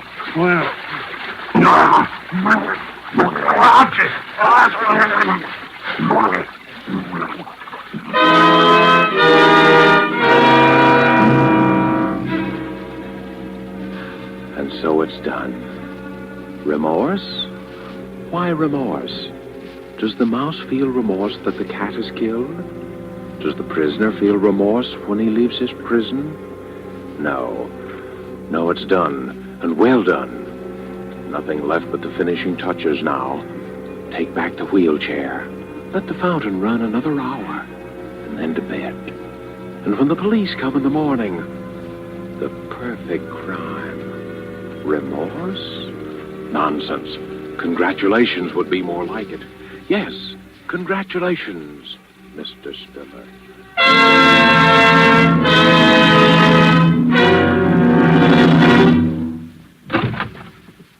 Inspector Frampton, sir. Eh? Oh, yes. Come in, Inspector. Come in. I hate to trouble you, Mr. Spiller.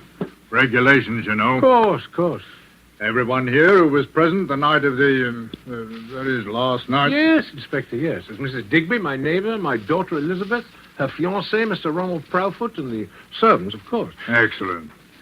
Well, now, if you'll all bear with me, I have to ask you all a few questions, you know. But, Inspector, it wasn't... That's what we have to find out. You know, there was a blow on the head. Oh. Now, as I understand it, the deceased was last seen alive at about 8:30, just after dinner. Let me see. You were the last to see him, eh, my man? Yes, sir.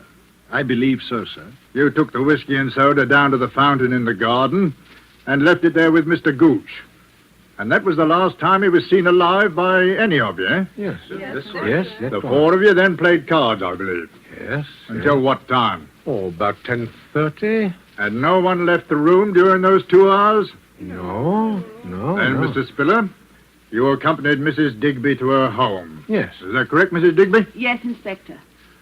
Now, when you returned, you were met in the hall by Masters. Yeah. Now, what time was that, Masters? About 10:45, sir. And Mr. Spiller at that time inquired after Mr. Gooch? Yes, sir. He asked if I had seen him, and as I had not, he suggested I might retire, that he himself would lock the house. And the others had all left? Yes, sir. That is to say, Mr. Ronald had left. I heard him drive off in his car, and Miss Elizabeth had retired. Then you were alone in the downstairs part of the house. Is that so, Mr. Spiller? Yes. You tell me, please, what you did then? Well, I was worried about Gooch. He'd been drinking quite a lot, and so I went to look for him. Went down to the end of the garden by the fountain. You didn't go through the lilac hedge to the fountain? No, it was dark by then. I couldn't see. I called Gooch several times. Did anyone hear Mr. Spiller call? Oh, I did, sir. I was half asleep, as you might say. But I did hear Mr. Spiller call out. And then what did you do, Mr. Spiller? I came back into the house. Sat up in the library, read for a while, and about 1 o'clock I went to bed. Now, this is very important. Who turned off the fountain? I did, sir. At what time? At 10:30, sir. You're quite sure of that? Yes, sir. It was the usual time. I see. And no one would have turned it on again, of course. I can't think why, sir. Well, I think that makes everything very clear, Mr. Spiller. Yes. When the body was found, it was still wet from the spray of the fountain. Therefore, death must have occurred sometime before the fountain was turned off at 10:30. And as all of you here were occupied till then, from the time the deceased was last seen alive... An accident, of course. I said so from the beginning. Well, might have been either, you know. There had been a blow, and there was water in the lungs. Well, the man apparently fell due to his intoxicated condition, struck his head, falling into the water, from which he was unable to rescue himself. Well, seems the obvious conclusion, doesn't it? Poor fellow. Well, thanks, everyone. I don't think we shall have to trouble you again, Mr. Spiller. Well, I hope not. And thank you, Inspector.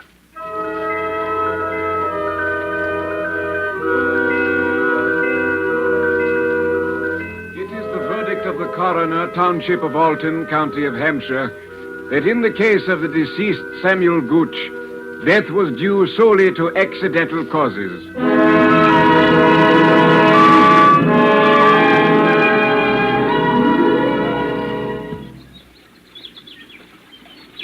Oh, Daddy, I'm so glad. I was afraid for a while. Oh, there was nothing to be afraid of, dear. Poor old Gooch just lost his footing and fell, that's all. I know. I was afraid of him. Of him? I know it was silly, but he was so strange.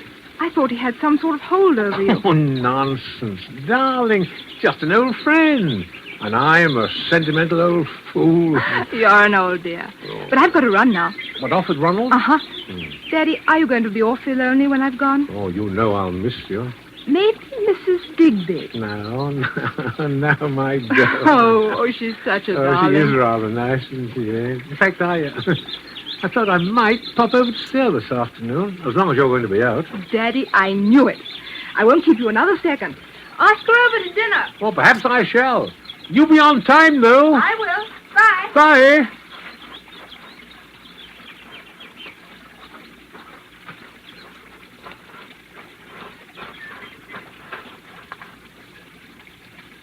Beg pardon, sir. Huh?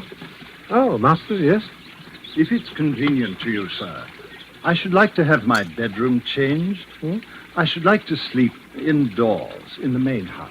Oh? Why that, Masters? I'm a very light sleeper, sir, and noises keep me awake. Noises? The weather vane, sir, above the garage. When the wind changes, it creaks. Oh, well, a little oil perhaps would suit. I hardly think that would do, sir. Because when the wind changes, there are other noises. They can be most disturbing, sir. What? Other noises? The fountain, sir. Fountain? Yes, sir. Ordinarily, I'm quite unable to hear it, any more than you can in the main house, sir. But when the wind is from the west, the plaster backstop acts quite like a sounding board in the direction of my room, sir. In fact, I can hear not only the fountain itself, but I can hear even the faintest noises in the grove around it quite clearly. I see. Quite, sir. For instance, on the night Mr. Gooch sustained his unfortunate accident, the wind changed a little after 11. The weather vane awakened me, and then I heard the fountain. I seem to hear other noises, too, if I may say so, sir. You heard? Yes, sir. I might add that after hearing the police inspector's observations, I took the precaution of pressing your dinner jacket. The sleeve seemed quite wet, sir. Yes. I think, sir, all things taken into consideration, you might find it worth your while to retain me permanently in your service at, shall we say, double my present wage for now. Huh? Oh, yes, of course. I'm very much obliged to you, sir. Is there anything else, sir? No, nothing else. I'm going to sit here by the fountain. Very ingenious. The fountain. Yes. Most ingenious, my fountain. costs so little to run? Because it uses the same water over and over again. Over and over again. Over and over again.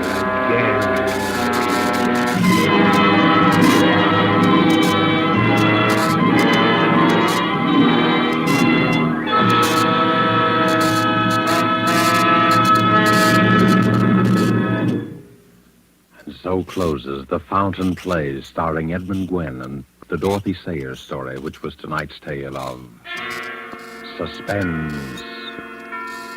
The producer of these broadcasts is William Spear, who, with Ted Bliss, director, Bernard Herrmann and Lucien Marowik, conductor and composer, and Robert L. Richards, the radio author, collaborated on tonight's Suspense. And now CBS is pleased to announce that starting next week at the same time, Mr. Robert Young will begin a brand new series entitled Passport for Adams. Passport for Adams will bring you each week the adventures of an American newspaper reporter among the people of the United Nations. Next week's broadcast will be written and directed by Norman Corwin, with music by Bernard Herrmann, and the star, as we've said, will be Robert Young. This is your narrator, the Man in Black, who invites you to be with us for Suspense 1 week from Saturday at 7:30 to 8 Eastern War Time, and from 8 to 8:30 Pacific War Time, when, with Miss Agnes Moorehead, and with a repeat performance by popular request of the play called Sorry, Wrong Number, we again hope to keep you in suspense. This is CBS, the Columbia Broadcasting System.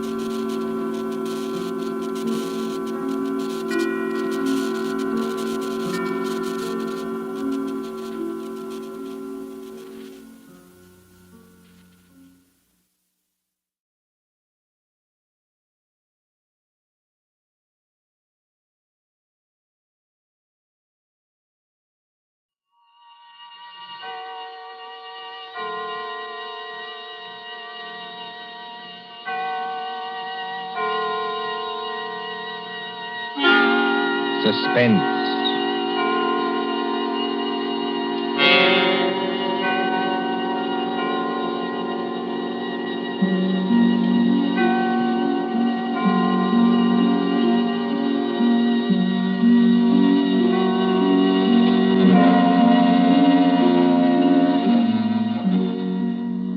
The thrill of the nighttime, the hushed voice and the prowling step, the crime that is almost committed, the finger of suspicion pointing perhaps at the wrong man, the stir of nerves at the ticking of the clock, the rescue that might be too late, or the murderer who might get away, mystery and intrigue and dangerous adventure. We invite you to enjoy stories that keep you in suspense. For Suspense, tonight we present The Lord of the Witch Doctors by John Dixon Carr.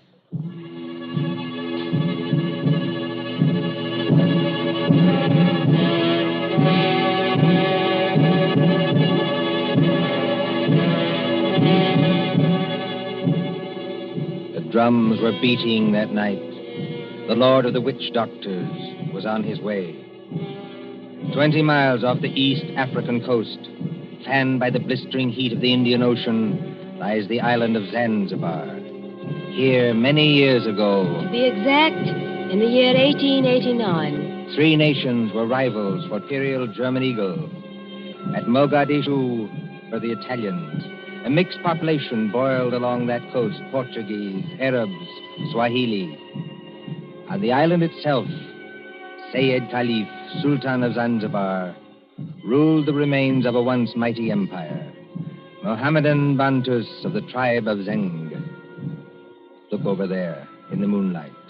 That white building, patched and rotted, was the palace where Sayyid Khalif lived with his fat wives and his captive lion. Not far away on the hill overlooking the harbor stood the British Residency. The British resident, or crown official, held uneasy sway against German and Italian influence. And at the Residency on that hot night long... Martha. Yes, Father? Come away from the windows, please. But, Father, those drums are on the mainland. Never mind. 20 miles from here. I'd rather you stood back. It's the fires I don't like, sir. You can see the red light all this distance. They're having a beano of some kind. You'd better stand back, too, Mr. Harris. Oh, look here, sir. Yes, Mr. Harris? I've been your diplomatic attaché in this place for 3 years. Couldn't you call me by my first name in private? Just as you please. Lower the sun blinds and turn down the wick of that lamp. You don't think there's any danger? There's no danger whatever, but... Nero seems terribly restless tonight. Only natural, my dear, with the drums going. Everybody seems restless. This has been going on for days. You begin to get in your nerves. So you feel it too, eh? And I do wish Sayed Khalif wouldn't tease Nero. Jab at him with the meat fork and that kind of thing. If that lion ever got loose... Nerves, my dear, nothing but nerves. Let's face it, sir. There's something very queer going on over on that mainland. Well, suppose there is. All we know is what Nyoka knows. This great witch doctor, whoever he is, been making a triumphal progress to the coast. The whole bush is afraid of him. You alarm me. Nyoka says he's got horns. He can make himself 7 feet tall, like stretching an accordion. Oh, really, Bill Harris? Well, I don't say I believe it. I say it might be dangerous. Now, for instance, could this be one of Dr. Schmidt's tricks? Dr. Schmidt is a friend of ours. Yes, he's also head of the German East Africa Company. Dr. Schmidt is a gentleman. Look at that coast over there. He's got every native chief in his pocket. Dr. Schmidt assured me that the German emperor has no more territorial claims in East Africa. We get our trade concessions from Said Khalif. Said's our only friend, but we can't even be sure of him. The Germans give him trade gin and a grand piano. The Italians give him 3 new wives for his harem. What do we give him? I have no instructions from London about the situation in this island. No. Somebody in Whitehall probably forgot to post them. For the last time, Mr. Harris, I will not hear His Majesty's government criticized like that. Sorry. These things take time. If there's any danger, we'll be notified in due course. Listen. Well, they're only our own natives. They beat their own drums, you know. Somebody went past that window. That's probably only Nyoka, my dear. Surely you're not afraid of our own servant. No, but I... Master! Nyoka, listen to me. Don't hang on to that big curtain. You'll pull it down. Now stand up straight and tell me. What is it? He here, Bwana. He here, yes, please. Who's here? Big witch doctor here, yes, please. He come up past in moonlight. He walk slow, boom, boom. He got big teeth eat with. He outside front door now. What was that? The drums have stopped. Nyoka's right, sir. We have got a visitor. There's somebody coming down the hall. Better turn down that lamp, Martha. I can't seem to find the lamp. My fingers are all thumbs. There's a revolver in the table drawer behind you, sir. I don't need it. Stand perfectly still, all of you. Now, please, friends all, don't be alarmed. Are you English? That's right, miss. Born and bred in Streatham. Which of you is the British consul? I am the British resident, sir. My name is Richardson. May I ask the meaning of this tomfoolery? Well, that's just what I'm here to tell you. Or maybe I'd better show you. Now, observe me right hand. I hold it up so, and as I live, a lighted cigar. But perhaps the lady doesn't like smoking in the drawing room. Now, look here. There's nothing up my sleeves. I wouldn't deceive you for the world. I turn over my hand, and would you believe it? A glass of water. Is this man insane? Father, I think he's trying to tell you he's a magician. That's right, miss. Direct from the Egyptian Hall, Piccadilly. Animal taming and magic. That's my line. Then you're the famous witch doctor that's got all the natives in an uproar? Nobody else, young fella. Yes, well, you tell us what you mean by this nonsense. Scaring everybody when there's no danger. No danger? I suppose you haven't heard about Said Khalif and his Gatling guns? Gatling guns? Kindly presented by Dr. Otto Schmidt. And believe me, all you've got is an appointment with a Gatling gun, unless my nonsense steps in. Here, take a look at this. But you can't be from the British Foreign Office. Well, that's just what I am, Governor, and going up in the world, don't you think? By the way, I'd better give you your instructions. The envelope's pretty dirty and a little bit smelly from being under my furs and devil paint, but... Read it, sir. Go on and read it. Foreign Office, Whitehall, British Consul, Zanzibar. Bearer of this letter, the Great Mephisto. That's me. Real name, Barney Hitch. They must be out of their minds. Are they? Listen, old man. I've been 3 weeks in that jungle with a Swahili interpreter. I've been bitten and stung and fried to death. But Schmidt or no Schmidt, I've got those native chiefs just where I want them. You see what happens when I announce I'm a friend of the Great White Queen? Why, you'll have 'em eaten out of your hand. Well, that's true. And all we've got to do is get around Said Caliph here on this island. But do we need to get around him? The young lady, be good enough not to speak until you're spoken to. Oh, I'm sorry, Father. Say it may be lazy and as fat as a hippopotamus. He's rather a fine old boy. Is he? You said something about Gatling guns. Now, listen. Here's the game. Father, I don't like this. I've never heard Nero as restless as that. Never mind, Nero. Go on. Well, I came over here tonight in a steam launch. Tomorrow I'm paying my state visit to the great Sultan Said Caliph. Now, you present me as your friend and a friend of the Great White Queen, and I do my best tricks at it. Is anything wrong with your native boy? Nyoka, be still. You're not afraid of our witch doctor friend, are you? No, I good Christian. Here, what are you doing? Come out from under that sofa. But, Bwana, I see something. I look out through window slats. See Bwana bald head coming up past. Well, a baldhead. That's Dr. Schmidt. Dr. Schmidt. Well, he mustn't find me here. Yes, I quite agree. This is most irregular. Is there a back way out of here? Yes, through that arch. Stay in the back room. Nyoka will show you. Me go with witch doctor. Yes, hurry, please. I know like. Never mind what you like. You go. All right, master.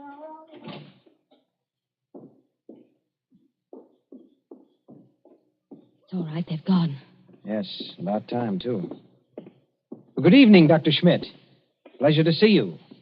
Always a pleasure to see you. Ah, my friends, I wish I could say it was such a pleasure to see you. Isn't it, Doctor?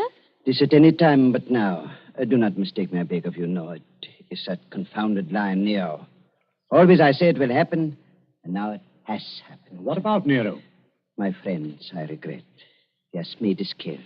He has tasted blood. What's that? You permit that I sit down and take off my sun helmet. I am not young, and I'm tired. It's not Said Caliph. Yeah, it is so. He has teased that lion once too often. Oh, poor old boy. He was our friend. He's not dead. Yeah, I regret. Yeah, he is dead. Sultan of Zanzibar is dead. Oh, Gad. But how did the lion ever get at him? He drank too much puma. That was his trouble. He got drunk and think he can do too much. So he opened the door and went to the lion's cage. Into the cage? Yeah, would you believe it? Not easily. But it is true. Over to Paris, there's what you call gnashing of teeth. His son Nobius in tears. Did you see this happen, Doctor? No. I go there later and they tell me. It's all the worse because of some foolish toy, a doomhead's toy. That he has been stuck over the head and thrown into the cage by someone who did not like him. That's more likely, if you ask me. My friend, it is foolishness. Everybody liked old man. He was a father to his people and a kind friend. Doctor, are you telling us that Said may have been put into that cage unconscious? It is what one African soldier says, yeah. Well, then he may still be alive. Alive? It is impossible. It's more than possible. A lion may maul an unconscious man, but it doesn't often kill him. This is vital. Vital to Said himself and others as well. You're a doctor. Can't you go and make sure? My friend, I regret. I am not that kind of a doctor. Harris, you may be right. I think I'd better go myself. Yes, that's a good idea, sir. I'll stay here and entertain Dr. Schmidt. Unless, of course, he wants to go, too. No, I thank you. I do not like sights of that sort. I have a tender heart and I have illnesses. Besides, you can do nothing. I tell you, he is dead. Yes, we'll see. Martha, you'd better come with me. Your nurse's training may be of some use at last. Of course. Hadn't we better go the back way and speak to Nyoka? Yes, Nyoka mustn't be troubled in that back room. A very good evening to you, Dr. Schmidt. Ah, Mr. Harris, they have good hearts, but they're so foolish. I would give my own right arm to aid that poor man. But, well, we must have philosophy. We must cheer up and bear it. Yes. Now, Doctor, we're all alone. So we are. We must sit down and have a nice, comfortable chat. Yes? Definitely, yes. Oh. I wanted to have a word with you anyway. Ah, so? About what, Mr. Harris? Oh, various things. I am happy to give you all the time in the world. I like talking to young people. It makes me feel young again myself. Like, Nobi? Nobi? Said Khalif's eldest son, the new sultan. Ah, one fine young man. For a savage. Yes, but weak, easy to manage, and very fond of his father, too. It's a wonder he didn't have the lion shot after they got the body away. Shot with what, my friend? I beg your pardon, Himmel. I do not consider the matters funny. No. But shot with what? These brutes, they have nothing but loading muskets. Kill Nero with those? No. Suppose they had Gatling guns. Pardon? Just suppose that, of course. Of course. Well? Ah, my friend. Gatlings would be of no better use. You only wound. To kill a lion, you must reach the eye or heart with a high-power bullet. What is the matter with us? Why are we talking of these things? Talking of death, you mean? Of Said Khalif, who gave all the trade concessions on Zanzibar to the British? My friend, I was talking about express rifles. Look here, don't you find it warm in here? Yeah, a little. Yes, it smells of animal's fur, doesn't it? I'll just raise those sun blinds. No. You must not trouble yourself to do that. It's no trouble. I beg of you not to trouble. It is not necessary. Doctor, you've been mopping your forehead ever since you've been here. Little fresh air never hurt anybody. Here. Yeah, isn't that better? Much. Why not sit down, my boy, and we have a nice chat? Fine enough night. No smell of the animal's cage here. My friend, you talk like a hunter. Yes. Or a victim. Yes, it's a fine night. At least for this part of the world. Fire's still burning on the mainland. I wonder if that's a good sign. Of what? I wish I knew. And the sea is like skim milk under the moon. And, good Lord. What is it? What makes you jump? Look there, in the harbor. My friend, I see nothing. Perhaps if I take off my spectacles and wipe... Why, man, you must see it. In the harbor, out at the left there, beyond the shadow of those big palm trees. Don't you see our riding lights? It looks like... By George, it is. It's a warship. It's only a German gunboat, my friend. Only a very little German gunboat. German gunboat? My friend, you must not be so distrustful. That is not kind. Let me get a telescope. But I tell you who she is. It is nothing. She is on what you call a goodwill tour. You're not angry. Angry? Oh, my friend. Well, I did not know. I could not guess. That is, England is our heart to understand. We know that ourselves. I tell you something in confidence. The Germans are sensitive. The British objected. The natives feel too strong. I tell the gunboat to go away. I fire an express rifle. It has a sound. Boom! You cannot mistake one another. That is why I think of an express rifle. But if nobody will object... Why, not the least bit. Tell me, Doctor, do you like it here on this island? Well, it's not bad. Don't you ever want to get away from a forsaken mud heap like this? My friend, I am a German. My duty is here, as I stay here. Yes, I know. Between ourselves, that's exactly my position. But you are young. That's not the point. It's the importance of the job. The British don't rule Zanzibar. We hold the trade concessions from Said Khalif, and our residency has to protect them. But even you, Doctor, would be surprised at the amount of trade that we have to protect and the revenue that comes out of this island. Is it so now? You don't say so. I do say so. Is it so much? More than you think. Of course, I'm not allowed to give you any figures. No. Of course not. I would not dream of asking you. How much would you say it comes to, roughly? Oh, come now, Doctor. As one gentleman to another, you're not asking me to give away secrets. Oh, no. It was only a joke, you understand. Please do not try to up-trip me. I would try to pull your leg, and it was only a joke, believe me. Yes. It's all in the game, as it were. Yes, all in the game as gentlemen. Oh, Doctor, you're quite a humorist. You're not offended? Not at all. No, as I was saying, I hold a rather important job. Of course, Mr. Richardson holds an even more important one. He's been very friendly with old Said Khalifa on this job. Of course, you know what that job is? Of course. He's the British consul. What is the matter with you? You're not smiling any longer. Why are you looking at me like that? So that's it. That's the game. You made exactly the same mistake that he did. Shoot it.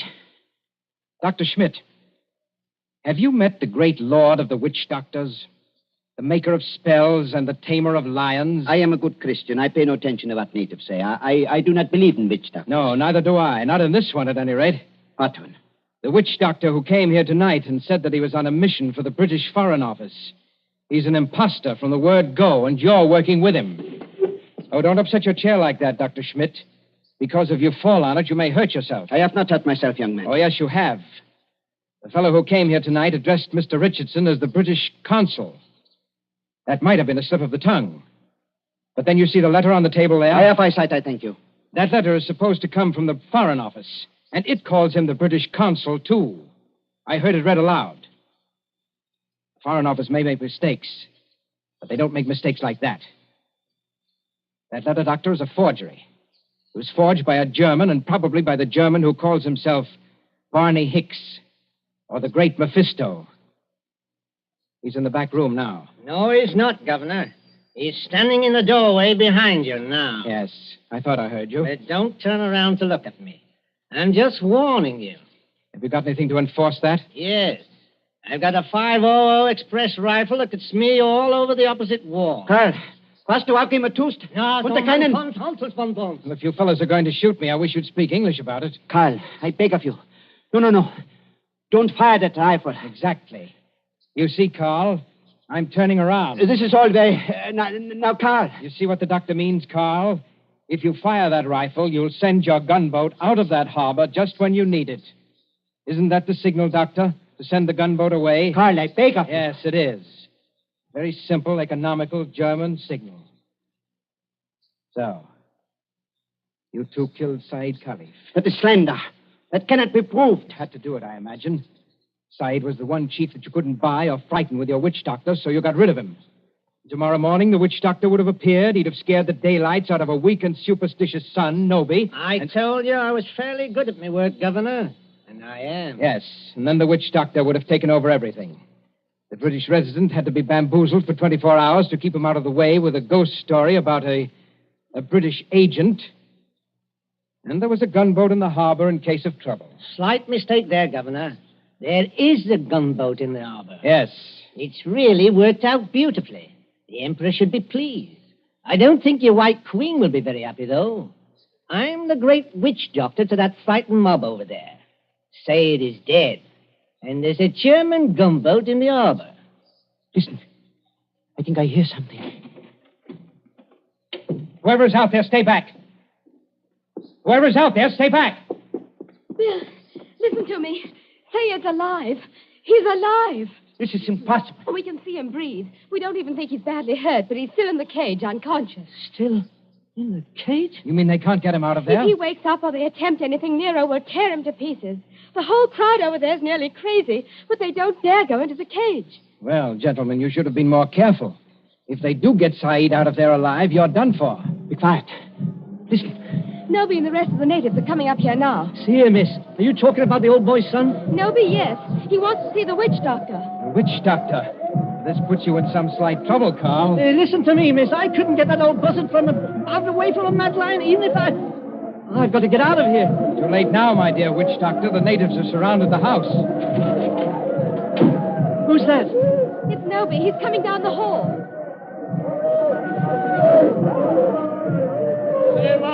Abu do Save. I Noby. Speak white language. Harry Sultan's wand. Witch doctor? Much respect. Fall on floor. Go ahead. Play your part, Carl. Play your ruddy part. Get up again. Great medicine man. Father heard. Encaged with lion. You come. Say something, Carl. You can't be a dumb wizard. You come. My dear Noby, my friend, the witch doctor can't understand you. Hey, witch doctor. Not speak everything. But, witch doctor. No, it is not that. He does not hear you. He's in another world. See how his eyes close. See how he sway. I know this. He saved my father. Or maybe all of you. We will kill all white people here. Witch doctor saved my father from lion. You come. Noby, listen to me. You needn't worry. The great witch doctor can save your father. Go in cage? No, not go in cage. Strike with fire? Yes, that's it. Strike with wizard fire. Open heaven. Flash great light. Nero scream and die. Father saved. Carl, you must not save him. If he remain alive, he will talk. Then the natives will know. You not want to save father? The witch doctor does want to save your father, Noby. You see that gun under his arm? Gun? Gun no good.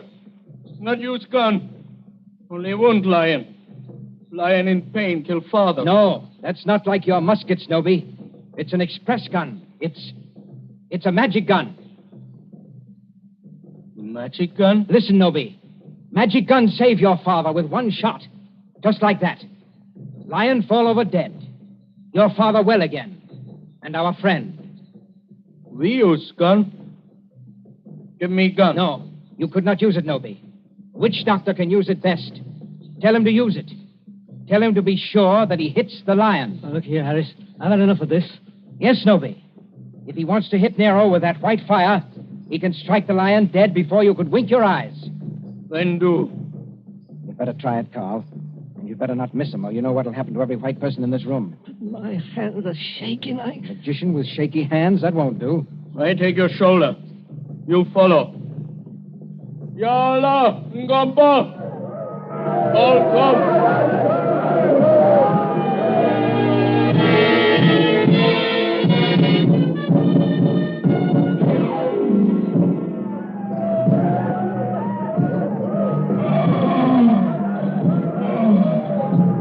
There is cage by palace door. All court over river, bright as day. 1,000 torches, all make light. Now do. Now do. See how quiet they get when Noby raises his hands. They're praying. So are we. Won't do it. You'd better. I told you that.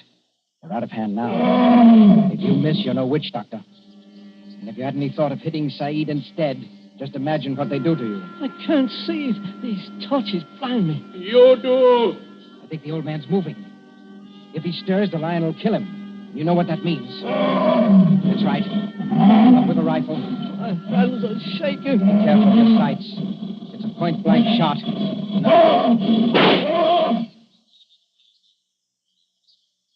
Allah! Wukon! All right, Noby. The lion is dead.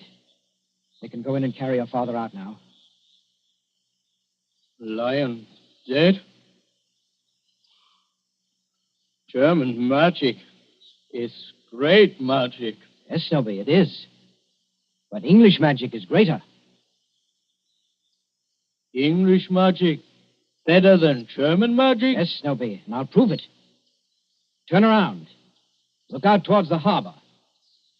I stand here. I wave my hand, like this. Nothing up my sleeves. I wouldn't deceive you for the world. I wave my hand towards the gunboat in the bay. The gunboat sails away. English magic, Noby. English magic.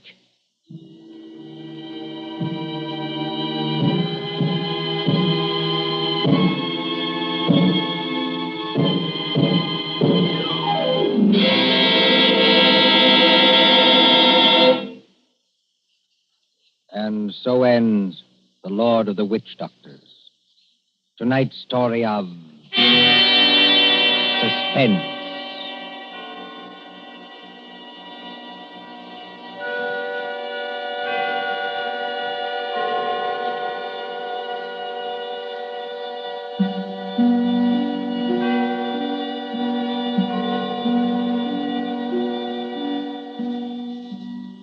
Next Tuesday, when CBS again brings you Suspense, our story will be The Devil in the Summer House.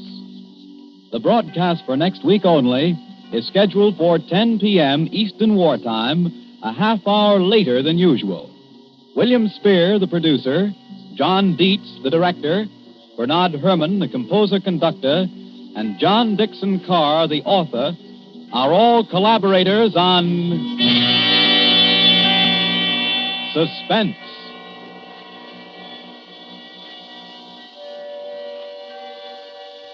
This is the Columbia Broadcasting System.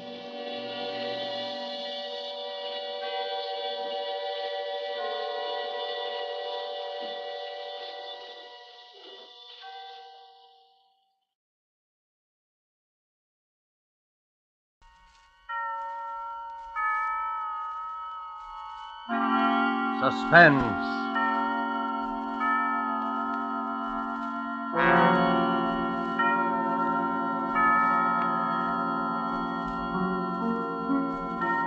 This is the Man in Black, here again to introduce Columbia's program, Suspense.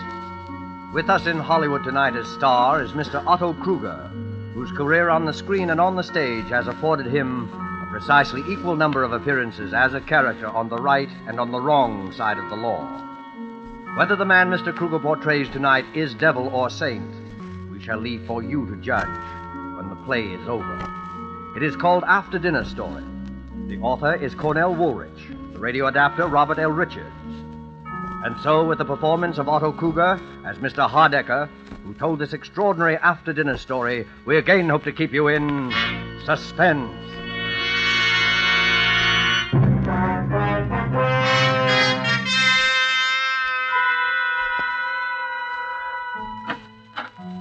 Mr. Hardecker's residence? I believe I'm expected for dinner, please. Your name, sir? Kenshaw is my name. Very good, sir. Mr. Hardecker? Mr. Kenshaw, sir. Ah, number one. Good evening, Mr. Kenshaw. Is this where Mr. Hardecker lives? My name is Lambert. Mr. Hardecker? Mr. Lambert. Number two. My name is Prendergast. I think Mr. Hardecker? Mr. Prendergast. Number three. Mackenzie's the name. Mr. Hardecker? Mr. Mackenzie. Number four.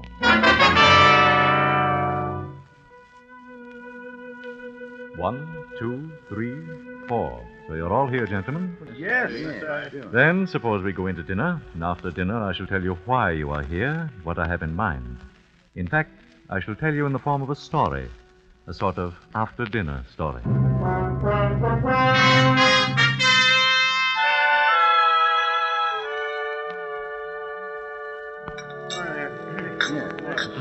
right.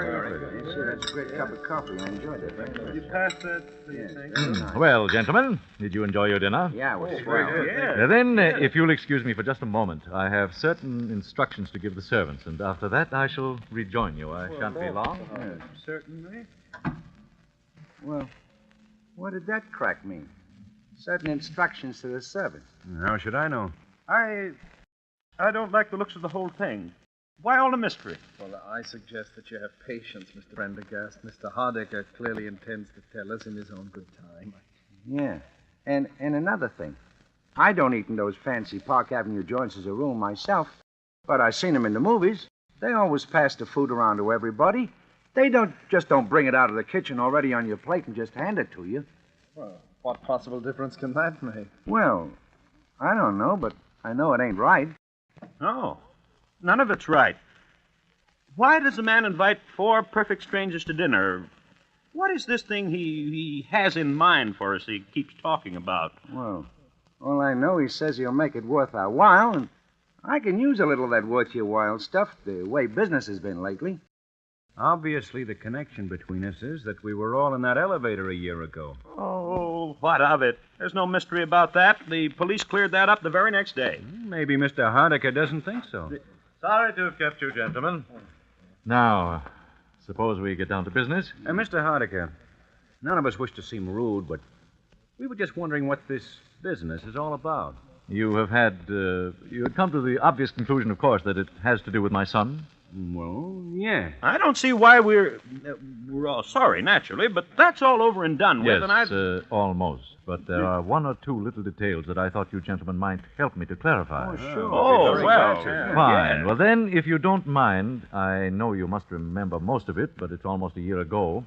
I'd like to go over the whole story from the beginning. Well, that's all right. Well, it was just before 5 in the afternoon on August 30th of last year when the matter which concerns us here this evening had its beginning. And on that day, and at that time, all four of you, perfect strangers, who had never seen each other before in your lives, found yourselves, for personal and business reasons of your own, on various floors of the Norfolk building in Midtown Manhattan, waiting for the express elevator to take you to the lobby. The first passengers were on the 21st floor. 21, going down, please. Express car, going down. There are now 3 men in the elevator. The operator, Mr. Kenshaw and Mr. Lambert, who had gotten on at the 21st floor. 18, going down, please. Face the doors, please. Going down. Now there are 5 men in the car. Mr. Prendergast and Mr. Mackenzie had entered the elevator at the 18th floor. 15, express car to the lobby. Going down, please. Say hello to Eleanor for me. You bet. Bye, Dad. Bye. 6 men in the elevator. The last to enter, I had accompanied to the elevator door myself. He was my son. These things drop pretty fast. Too fast for me. Hey, this baby is moving. Hey, look! We can't stop it. We're out of control. Stop it. Look out, we're going to hit. Get off. Stop it. Try to do something.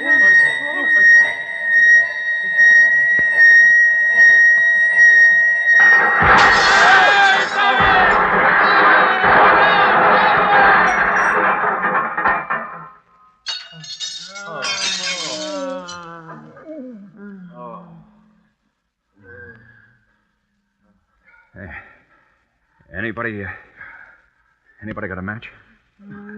I think my leg's broken. Get me out of here. I got a wife and kids. Somebody get me out of here. Get me out of here. Shut up a minute, can't you? It's dark. You're not the only one with a wife and kids. Has anybody got a match? We've got to get this door open. Yeah. I don't have it. We're liable to suffocate in here. These things are practically airtight. Where's the operator? Operator, he's over here. I can feel the braid on his coat against my hand. Oh. Hey, what about it, Bud? You've got a match so I can see what I'm doing here? Hey, operator. He's dead. Dead? Why doesn't somebody come? What's the matter with him? Why don't they come? Pipe down, will you? Pipe down. There, I got it. Now we'll get a little air anyway. Oh, there's a light up there somewhere. Yeah, I can hear voices. There, you hear them? Help! Help! Say, there's no use yelling your head off. They know we're down here. Yeah. I wish my leg didn't hurt so bad. Oh, let's see. Try wrapping your shirt around it tight. May stop some of the pain. Thanks. Yeah, easy. Now what? Nothing. Just sit and wait. That's all. Why don't they hurry? What are they waiting for? Why don't Take they hurry? it easy. Take it easy. You could be worse off. Worse off? Yeah. Like this poor guy, the operator. He's dead.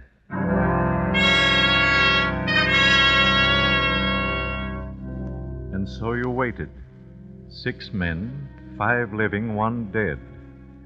I know how it must have been for all of you, the minutes dragging by, there in the darkness, with nothing to do but wait. How's your leg? better. How long do you suppose we've been down here? No, it's hard to tell. Maybe they think we're all dead.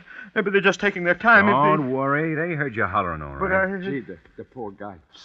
I wonder if he had any kids. The operator? Yeah. I often wondered sometimes what would happen if one of these things ever slipped. Well, now you know. I'll never ride in one again. So he's going to walk up 68 stories to the Rainbow Room. I don't go to the Rainbow Room. Oh, I'm certainly glad my father didn't get on this car with me. He was going to, but he changed his mind.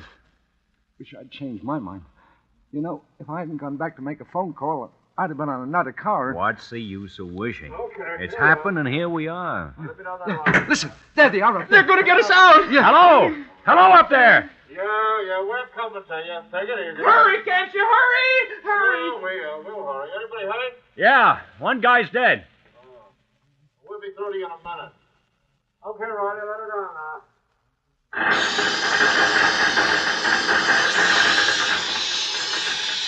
Look at that light up there. Acetylene torches. Yeah, they're gonna cut a hole in the roof. What a racket. Oh, I'm nearly deaf already. Listen, you guys. We're coming through, see? Watch out for spots. Shut your eyes and stand back against the wall. Okay. I never knew those things made so much noise. It's because we're closed in. No! What was that? I don't know. I thought I heard somebody holler. Yeah, so did I. Must have been one of those guys up above. Those sparks are enough to blind you. Well, don't look at them. They will blind you. One went right by in front of my face, right across the car. They couldn't have.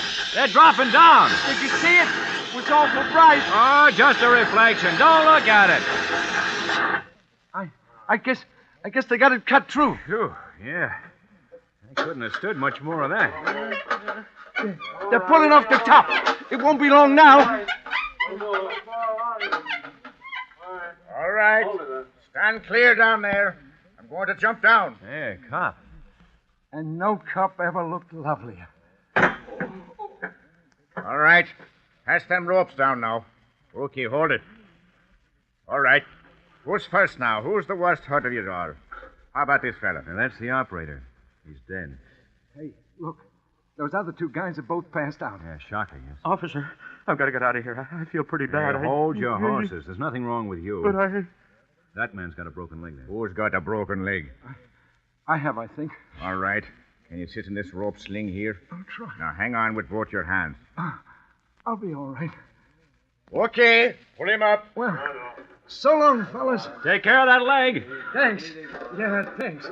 My name's Lambert. And mine's Mackenzie. Maybe we'll run into each other sometime. Yeah. Well, so long. All right, let me have that rope now. Well, who's next now? Well, maybe you better take those two guys that passed out. They might be hurt. Why, sure. How about this young fella? Sure. He got a little blood on him, hasn't he? He has that. Glass from the light fixtures, I guess. Well, I don't think it's serious. You don't, eh? No, he seemed to be all right. Well, whatever he seemed to be, he's not now. This man is dead. Dead? Oh, but he can't be. Look here, my lad, you don't seem to realize that you've come through a pretty serious accident. I know, but he can't be dead. We heard him talking just a few minutes ago. Isn't that right? Yes, I heard him. Well, sure. He was talking to us here in the dock. He said something about being glad his father wasn't on this elevator. I can't help what he said or what you heard him say. This man is dead.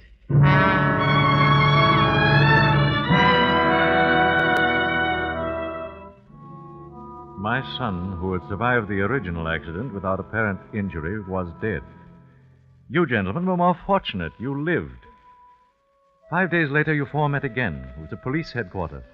About 2:30 on a Friday afternoon. The last to arrive was Mr. Lambert. In here, Mr. Lambert. Thanks. Hello there. Hi, fella. Hey, how's the leg? Pretty good. Mr. Lambert, That's right. I'm Chief Inspector McMahon. How do? You'll just take a seat there. Yes, sir. Well, we all here now? Mr. Kenshaw, Mr. Pendergast, Mr. Yes? McKenzie, That's me. Mr. Lambert. Yes, sir. Well, now, as I told each of you over the phone, I won't keep you very long. I just wanted to ask a few routine questions about that business of the elevator the other day. Well, what's the matter? Something phony about it? Not for our money. It's an open and shut case. Suicide. Suicide? Yeah. You mean the operator wanted to bump himself up so he could... No, not the operator. He died of a fractured skull. It's young Hitch-Hiker we're interested in. His father's been raising a row, so we said we'd investigate, but... I still don't get it. Wesley Hitch-Hiker was killed by a .32 caliber bullet through the heart. You couldn't happen. You mean he killed himself right in that car with all of us? What else? He wasn't shot when he walked in, and he was dead when we brought him out. Unless one of you killed him. Whoa. no. Well, now... Any of you know him? No. Well, then there you are. Even the father had to admit that as far as he knew, his son had never seen any of you before in his life. But it don't make sense. What don't make sense? Well, I mean, a guy shooting himself in an elevator with 4 other people that nobody didn't even know it. Did any of you hear the shot? Well, not before they started the blowtorches. I could swear to that. Couldn't have heard one anyway. Yeah, you see. Hey, wait a minute. Did you hear something? No. But Mackenzie, remember I said when I was laying on the floor of the elevator that I thought I saw a spark from one of those blowtorches that went across the car instead of falling down? That's right. Anybody else see it? The blowtorches were absolutely blinding. You couldn't see a... How about you, Mr. Kenshaw? I'm afraid that I fainted or something silly like that. I'm not a very strong person. Well, it was probably the gunshot, all right. Nothing very mysterious about it. The gun belonged to young Hitch-Hiker, licensed in his name, and had only his own fingerprints on it. Well, maybe I shouldn't ask, but why did he do it?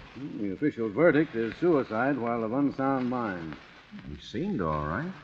He talked to us perfectly sensibly just before it happened. Just goes to show. You never can tell, can you? Oh, he'd always been nervous and highly strung. We got that out of his father. The strain of being down in that black pit was just too much for him, that's all. Oh, what a terrible thing. To break down just as we were about to be rescued. Yep, it's too bad. Boys seem to have everything to live for, too. But we find that sort of thing all the time. The noise, I suppose. I've read of cases of nervous breakdown caused by noise. Yeah, that's it. Well, I guess I don't need to keep you gentlemen any longer. Well, I'm certainly glad there were no complications. Oh, don't worry. If one of you had anything to do with it, you'd be back in the cell right now.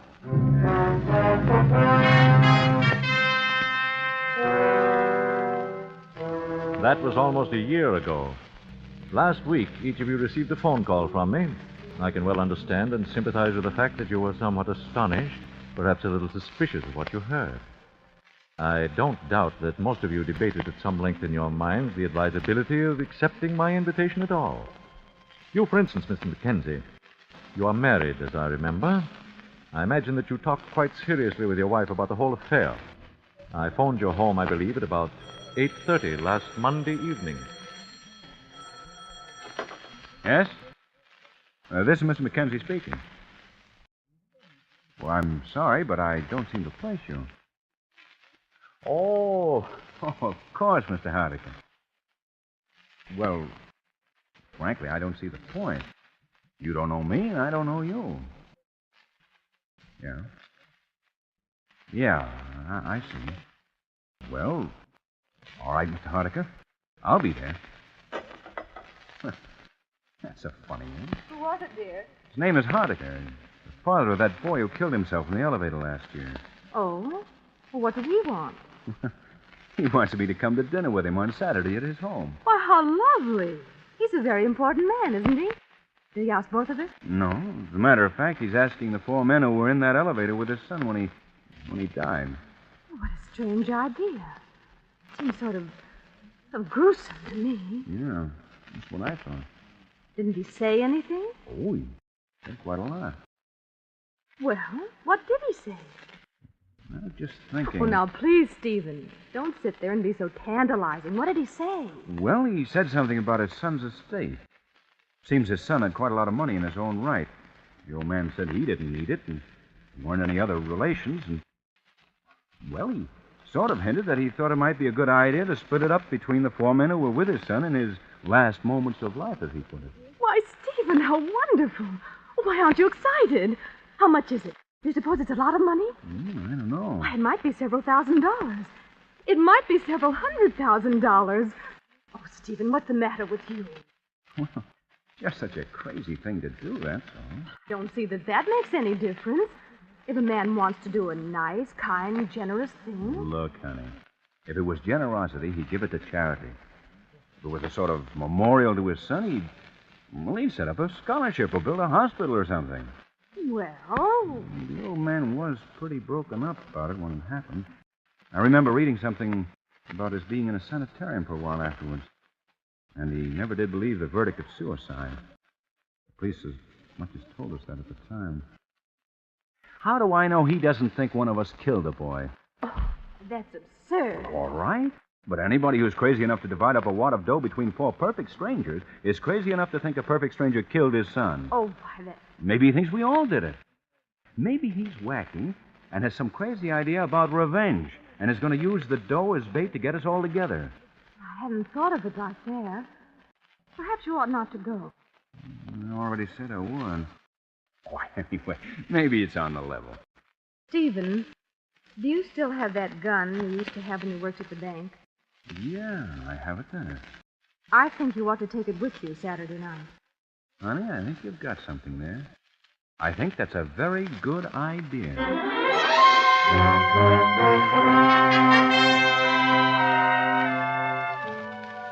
And so, gentlemen, I'm quite gratified that you all saw fit to accept my rather unique invitation, and that we are all here together this evening.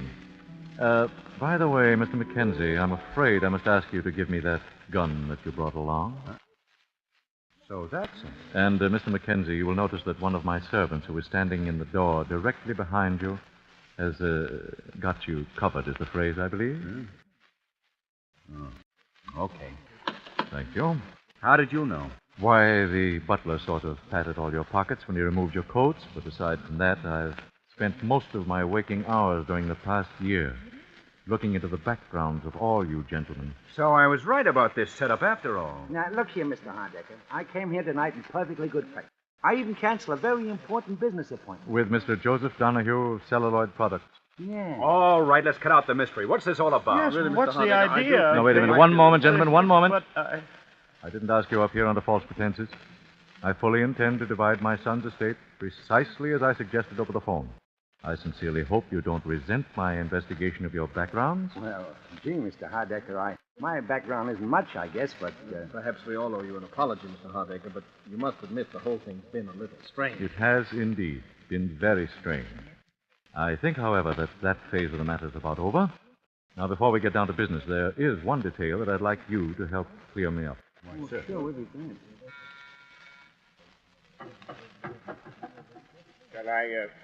Shall I bring it in now, sir? If you please. Is it well mixed? Yes, sir. In the center of the table.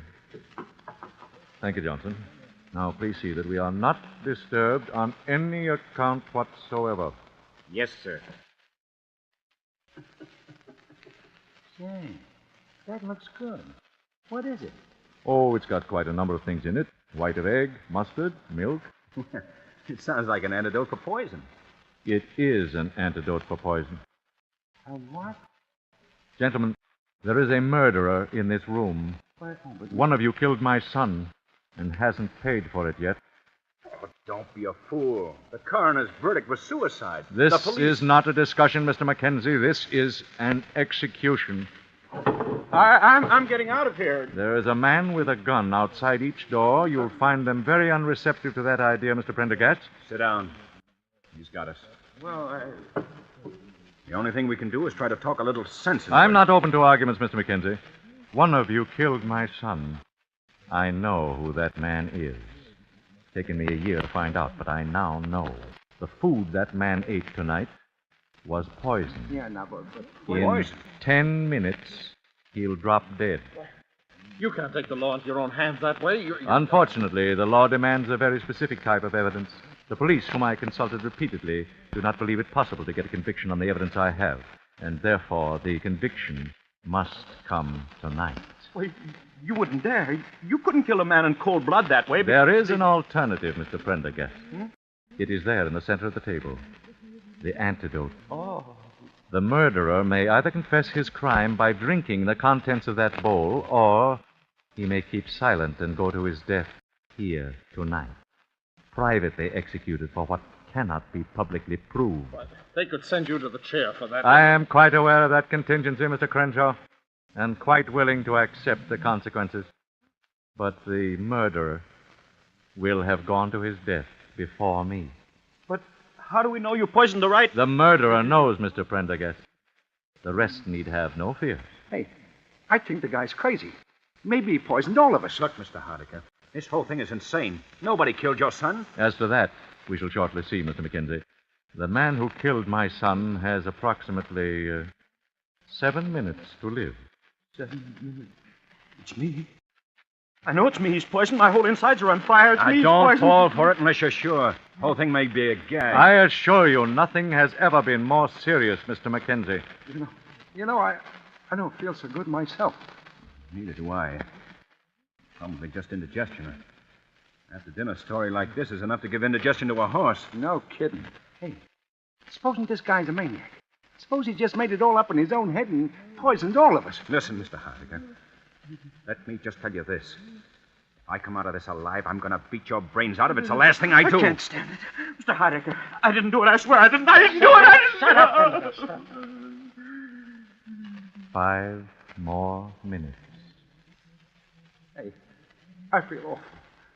Maybe we all ought to take some of that stuff, just in case. Yeah, that's it. We'll all take it. Yeah? Who'll take it first? Unfortunately, gentlemen, there's only enough antidote for one. Even if you're right, Hardiker, this is no way to do. This is my way. You're crazy, I tell you, crazy. Perhaps. Have you a son? Kenshaw.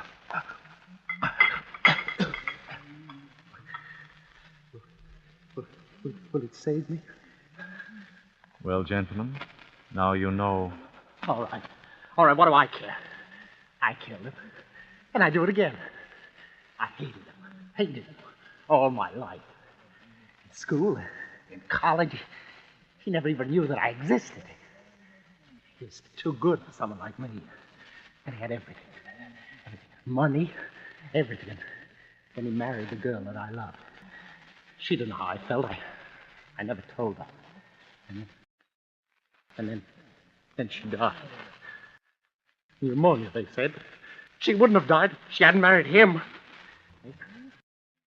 So I killed him. I saw him get into the elevator. And then it fell. It fell. It was as though God had delivered it into my hand. It came to me there in the dark. I choked him. I choked him, and then he got out his gun, and I put my hand over his, and I turned it against him and fired. But I'm glad. I'm glad. Look. Help him, somebody. Help him. Here. Hold up his head. Here. Never mind. He's dead. It didn't work in time. You killed him, Hardiker. No, I didn't. I tell you, he's dead. Yes, I know. But what he drank was not the antidote. It was the poison. Poison? You see, I didn't exactly know which of you killed my son. I only knew that one of you must have. And so Robert Kenshaw convicted himself in front of all of you and was his own executioner. Well, then, he was never poisoned at all until... Until he drank the contents of that bowl. Gee. I shall divide the estate, gentlemen, as I promised. Meanwhile, you may call the police if you like. Let the law and divine providence decide whether this man died by my hand or by the guilt that lay upon his own soul.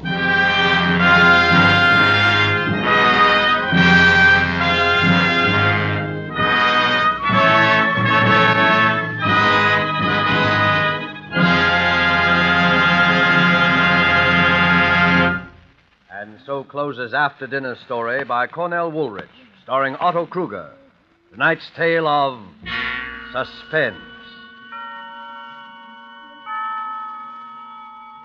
This is the Man in Black, who conveys to you Columbia's invitation to spend this half hour in suspense with us again next week, same time, when our star will be Gene Lockhart in the suspense play called Statement of Employee Henry Wilson.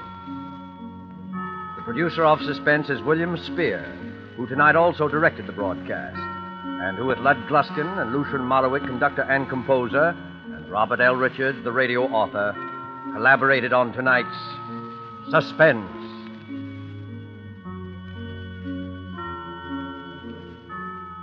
Make a note on your calendar that beginning December 2nd, Suspense will come to you on Thursday evenings at 8 p.m. Eastern Wartime, 7 p.m. Central Wartime, and 6 p.m. Mountain Wartime. Remember, Suspense will be heard on Thursday nights beginning December 2nd. This is the Columbia Broadcasting System.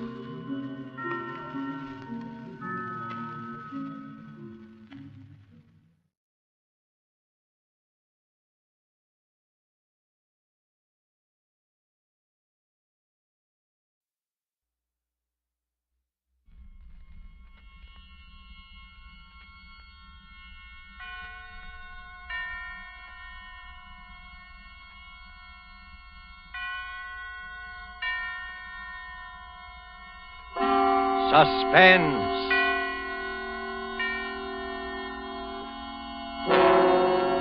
Presented by Roma Wines, made in California for enjoyment throughout the world. Salud. Your health, senor. Roma toasts the world. The wine for your table is Roma, made in California for enjoyment throughout the world. This is the Man in Black, here for the Roma Wine Company of Fresno, California, to introduce this weekly half hour of Suspense. Tonight in Hollywood, Roma brings you the MGM star, Mr. Charles Lawton. The suspense play which stars Charles Lawton and which is produced and directed by William Spear is called Wet Saturday. This remarkable and sardonic story is rather difficult to describe. It most certainly isn't a whodunit. Is it, Mr. Lawton? No, it definitely isn't. The question involved is not at all a matter of who done it. It's a matter of whether or not the who done it is going to get it in the neck. And if not, then who is, regardless of who actually done it. It's very complicated. Very well put, sir. And before the curtain rises on Suspense, will you eavesdrop with me a moment? Dinner is over. A delightful dinner in one of the great homes of a land far to the south. And one of the guests is complimenting his host. Ah, Raoul, your reputation as a host grows with each of your magnificent dinners. That superb wine tonight, where did you find such perfection? I will tell you a great secret.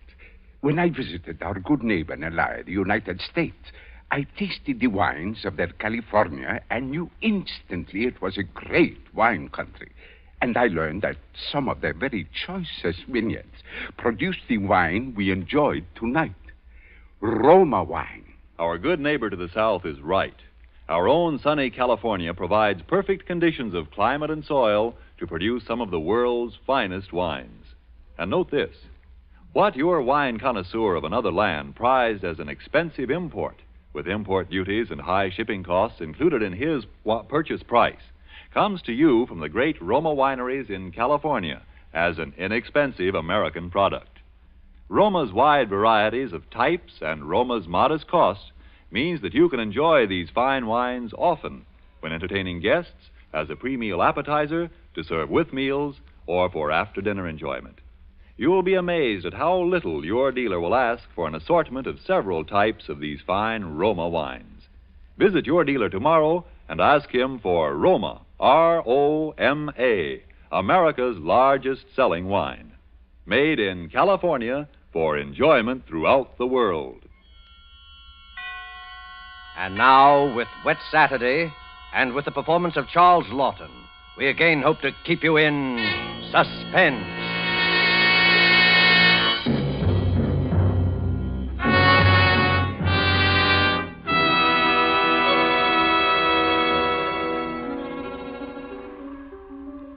On this rainy afternoon, we should like you to meet the Princey family and their visitor. They are, of course, at home.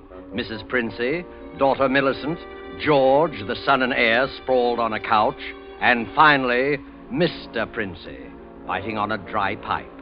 Their living room is dull and overstuffed. Rain beats at the windows. They are any middle-class family at home on a wet day, except for one small item.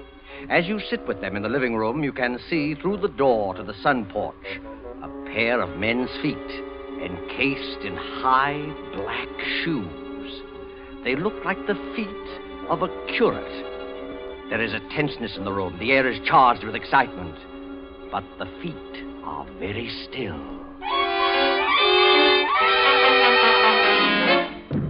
Well, don't keep staring at him. Listen to me, all of you. Don't you see? They'd hang her. That's what they'd do. They'd hang her. Oh, Fred, it's too awful. Awful? It's catastrophic. A supposedly sweet, gentle, intelligent girl, respected and loved by the whole village, doing a thing like this. Think of the publicity and the disgrace. Do you think I'm going to resign from the bench, the vestry, and sell out and live in some foggy hotel abroad? Oh, no. No. Oh, no. I'll kill myself. I will. Don't be a fool. Any more than you have been, the governor may. Will you be quiet? Wouldn't be so bad if it were you, George. Everybody in the village knows you're not responsible. Get off that couch and sit up in your spine. You might be of a little use here if you could think. Oh, but I say, Governor, this isn't my funeral. Shut up.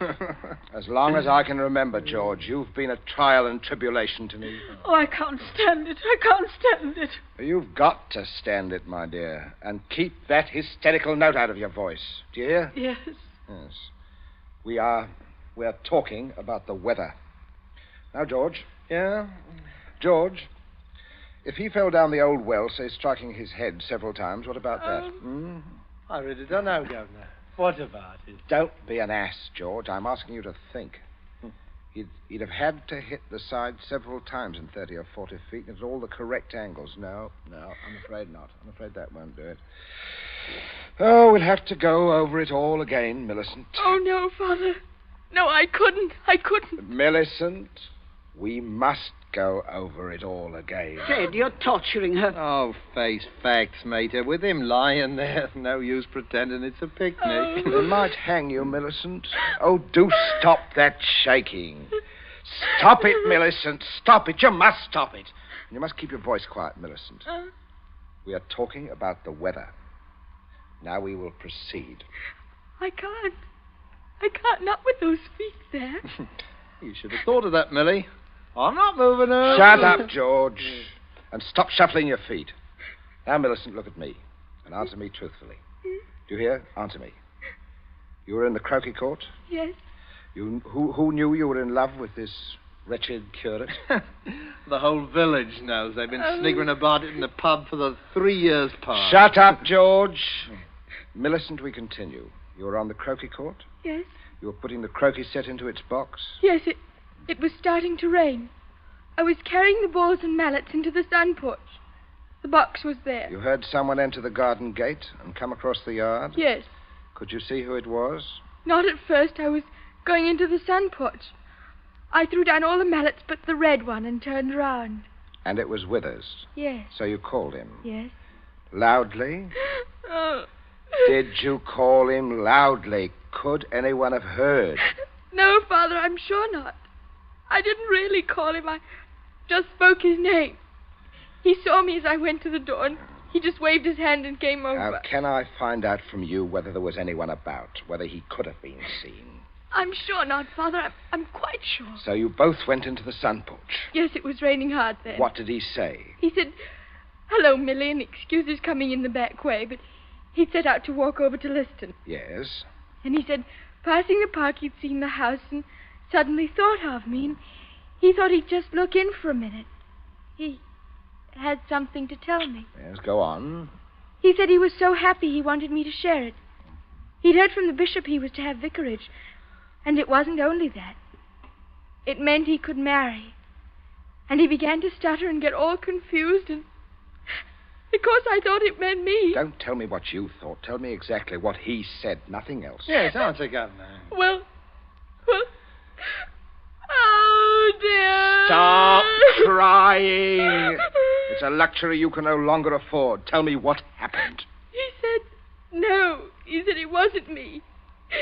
It's Ella Bragdon Davis. Oh. And he was sorry and all that. Then he went to go. And then? I got mad. He turned his back. I had the red mallet of the croquet set in my hand. I'd forgot to drop it in the box when I came, and I was just... Did you shout or scream? I mean, as you hit him?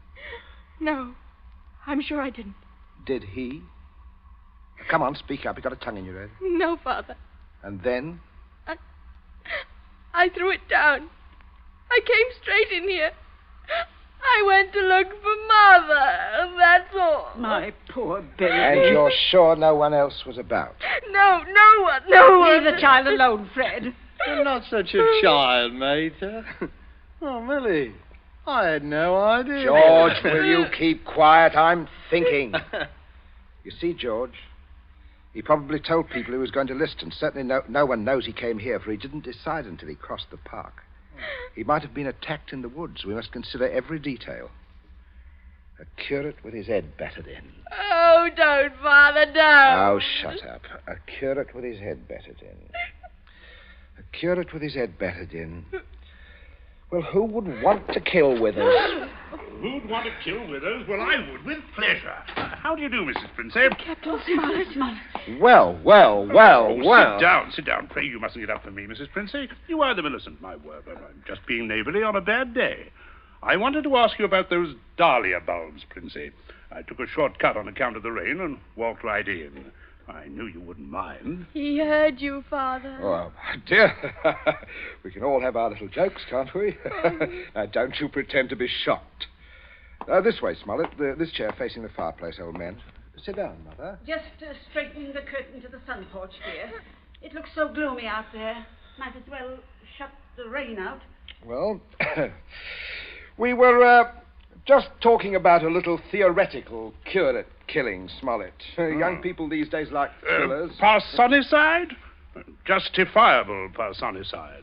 You heard about Ella Bragdon Davis? I should be a proper laughingstock. Why should you be a proper laughingstock, Smollett? Oh, I had a shot in that direction myself. Did you? She half said yes, too. Hadn't you heard? She told most people. Now I look as if I were jilted. Too bad. Oh, the fortune of war. Yes, fortune of war. Yes, odd how that happens, isn't it? Yeah. Sit down, Smollett, old man. Mother, Millicent, would you console Captain Smollett with your best light conversation? George and I have something to look at outside. The rain, you know. It's very bad, very bad. Come along, George. Right, Governor. Perhaps we'll need raincoats, huh? Oh, I don't think so, George. Just make yourself at home, Smollett. Make yourself at home, old boy. A cigarette, Captain Smollett. Thank you. Nasty day to be going out. Oh, it's something about the old well just off the sun porch door, you know. This terrible sudden weather seems to have loosened some of the stones. Too bad. Too dash bad. Spoils the tennis and the croquet. I mean, a day like this, doesn't it, Millie? Yes, it does. She was practicing out on the croquet court earlier. But do pull your chair nearer the fire, Captain. It was so damp we thought it would be cozy to light it. Thank you. I'm quite comfortable. I hope you don't feel too bad about Ella Bragdon Davis. Oh, can't always win, you know. Can't understand, though, what you women see in these bloodless clerics. Oh, I always thought Mr. Withers was is a very charming man. I quite agree, but why should anyone want to marry him? You wouldn't want to marry him, would you, Millie? Not now. That is, I used to. Oh, no, of course not. Smollett. Yes, Prince. Good Lord, man, you come on a fellow suddenly. I suppose I did. You don't mind this old double-barrel shotgun, do you, Smollett? Huh? I've been working on it. Might I have your attention for a minute? There's something on the sun porch I'd like to show you. Yes, of course. Smollett, George and I went out to see if we could shoot some rats which had been driven out of the old well by the high water. We were afraid they might get into the house. But you must listen to me very carefully, or you'll be shot. By accident.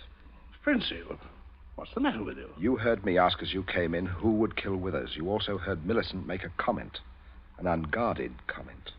Well, what of it?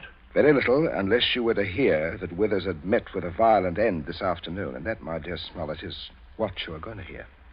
What? Withers dead? Yes. Who killed him? Millicent. Oh, good Lord. Oh, shut up, sniveling Millie. Yes, it's a mess. And of course you would have remembered and guessed. Oh, maybe, yes, I suppose I should. Therefore, you constitute a problem. Why did she kill him? It's one of those disgusting things.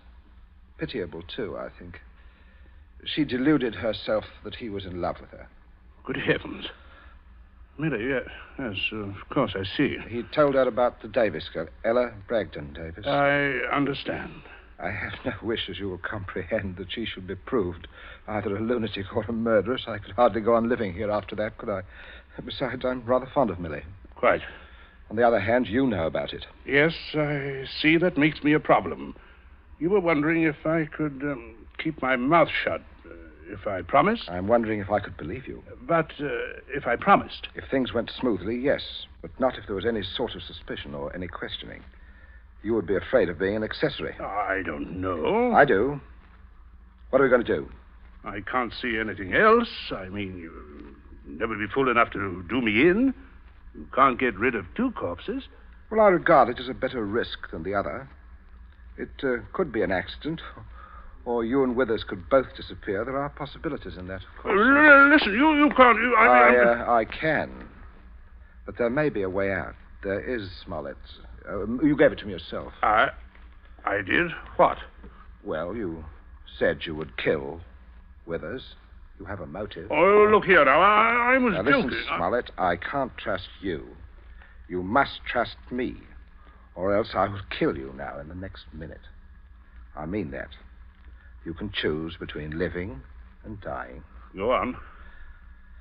There's the old well just outside the sun porch door. That's where I'm going to put Withers. No one outside knows he's come up here this afternoon. No one will ever look there for him unless you tell them. Now, you must give me evidence that you have murdered Withers.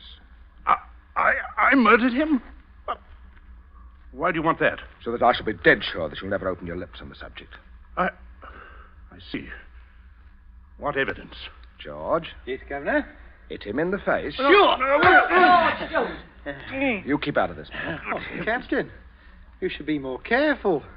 Look what your teeth did to my knuckle. Do it again, George. Okay. Father, how can you? You keep quiet, Millie. Stop sniveling. I'm sorry, Smollett, but there must be traces of a struggle between you and Withers. Then it will be not altogether safe for you to go to the police. Now, George, would you get the croquet mallet? Oh, right, yes. okay. And, George, take your handkerchief to it. You'll find it there on the sun porch floor. Oh, yeah. Yeah, I got it, Governor. That's right, boy. There, Captain, there's the weapon. See, as I told you, Smollett, there it was. Now, if you please, just grasp the end that mashed Withers' head. I shall shoot you if you don't. Good Lord, you can't. There. All right. That's it, old boy. That's right. Now, deposit it by the side of the house. Out of the rain, of course. Now, wait, George. First, you'd better pull a few hairs out of his head and put them under the nail of Withers' right hand. Wait, I'm sorry to mess your hair up, Captain. Oh! Don't be a baby, Smollett. That's all we need. And now for Withers, and we'll fix it right up. I'll be right with you, Governor. Smollett, you may turn round now. Withers is just there in the sun porch. Draw back the curtain, old man. Good Lord. Yes. Messy. Now, you, Smollett. Now you've just got to drag him through the door and dump him in the old well. Just beyond the door, Captain. I won't touch him, I won't. All right. Stand aside, George. Out of range, George. Just over there. There's only one place I want this charge of shot to go to. Father. Now, Millie, you keep quiet and stop sniveling. My aim is... Wait a minute. Wait, I'll... That's better. That's better, Smollett. Much better. Now, go along now. In here. You've got to take him outside, old boy. By the shoulders ought to do it, Captain. You keep quiet, George. Now, go on, Smollett. Go on. Under the arms. You've seen dead men before. Now, don't go green. Drag him out. Drag him, old boy. Do a little pulling. I'll just hold the gun here to make sure. Everything goes all right. Steady now. Mind the step there. Mother. Come away from the window, dear. Don't look. But Captain Smollett. Your father is a very resourceful man, Millicent. I'm sure what he's doing but is... the Captain, I can't stand You it. mustn't question your dear father. Say, you two still at it. There's enough trouble around here without blubbering. Don't you call me blubbering, George Princey. No, Well, you see, Smollett, everything is perfectly safe. You remember, you see, that no one knows that Withers came here. Everyone thinks he walked off to Liston. And he's had 5 miles of country to search. They'll never look in our well. Don't you see how safe it is? I guess so. Good heavens, old boy, you're dripping wet. Why don't you slip your raincoat on? Is the tea ready, dear? In just a minute, dear. I'll ring for Bridget. It's exactly what you need, Smollett. A nice, hot cup of tea. It's the best thing in the world to ward off a cold. Sit down, won't you, old man? Don't you mind getting the chair wet. That's all right. Would you have a cigarette? No. Help yourself, old boy. See, I stick to my pipe. Funny how you get attached to Gee, pipes. My Mrs. wife Prince, always says to me... Everything's hot, ma'am. Oh, Bridget, yes. Put the tray in front of me here on the table. That's it. Say, Captain. Why, you've cut your lip. I just knocked it. Why, how dreadful. Here, Bridget, give the captain this cup. No, thank you. I rather think I'll be running along, if you don't mind. Why, Captain Smollett, without any tea. If you don't mind, Mrs. Princey, if I could just have my raincoat. Oh, I'll get it for you, Captain. This is very distressing, Smollett. Very I'll be all right presently, I'm sure. Oh, here we are. Let me help you, sir. Thank you, young man. There. You'd better go out the front way, Smollett. The walk is drier. Oh, let me hold the door for you, Captain. And don't worry, old fellow. Don't worry at all. No. I won't. Good afternoon. It's nothing serious, I imagine, dear. A little rest, of course. He'll be as right as rain. Oh, by the way, Millicent, you're not looking any too well, dear. Not well at all. I'm sure it was that croquet court. Being outdoors in weather like this is simply foolhardy. Yes. Huh? Mate is right, Millie. You saw what happened to Captain Smollett. Come along, dear. I shall give you a hot foot bath and put you to bed. A couple of days in bed and you'll be fine again. Now, you get plenty of rest, Millicent, and don't you worry about a thing. That's the best cure for you, dear. I guess I'll have a little nap, too, Governor. Fine afternoon for a nap. Yes, it is. Nice. Indeed it is, Sam. Well, enjoy yourself, boy. I'll see you later. I'll see you all later. Your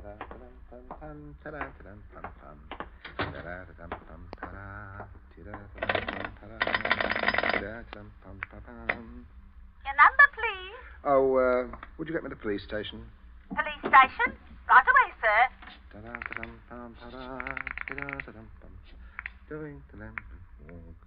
Police headquarters, Sergeant Yancey speaking. Oh, hello, Sergeant. This is Princey of Abbott's Road. I believe you know me. Oh, indeed I do, Mr. Princey. Sergeant, a rather horrible thing has just occurred. Quite extraordinary. It's murder, in fact. Murder? I'm afraid it looks rather bad. Well, for a close friend of ours, unfortunately. We saw him do it. I think you'd better send someone over right away. Well, a man should be there right about now, Mr. Princey. I beg your pardon? I say our man should be there now. Constable Martin has his post right below your house there, just rang in. Seems Captain Smollett was with him. Captain Smollett? He reported some rather queer goings-on at your place, but I certainly didn't understand it was murder.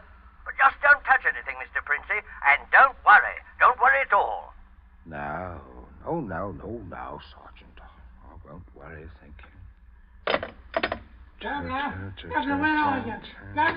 Governor, where are you? I'm right here, and stop shouting. We have some visitors, Governor. I can see that. I'm not...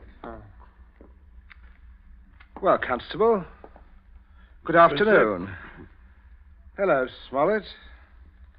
See, what a remarkable fellow you are, coming back like this. Here to reenact a crime. Only the one against me, Princey. The one against the curate I'll leave to you people.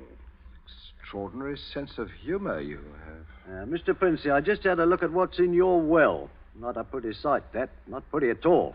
Yes, Captain Smollett was thorough, if nothing else. You saw him when he did it, sir, out in the back? Oh, yes. Oh, quite.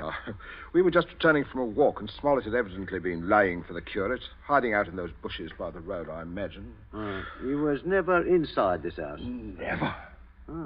And you say, Captain? I say that while I was inside this house, a guest of the family, I was coerced into dragging the curate's body outside and dumping it in the well. Well, there we are. Well, not entirely, Constable. I'll just remove my raincoat here and demonstrate how damp I got my clothes when I went outside without it. Now, that's interesting, isn't it? Yes. He undoubtedly removed his coat at some point between here and your post.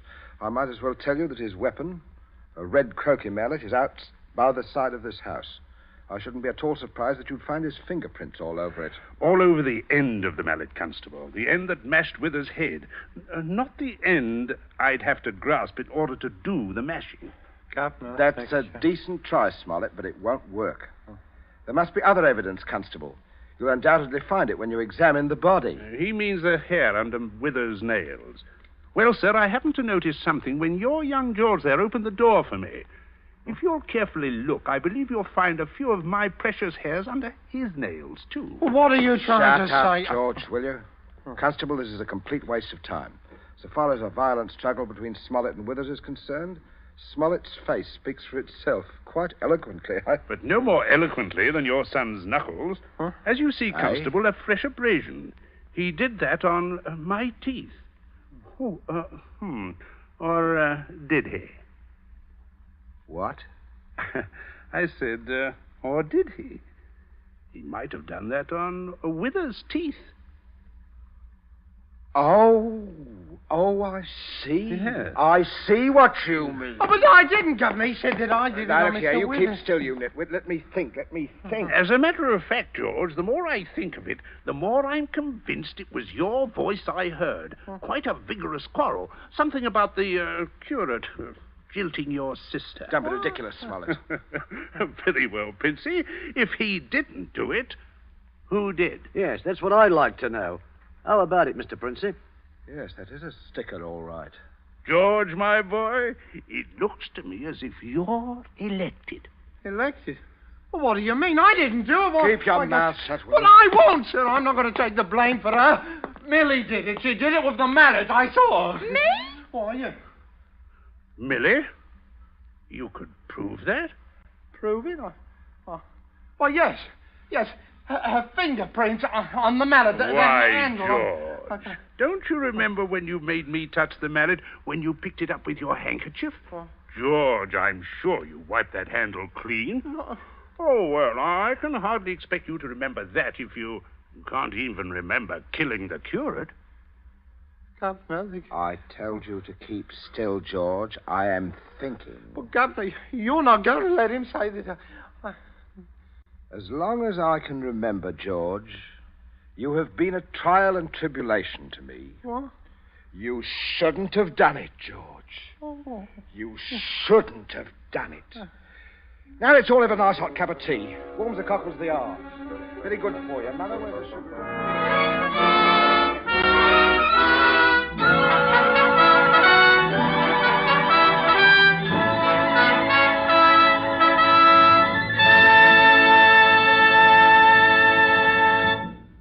And so closes Wet Saturday, starring Mr. Charles Lawton, tonight's tale of Suspense.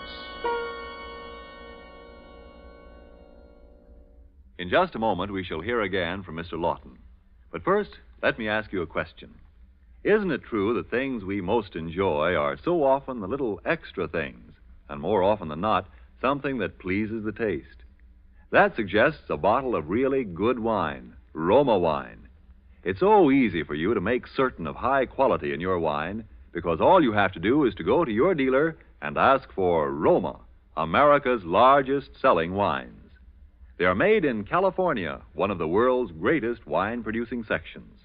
You'll have your choice of Roma's great variety of types, from a delicious tangy sherry, a brilliant claret, or a hearty burgundy to a sweeter, heavier port. And you will be so impressed by the modest cost of Roma wines, you will want to enjoy them regularly at home as well as when you entertain. For this traditional form of hospitality is smart, yet inexpensive. A full measure of enjoyment, yet moderation in its best sense. For wines with greatness of character, always ask for Roma wines. R-O-M-A. Made in California for enjoyment throughout the world. But remember, before you buy wine, buy war bonds and stamps. Hello, this is Charles Lawton. I hope you enjoyed our play this evening. Next week, I'm told that Suspense will bring you another of John Collier's stories. It's one of my very particular favorites. It's called Back for Christmas, and your star will be Peter Lorre. Charles Lawton appeared by courtesy of Metro-Goldwyn-Mayer, producers of the Technicolor musical Thousands Cheer. Don't forget then, next Thursday, same time for Peter Lorre in Suspense. Presented by Roma Wines. ROMA. Made in California for enjoyment throughout the world.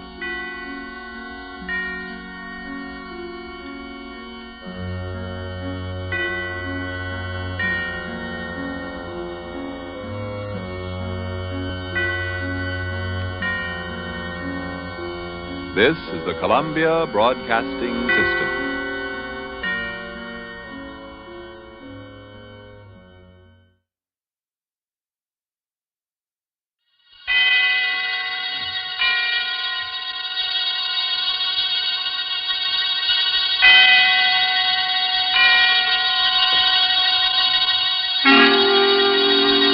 Suspense.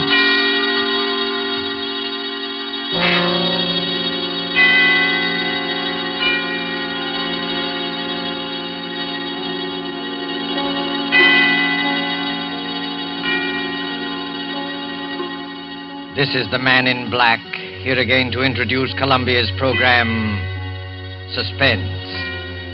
Our leading lady tonight is Miss Nancy Coleman, one of Hollywood's most powerful and resourceful young stars, whose performances you may have admired in King's Row, the current Warner Brothers picture Edge of Darkness, and other noted films. The story called Fear Paints a Picture is tonight's tale of suspense. If you've been with us on these Tuesday nights, you will know that suspense is compounded of mystery and suspicion and dangerous adventure. In this series are tales calculated to intrigue you, to stir your nerves, to offer you a precarious situation, and then withhold the solution until the last possible moment. And so it is with Fear Paints a Picture and Miss Nancy Coleman's performance, we again hope to keep you in suspense.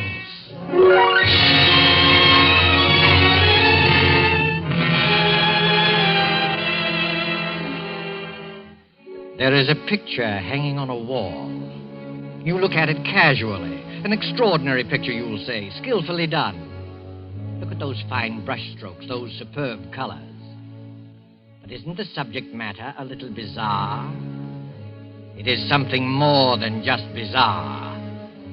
But let us begin from the beginning with the death of Benjamin Powell, a rich and strange man. There were dark rumors about the Powells. His wife had died many years ago. No one knows how. But Benjamin Powell had a daughter, Julia, a high-strung, neurotic girl.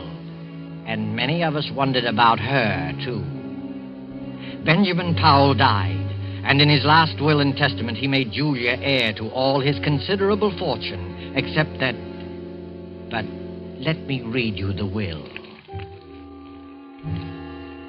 I, Benjamin Powell, being of sound mind and in full possession of all my faculties, hereby request that after my death, my daughter Julia live with Mr. Harvey Lyons, my lifelong friend, until her 23rd birthday, at which date all my worldly belongings will come into her possession, provided that nothing untoward happens to her by that time. But in the event that she is incapable of taking over my estate upon her 23rd birthday, I hereby appoint Harvey and Laura Lyons as my final heirs, there being no other living blood relatives, and trust to their judgment that they will take care of Julia adequately and with kindness. Signed, Benjamin Powell. 3 months later, seated around the huge, ornate fireplace of the dark wainscoted living room, are 3 silent people. The heavy drapes that run from the high ceiling to the floor move softly in a gust of wind. For the past quarter hour, no one has spoken. Harvey reads his newspaper, Laura knits with nimble fingers, and Julia stares with unseeing eyes at an unopened book. You're not reading, Julia.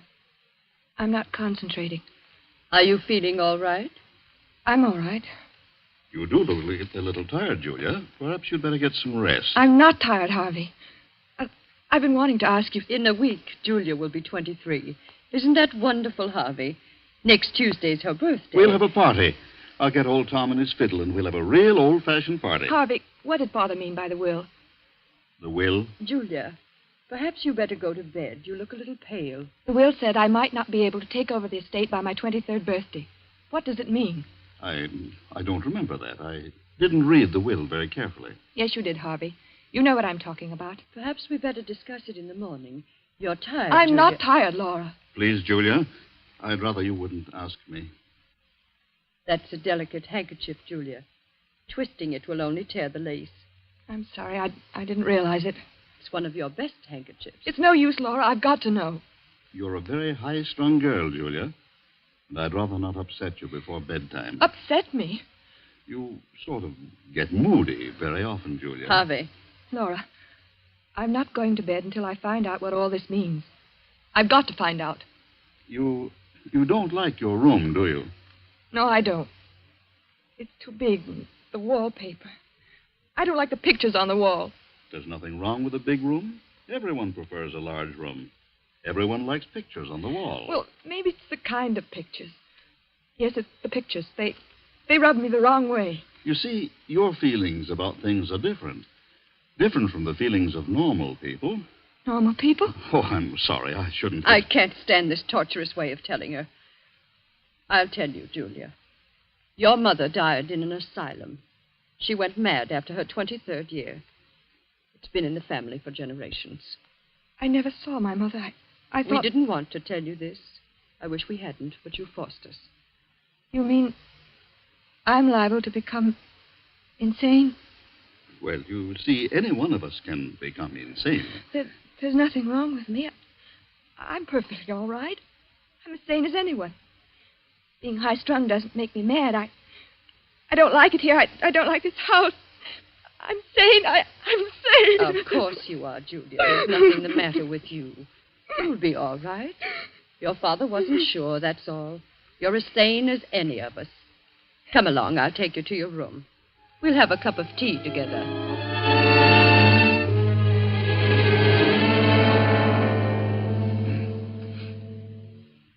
How is she, Laura? She's calmed down. Is she asleep? No, Harvey, she's reading. That must be Dr. Barrows. I'll open the door. Hello, Dr. Barrow. How do you do, Mr. Lyon? Come in, come in. Thank you. This is my wife, Laura. How do you do? I'm glad to meet you, Doctor. Let me take your things. The maid will have your room ready in a few minutes. That's very good of you. Here, sit down and make yourself comfortable. Thank you. Well, how's Julia? She's been very moody lately. Very moody. She seems so unhappy. I've tried to draw her out, but I haven't been much good at it. Is she still grieving over her father's death? No, it isn't that. I don't think she likes our house. She has some queer ideas about her room. And the wallpaper. She doesn't like that. She doesn't like the pictures on the wall either.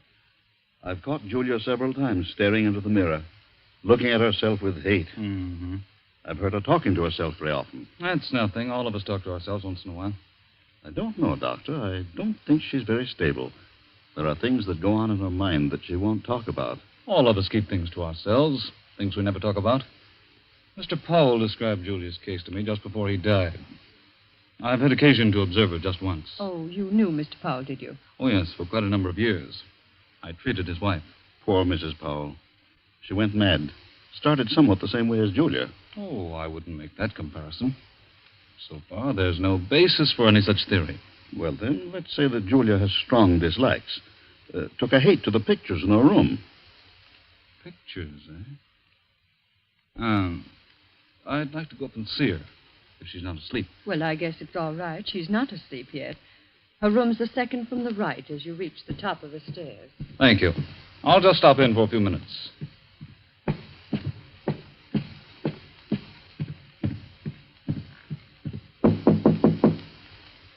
Come in.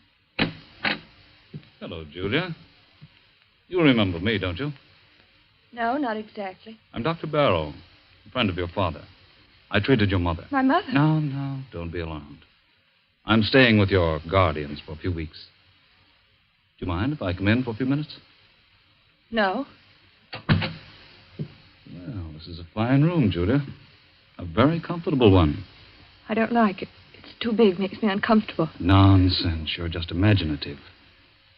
You think someone might be hiding in here while you're asleep. Is that it? It isn't that. Don't you like that picture, Julia? What picture? The one you're staring at. I wasn't staring at it. I just... Just looking at it, eh? Looks like a fine painting. I don't like it. I'm going to have it removed. You can if you like, Julia, but I don't think you should. It's an unpleasant picture. Gives me nightmares. Look at it. That frightful-looking man about to come through the doorway, and the unsuspecting girl sitting in a chair with her back towards him. He's not frightful-looking at all. It's just the black scarf around his neck. He's about to kill her. You certainly have a vivid imagination. I'm sure the artist had no such idea in mind. I hate the picture. I'm going to ask Harvey to take it out of here. No, Julia. You mustn't be afraid of it. The longer you keep looking at it, the less afraid of it you'll be. You've got to conquer your fears, or they'll conquer you. Well, that picture has a horrible fascination for me. I can't take my eyes from it. Last night, I dreamed that the man in the picture came through the door with a knife in his hand and killed the girl. It was an awful dream. But that was only a dream. If I take that painting off the wall, you'll find other things to be afraid of. Now, you do as I say. Forget about that picture. Get a good night's sleep. Nothing like a good night's sleep to lift your spirits. If that picture fascinates you, keep looking at it. Don't be afraid of it. Will you do that? Yes, Dr. Barrow, if you say so. That's fine. I'll see you in the morning. Good night, Julia. Good night.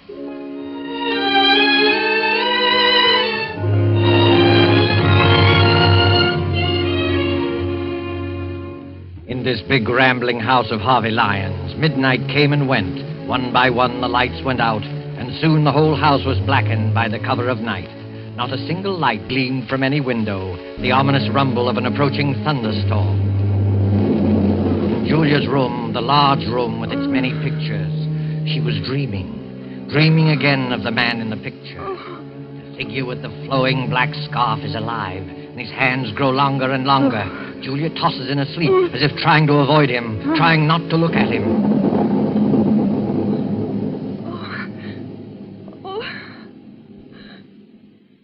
Who's there?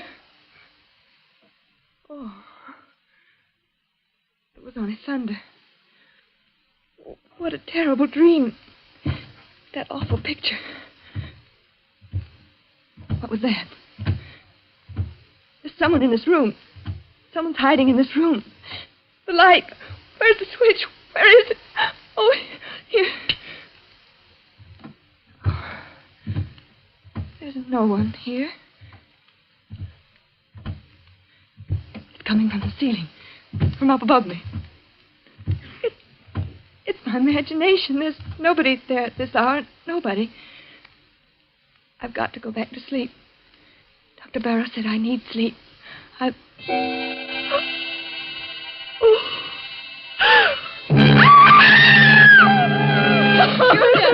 Julia, what's happened? What are you doing out here in the hallway? Pull yourself together, Julia. That man. What man? The man in the picture. He's moved. What do you mean? The picture. The man at the door. He's not at the door. He's inside the room. You must have been dreaming. Of course, dear. It was only a dream. I heard a scream, and Julia, what's happened to you? She says she saw a man in one of the paintings move. Oh, I see. He did move. I saw it. He's not outside the door anymore. He's inside. You dreamed that, Julia.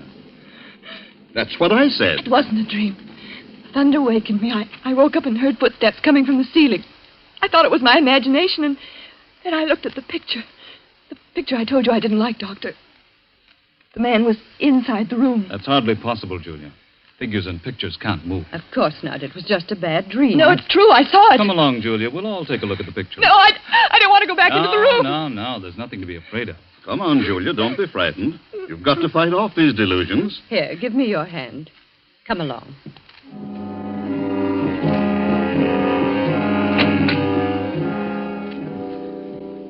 Well, now, what picture was it? The one near the bed. Oh, yes, the picture by Gregory. It's one of our oldest paintings. Well, there it is. It's the same as I saw it a few hours ago. Look at it, Julia. I Can't believe it. The man with the black scarf is still outside the door. And he'll stay there until that picture crumbles to dust. I could have sworn I saw him inside the room approaching the girl. Dreams can be very vivid. And there are no footsteps coming from the storeroom. I must be out of my mind. I could have sworn. Nothing at all, Julia. All of us occasionally have vivid, realistic dreams. Once I dreamed I was being chased by a herd of elephants. It was so real I heard the thundering footsteps even after I woke up.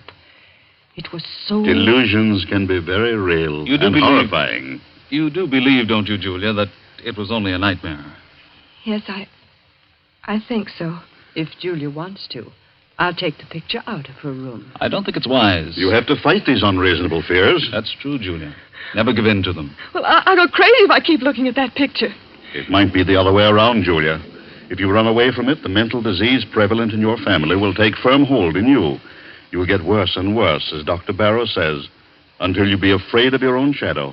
You'll be afraid of everything, of everyone you meet, afraid to be alone, afraid to be with people, afraid of yourself, afraid of your own clutching fingers. No, don't tell me anymore. Please, Mr. Lyons, there's no need for this kind of talk. Julia, look at the picture. It's nothing but some paint on a canvas with a frame around it. There's nothing about it that can harm you. And the danger lies in yourself. You've got to keep staring at it as often as you can by candlelight or in the dark until you've learned to laugh at it. It won't be easy. I'll try. That's fine. I knew you had courage. I'll get you a sedative so that you'll be able to sleep. I'll be all right in the morning. I'm sorry I became hysterical. And I'm sure you won't let yourself go anymore. I promise. You're sure you're not afraid now? No, I'll be all right. I'm sure I'll be all right.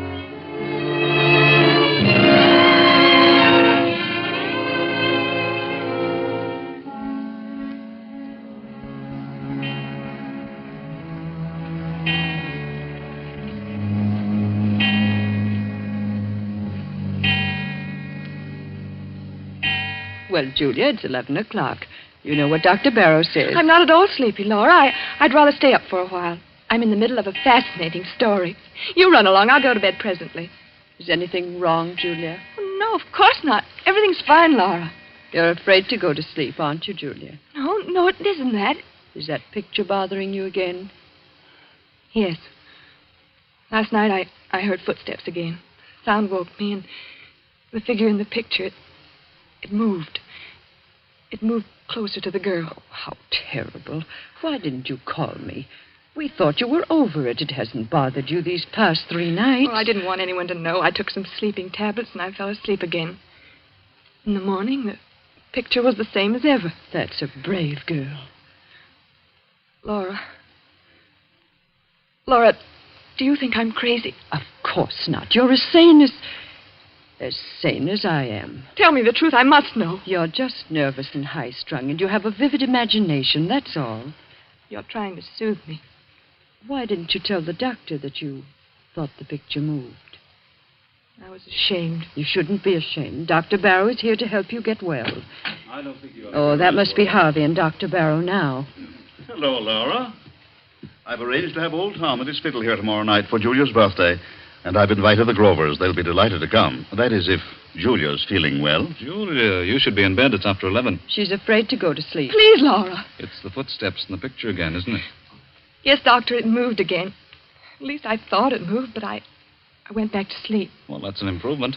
At least you didn't get hysterical and try to run away like the last time. But you were all right for a few nights. It's come back. There isn't much I can do for you, Julia, except to tell you to go to sleep. Fight off these delusions. You've got to do that. Come, Julia, I'll go with you to your room. Well, perhaps you can sleep in my room tonight, Laura. Just tonight. I'll feel a lot more comfortable tomorrow night. I'll be able to face it alone much better. No, Julia, that would be an admission of defeat. All right, if you think it's best. Good night. Good night, Julia. Well, keep up your courage. It doesn't look so good, does it, Doctor? Well, not too good, but it's not hopeless. She has an unstable mind subject to delusions which become very real to her. Her obsession about the picture's not so bad. We all suffer occasionally from optical illusions. But hearing footsteps coming from the storeroom above her is... Storeroom? How did you know there's a storeroom above her? Your wife told me. Oh, of course. Well, that storeroom hasn't been opened in years. I guess there's no point in investigating it, is there? I don't think so. Those footsteps, like the moving figure in the painting, are all in her mind. Her mother behaved just like that before she went mad, didn't she? Well, there's some similarity. You haven't been to the storeroom recently, have you? No, I just mentioned to you that it hasn't been opened in years. Oh, yes, so you did. Forgive me for not listening more closely. That's perfectly all right, Doctor. Well, I just hope that Julia will be well for her birthday party tomorrow. Oh, I had no idea she was having a birthday. How old will Julia be? She'll be 23. Well, I must remember to get her a gift. Oh. Well, I guess I'll go to bed. So will I. I'll see you in the morning.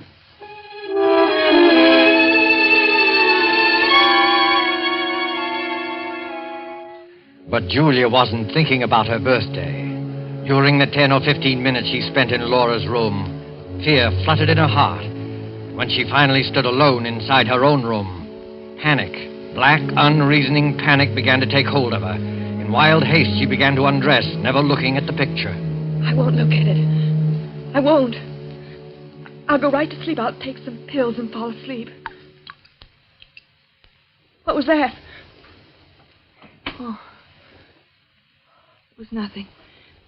Nothing at all. All I have to do is keep from looking at the picture. I won't look at it. It can't do me any harm if I don't see it. I mustn't even think of it. I'll think about the trip I made to South America. It was a wonderful trip. The sunset. What was that? Footsteps. Those footsteps again. I mustn't hear it. I mustn't hear it. It was a wonderful trip. The Blue Caribbean. Rio's a beautiful city. Sugarloaf Mountain, the music, the dancing. Those footsteps. It's not footsteps. It's just my heart beating. I'll close my eyes. I'll sleep. Sleep. Why can't I sleep? Oh, Lord, let me sleep. I don't want to look at the picture. I won't. I know what I'll see. He'll be closer to her. Maybe he'll have killed her. I mustn't open my eyes. I mustn't. I won't. I've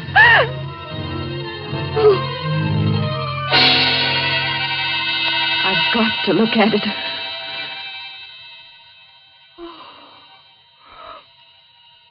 He's moved. He's close to the girl. I'm not dreaming. It's real. The girl? It's me. That girl is me. Me. I can't stand it. Laura! Laura! Oh, Laura, let me in. Julia. Oh, you poor girl. Here, sit down. Now stop crying and tell me all about it. Tell me in detail. Don't be ashamed. Get it out of you. It'll do you good to talk. It's the same thing again and again. I tried not to look at the picture. I tried so very hard, but it was hopeless. I had to. The figure with the black scarf was inside the room, a knife in his hands, very close to the girl. But this time the girl had turned around, and it was my face. My face. Did you hear any footsteps? Yes. I heard them as soon as I got into the room. You think it's very real, don't you, Julia? Despite the fact that everyone says it's a delusion. It's very real to me. I must be really insane. I'm going crazy. Don't say that. Well, it's no use. I'm not getting any better. It's getting worse and worse. Don't give up. You mustn't. Come along. I'll go to your room with you. I'll stay there until you fall asleep. Unless you want to stay here. Oh, I don't know. I don't know what to do. Will you stay with me, Laura? Yes, Julia. Come, let's go back.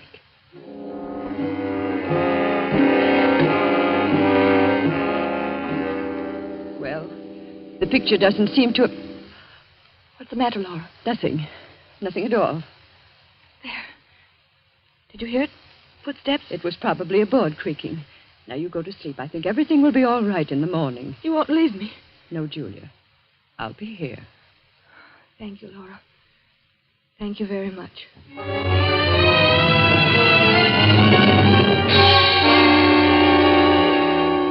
Laura stayed in Julia's room until she was sure that she was fast asleep. Then carefully she tiptoed out of the room, closing the door gently behind her. Julia slept peacefully, feeling safe and secure. Several hours passed, and then suddenly Julia awoke. She sat bolt upright and wide awake with her heart pounding away. Laura. Laura, is that you? Laura! Oh, she's gone. She's left me alone. But I'm not alone. Something woke me. The picture. It's the picture. I must look at it again. If he's moved again, I don't know what I'll do. I'll turn around and look straight at it. I'll look straight at it. Oh! He's killed the girl. He stabbed her. He stabbed me. I'm the girl. Oh, I've got to get out.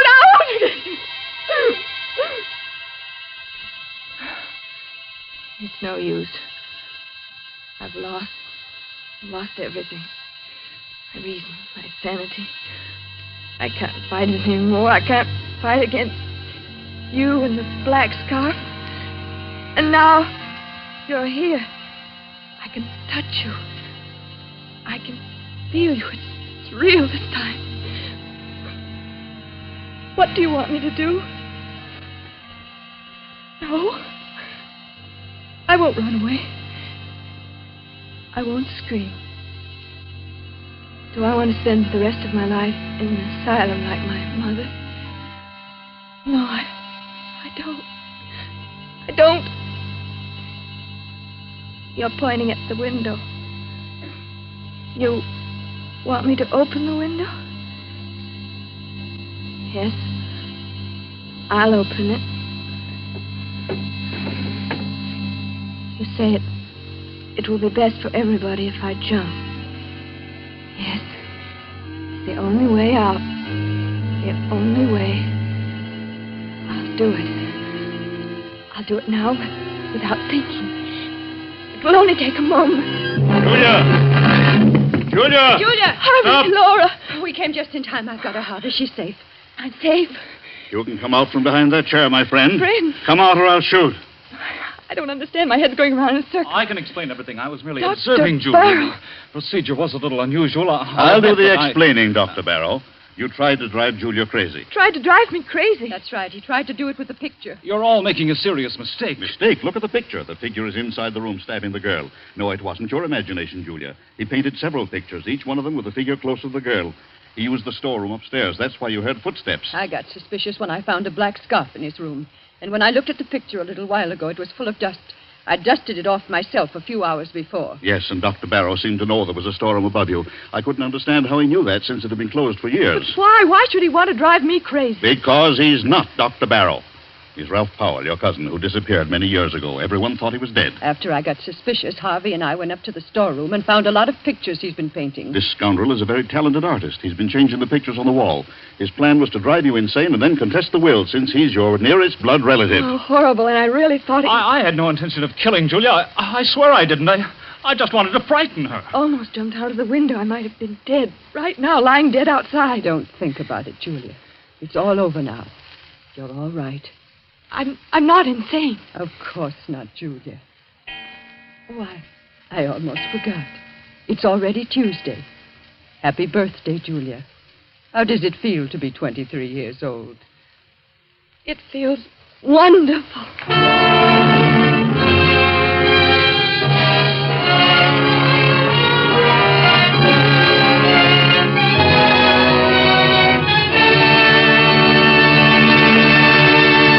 And so closes Fear Paints a Picture, starring Nancy Coleman. Tonight's tale of Suspense. Appearing with Miss Coleman were Edwin Maxwell as Harvey Lyons, Fred Mackay as Dr. Barrow, and Beatrice Benaderet as Laura. This is your narrator, the Man in Black, who conveys to you Columbia's invitation to spend this half hour in suspense with us again next Tuesday, when our star will be Mr. Peter Lorre in the suspense play called The Moment of Darkness. William Spear, the producer, Ted Bliss, the director, Lucien Morawick, the composer, Lat Gluskin, the musical director, and Sigmund Miller, the author, collaborated on tonight's Suspense. This is the Columbia Broadcasting System.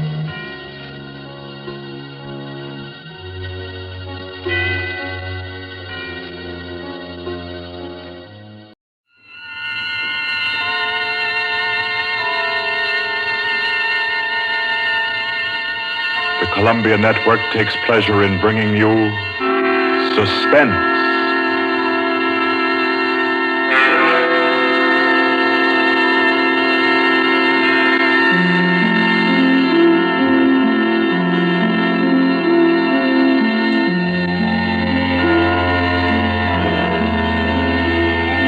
Suspense, Columbia's play theater of outstanding thrillers, produced and directed by William Spear and scored by Bernard Herrmann. The notable melodramas from fiction and stage and screen, from the world's great literature of entertaining excitement, presented each week to bring you to the edge of your chair, to keep you in suspense.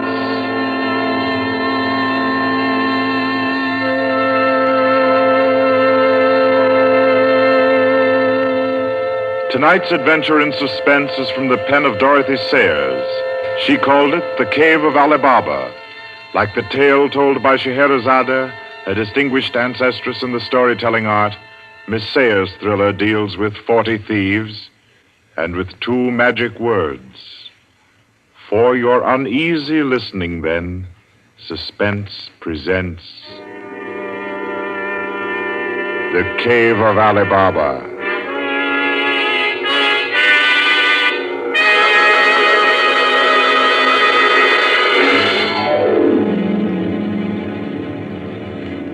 On a Saturday afternoon in January, in a grim and narrow house in Lambeth, a man sat eating kippers and reading the daily paper.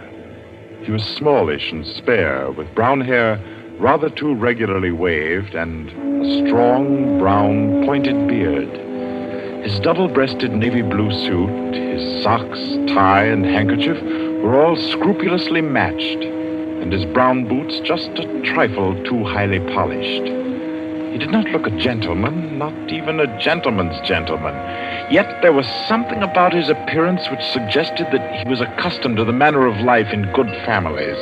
A superior butler, perhaps, yet not old enough to be retired. A footman who had come into a legacy, yes. He had just finished eating, and he was sipping his coffee when a slight noise at the front door caught his ear. Swiftly, too swiftly for a quiet little man sitting eating kippers and reading his paper on a Saturday afternoon, he sprang up. He dashed through the small hallway and he flung the door open. Of course, no one in sight. The Society is at least dramatic in its delivery of its correspondence. And as if he knew what he would find, he shut the door and turned to the hat stand in the hall. An envelope had been placed there. It was addressed to Joseph Rogers. So Mr. Rogers opened the note. Number 21. An extraordinary general meeting will be held tonight at the house of number 1 at 11:30. You will be absent at your peril. The word is finality. Finality. Yes, I think so. The man called Joseph Rogers stood for a moment, studying the note. Then he strode to the rear of the house, to a tall safe built in the wall. Carefully, he manipulated a dial. He swung the safe door open. He stepped inside, into a small strong room. He opened a drawer marked Correspondence, placed the note inside, and then came out again. A moment to reset the lock for a new combination, and then he went back into the living room. He reached for the telephone. He lifted it from the cradle and then reconsidered. Too dangerous. He hurried upstairs and clambered into an attic. In the furthest corner, he searched for and found a knothole in the woodwork. He pressed it. A concealed trapdoor swung open, and he was in the loft of the adjoining house. He paused before 3 cages, in each of them a carrier pigeon. Carefully, he wrote a note. slipped it under a pigeon's wing. There you are, my pretty. There, take it easy now. There you go. Fly straight. 4:30. I'll send another pigeon at 5 and the third at 6. I should have my answer by 9:30 at the latest. Oh, I forgot one thing, most important. Mr. Rogers moved through the trapdoor, back into the attic of his own house, and once again he stood before the tall safe built in the wall. He opened the door, stepped into the strong room, moved for a moment quietly in the dark, and then spoke gently. Now, be good, my sweetheart. I'm depending on you. Open sesame. Come on now, old thing. Open sesame. Open sesame. That's better. That's very much better.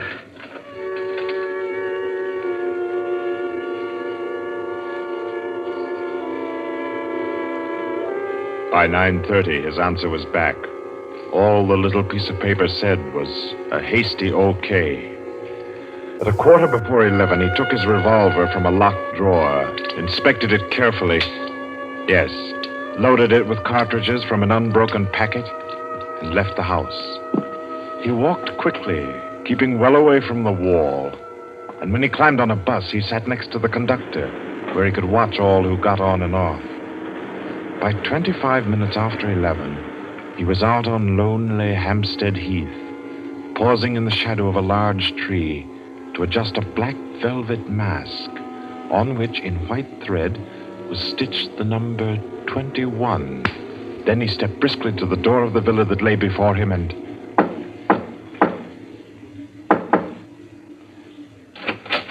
What is it? Finality. Come in. Go right on through. Number 1 will check you in. Right.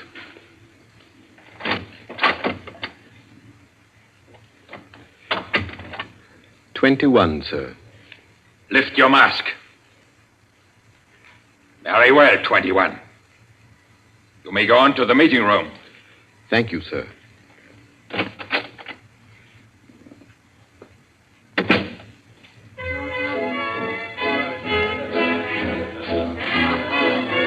The room of the villa in which Mr. Rogers now stood was a large one, a brilliantly lighted room.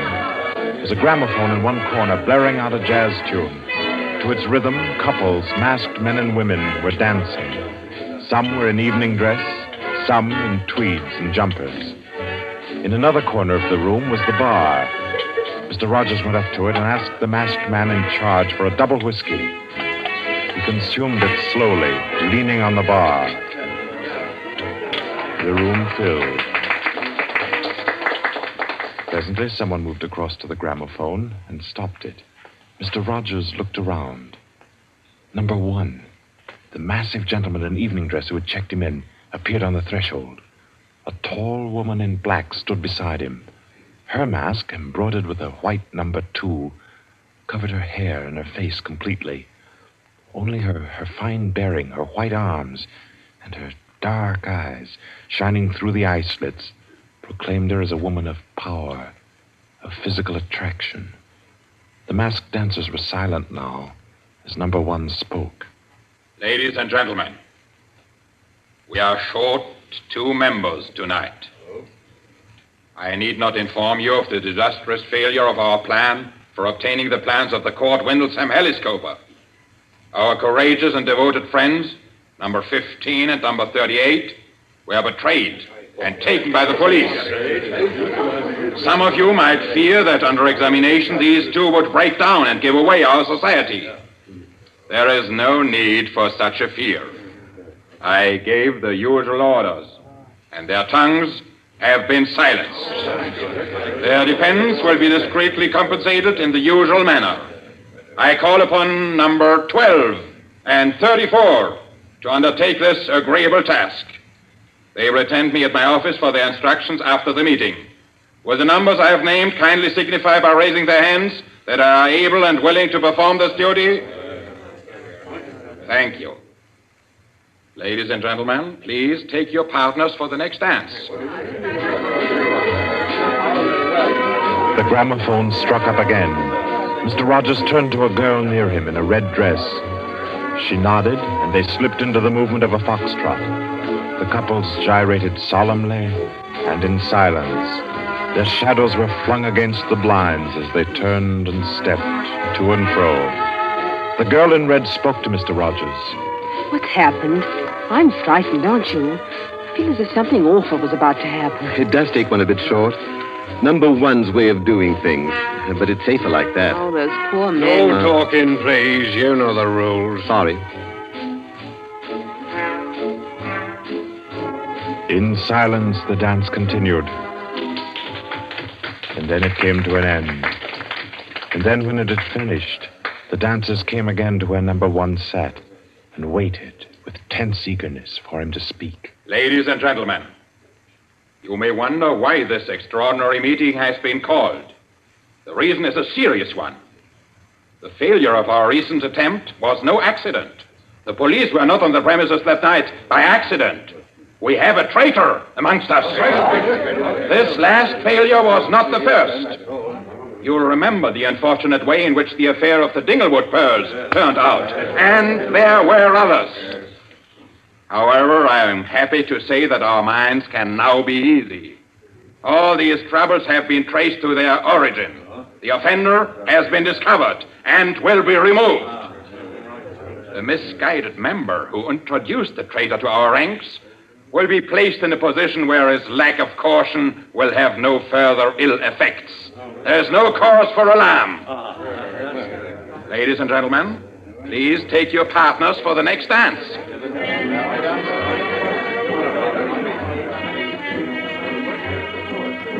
Again, the gramophone took up its bizarre monotony, and the masked dancers glided and turned, and their movements were sharper, more staccato. The girl in red was claimed by a tall mask and evening dress. A hand laid on Mr. Rogers' arm made him start. A small, plump woman in a green jumper slipped a cold hand into his. The dance went on.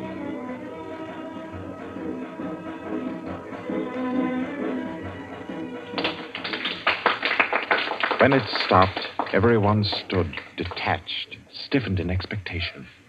The endless interval was over. Number one raised his voice. Ladies and gentlemen, you will no doubt wish to be relieved of the questions on your mind. I will name the persons involved. Number 37. No! Silence! I swear on it! Silence! You have failed in discretion. You will be dealt with. If you have anything to say in defense of your folly, I'll hear it later. Sit down. Number 37 sank down upon a chair. He pushed his handkerchief under the mask to wipe his face. Two tall men closed in upon him. The rest fell back. Ladies and gentlemen, I will now name the traitor. Stand forward. Number 21. Take off your mask. Number 37. This man was introduced to our society by you under the name of Joseph Rogers, formerly second footman in the service of the Duke of Denver, dismissed for petty thievery. Did you take steps to verify the statement? I did, as God's my witness. It was all straight. I had him identified by two of the servants. I asked all over about him. The story was true. I'll swear it was. Number 21. Your name has been given as Joseph Rogers. Is that your real name? Answer me. Is that your real name? No. What is your name? Peter Death Braden Whimsy. Silence! My compliments, your lordship. We thought Lord Whimsy was dead. He was killed, so the paper said 2 winters ago, while shooting big game in Africa. He even left a will, proved of £500,000. To his mother, I believe, the Dowager Duchess of Denver. Lord Peter Whimsy, indeed. Well-known book collector, man about town, distinguished criminologist. Took an active part in the solution of several famous mysteries. Taking an active part, if you don't mind. So you deliberately led us to think you were dead and became Joseph Rogers to gain entrance to our society. What has become of the real Joseph Rogers? He died abroad. I took his place. And the end of your impersonation to uncover our society? Precisely. I see. The robbery of your own fete, upon which we congratulated ourselves and which you helped to execute was arranged. Obviously. The robbery of the Duchess, your mother, was arranged by you. It was. It was a very ugly tiara. No real loss to anybody with decent taste. The burglary of the Winthrop mansion, the theft of the necklace at Covent Garden, the others as well. You arranged them all. All. May I smoke, by the way? You may not. Numbers 15, 22, 39. You have watched the prisoner. Has he made any attempt to communicate with anybody? None. His letters and parcels have been opened. His telephone tapped and his movements followed. Even the water pipes in his house have been under observation for Morse code signals. You're certain? Absolutely. Then we may be sure that he has been alone in this adventure. Well, ladies and gentlemen, please take your... Very well. Take the prisoner away. And be sure you explain carefully to him first the manner of his death. I'm sure he'll enjoy it. Wait, at least you can let me die decently. Take him away. Stop, I have something to say, something to sell. We make no bargains with traitors. No, but listen. Do you think I haven't thought of this? I'm not a fool. I've left a letter. To whom? To the police. If I don't return tomorrow, it'll be opened. It's a bluff. The prisoner sent no letter. He's been strictly watched for months. I left the letter before I came to Lambeth. Then it can't contain no information of any value. Oh, but it does. The combination of my safe. Indeed? Has this man's safe been searched? Yes. What did it contain? No information of importance, sir. An outline of our organization, the name of the house, nothing that can't be altered and covered before morning. And did you investigate the inner compartment of the safe? You hear what he says, did you? He's trying to bluff. There is no inner compartment. I hate to contradict you, but I'm really afraid you must have overlooked it. And what did you say was in the compartment, if it does exist? The names of every member of this society with their addresses, photographs, and fingerprints. How did you say you contrived to get this information? By doing a little detective work on my own. But you've been watched. True, the fingerprints of my watches adorn the first page of the collection. That statement can be proved? Certainly. The name of number 40, for example... Stop! If you mention names here, you will certainly have no hope of mercy. Bring the prisoner to my office. Ladies and gentlemen, take your partners for the next dance. Yes.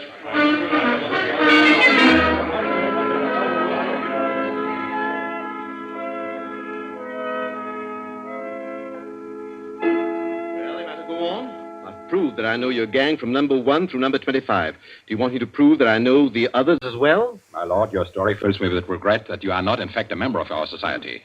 Wit, courage, and industry are valuable in an association like ours. I fear I cannot persuade you. No, I suppose not.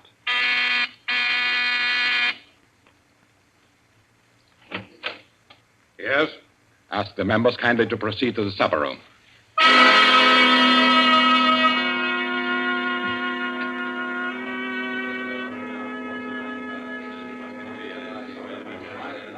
Ladies and gentlemen, I'll not conceal from you the seriousness of the situation.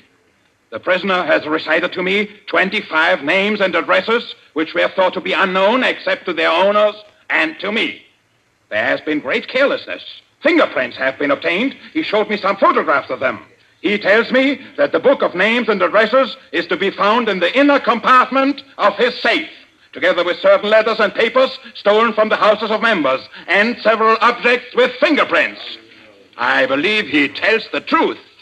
He offers the combination of the safe in exchange for a quick death. I think his offer should be accepted. What is your opinion, ladies and gentlemen? The combination is known already. Fool! This man is Lord Peter Wimsey, a scientist of crime. Do you think he will have forgotten to change the combination? Oh, I say give him the promise. Time's getting short. You agreed? It's a bargain, Wimsey.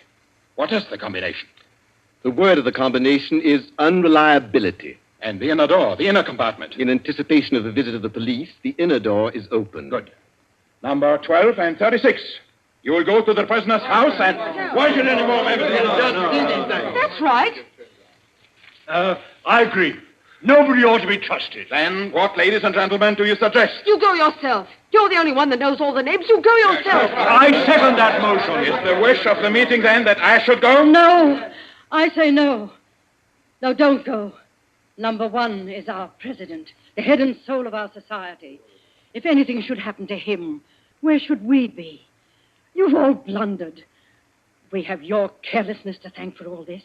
Do you think we should be safe for 5 minutes if he were not here to repair your follies? There's something in that. If you will pardon my suggesting it, the lady appears to be in a position peculiarly favorable for the reception of the President's confidences. The contents of my modest volume will be no news to her. Why should she not go herself? Because I say she must not. If it is the will of the meeting, I'll go. Give me the key of the house. Here. Is your house watched? No. If I have not returned in 2 hours, act for the best to save yourselves. And do what you like with the prisoner.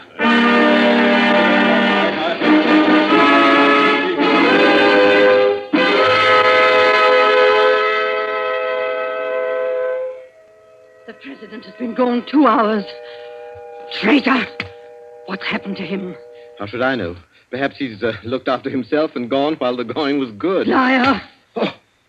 He'd never do that. What have you done with him? Speak, or I'll make you speak. I can only form a guess, madam. I'm afraid that your president may quite inadvertently have left the door of the inner compartment closed behind him, in which case... Yes? Well, let me explain the mechanism of my safe. The inner compartment has 2 doors. The outermost opens outward with an ordinary key. Oh, do you think that the president is so stupid as to be caught in an obvious trap? Undoubtedly, he will have wedged open that inner door. Undoubtedly, madam. But the sole purpose of that inner door is to appear to be the only one. Hidden behind the hinge of that door is another, a sliding panel, also left open. Inside the compartment is the big, heavy ledger containing all the information about this society. This ledger lies on a steel shelf. Do I make myself clear? Oh, yes, go on. The steel shelf is balanced on a concealed spring. When the weight of the book, the ledger, is lifted, the shelf rises almost imperceptibly, and in rising it makes an electrical contact. Now, let me draw a picture.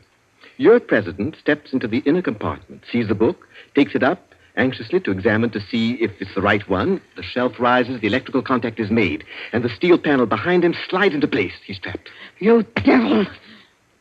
What is the word that opens the inner door? Quick, the word. Do you remember the story of Ali Baba and the 40 Thieves? Uh-huh. Well, when I had this safe constructed, my mind went back, well, call me sentimental if you will, to my childhood. The words that open the door are open sesame. Oh. How long can a man live in this devil's trap of yours? Oh, I should think he might hold out for a few hours if he didn't use up all the oxygen by hammering and yelling. I imagine if we go there at once, we'll be able to get him out all right. I'll go myself. I think you'd better take me with you. Why? Well, I'm the only person who can open the door. But you've given me the word. Yes, you have the word. But this door of mine, I'm rather proud of it. You know, it's my own invention. It's the latest thing. It will open to the words open sesame, all right. But to my voice only. Your voice? I'll choke your voice from my hands. Don't. What do you mean, your voice only? Don't clutch my throat like that. You'll wreck my voice, and then the door might not recognize it. There, that's better. The door got stuck for a week once, and when I had a cold. Is what he says true? Is it possible? Perfectly possible, madam. It'll have a microphone arrangement. Could be done also with light vibrations. We must let him go. Take the ropes off him. Let him go, nothing. He doesn't go to blab to the police. The president's done in, that's all. And we'd all better make traps while we can. It's all up, boys. Right. Chuck this fella down the cellar and fasten him in. I'll go and destroy the ledgers. 32, you know where the switch is. Give us a quarter of an hour to clear, then you can blow the place to glory. No, you can't leave one to die. He's your president, your leader. I won't let it happen. I won't. I'll free this man myself. Here, none of that now. Let me go. Let go of me. Think, Blaster, think. It'll be light in an hour or two. The police may be here at any moment. Police? Oh, yes. Yes, you're right. No, we mustn't imperil the safety of all for just one man. He himself would not wish it. Throw this man in the cellar and let's get out of here while there's time.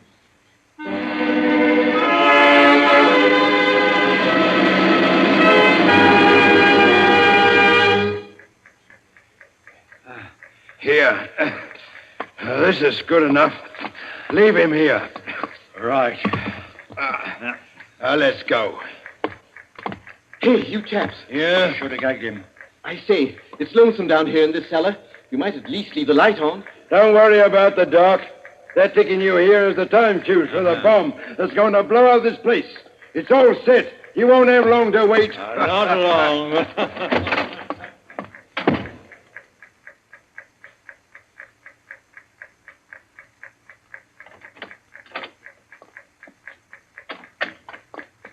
Who is it? Who's there? Hold still, so I can cut the ropes. Well, if it isn't two.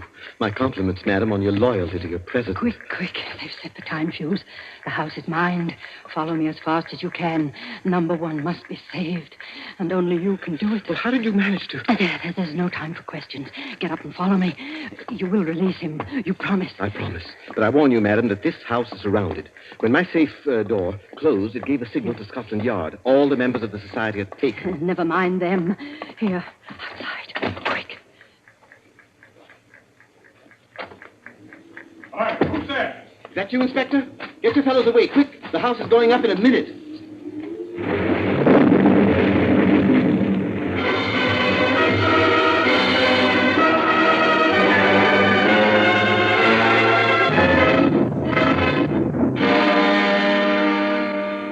Quincy! Lord Quincy! It's Inspector Parker, old man. Are you all right? Yeah, I'm a bit winded. What happened, Inspector? Oh, about half a dozen of them got blown up. The rest we bagged. Hurry, we must hurry. Who's this? One of the gang. She's called number 2. We must save him, we must. Golly, I clean forgot the gentleman in the safe. Parker, where's your car? It's down the lane. Send one of your men down to get it. Right. Johnson, bring that car here. Yes, sir. I've got the number 1 of the whole company quietly asphyxiating at home. I promised we'd get back and save him. He's the bloke that we've been wanting. The man at the back of the Morrison case and the Hope Wilmington case and hundreds of others.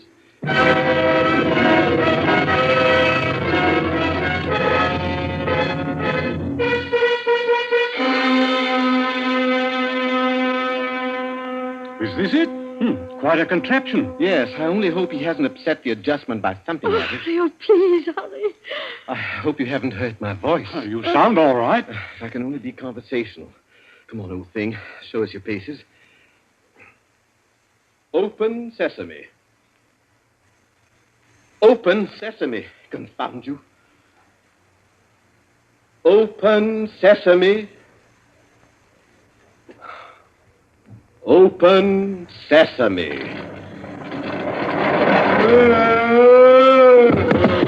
He's dead. Let me see. No, he's not. He lived to stand his trial.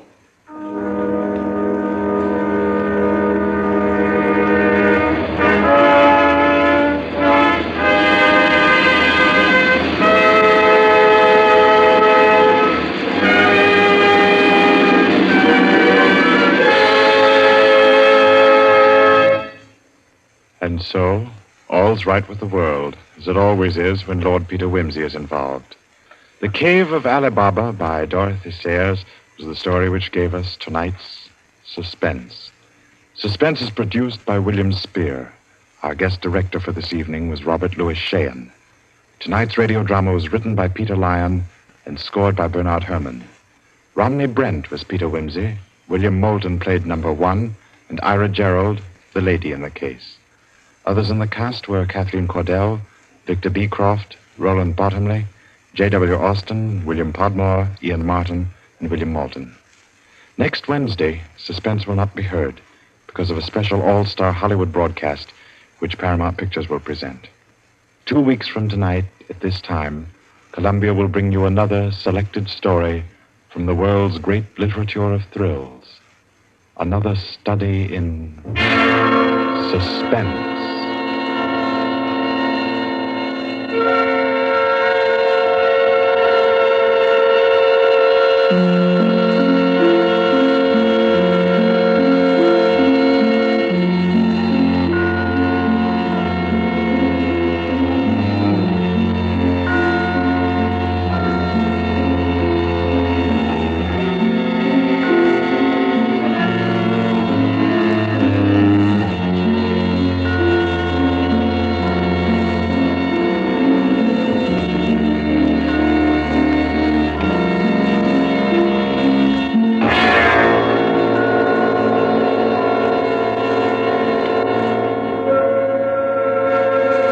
This is Barry Kroger, and this is the Columbia Broadcasting System.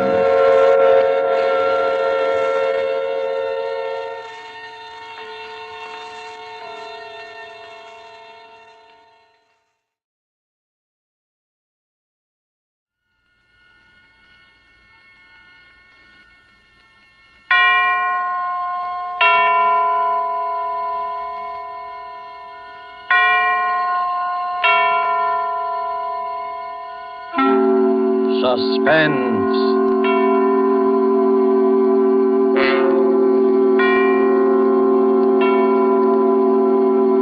This is the Man in Black, here again to introduce Columbia's program, Suspense. In our starring Hollywood cast tonight are Mr. John Sutton, who appears as a young English doctor, Jim Norwood, who knew a great deal more than he admitted concerning the strange events which we are about to relate, and Mr. George Zuko, who plays the village curate, the Reverend Arthur Morley. Our story, and it bears none but a coincidental resemblance to H.G. Wells' famous short novel, The Invisible Man, is by John Dixon Carr, and is called The Man Without a Body, tonight's tale of suspense. If you have been with us on these Tuesday nights, you will know that suspense is compounded of mystery and suspicion and dangerous adventure. In this series are tales calculated to intrigue you. And so it is with The Man Without a Body and the performances of John Sutton and George Zuko. We again hope to keep you in suspense.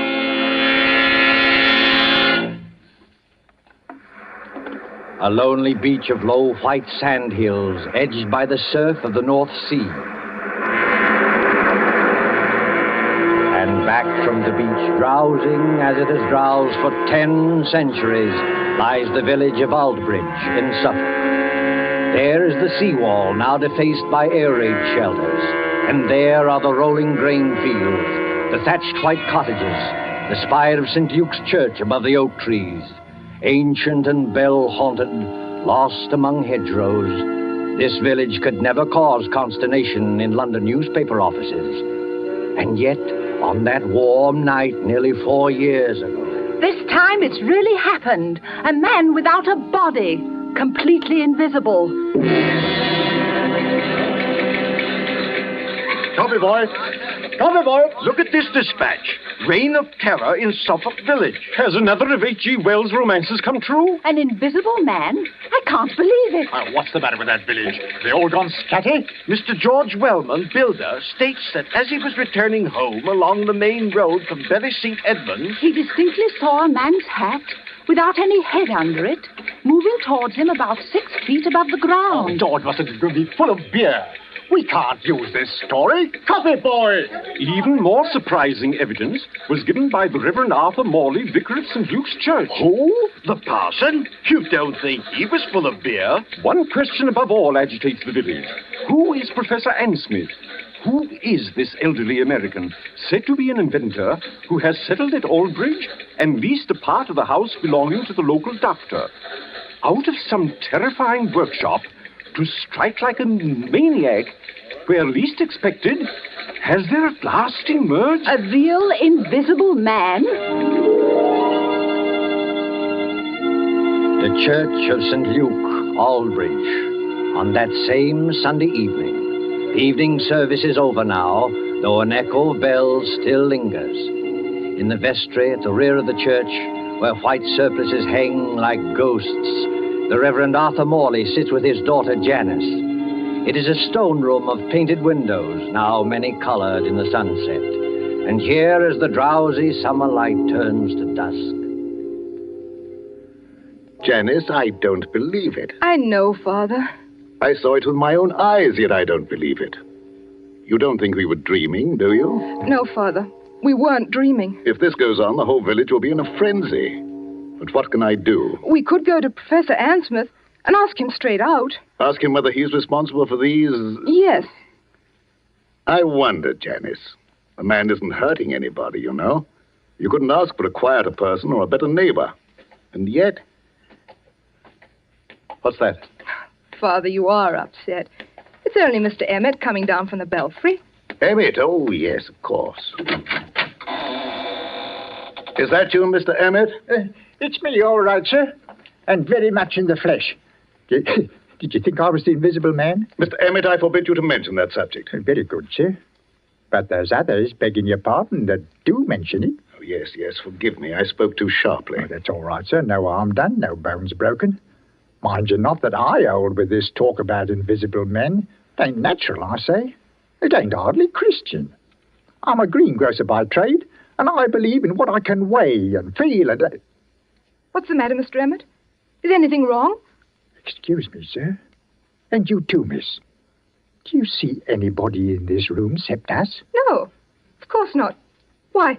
Because I could have sworn something brushed past me just now. You're imagining things, Mr. Emmett. Yes, sir, I dare say. There's but, nobody hidden in the Belfry Tower, I hope. No, sir. I had a look-see. And what's more, there's not going to be anybody up there once I've locked the door. Now, let the blighter try and get in. Oh, please, Mr. Emmett. And you too, Father. You're talking about this invisible man as though he actually existed. There's something funny going on, miss. You can't deny that. No, none of us can deny it. And what's more, sir, it's getting pretty dark in here. Hadn't you and Miss Janice better get along to the vicarage while I lock up? No, we can't go just yet, Mr. Emmett. We're expecting Dr. Norwood. Dr. Jim Norwood, sir? What does he say about all this? Oh, you might ask him yourself, Mr. Emmett. I think that's probably him now. Come in. The vestry door's not locked. Oh, hello, Padre. Hello, Janice. I'm sorry I'm late. Oh, hello, Jim. You seem a good deal out of breath. I am out of breath, Janice, because there's blue blazes to pay down in the village. Not more trouble. Yes, I'm afraid so. They're holding a mass meeting at the Coach and Horses, and they're ready to murder Professor Ansmith. If this invisible man cuts any more capers, we may see a real old-fashioned lynching in an English village. Now, look here, my boy. This has got to stop. I know that, Padre, but how are we going to stop it? Sit down there, Jim, across the table from me. Yes, sir. First of all, what do you know about this Professor Ansmith? Nothing, sir. Nothing at all. But you rent part of your house to him. Oh, my dear Padre, that house is twice as big as I can possibly manage. I was only too glad to get a tenant. He gave you references, I imagine? Yes, but I didn't bother to check them. He's a quiet old boy. Pays his rent on the dot. Never does anything except read and go for long walks. Are you quite sure of that, Jim? The village has war nerves, that's all. With the camouflage aerodrome in the neighborhood, they're apt to imagine anything. True, perhaps, but... That talk about dynamos humming in the old boy's room and blue lights flashing is rubbish out of a sensational film. They imagine the whole thing. Finally, this crazy story about an invisible man playing the gramophone. Why, It's not a crazy story, Jim. Janice and I saw it happen. You what? Last night, about 9:30, Janice and I were out for a walk in the lane that runs past your house. On the way, we met Willie Kendrick, and he joined us. Well, sir? Listen, Jim.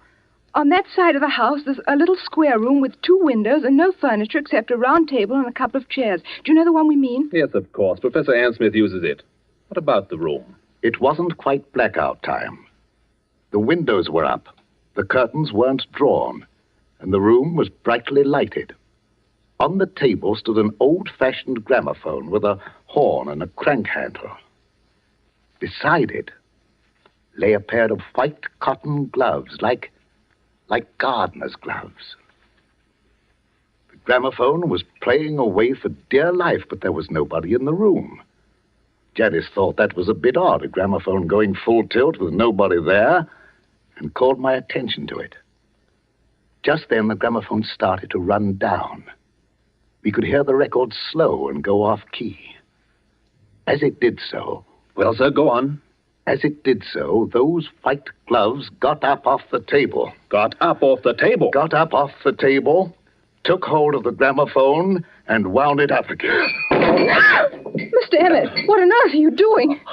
I dropped some candlesticks. So I see. Please pick them up again. Yes, miss.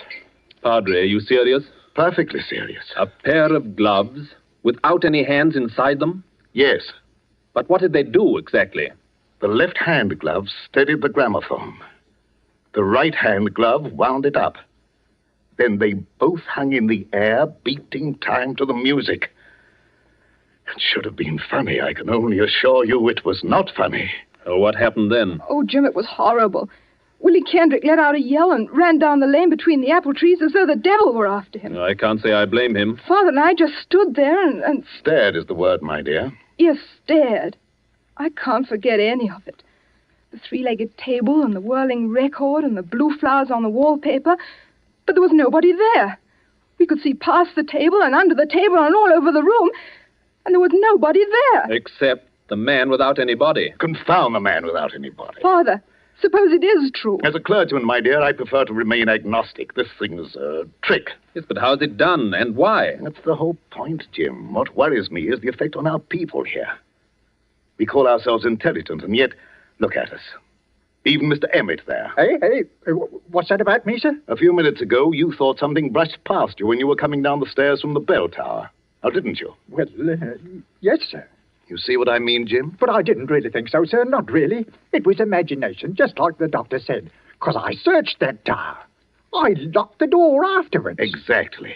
But the mere force of suggestion, nothing more, might lead you to believe.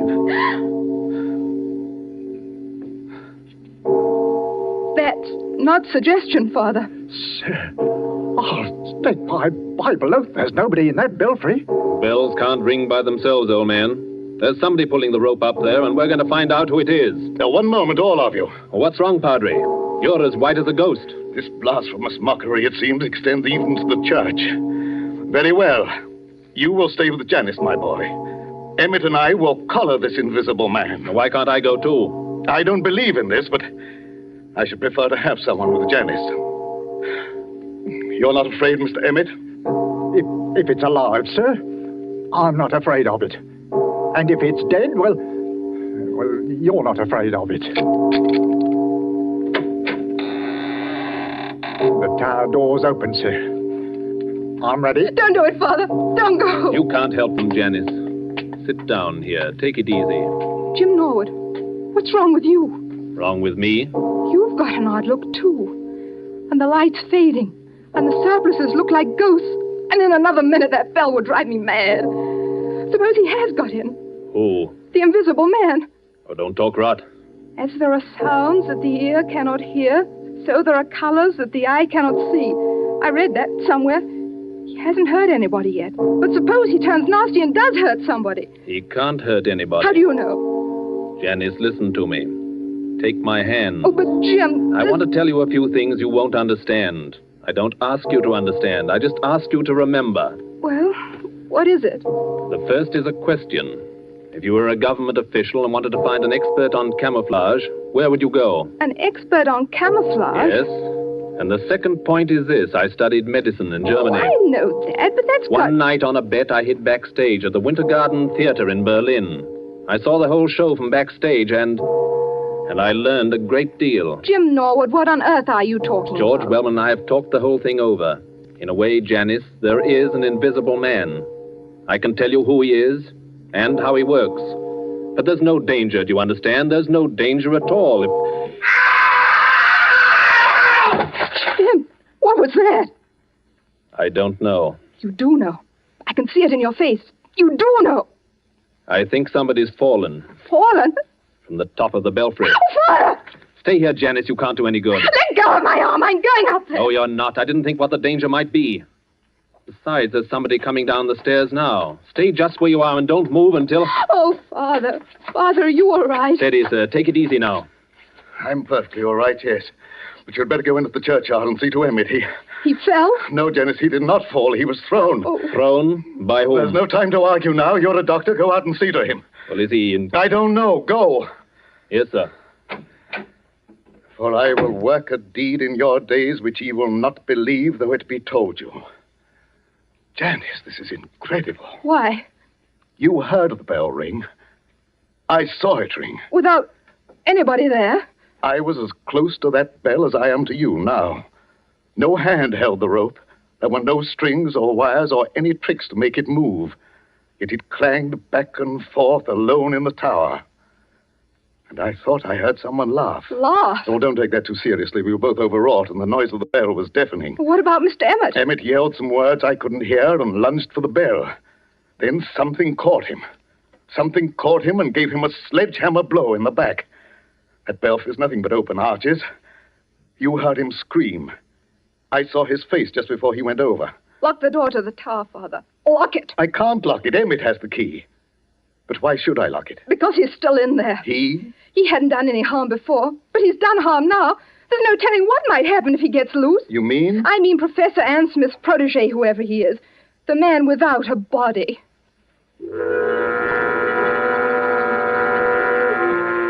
Under the red sunset, some quarter of a mile away, a grass-carpeted lane winds between rows of apple trees. The lane is dusky, though lights shine into it from the windows of a large stone house. Dr. Norwood's house beyond the apple trees. Up and down. Up and down, a shadowy figure is pacing. An elderly figure, a dejected figure, tall and frail as a shadow among shadows, muttering to itself, shaking its head, now and then raising one fist in bewilderment or anguish. Sometimes the light gleams on large spectacles and a kindly mouth. Up and down, endlessly up and down strides Professor Ansmith. I'm not guilty. I'm not guilty. How can I convince them that I'm not guilty? Who's there? I saw you dodge behind that tree. Stand out, sir. Did you call me, Professor Ansmith? Yes, I did call you. Who are you? You probably won't recognize me, Professor Ansmith. Nevertheless, my friend, may I ask what your name is? My name is Wellman, Professor. George Wellman. Wellman. I've heard that name. Maybe you have. I'm a builder by trade, and a great friend of Dr. Norwood's. Wait one moment.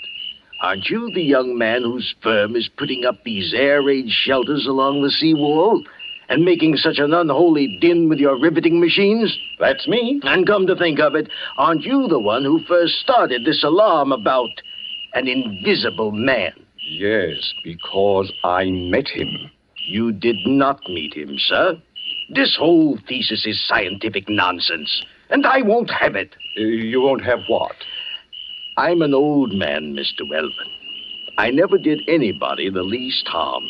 As God is my judge, I know nothing whatever about this... What's that? It looks like the vicar's car, Professor. You'd better stand back. This is a pretty narrow lane. Ansmith! Professor Ansmith! Yes, Mr. Morley, I hear you. Well, we thought you'd better drive over here straight away. I think you've met my daughter. And, of course, you know Dr. Norwood. Yes, but there's no time for any social formalities. Get into your house, Professor Ansmith. Get in quickly and close the shutters. But why should I do that? Because there's a mob coming, sir, and we can't stop them. Hurry, do hurry. A mob coming here? Why? Haven't you heard the news? I've heard nothing, my friend. The only person I've seen has been that young man there who chews a toothpick and hides behind the trees. George Wellman? What on earth are you doing here? Watching, Janice. Watching and waiting, just as usual. Listen to me, Professor Ansmith. Henry Emmett, the head verger at St. Luke's, was thrown from the belfry window not 20 minutes ago. Not by me, sir, I assure you. I had nothing to do with it. No, not by you, but apparently by the invisible man. Oh, Father in heaven, will this never stop? Not till we catch the fellow. No. Be quiet, Mr. Wellman, please. I'm sorry, Padre. I take it back. I myself can testify that no visible person laid hands on Emmett. He was struck as though with a gigantic fist. What's the matter, Professor Ansmith? Is anything wrong? No. I was just thinking. Is Emmett dead? Fortunately, no. I'm glad of that, my friend, for a certain person's sake. He's not even seriously hurt. The bell tower isn't high, and a tree broke the force of his fall. But he's badly shaken up, and that crowd at the Coach and Horses means trouble. If you haven't anything to say to us, if you haven't a word of explanation to utter... Listen, Padre, don't you hear anything? Yes, I thought I heard voices. Can't be that crowd from the village. We're too far ahead of them. It's a crowd, all right. And they've been here for hours. But where? I don't see anybody. Jim, look, behind the trees. Look behind the trees. Look beyond the hedgerows. Look for any place where a watcher can hide. And may I ask what they're doing here? They're watching you, Professor Ansmith. More of your spies, you mean? You can call them anything you please. But they're getting impatient and they want a showdown. If I as much as hold my hand up like this... Don't throw stones at the windows, you fools! You're only breaking the doctor's windows! Gentlemen, I can't have any more of this. Be quiet, all of you, and listen to me. Well, sir, we're listening. I'm a peaceful man. I like to live in peace with my neighbors. I have nothing to do with this so-called reign of terror. But you don't believe that, do you? No. Then I must expose a fraud. Now, don't blame me if I expose the trickster, too. I have made preparations to show you the Invisible Man. The man without a body. Quiet, everybody! Mr. Morley, I believe you and your daughter walked through this lane last night while I was away at the Bury St. Edmunds. I don't know about your being away, sir. My daughter and I were certainly here, yes. Good, good. Miss Janice Morley. Yes, Professor Ansmith. Will you look toward your right, please, at the house? What do you see? It's the same room. What room? The room with the little round table and the gramophone. It's a three-legged table, you notice. Yes, of course. But there's nobody in the room. No, nobody at all. Are conditions exactly as they were last night? Yes, except there aren't any gloves on the table. No, but the Invisible Man is there. Oh. A living presence, ready to act and breathe and even kill. With your permission, I shall now address him. Hello in there. Hello in there. Hello in there. If anybody answers him, Father, I'm going to scream. Quiet, Janice, quiet. Father, look, the gloves are appearing on the table. I call out to him and I speak as follows. Hold the phonograph with your left glove. That's it. Turn the handle with your right. One turn. 2, 3, 4. That's enough. Touch the spring with your left hand. Push the record. Lower the needle with your right and...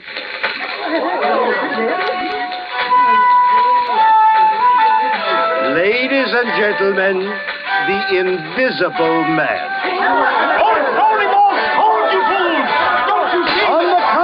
Let them throw all they like.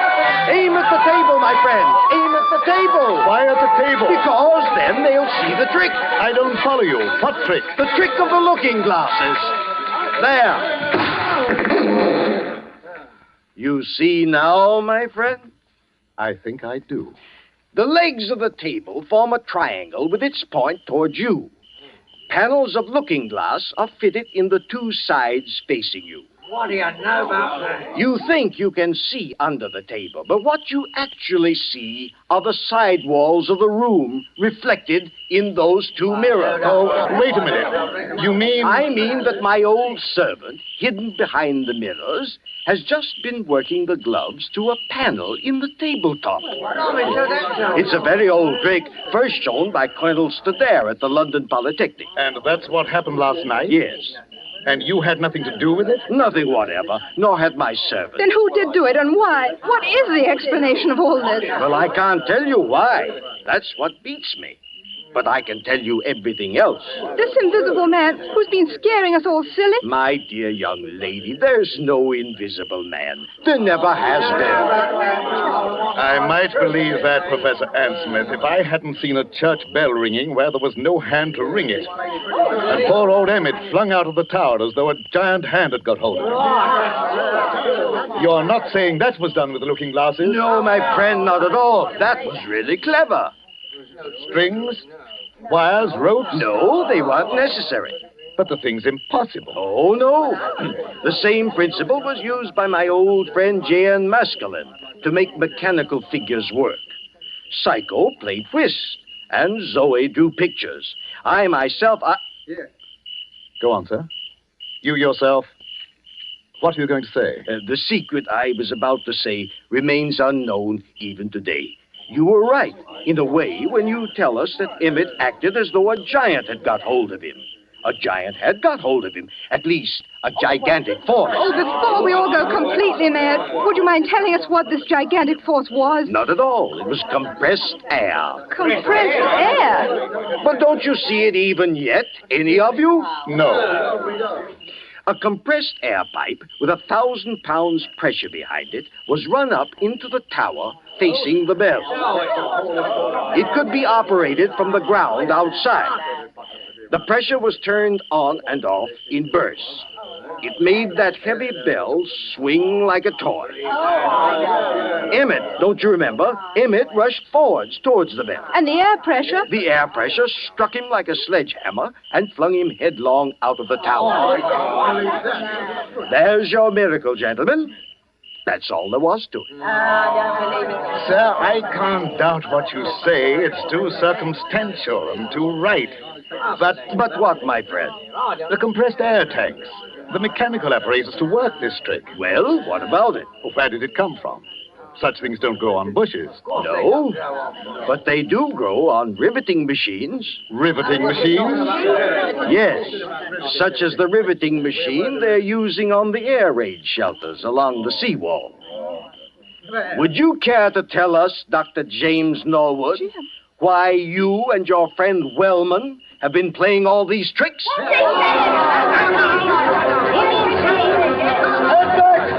All of you! Jim Norwood, is this true? Why, of course it's true, Mr. Morley. Don't be so gullible. Jim and George Wellman doing all this?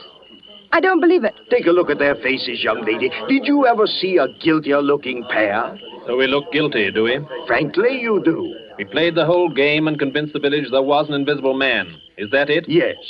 You worked the glove trick in your own house. And Wellman worked the air trick with his own equipment. Everything else was nothing but a pack of lies and a lot of atmosphere. Playing conjurers and making a blasted hash of it. Is that all, Professor Ann Smith? Well, remember, you brought this on yourself. I didn't want to expose you. No, Professor. I bet you didn't. Easy, George. Take it easy. Jim, is this true? Before you start pitching into me, Janice, let me have my word first. Do you remember what I said to you at the church tonight? At the church? Yes, I asked you to remember something, even if you didn't understand it. All right. Can you remember what it was? Oh, Jim, please. You're only trying to evade this. Oh, I'm so confused now, I don't remember anything. All I can think of is this horrible business and what's behind it. Father can't believe his ears, and I'm not much better. We've practically idolized you. All we want you to do is answer a straight question. Jim, are these accusations true? Yes, they are true. Doubtless he had a good reason, Janice. Doubtless he had a good reason. Yes, we had a good reason. The very best reason in the world. You had a good reason for scaring people half to death and trying to kill poor old Henry Emmett? We didn't mean any harm against Emmett. That was an accident. But you dare to defend yourself now? Yes, just that. Before we go home, Father, shall we apologize to Professor Ann Smith? I hope he'll try to think better of English hospitality. Good, Janice, good. I hope he will, too. You hope he will. Listen, Janice, before you act on any belief, you have to be absolutely sure in your own mind. George and I had to prove something, and now I'm glad to say we have proved it. Oh, I can't stand this any longer. If you have anything to say, go on and say it straight out. What was it you had to prove? We had to prove to our own satisfaction that this pretended American who calls himself Professor Ann Smith... Pretended American? Who calls himself Professor Ann Smith? We had to prove that this pretended American was no other than Karl Heinrich von Keist, the celebrated stage magician from the Winter Garden Theater in Berlin. What? Whose real job is to find the camouflage aerodrome near Bury St. Edmunds. No. He explained his own tricks very nicely, George. We'll swear out a warrant in the morning.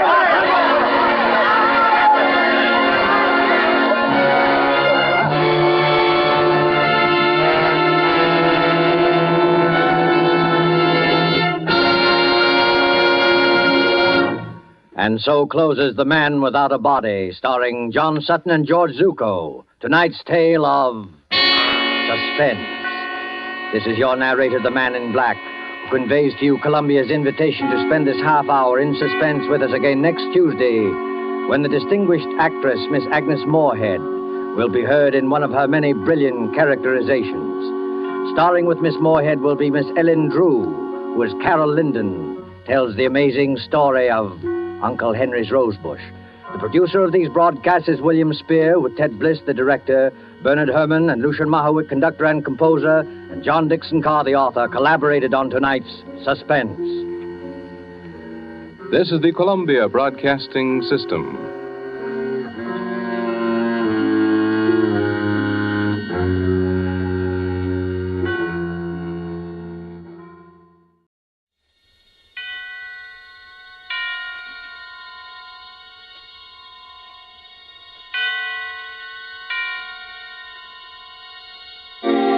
Suspense.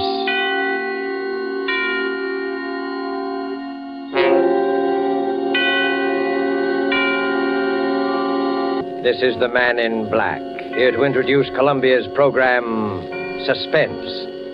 Heading our Hollywood cast tonight is the distinguished American actor, the star of the Broadway suspense drama Angel Street, who has recently returned to this coast to resume his film career, Mr. Vincent Price. Tonight's suspense play, which presents Mr. Price, and which is produced and directed by William Spear, relates an episode of recent years in the unfriendly Nazi capital of Berlin. The Strange Death of Charles Umberstein by E. Jack Newman is tonight's tale of suspense. If you have been with us before, you will know that suspense is compounded of mystery and suspicion and dangerous adventure. In this series are tales calculated to intrigue you, to stir your nerves, to offer you a precarious situation, and then withhold the solution until the last possible moment. And so, with the strange death of Charles Umberstein, and with the performance of Vincent Price, we again hope to keep you in suspense.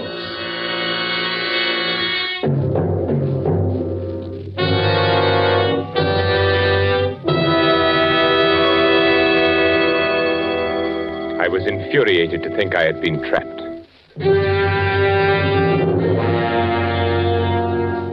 The thought that someone had discovered my intentions maddened me to the breaking point. Nothing had slipped. Everything had run smoothly as I had planned. No evidence, not the slightest trace, nothing. And yet, I was trapped. Trapped. But why? How? Let me see. Papers in my briefcase, train ticket, information forwarded safely to my office. And he knew. How? But he did know. I stood quietly in my room, watching him, watching me, waiting for me, standing by the lamppost beneath my window, knowing he had trapped me, waiting for me.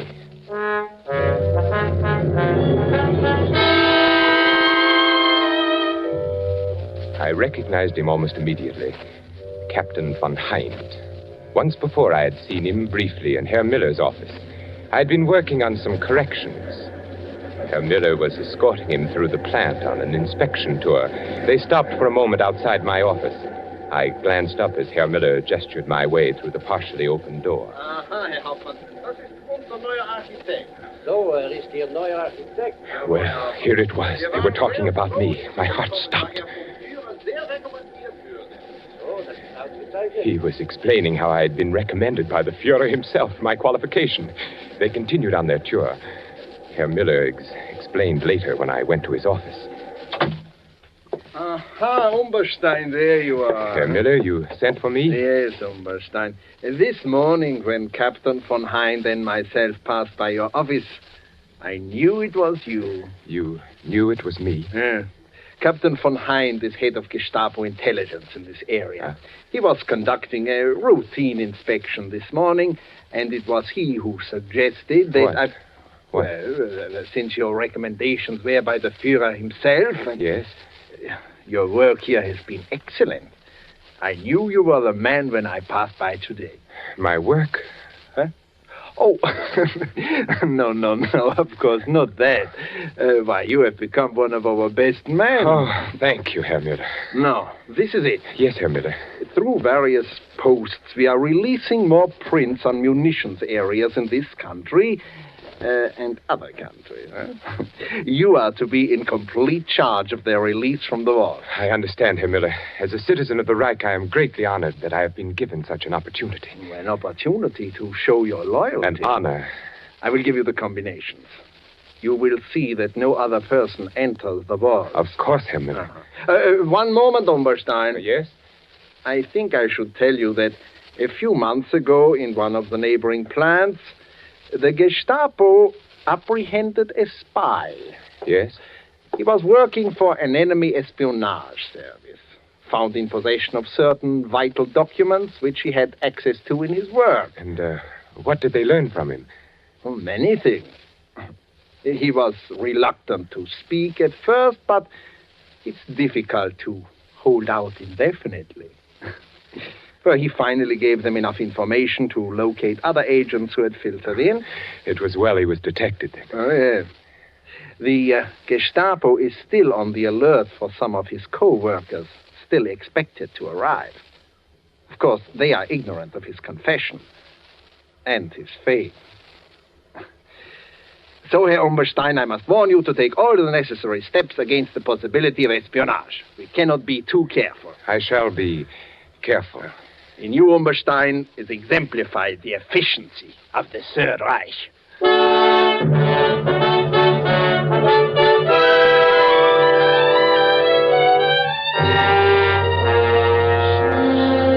I closed my suitcase and looked down on the street. I watched him standing there. I kept asking myself, how could he know? This Captain von Hind, how could he know? The plan was perfect, the best yet, and yet I was discovered, trapped. It was a late Saturday afternoon, and the silence of the day hung heavy in the room. Outside it was cold, very cold, but in my room it was warm, stuffy. The radiator hissed and spewed as though it were the judge of the events to come. I was almost angry at it. A radiator. It was still light enough that he might see me if I crossed to raise the window. He wasn't aware that I was in the room. I hadn't turned on the lights. Now he stood there, waiting for me to return. I lay down on the bed, smoking, my thoughts troubled by the one question, how?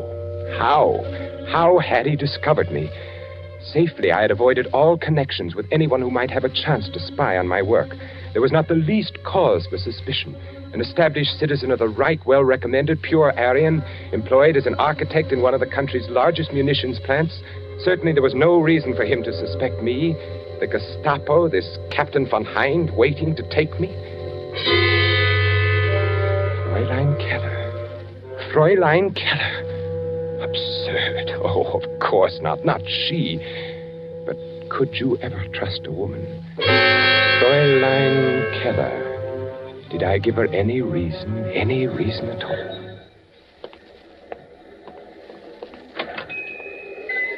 Good morning, Fräulein. Oh, good morning. My name is Charles Umberstein, and I am to be at the munitions factory near here. I wish to take a room. Oh? One facing the outer street, Fräulein, if you can accommodate me. Oh, I think so. We have one. It is on the second floor. Overlooks the street corner. Oh, fine. I'm glad. It looks comfortable here. Small and comfortable. Oh, yes. You will like it, I'm sure. I am the owner and manager here. Fräulein. Sign here, please. Yes, of course. There you are. Thank you. Otto, would you show Herr Umberstein to his room?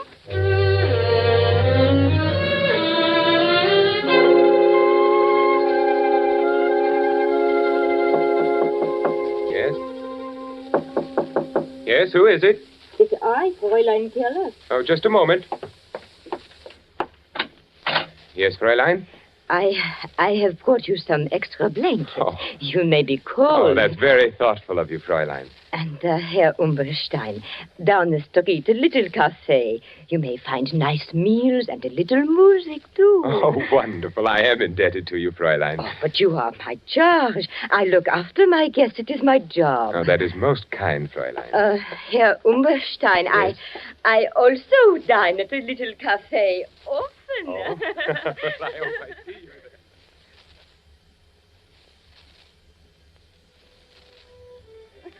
Here's to you, Fräulein, for your wonderful hospitality. Oh, to you, Herr Umberstein.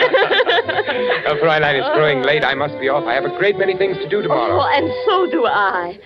Oh, it has been a wonderful evening. Wonderful. Yes, wonderful. Here's your coat.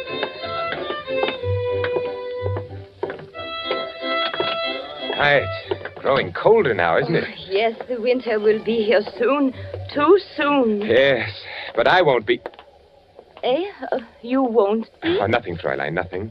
You will be here long. Certainly, Fräulein, certainly. I was just, wishing. Wishing? For what? No, I had done it. I'd started to thinking. Perhaps she could... For what? Nothing, Fräulein, nothing important. Only the hopes of every man... They become so near sometimes, they're almost reality. So? What else could I do? I had to lead her thoughts away somehow. She took the lead. You mean a woman? Yes. Yes, Fräulein, you. Oh, but we have known each other for such a short time.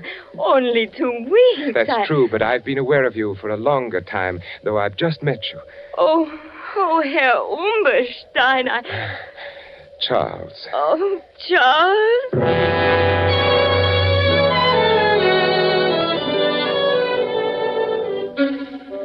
At first I was uneasy about the whole affair.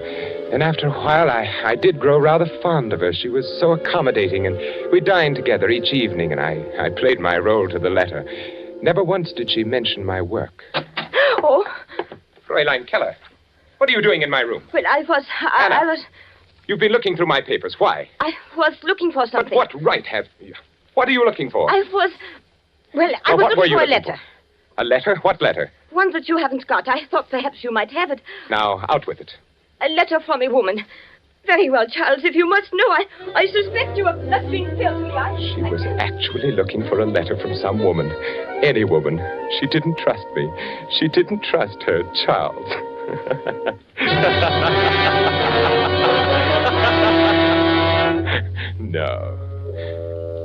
No, it couldn't have been Fräulein Keller. Who then could it have been?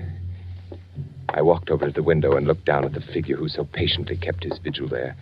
Captain von Heinz, waiting. Why?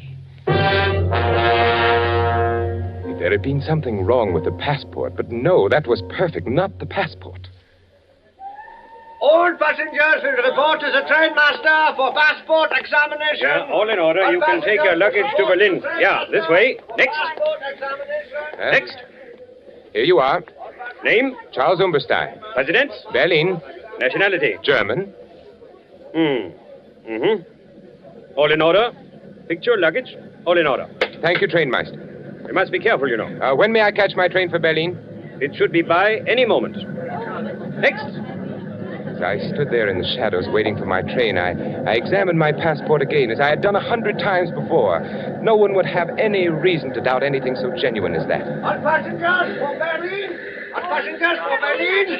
Guard, must we stand passport inspection again? Yeah. The Army intelligence will accommodate you on the train. Jawohl.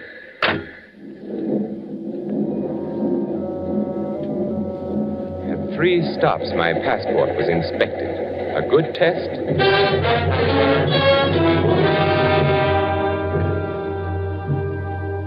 If the passport had been suspected or investigated, it would only prove that I was Charles Umberstein. I had come by the passport through Hans. At the time, Hans was employed as an Austrian customs inspector. This gave him access to many such passports. According to Hans, there had been a person named Charles Umberstein who had suddenly disappeared in 1936. Since there had been no friends or relatives to make an inquest, well, you can see. No, I was Charles Umberstein. Why, I even resembled the badly scarred photograph on the identification card. From the front view, he was evidently a large man, big shoulders, large head, wore a short Prussian haircut. Yes, I certainly looked enough like the photograph. Passport was flawless. He couldn't have discovered me through that, this von Heinz. Something else. What else? The plans? No, of course not. They couldn't have discovered that. I merely made copies and left the originals. No, not the plans. Why, Hans and I...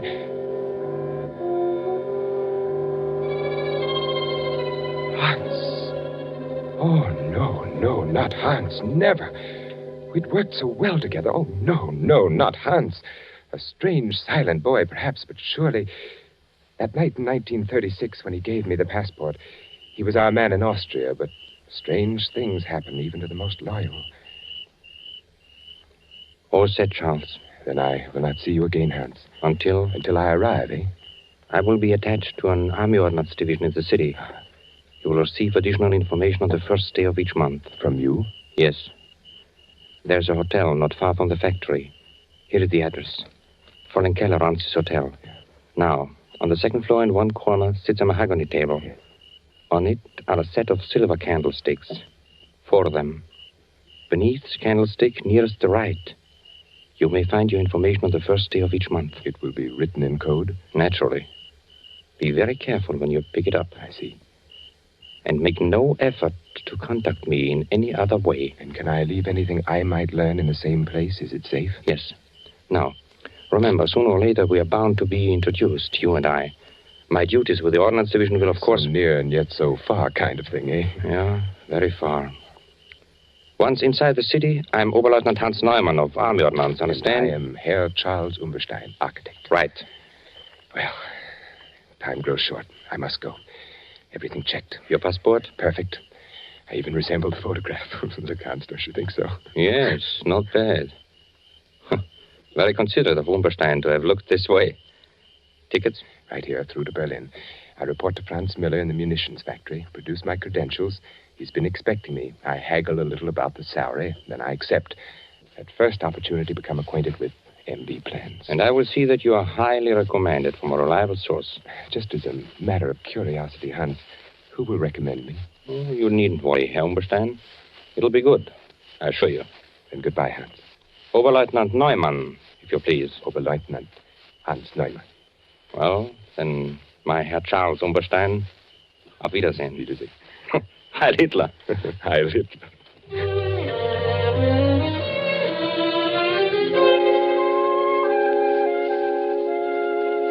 Yes, everything Hans had said came about. I picked up my information each month at the little hotel. I left an occasional report for Hans. It was the only way we ever communicated. And then Oberleutnant Hans Neumann began to appear in Franz Müller's office. And eventually Müller introduced us. In fact, Hans was with Müller quite frequently, and they dined together regularly. Hans played his part well. But one day, something was worrying him. I will wait here for you, Miller. I'll be with you in a moment. Ah, Herr Umberstein. It's good to see you again. Lieutenant Neumann. Herr Miller speaks very highly of your work here. Thank you. Be very careful of this Captain Van Hind. There's something wrong. I don't know what it is. He looks at me very strangely. And there is something I recognize about the man. The eyes are... You've met Umberstein. Yes. We were just chatting a moment. I've seen Van Hind somewhere before. Be very careful. And don't come with us in case they ask you. Well, you all ready? Why, yes, of course. Umberstein, would you care to join us at luncheon? No, thank you. I have some work to do. Always working. Eh? Well, then, let's go, Hans, yeah? Yeah, certainly. Oh, by the way, will Captain Van Hind be joining us today? Oh, Van Hind sends his regrets. Something is delayed. Oh, that's too bad. Van Hind, a remarkable man. No one like him in the service. No one like him. Goodbye, Lieutenant. Van Hind.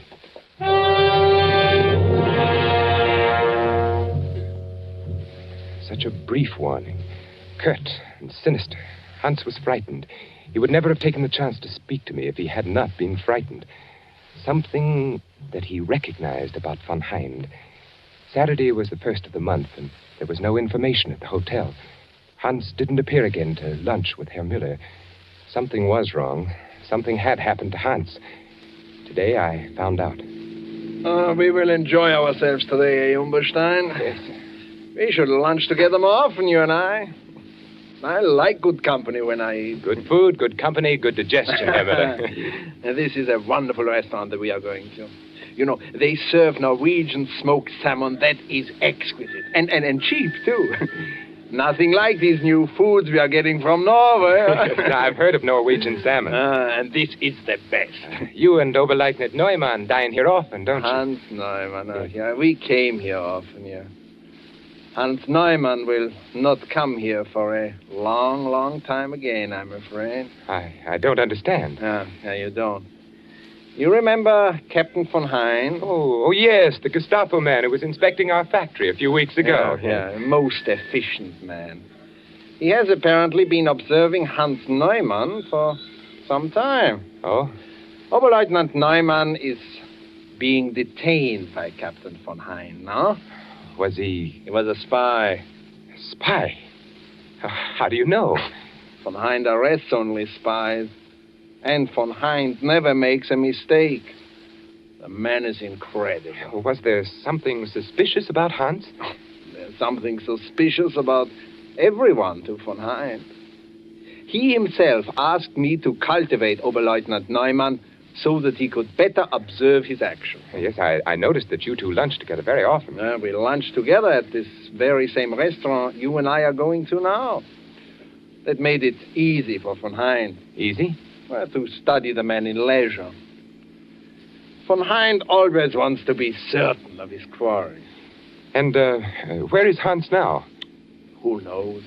Who knows what happens when Captain von Hein takes a man? Don't you admire such efficiency, Umberstein? Well, of course. Yeah, well, the captain did indicate that there were others to be rounded up, too. Well, here we are. Oh, look, you see them in the window? Norwegian salmon. Oh, they are beautiful, so red, so delicious. Are you hungry, Umberstein? What? Oh, yes. Oh, they do look delicious.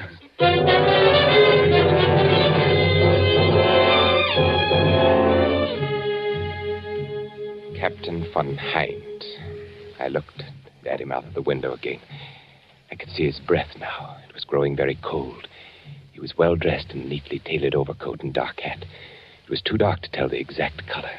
The only thing I was sure of were the hands and the gloves on the hands. Heavy, thick, powerfully mounted prongs encased in a gray, tightly fitting material. Style, lines running across the back. I noticed when he lifted them to light a cigarette. What beautiful weapons. His back was to me. I couldn't help but admire the fine breadth of his shoulders and the thick, closely barbered neck. He stood quietly by the lamppost, smoking, watching his breath and the smoke battle for existence in the icy air. Once when he turned to look up at my window, the single eyeglass he wore caught the reflection of the light. I wondered how much he weighed. Carefully, I retraced each step over again in my mind. I couldn't find the flaw that made me a marked man. The absurdly easy way I had gone through Mueller's office carrying an innocent-looking bundle of blueprints, then to the vault, the superstition of copies. No one could suspect what I had done. No one had any reason to.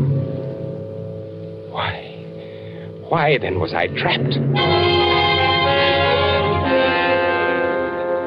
Of course he was after me, waiting down there. I wondered why he didn't come up and wait in my room. Surely he didn't know I was in the room. Perhaps he had searched my room one day while I was out. But what could he find? Nothing, absolutely nothing. A passport proving I was Charles Umberstein. A monogrammed suitcase bearing the initials C.U. A few letters and old papers. Nothing at all.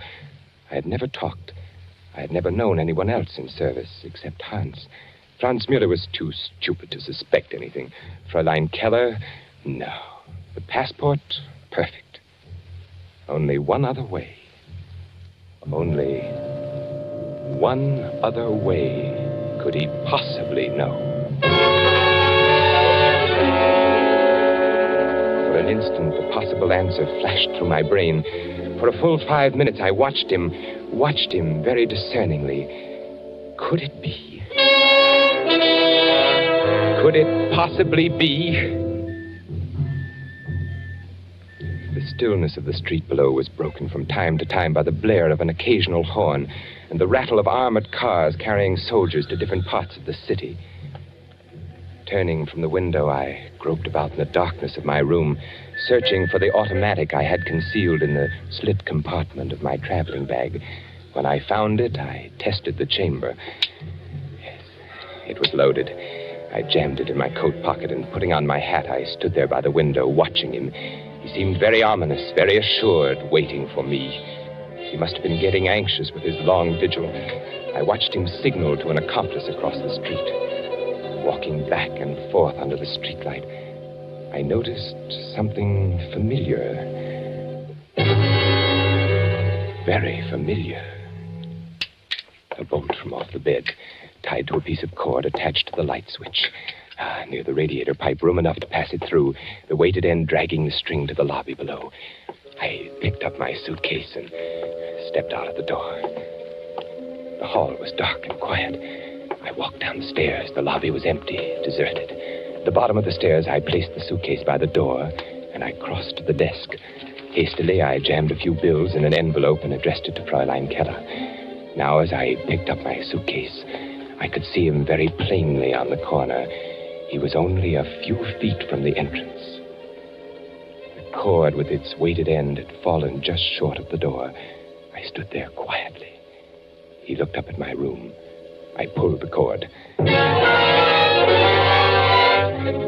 He was startled when the light went on upstairs, searching the window for a view of the occupant. I walked to the door. As I opened it, he looked my way. gazed at me, point blank, seemed surprised. Then, assuring himself, he took a step toward me. Herr Umberstein. Herr Umberstein. Oh, you are... You are Charles Umberstein? Why, yes, Charles Umberstein, who entered Germany in 1936 from Austria? Here's my passport. Your passport, yes. I have always wanted to meet you, Charles Umberstein. I have always wanted to meet you face to face. You know who I am? Why, yes, you... I wonder. You know, the others I have had my men pick up. But you, I wanted to attend to personally. It's because you are Charles Umberstein. Now we will just... I'm sorry, my friend. He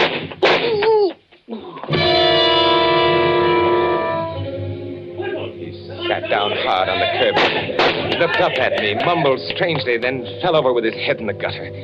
His hat fell off, and I saw that his hair was closely cropped. There were other people on the streets. I ran till I was out of breath.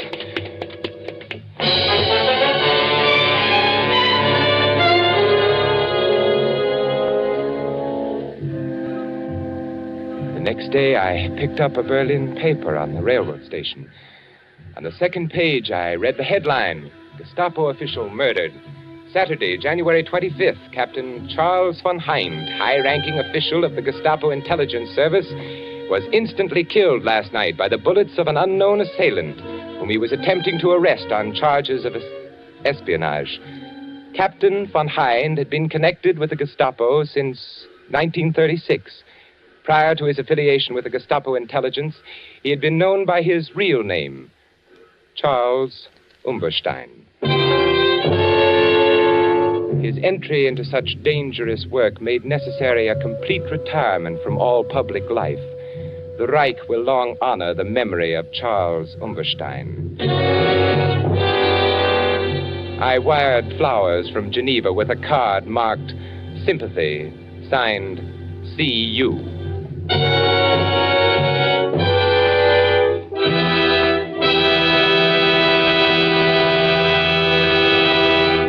And so closes The Strange Death of Charles Umberstein by E. Jack Newman, starring Vincent Price. Tonight's tale of suspense. Vincent Price will soon be seen in the 20th Century Fox production, Song of Bernadette. The producer and director of Suspense is William Spear. Music was composed by Lucien Morawick and conducted by Lud Gluskin. This is the Man in Black, who would like to draw your attention to the new day and time for Suspense, beginning next week, when Cary Grant will be our star. Beginning next week, listeners in the Eastern and Central time zones will hear Suspense on Thursdays at 8 p.m. Eastern Wartime and 7 p.m. Central Wartime. Listeners in the Mountain and Pacific time zones will be brought their next story of suspense on Monday, December the 6th, and each Monday thereafter at 9 p.m. Pacific Wartime. Don't forget Suspense on Thursdays, beginning December the 2nd, if you live in Eastern and Central time zones, and Mondays, beginning December the 6th, for listeners in the Mountain and Pacific time zones, with Cary Grant, our opening guest star.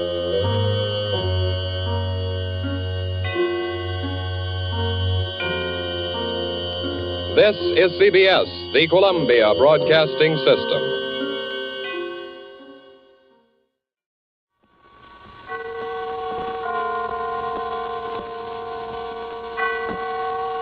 The Columbia Network takes pleasure in bringing you Suspense.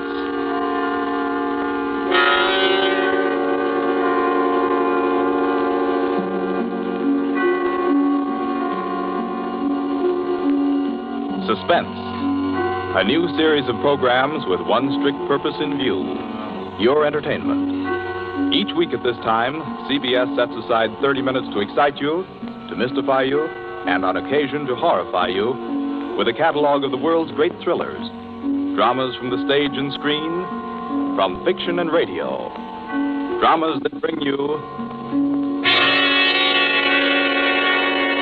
Suspense. This, the second offering of a new series, is a unique one. Certainly, it is one of the very few pieces of suspense literature that somehow manages to tickle your funny bone while busily engaged in tingling your spine. Make no mistake, though, nobody's kidding. CBS presents its adaptation of John Collier's well-known short story, Wet Saturday.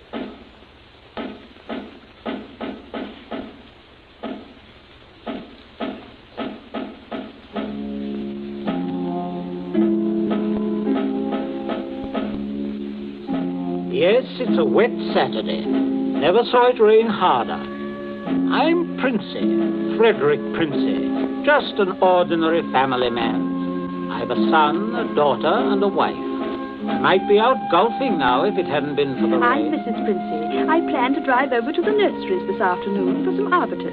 The borders, you know. But Oh, the whole lot of them make me sick. Yes, I'm George, son and heir. I had a date to go punting. Punting. Couldn't find the blasted punt in this weather, so I'm home too.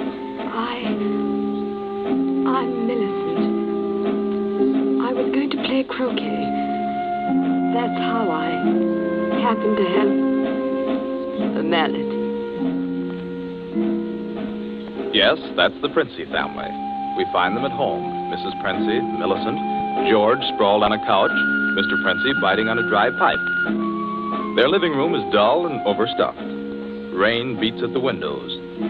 They are any middle-class family at home on a wet day, except for one small item. As you sit with them in the living room, you can see through the door to the sun porch a pair of men's feet, encased in black boots. They look like the feet of a curate. There's a tenseness in the room. The air is charged with excitement, but the feet are very still. Don't keep staring at them. Listen to me, all of you. Don't you see? They'd hang her. That's what they do. They'd hang her. Oh, Fred, it's too awful. Awful? It's catastrophic. A supposedly sweet, gentle, intelligent girl, respected, loved by the whole village, doing a thing like this. Think of the publicity, the disgrace. You think I'm going to resign from the bench, the vestry, sell out and live in some foggy hotel abroad? Oh, no. No, I'll kill myself. I will. Don't be a fool. Any more than you have been, the governor means. Be quiet. Wouldn't be so bad if it were you. Everybody in the village knows you're not responsible. George. Yes? Get off that couch. Sit up on your spine. You might be of a little use here if you could think. Listen, Governor, this isn't my funeral. Oh, shut up. As long as I can remember, George, you've been a trial and a tribulation to me. Oh, I can't stand it. I can't stand it. You've got to stand it, my dear. And keep that hysterical note out of your voice. You hear? Yes. We are talking about the weather. Now, George. Yeah? George, if he fell down the old well, say, striking his head several times, what about it, eh? I really don't know, Governor. What about it? Don't be an ass. I'm asking you to think. He'd have had to hit the sides several times in 30 or 40 feet and at all the correct angles. No, I'm afraid not. I'm afraid not. We'll have to go over it all again, Millicent. Oh, no, Father. No. I couldn't.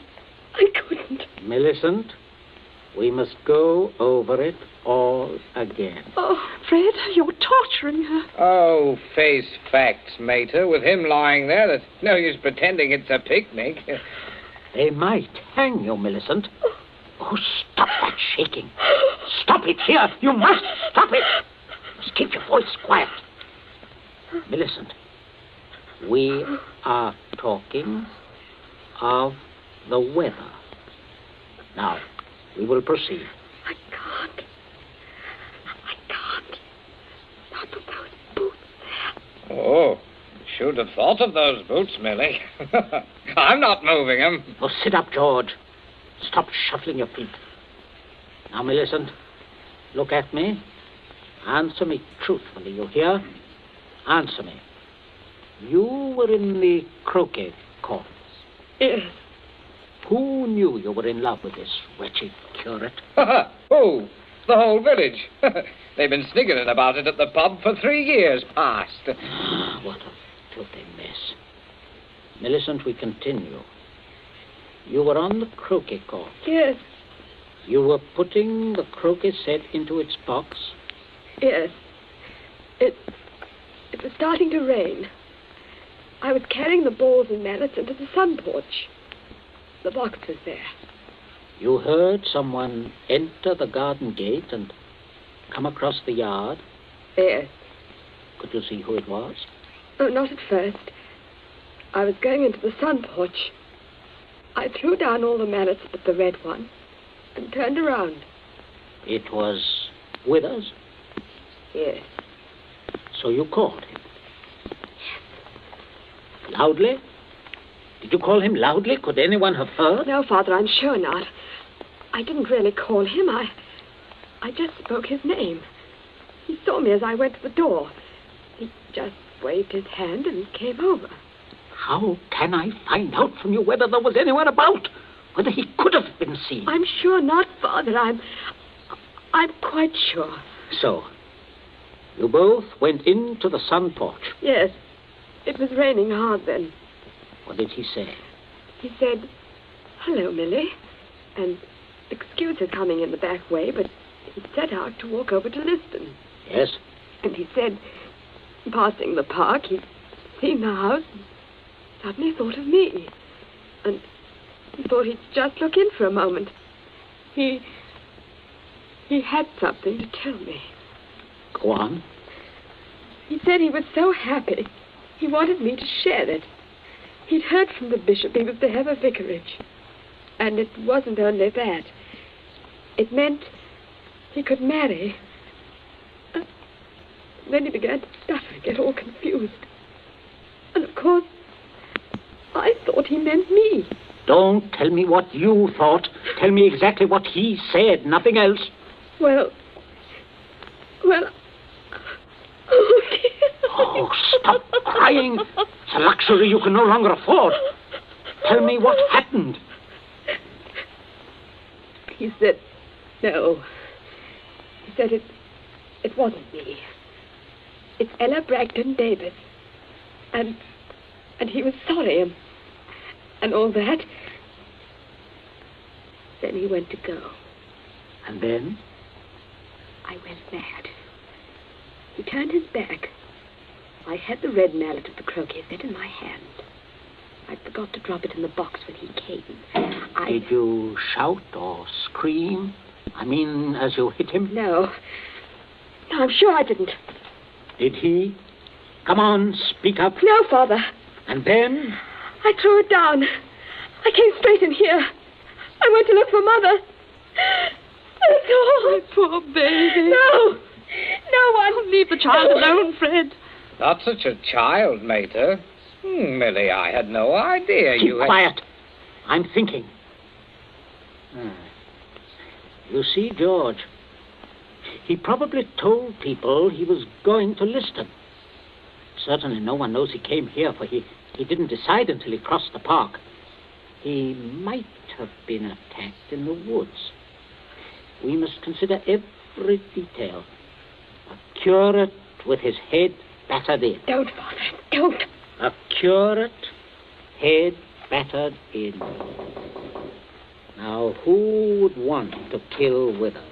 Kill Withers? Well, I would with pleasure. How do you do, Mrs. Princey? Captain Small. Oh, sit down, pray. Mustn't get up for me, Mrs. Princey. You either, Millicent. My word. Just being neighbourly on a bad day. I wanted to ask you about those dahlia bulbs, Princey. Took a shortcut on account of the rain and walked right in. Knew you wouldn't mind. Oh, he heard you, Father. My dear, we can all have our little jokes. Don't pretend to be shocked. This way, Smollett. This chair, facing the fireplace. Sit down, Mother. Just straightening the curtains to the sun porch, dear. It looks so gloomy out there. Might as well shut the rain out. Just talking about a little theoretical cure at killing, Smollett. You know, young people these days like thrillers. Parsonicide. Justifiable parsonicide. Have you heard about Ella Bragdon Davis? I shall be most properly laughed at. Why? Why should you be laughed at, Smollett? Oh, and a shot in that direction myself. She half said yes, too. Haven't you heard? She told most people. Now it'll look as if I got turned down for a white rat in a dog collar.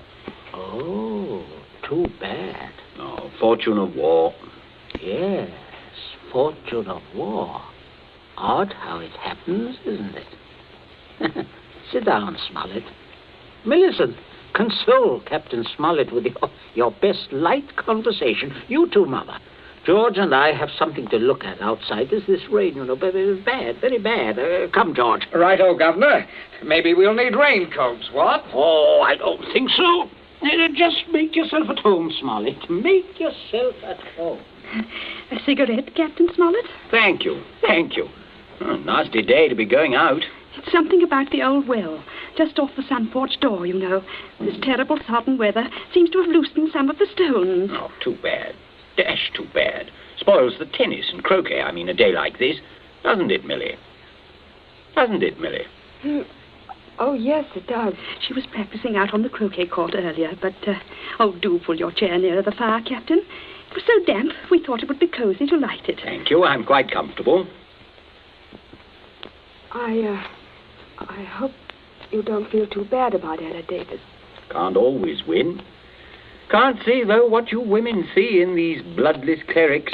Oh, I always thought Mr. Withers is a very charming man. Quite agree, but why should anyone want to marry him? You wouldn't want to marry him, would you, Millie? Not now. That is, are you? Oh, no, of course not. Smollett.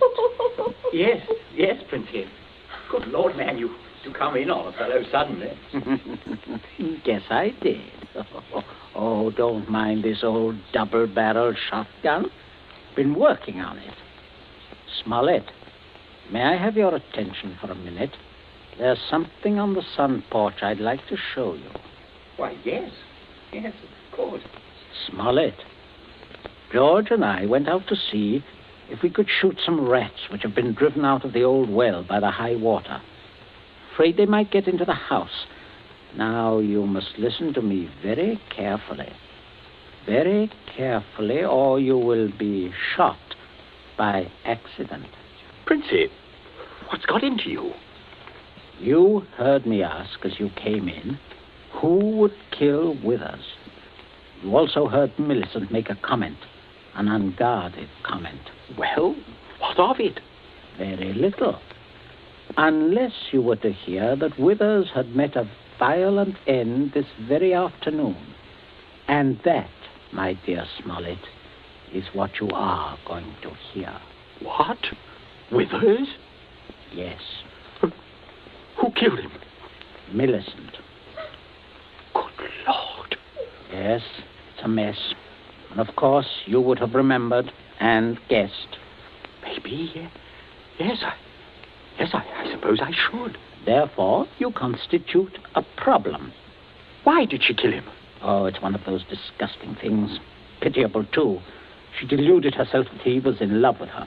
Good heavens, Millie. Oh, yes, of course, I see. He had told her about the Davis girl. I understand. Now, I have no wish, as you will comprehend, that she should be proved either a lunatic or a murderess. I could hardly go on living here after that. I suppose not. On the other hand, you know about it. Yes, I see that makes me a problem. You're wondering if I could keep my mouth shut. If I promised... I am wondering if I could believe you. But if I promised... If things went smoothly, yes. But not if there was any sort of suspicion, any questioning.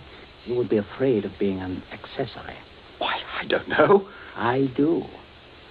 What are we going to do? I can't see anything else. You'd never be fool enough to do me in. You can't get rid of two corpses. Oh, I regard it as a better risk than the other.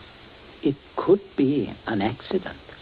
Or you and Withers could both disappear. There are possibilities in that. Listen, you can't. I can, but there may be a way out. There is. Smollett, you gave it to me yourself. I did what? You said you would kill Withers. You have a motive. Oh, look here, I was joking. Of course you saw that. You are always joking. Listen, Smollett, I can't trust you. You must trust me, else I will kill you now in the next minute. I mean that. You can choose between dying and living. Go on. Now, there's the old well just outside the sun porch door. That's where I'm going to put Withers. No one outside knows he has come up here this afternoon. No one will ever look there for him unless you tell them. You must give me evidence that you have murdered Withers. I murdered him?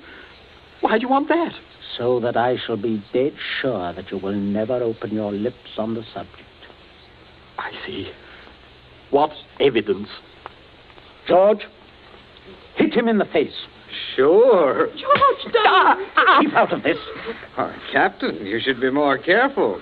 Look what your teeth did to my knuckles. Again, George. Okay. Oh, I can't stand it. Oh, how can you? Keep quiet. You women keep out of this. I'm sorry, Smollett, but there must be traces of a struggle between you and Withers. Then it will not be altogether safe for you to go to the police.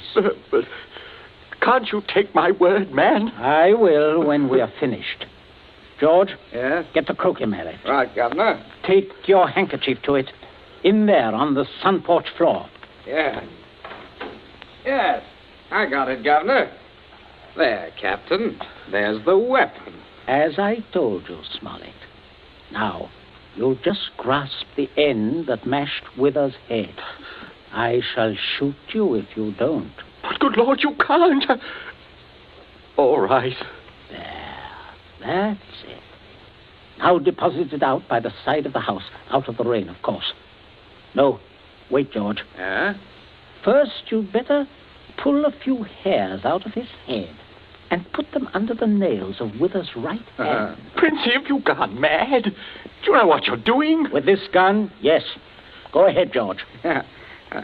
Sorry to muss your hair up, Captain. Shut up, Smollett. There. That's all we need. Now for Withers, and we'll fix it right up. Be right with you, Governor. Smollett, you may turn around. Withers is just there in the sun porch. Draw back the curtain. Good Lord, Princey. Yes, messy. But we'll get him fixed up. Now you, Smollett, you've just got to drag him through the door and dump him in the old well. Just beyond the door, Captain. I won't touch him. I won't. All right. Stand aside. Out of range, George. Right. Only one place I want this bullet to go. Father. Oh, Father. Keep quiet. My aim's none too good. Wait a minute. That's better, Smollett. Much better. Go on now. In here. You'll have to take him outside. By the shoulders ought to do it, Captain. Keep quiet, George. Go on, Smollett. Go on. You've seen dead men before. Drag him. Drag him. I'll just hold the gun here to make sure that everything goes all right.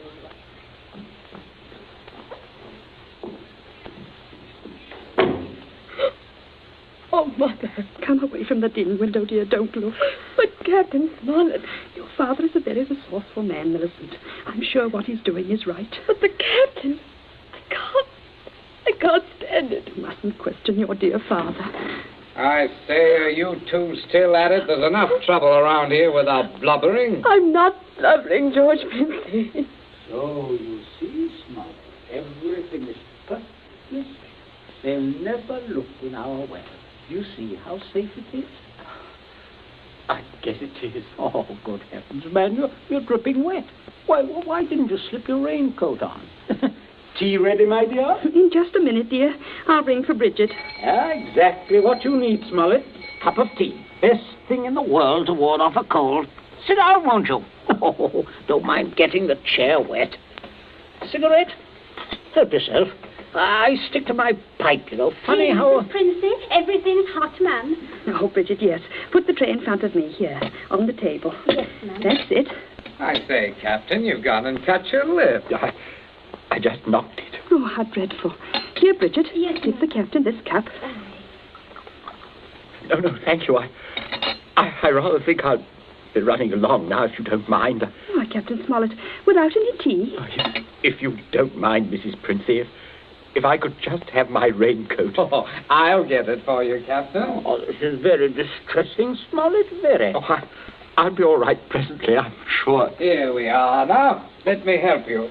Oh, thank you, young man. There. Better go out the front way, Smollett. The walk is dry. Oh, let me hold the door for you, Captain. Don't worry, old fellow. Don't worry at all. No. Good afternoon. Nothing serious, I imagine. A little rest and he'll be as right as rain. By the way, Millicent, you're not looking any too well. No, not well at all. I'm sure it was that croak he caught. Being outdoors in weather like this is simply foolhardy. The mater's right, Millie. You saw what happened to Captain Smollett. Oh, come along, dear. I shall give you a hot foot bath and put you to bed. And a couple of days in bed, and you'll be fine again. Get plenty of rest, Millicent, and don't worry about a thing. That's the best cure. Well, I guess I'll have a little rest too, Governor. It's a fine afternoon for a nap. Indeed it is, son. Well, enjoy yourself. I'll see you later. I'll see you all later.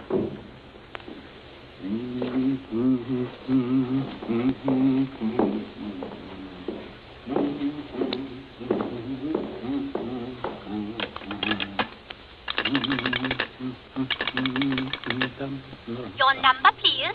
Oh, would you get me the police station, please? Police station? Right away, sir.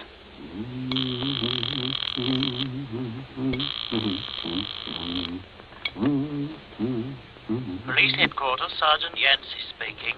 Oh, hello, Sergeant. This is Prince here, Abbott's Road. I believe you know me. Oh, indeed I do, Mr. Princey. Sergeant, a horrible thing has just happened. Quite extraordinary. Murder, in fact. Murder? I'm afraid it looks rather bad for a close friend of ours, unfortunately. We saw him do it. I think you'd better send someone over right away. Well, our man should be there right about now, Mr. Princey. I beg your pardon? I say, our man should be there now. Constable Martin has his post right below your house there. Just rang in. Seems Captain Smollett was with him. Captain Smollett? He reported some rather queer goings-on at your place, but I certainly didn't understand it was murder. Just don't touch anything, Mr. Princey. And don't worry. Don't worry at all. No. I won't, Sergeant. Thank you. Governor, where are you?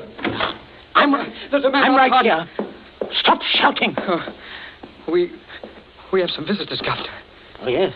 Yes, I can see that. Well, Constable, good afternoon. Good afternoon, Mr. Princey. And Smollett, I say what a remarkable fellow you are, coming back like this. Here to reenact the crime? Only the one against me, Princey. The one against the curate I'll leave to you people. Extraordinary sense of humor. Mr. Princey, I just had a look at what's in your well. Not a pretty sight, that. Not pretty at all. Yes, Captain Smollett was thorough, if nothing else. You saw him when he did it, sir, out in the back? Oh, quite. We were just returning from a walk. Smollett evidently had been laying for the curate, hiding out in those bushes by the road, I imagine. He was never inside this house? Never. And you say, Captain? I say that while I was inside this house, a guest of the family, I was coerced into dragging the curate's body outside and dumping it in the well. Well, there we are. Not entirely, Constable. I'll just remove my raincoat. There. And demonstrate how damp I got my clothes when I went outside without it. No. That's interesting, isn't it? Quite. He undoubtedly removed his coat at some point between here and your post. I might as well tell you that his weapon, a red croquet mallet, is out by the side of the house. I shouldn't be at all surprised, but that you'd find his fingerprints all over it. All over the end of the mallet, Constable. The end that mashed Withers' head. And not the end I'd have had to grasp in order to do the mashing. Governor! That's a decent try, Smollett, but it won't work. There must be other evidences, Constable. You'll undoubtedly find them when you examine the body. Oh, he means my hair under Withers' nails.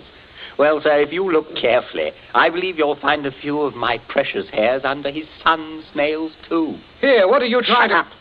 Constable, this is an utter waste of time. So far as the violent struggle between Smollett and Withers is concerned, Smollett's face speaks for itself. Quite eloquently, I believe. Oh, but no more eloquently than your son's knuckles. As you see, Constable, a fresh abrasion. He did that on my teeth. Or did he? What? I say, or did he? He might have done that on Withers' teeth. Oh, I see. I see what you mean. But I didn't. Governor, he said I... Oh, keep still, you nitwit. Let me think. As a matter of fact, George, the more I think of it, the more I'm convinced it was your voice I heard. Quite a vigorous quarrel. Something about the curate jilting your sister. Oh, don't be ridiculous, Smollett. Very well, Princey. If your son didn't do it, who did? That's what I'd like to know. How about it, Mr. Princey? Well, that is a sticker, all right. George, my boy, it looks like you're elected. Elected? What do you mean? I didn't do it. Why, I had nothing to do. Keep your mouth shut, will you? I won't. I'm not going to take the blame for her. Millie did it. She did it with that mallet. I saw. You could prove that? Prove it? Yes. Her fingerprints on the mallet. The handle. Why, George, don't you remember when you made me touch the mallet? When you picked it up with your handkerchief? No, George, I'm sure you wiped that handle clean. Oh, well, I could hardly expect you to remember that if you can't even remember killing the curate. Governor, I told you to keep still. But, Governor, you're not going to turn me over. As long as I can remember, George, you've been a trial and a tribulation to me. Governor, You shouldn't have done it, son. You really shouldn't. No, George, that was definitely wrong. I say, Princey, I think I'll have that cup of tea after all. Nothing like it in weather like this. Wet Saturday, from the short story by John Collier. You have just heard the second in Columbia's new series, a series designed to bring you the best in thrill entertainment. Outstanding dramas from the field of fiction and radio, stage and screen. Dramas of pure suspense.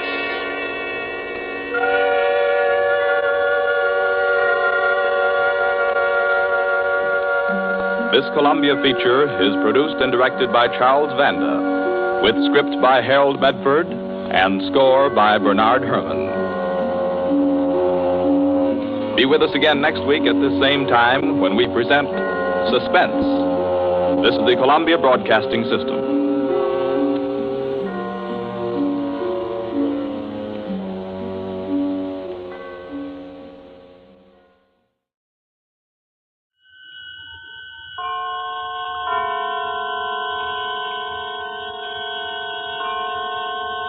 The Columbia Network takes pleasure in bringing you Suspense.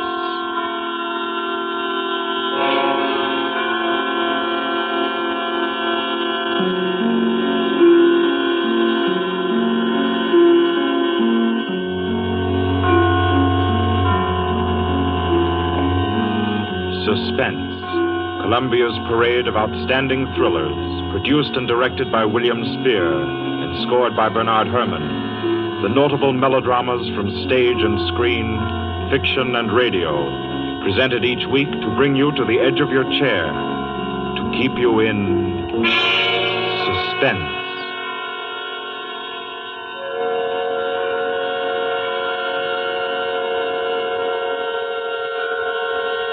Good evening. This is Orson Welles. I'm very happy I am to be back in the United States and back on the Columbia Network, even for so short a visit as this one. Back with old friends like Johnny Dietz, who's tonight's director, and Bernard Herrmann. The Mercury Theater presented tonight's radio play for the first time last year. We came right out then and hailed it as a classic of the medium. Nobody argued the point. A lot of people asked us to do it again, so it's gratifying to get the chance now. And to find a favorite of ours in this distinguished anthology of spook shows. Personally, I've never met anybody who didn't like a good ghost story.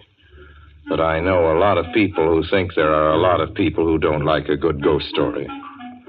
For the benefit of these, at least, I go on record at the outset of this evening's entertainment with the sober assurance that although blood may be curdled on this program, none will be spilt. There's no shooting, knifing, throttling, axing, or poisoning here. No clanking chains, no cobwebs, no bony and/or hairy hands appearing from secret panels, or, better yet, bedroom curtains. If it's any part of that dear old phosphorescent foolishness that people who don't like ghost stories don't like, then again, I promise you, we haven't got it. Not tonight. What we do have is a thriller. It's half as good as we think it is. You can call it a shocker. It's already been called a real Orson Welles story. Now, frankly, I don't know what this means. I've been on the air directing and acting in my own shows for quite a while now, and I don't suppose I've done more than half a dozen thrillers in all that time. Honestly, I don't think even that many, but it seems I do have a reputation for the uncanny. Quite possibly, a little escapade of mine involving a couple of planets, which shall be nameless, is responsible. Doesn't really matter. Don't think I disapprove of thrillers. I don't. A story doesn't have to appeal to the heart. It can also appeal to the spine. Sometimes you want your heart to be warmed, and sometimes you want your spine to tingle. The tingling, it's to be hoped, will be quite audible as you listen tonight to The Hitch-Hiker. That's the name of our story, The Hitch-Hiker.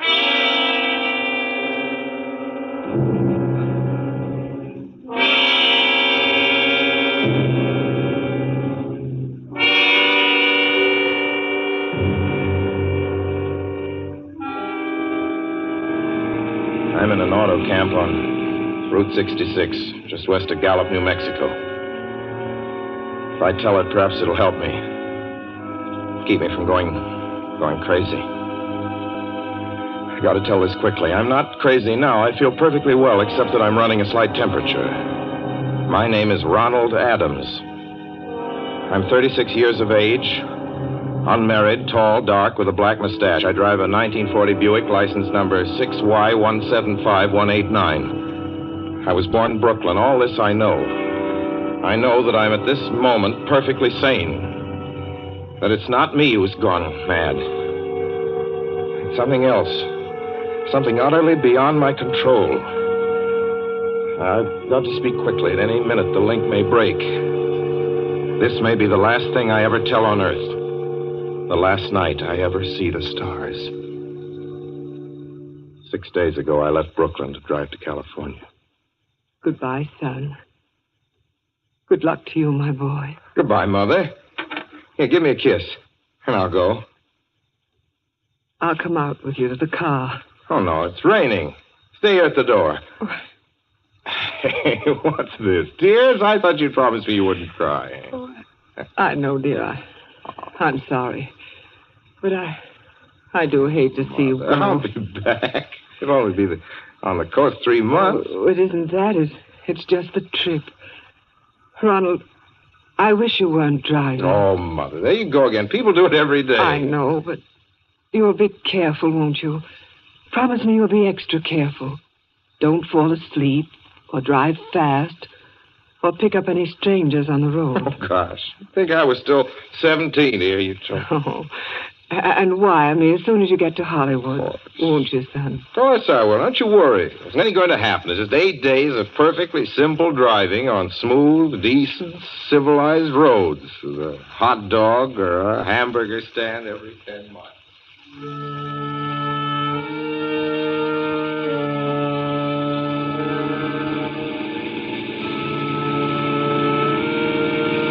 I was in fine spirits.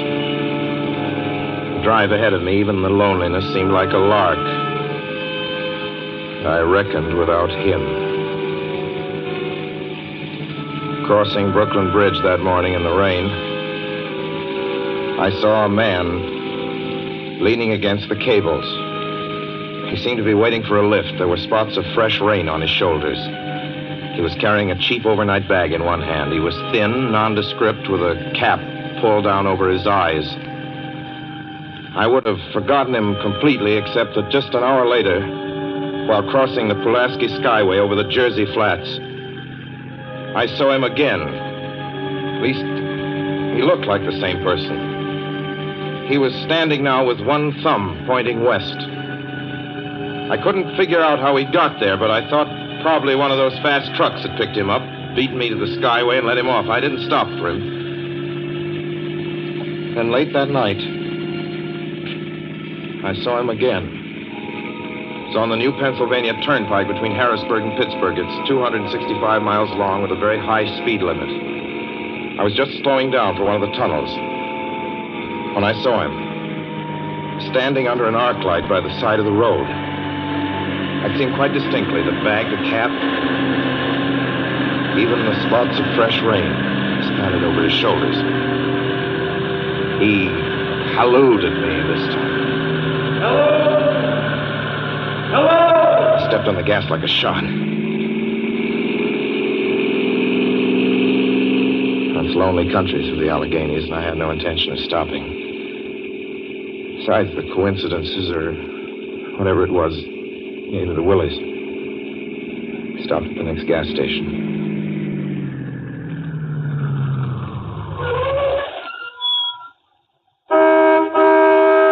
Yes, sir. Fill her up. Certainly, sir. Check your oil, sir? No, thanks.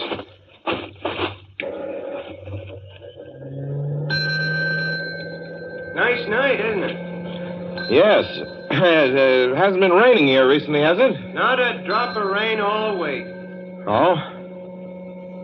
I suppose that doesn't done your business any harm. Oh, people drive through here all kinds of weather. Mostly business, you know. There aren't many pleasure cars out on the turnpike this season of the year. I suppose not. What about hitchhikers? Hitchhikers here? What's the matter? Don't you ever see any? Not much. If we did, it'd be a sight for sore eyes. Why? Oh, guy'd be a fool who started out to hitch rides on this road. Look at it. Then, you've never seen anybody? No. Maybe they get the lift before the turnpike starts. I mean, you know, just before the toll house. But then it'd be a mighty long ride. Most cars wouldn't want to pick up a guy for that long a ride. And you know, this is pretty lonesome country here. Mountains and woods. You ain't seen anybody like that, have you? No. Oh, no, not at all. It's just a technical question. I see. Well, that'll be just $1.49 with the tax.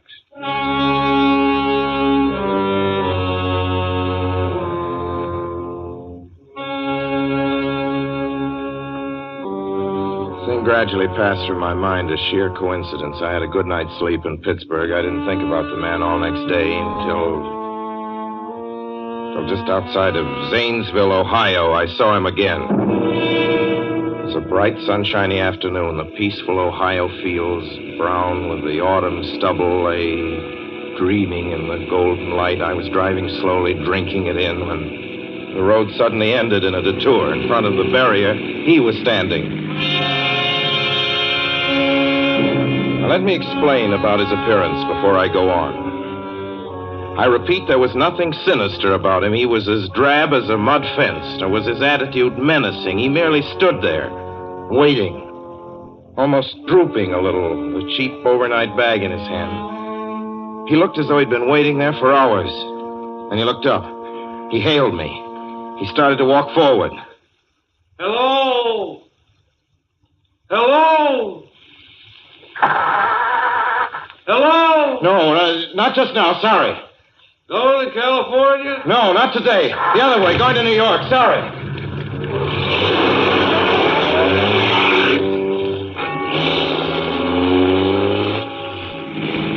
After I got the car back on the road again, I felt like a fool. Yet the thought of picking him up, of having him sit beside me, was somehow unbearable. At the same time, I felt more than ever unspeakably alone.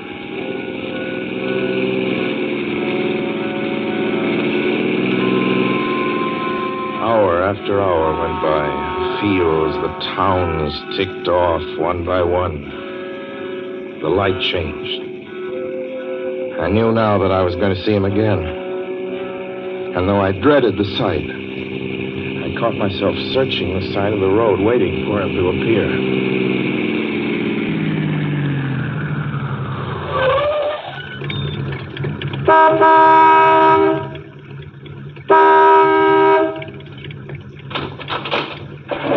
Yeah, what is it? What do you want? Sell sandwiches and pop here, don't you? Yeah, we do in the daytime. But we're closed up now for the I night. know, but I was wondering if you could possibly have a cup of coffee, black coffee, just... No, not this time of night, mister. My wife's the cook. She's in bed. No, don't shut the door, please. Listen, just a minute ago... just a minute ago, there was a man standing here right beside the stand, a suspicious-looking man. I don't mean to disturb it. You see, I was driving along when I just happened to look, and there he was. How's he doing? Well, nothing. You've been taking a nip. That's what you've been doing. Now, on your way before I call out Sheriff Oates.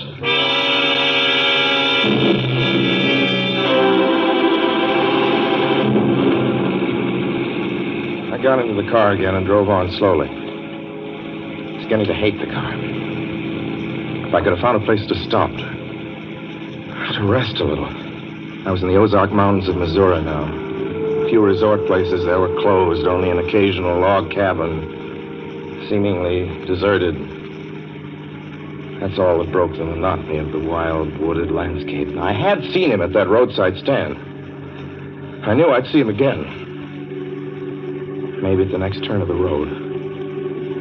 I knew that when I saw him next, I would run him down.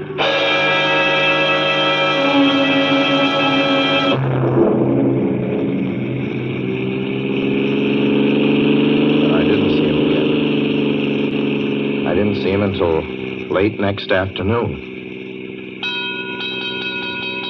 I stopped a car at a sleepy little junction just across the border into Oklahoma to let a train pass by. When he appeared across the tracks, leaning against a telephone pole. Perfectly airless, dry day. The red clay of Oklahoma was baking under the southwestern sun. Yet there were spots of fresh rain on his shoulders. I couldn't stand that. Without thinking, blindly, I started the car across the tracks. He didn't even look up at me. He was staring at the ground. I stepped on the gas hard, veering the wheel sharply toward him. I could hear the train in the distance now, but I didn't care then.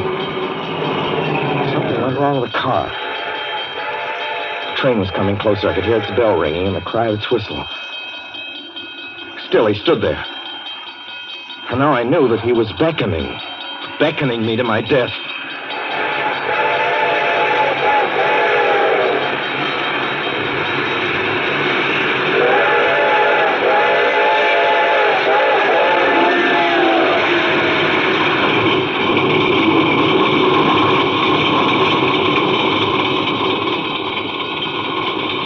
No. I frustrated him that time. The starter worked at last. I managed to back up. When the train passed, he was gone. I was all alone in the hot, dry afternoon.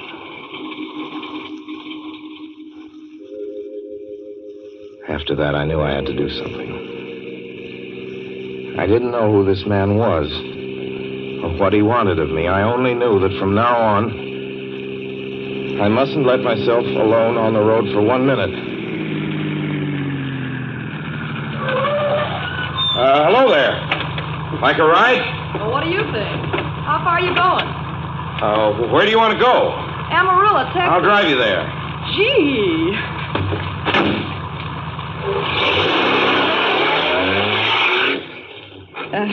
You mind if I take off my shoes? My dogs are killing me. Go right ahead. Oh, gee, what a break this is. Hitch-hike much? Sure. Only it's tough sometimes in these great open spaces to get the break. I should think it would be, though I'll bet you get a good pickup in a fast car. If you did, you could get places faster than, say, another person in another car, couldn't you? I don't get you. Well, take me, for instance. Suppose I'm driving across the country, say, at a nice, steady clip, about 45 miles an hour. Couldn't a girl like you just standing beside the road waiting for lifts beat me to town? Or any town, provided she got picked up every time in a car doing from 65 to 70 miles an hour? I don't know. What difference does it make? Oh, no difference. It's just a crazy idea I had sitting here in the car. Imagine spending your time in a swell car thinking of things like that. What would you do instead? What would I do? If I was a good-looking fella like yourself, why, I just enjoy myself every minute of the time. I'd sit back and relax. And if I saw a good-looking girl along the side of the road, hey, look out! Did you see him? See who? A man standing beside the barbed wire fence. I didn't see anybody. There wasn't nothing but a bunch of cows and a wire fence. No? What'd you think you was doing? Trying to run into the barbed wire There's a man fence? there, I tell you. A thin gray man with an overnight bag in his hand. And I was trying to run him down. Run him down? You mean kill him? Say you didn't see him back there? You sure? I didn't see a soul. As far as Watch that's concerned... for him the next time and keep watching. Keep your eyes peeled on the road. He'll turn up again. Maybe any minute. There! Look there!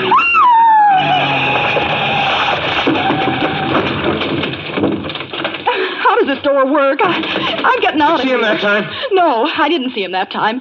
And personally, mister, I don't expect never to see him. All I want to do is go on living. I don't see how I will very long, driving with you. Oh, I'm sorry. I don't know what came over me, but please don't go. So if you'll excuse me... You can't go. Listen, how would you like to go to California? I'll drive you to California. Seeing pink elephants all the way? No, thanks. Thanks just the same. Listen, please, just 1 minute, please. You know what I think you need, big boy? Not a girlfriend. Just a good dose of sleep. Please. There, I got it now. No, you can't go. Please, come your back. hands off me. Do you hear? Leave your hands off.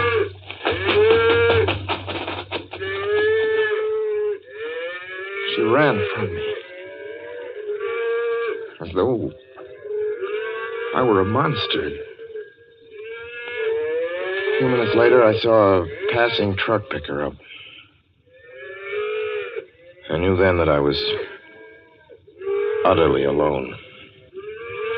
It was in the heart of the great Texas prairies. There wasn't a car on the road after the truck went by. I tried to figure out what to do, how to get hold of myself.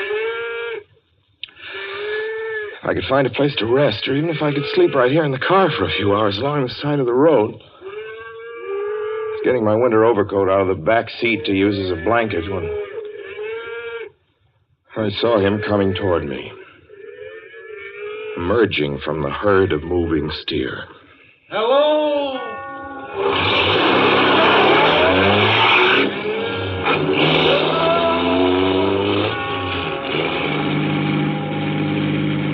Maybe I should have spoken to him then. Fought it out then and there. For now, he began to be everywhere. Whenever I stopped, even for a moment, for gas, for oil, for a drink of pop, a cup of coffee, sandwich, he was there. I saw him standing outside the auto camp in Amarillo that night when I dared to slow down. I was sitting near the drinking fountain of a little camping spot just inside the border of New Mexico. He was waiting for me outside the Navajo reservation where I stopped to check my tires. I saw him in Albuquerque when I bought 20 gallons of gas. I was afraid to stop now. I began to drive faster and faster. I was in lunar landscape now. The great arid mesa country of New Mexico. I drove through it with the indifference of a fly crawling over the face of the moon. Now he didn't even wait for me to stop. Unless I drove at 85 miles an hour over those endless roads, he waited for me at every other mile.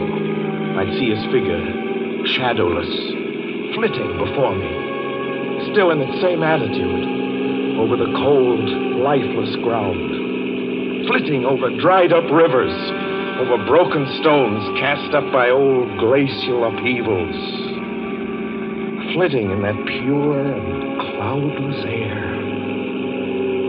I was beside myself when I finally reached Gallup, New Mexico this morning. There's an auto camp here. Cold, almost deserted this time of year. I went inside and asked if there was a telephone. I had the feeling that if only I could speak to someone familiar, someone I loved, I could pull myself together.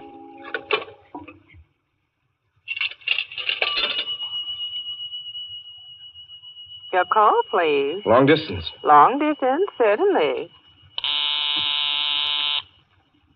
This is long distance. I'd like to put in a call to my home in Brooklyn, New York. I'm Ronald Adams. The number is Beechwood 200828. Certainly, I will try to get it for you. Albuquerque. New York for Gallup. New York. Gallup, New Mexico, calling Beechwood 20828. I'd read somewhere that love could banish demons.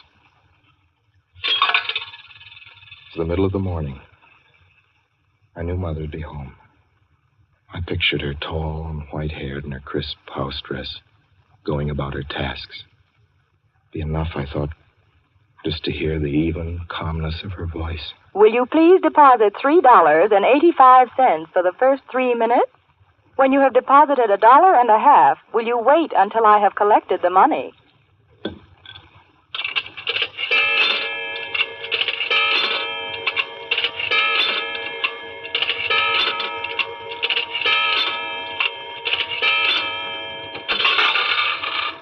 All right, deposit another $1.50.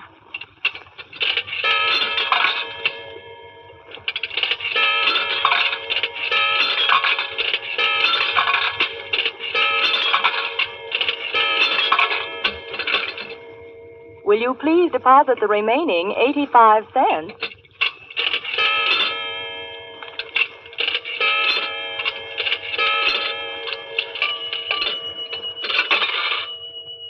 Ready with Brooklyn. Go ahead, please. Hello? Hello?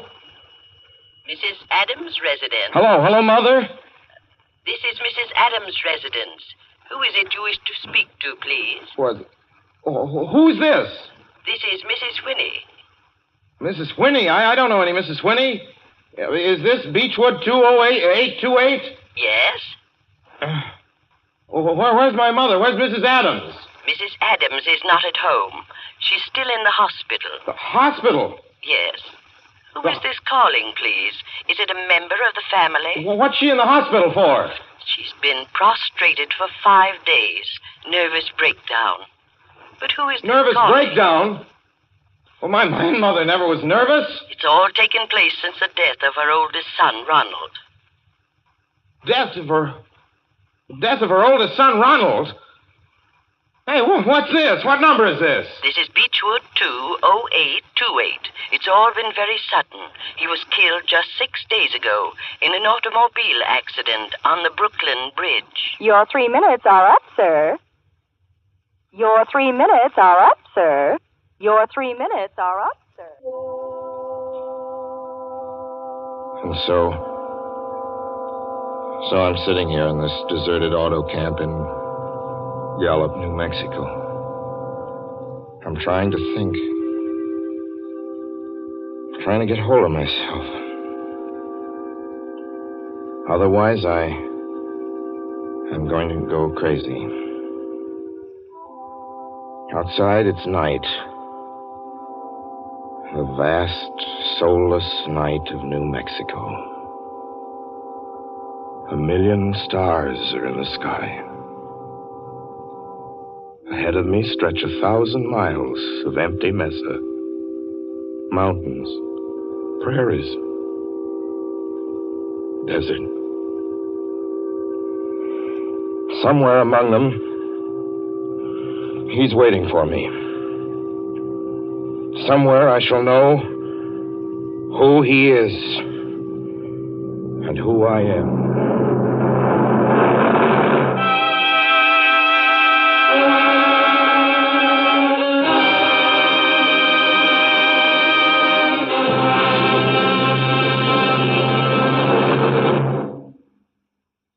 So ends The Hitch-Hiker, and to Orson Welles our considerable thanks for his playing of the title role. Mr. Welles, Help wanted. Men, women, and children. Nature of work, hard, monotonous, back-breaking labor. Hours, 75 a week minimum.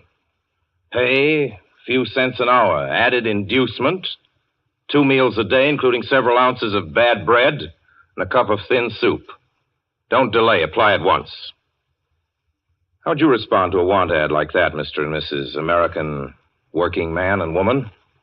You'd laugh, wouldn't you, and throw the paper in the trash basket. Dismiss the whole advertisement as some kind of a joke. But believe me, it's no joke.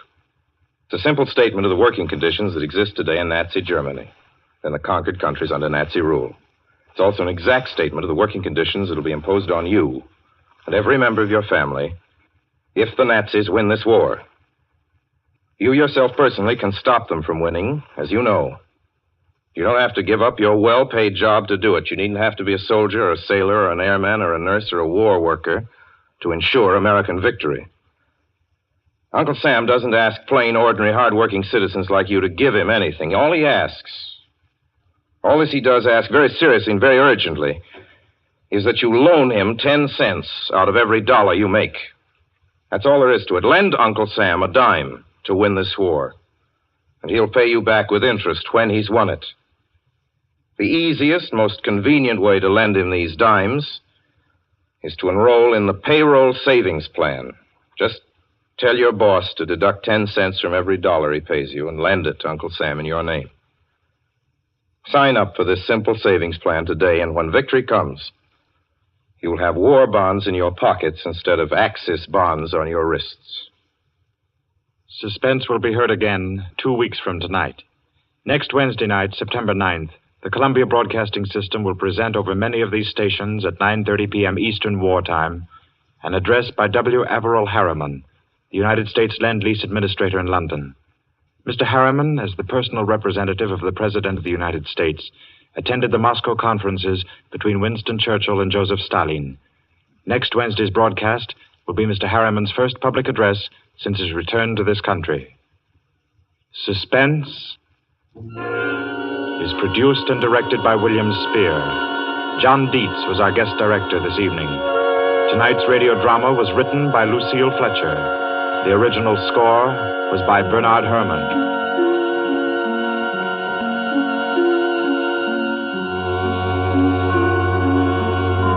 This is the Columbia Broadcasting System.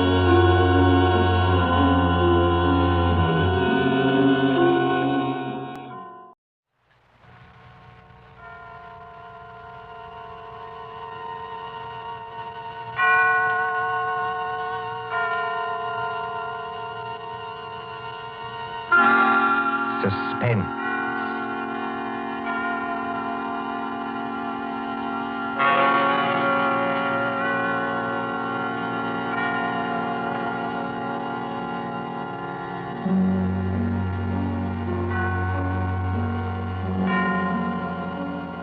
This is the Man in Black, here again to introduce Columbia's program, Suspense.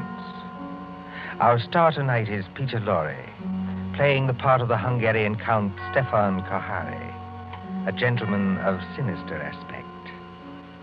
The story is by John Dixon Carr, who calls it The Devil's Saint. If you have been with us on these Tuesday nights, you will know that suspense is compounded in mystery and suspicion and dangerous adventure. In this series are tales calculated to intrigue you, to stir your nerves, to offer you a precarious situation, and then withhold the solution till the last possible moment. And so, it is with The Devil's Saint and Mr. Peter Lorre's performance we again hope to keep you in suspense. The Devil's Saint. Paris, 15 years ago. Paris as it used to be, when lights twinkled from the old Trocadero to the hill of Sacré-Cœur, when taxicabs honked and the beat of tangos swayed, and Chinese lanterns gleamed above the lake in the Bois, when, in short, you and I were young. Come then to the President's Ball at the Opera, St. Catherine's Day, 1927. A fancy dress ball at the opera, filling these marble halls with a multitude of masks and a multitude of dreams. The mosaic decorations are no less bright than the colors that weave here. Harlequins and Columbine, Cleopatra and Musketeers. In the great marble foyer, remember it? They have set out little tables and lines of palms behind which you may sit screened. Look at one such table. A young man wearing the scarlet and gold uniform of an English Guards officer in Wellington's day. A dark-haired young girl in the costume of a bacchante. And as we approach... Ned, don't, please, you mustn't. Why not? You really don't mind, do you? No, of course I don't mind, only you mustn't. Oh, Ned. Look here, Alona. We've got to settle this thing. You have enjoyed being here tonight, haven't you? Ned, I've loved it. After being cooped up at my uncle's place in the country, it's like heaven. All right. When I take you back to the hotel, I'm going to face this uncle of yours tonight. No. No, please don't. I'm going to say that you and I intend to get married, and that's that. I can't marry you, Ned. I've told you that. But why not? Just give me one good reason. Because I can't. My uncle, he would never allow it. Never. And that seems to you a good reason enough? Yes, Ned. This uncle of yours, what's his name? Count Stefan Kohari. He's a Hungarian, I think you said. Yes, so am I. My mother was an American. What's he like, actually? Oh, he's a little eccentric. Oh, please don't misunderstand. He's a great scholar and a historian, only he's a little strange. Ned. What is it? There he is now. Your uncle? Yes, that elegant man in plain evening clothes, with the Order of the Golden Fleece across his chest. Oh, I see him. Oh, he looks as black as a thundercloud. He's throwing those two dressed as devils aside as though they didn't exist. Give me my mask quick before he sees us. No, Alona. Why not? We'd better face this out now. Sit still. Good evening, Ilona. Good evening, Uncle Stefan. Uncle, may I present Edward Whiteford? How do you do, sir? How do you do? Ilona, do you think that costume is quite the thing to wear in public? Why not? Well, an older generation might call it immodest. It looks like... Like what? Nothing. Will you go and get your cloak or your domino or whatever you wore here? Uncle, please don't make me go home so soon. It's hardly 11 o'clock. I was not asking you to go home, my dear. I was merely asking you to put on a wrap. All right, I'll get it. You stay and talk to Ned. I shall be delighted. Will you sit down, sir? Thank you. You seem to have quite a gathering at this table. Oh, yes. Some friends of mine from the embassy. They're upstairs dancing now. Well, look, glasses, and still more glasses. You know, I was quite an adept once at musical gases. Have you ever tried it, young man? Well, it's very easy. You take a spoon like this, you see, and... Like it? Well, forgive me, sir, but there's something I'd like to ask you. Yes? I don't know exactly how to say this, so I'd better say it in the shortest way. I want to marry your niece. Well, look out, sir. You smashed one of the glasses. A few francs will pay for that. But there are other things of higher value. At least to me. Well, maybe I ought to mention first that my full name is Lord Edward Whiteford. My father's the Earl of Grey. Indeed. Well, I only mention that to show we're, well, respectable enough. Well, the British ambassador will vouch for me, sir, if you'd like to ring him up. And perhaps I ought to mention that I've always kept Ilona carefully guarded from the world. Almost too carefully guarded, don't you think? That, Lord Edward, depends on my reasons. Sorry, sir. You have known Ilona about how long? 4 days. 4 days. You wouldn't even choose a business partner in 4 days. Yet to want to marry my Ilona after 4 days. Well, we know our own minds, sir. You do, huh? Then you know more than the wisest man in this world. However, there's one whose dearest wish is Ilona's happiness. I hope it is, Count Kohari. Do you doubt what I say? Oh, no, sir. Well, I will make you a proposition. I own an estate in Touraine, not far from Paris. A little chateau, a few hundred acres, fishing, very good stable of horses. I know, Ilona told me. Oh, she did? Well, then here is my suggestion. Why not come down and visit us for a week or two? Why, that's very decent of you, sir. Oh, not at all, not at all. And if at the end of that time you're not cured of this infatuation... Oh, it's not an infatuation. I swear it's not. No? Well, if at the end of that time you're not cured permanently of this feeling, you may take Ilona. And with my blessing. That's fair, isn't it? Oh, it's more than fair, Uncle Harry. I don't know how to thank you. Oh, well, please, don't even try. And at least I can promise you a very interesting experience. You see, at the Chateau d'Azay, there is one certain bedroom. We call it the tapestry room. Yes? Well, I assure you, it'll be very interesting for you to sleep in that room. Why? Is it haunted or something? Oh, no. No, not haunted. Well, now, if you don't mind, I shall say goodnight, and I hope I can trust you to bring Ilona safely to the hotel. Au revoir. Look over there. What is it, sir? Just look. Streams of our fellow guests pouring down the main staircase. Shapes of nightmare. Shapes of delirium. Insane dead masks. Only the eyes move. Wouldn't we be terrified, perhaps, if he would look behind those gargoyle faces? Oh, no, I don't think so. They're only ordinary people like ourselves. That, sir, is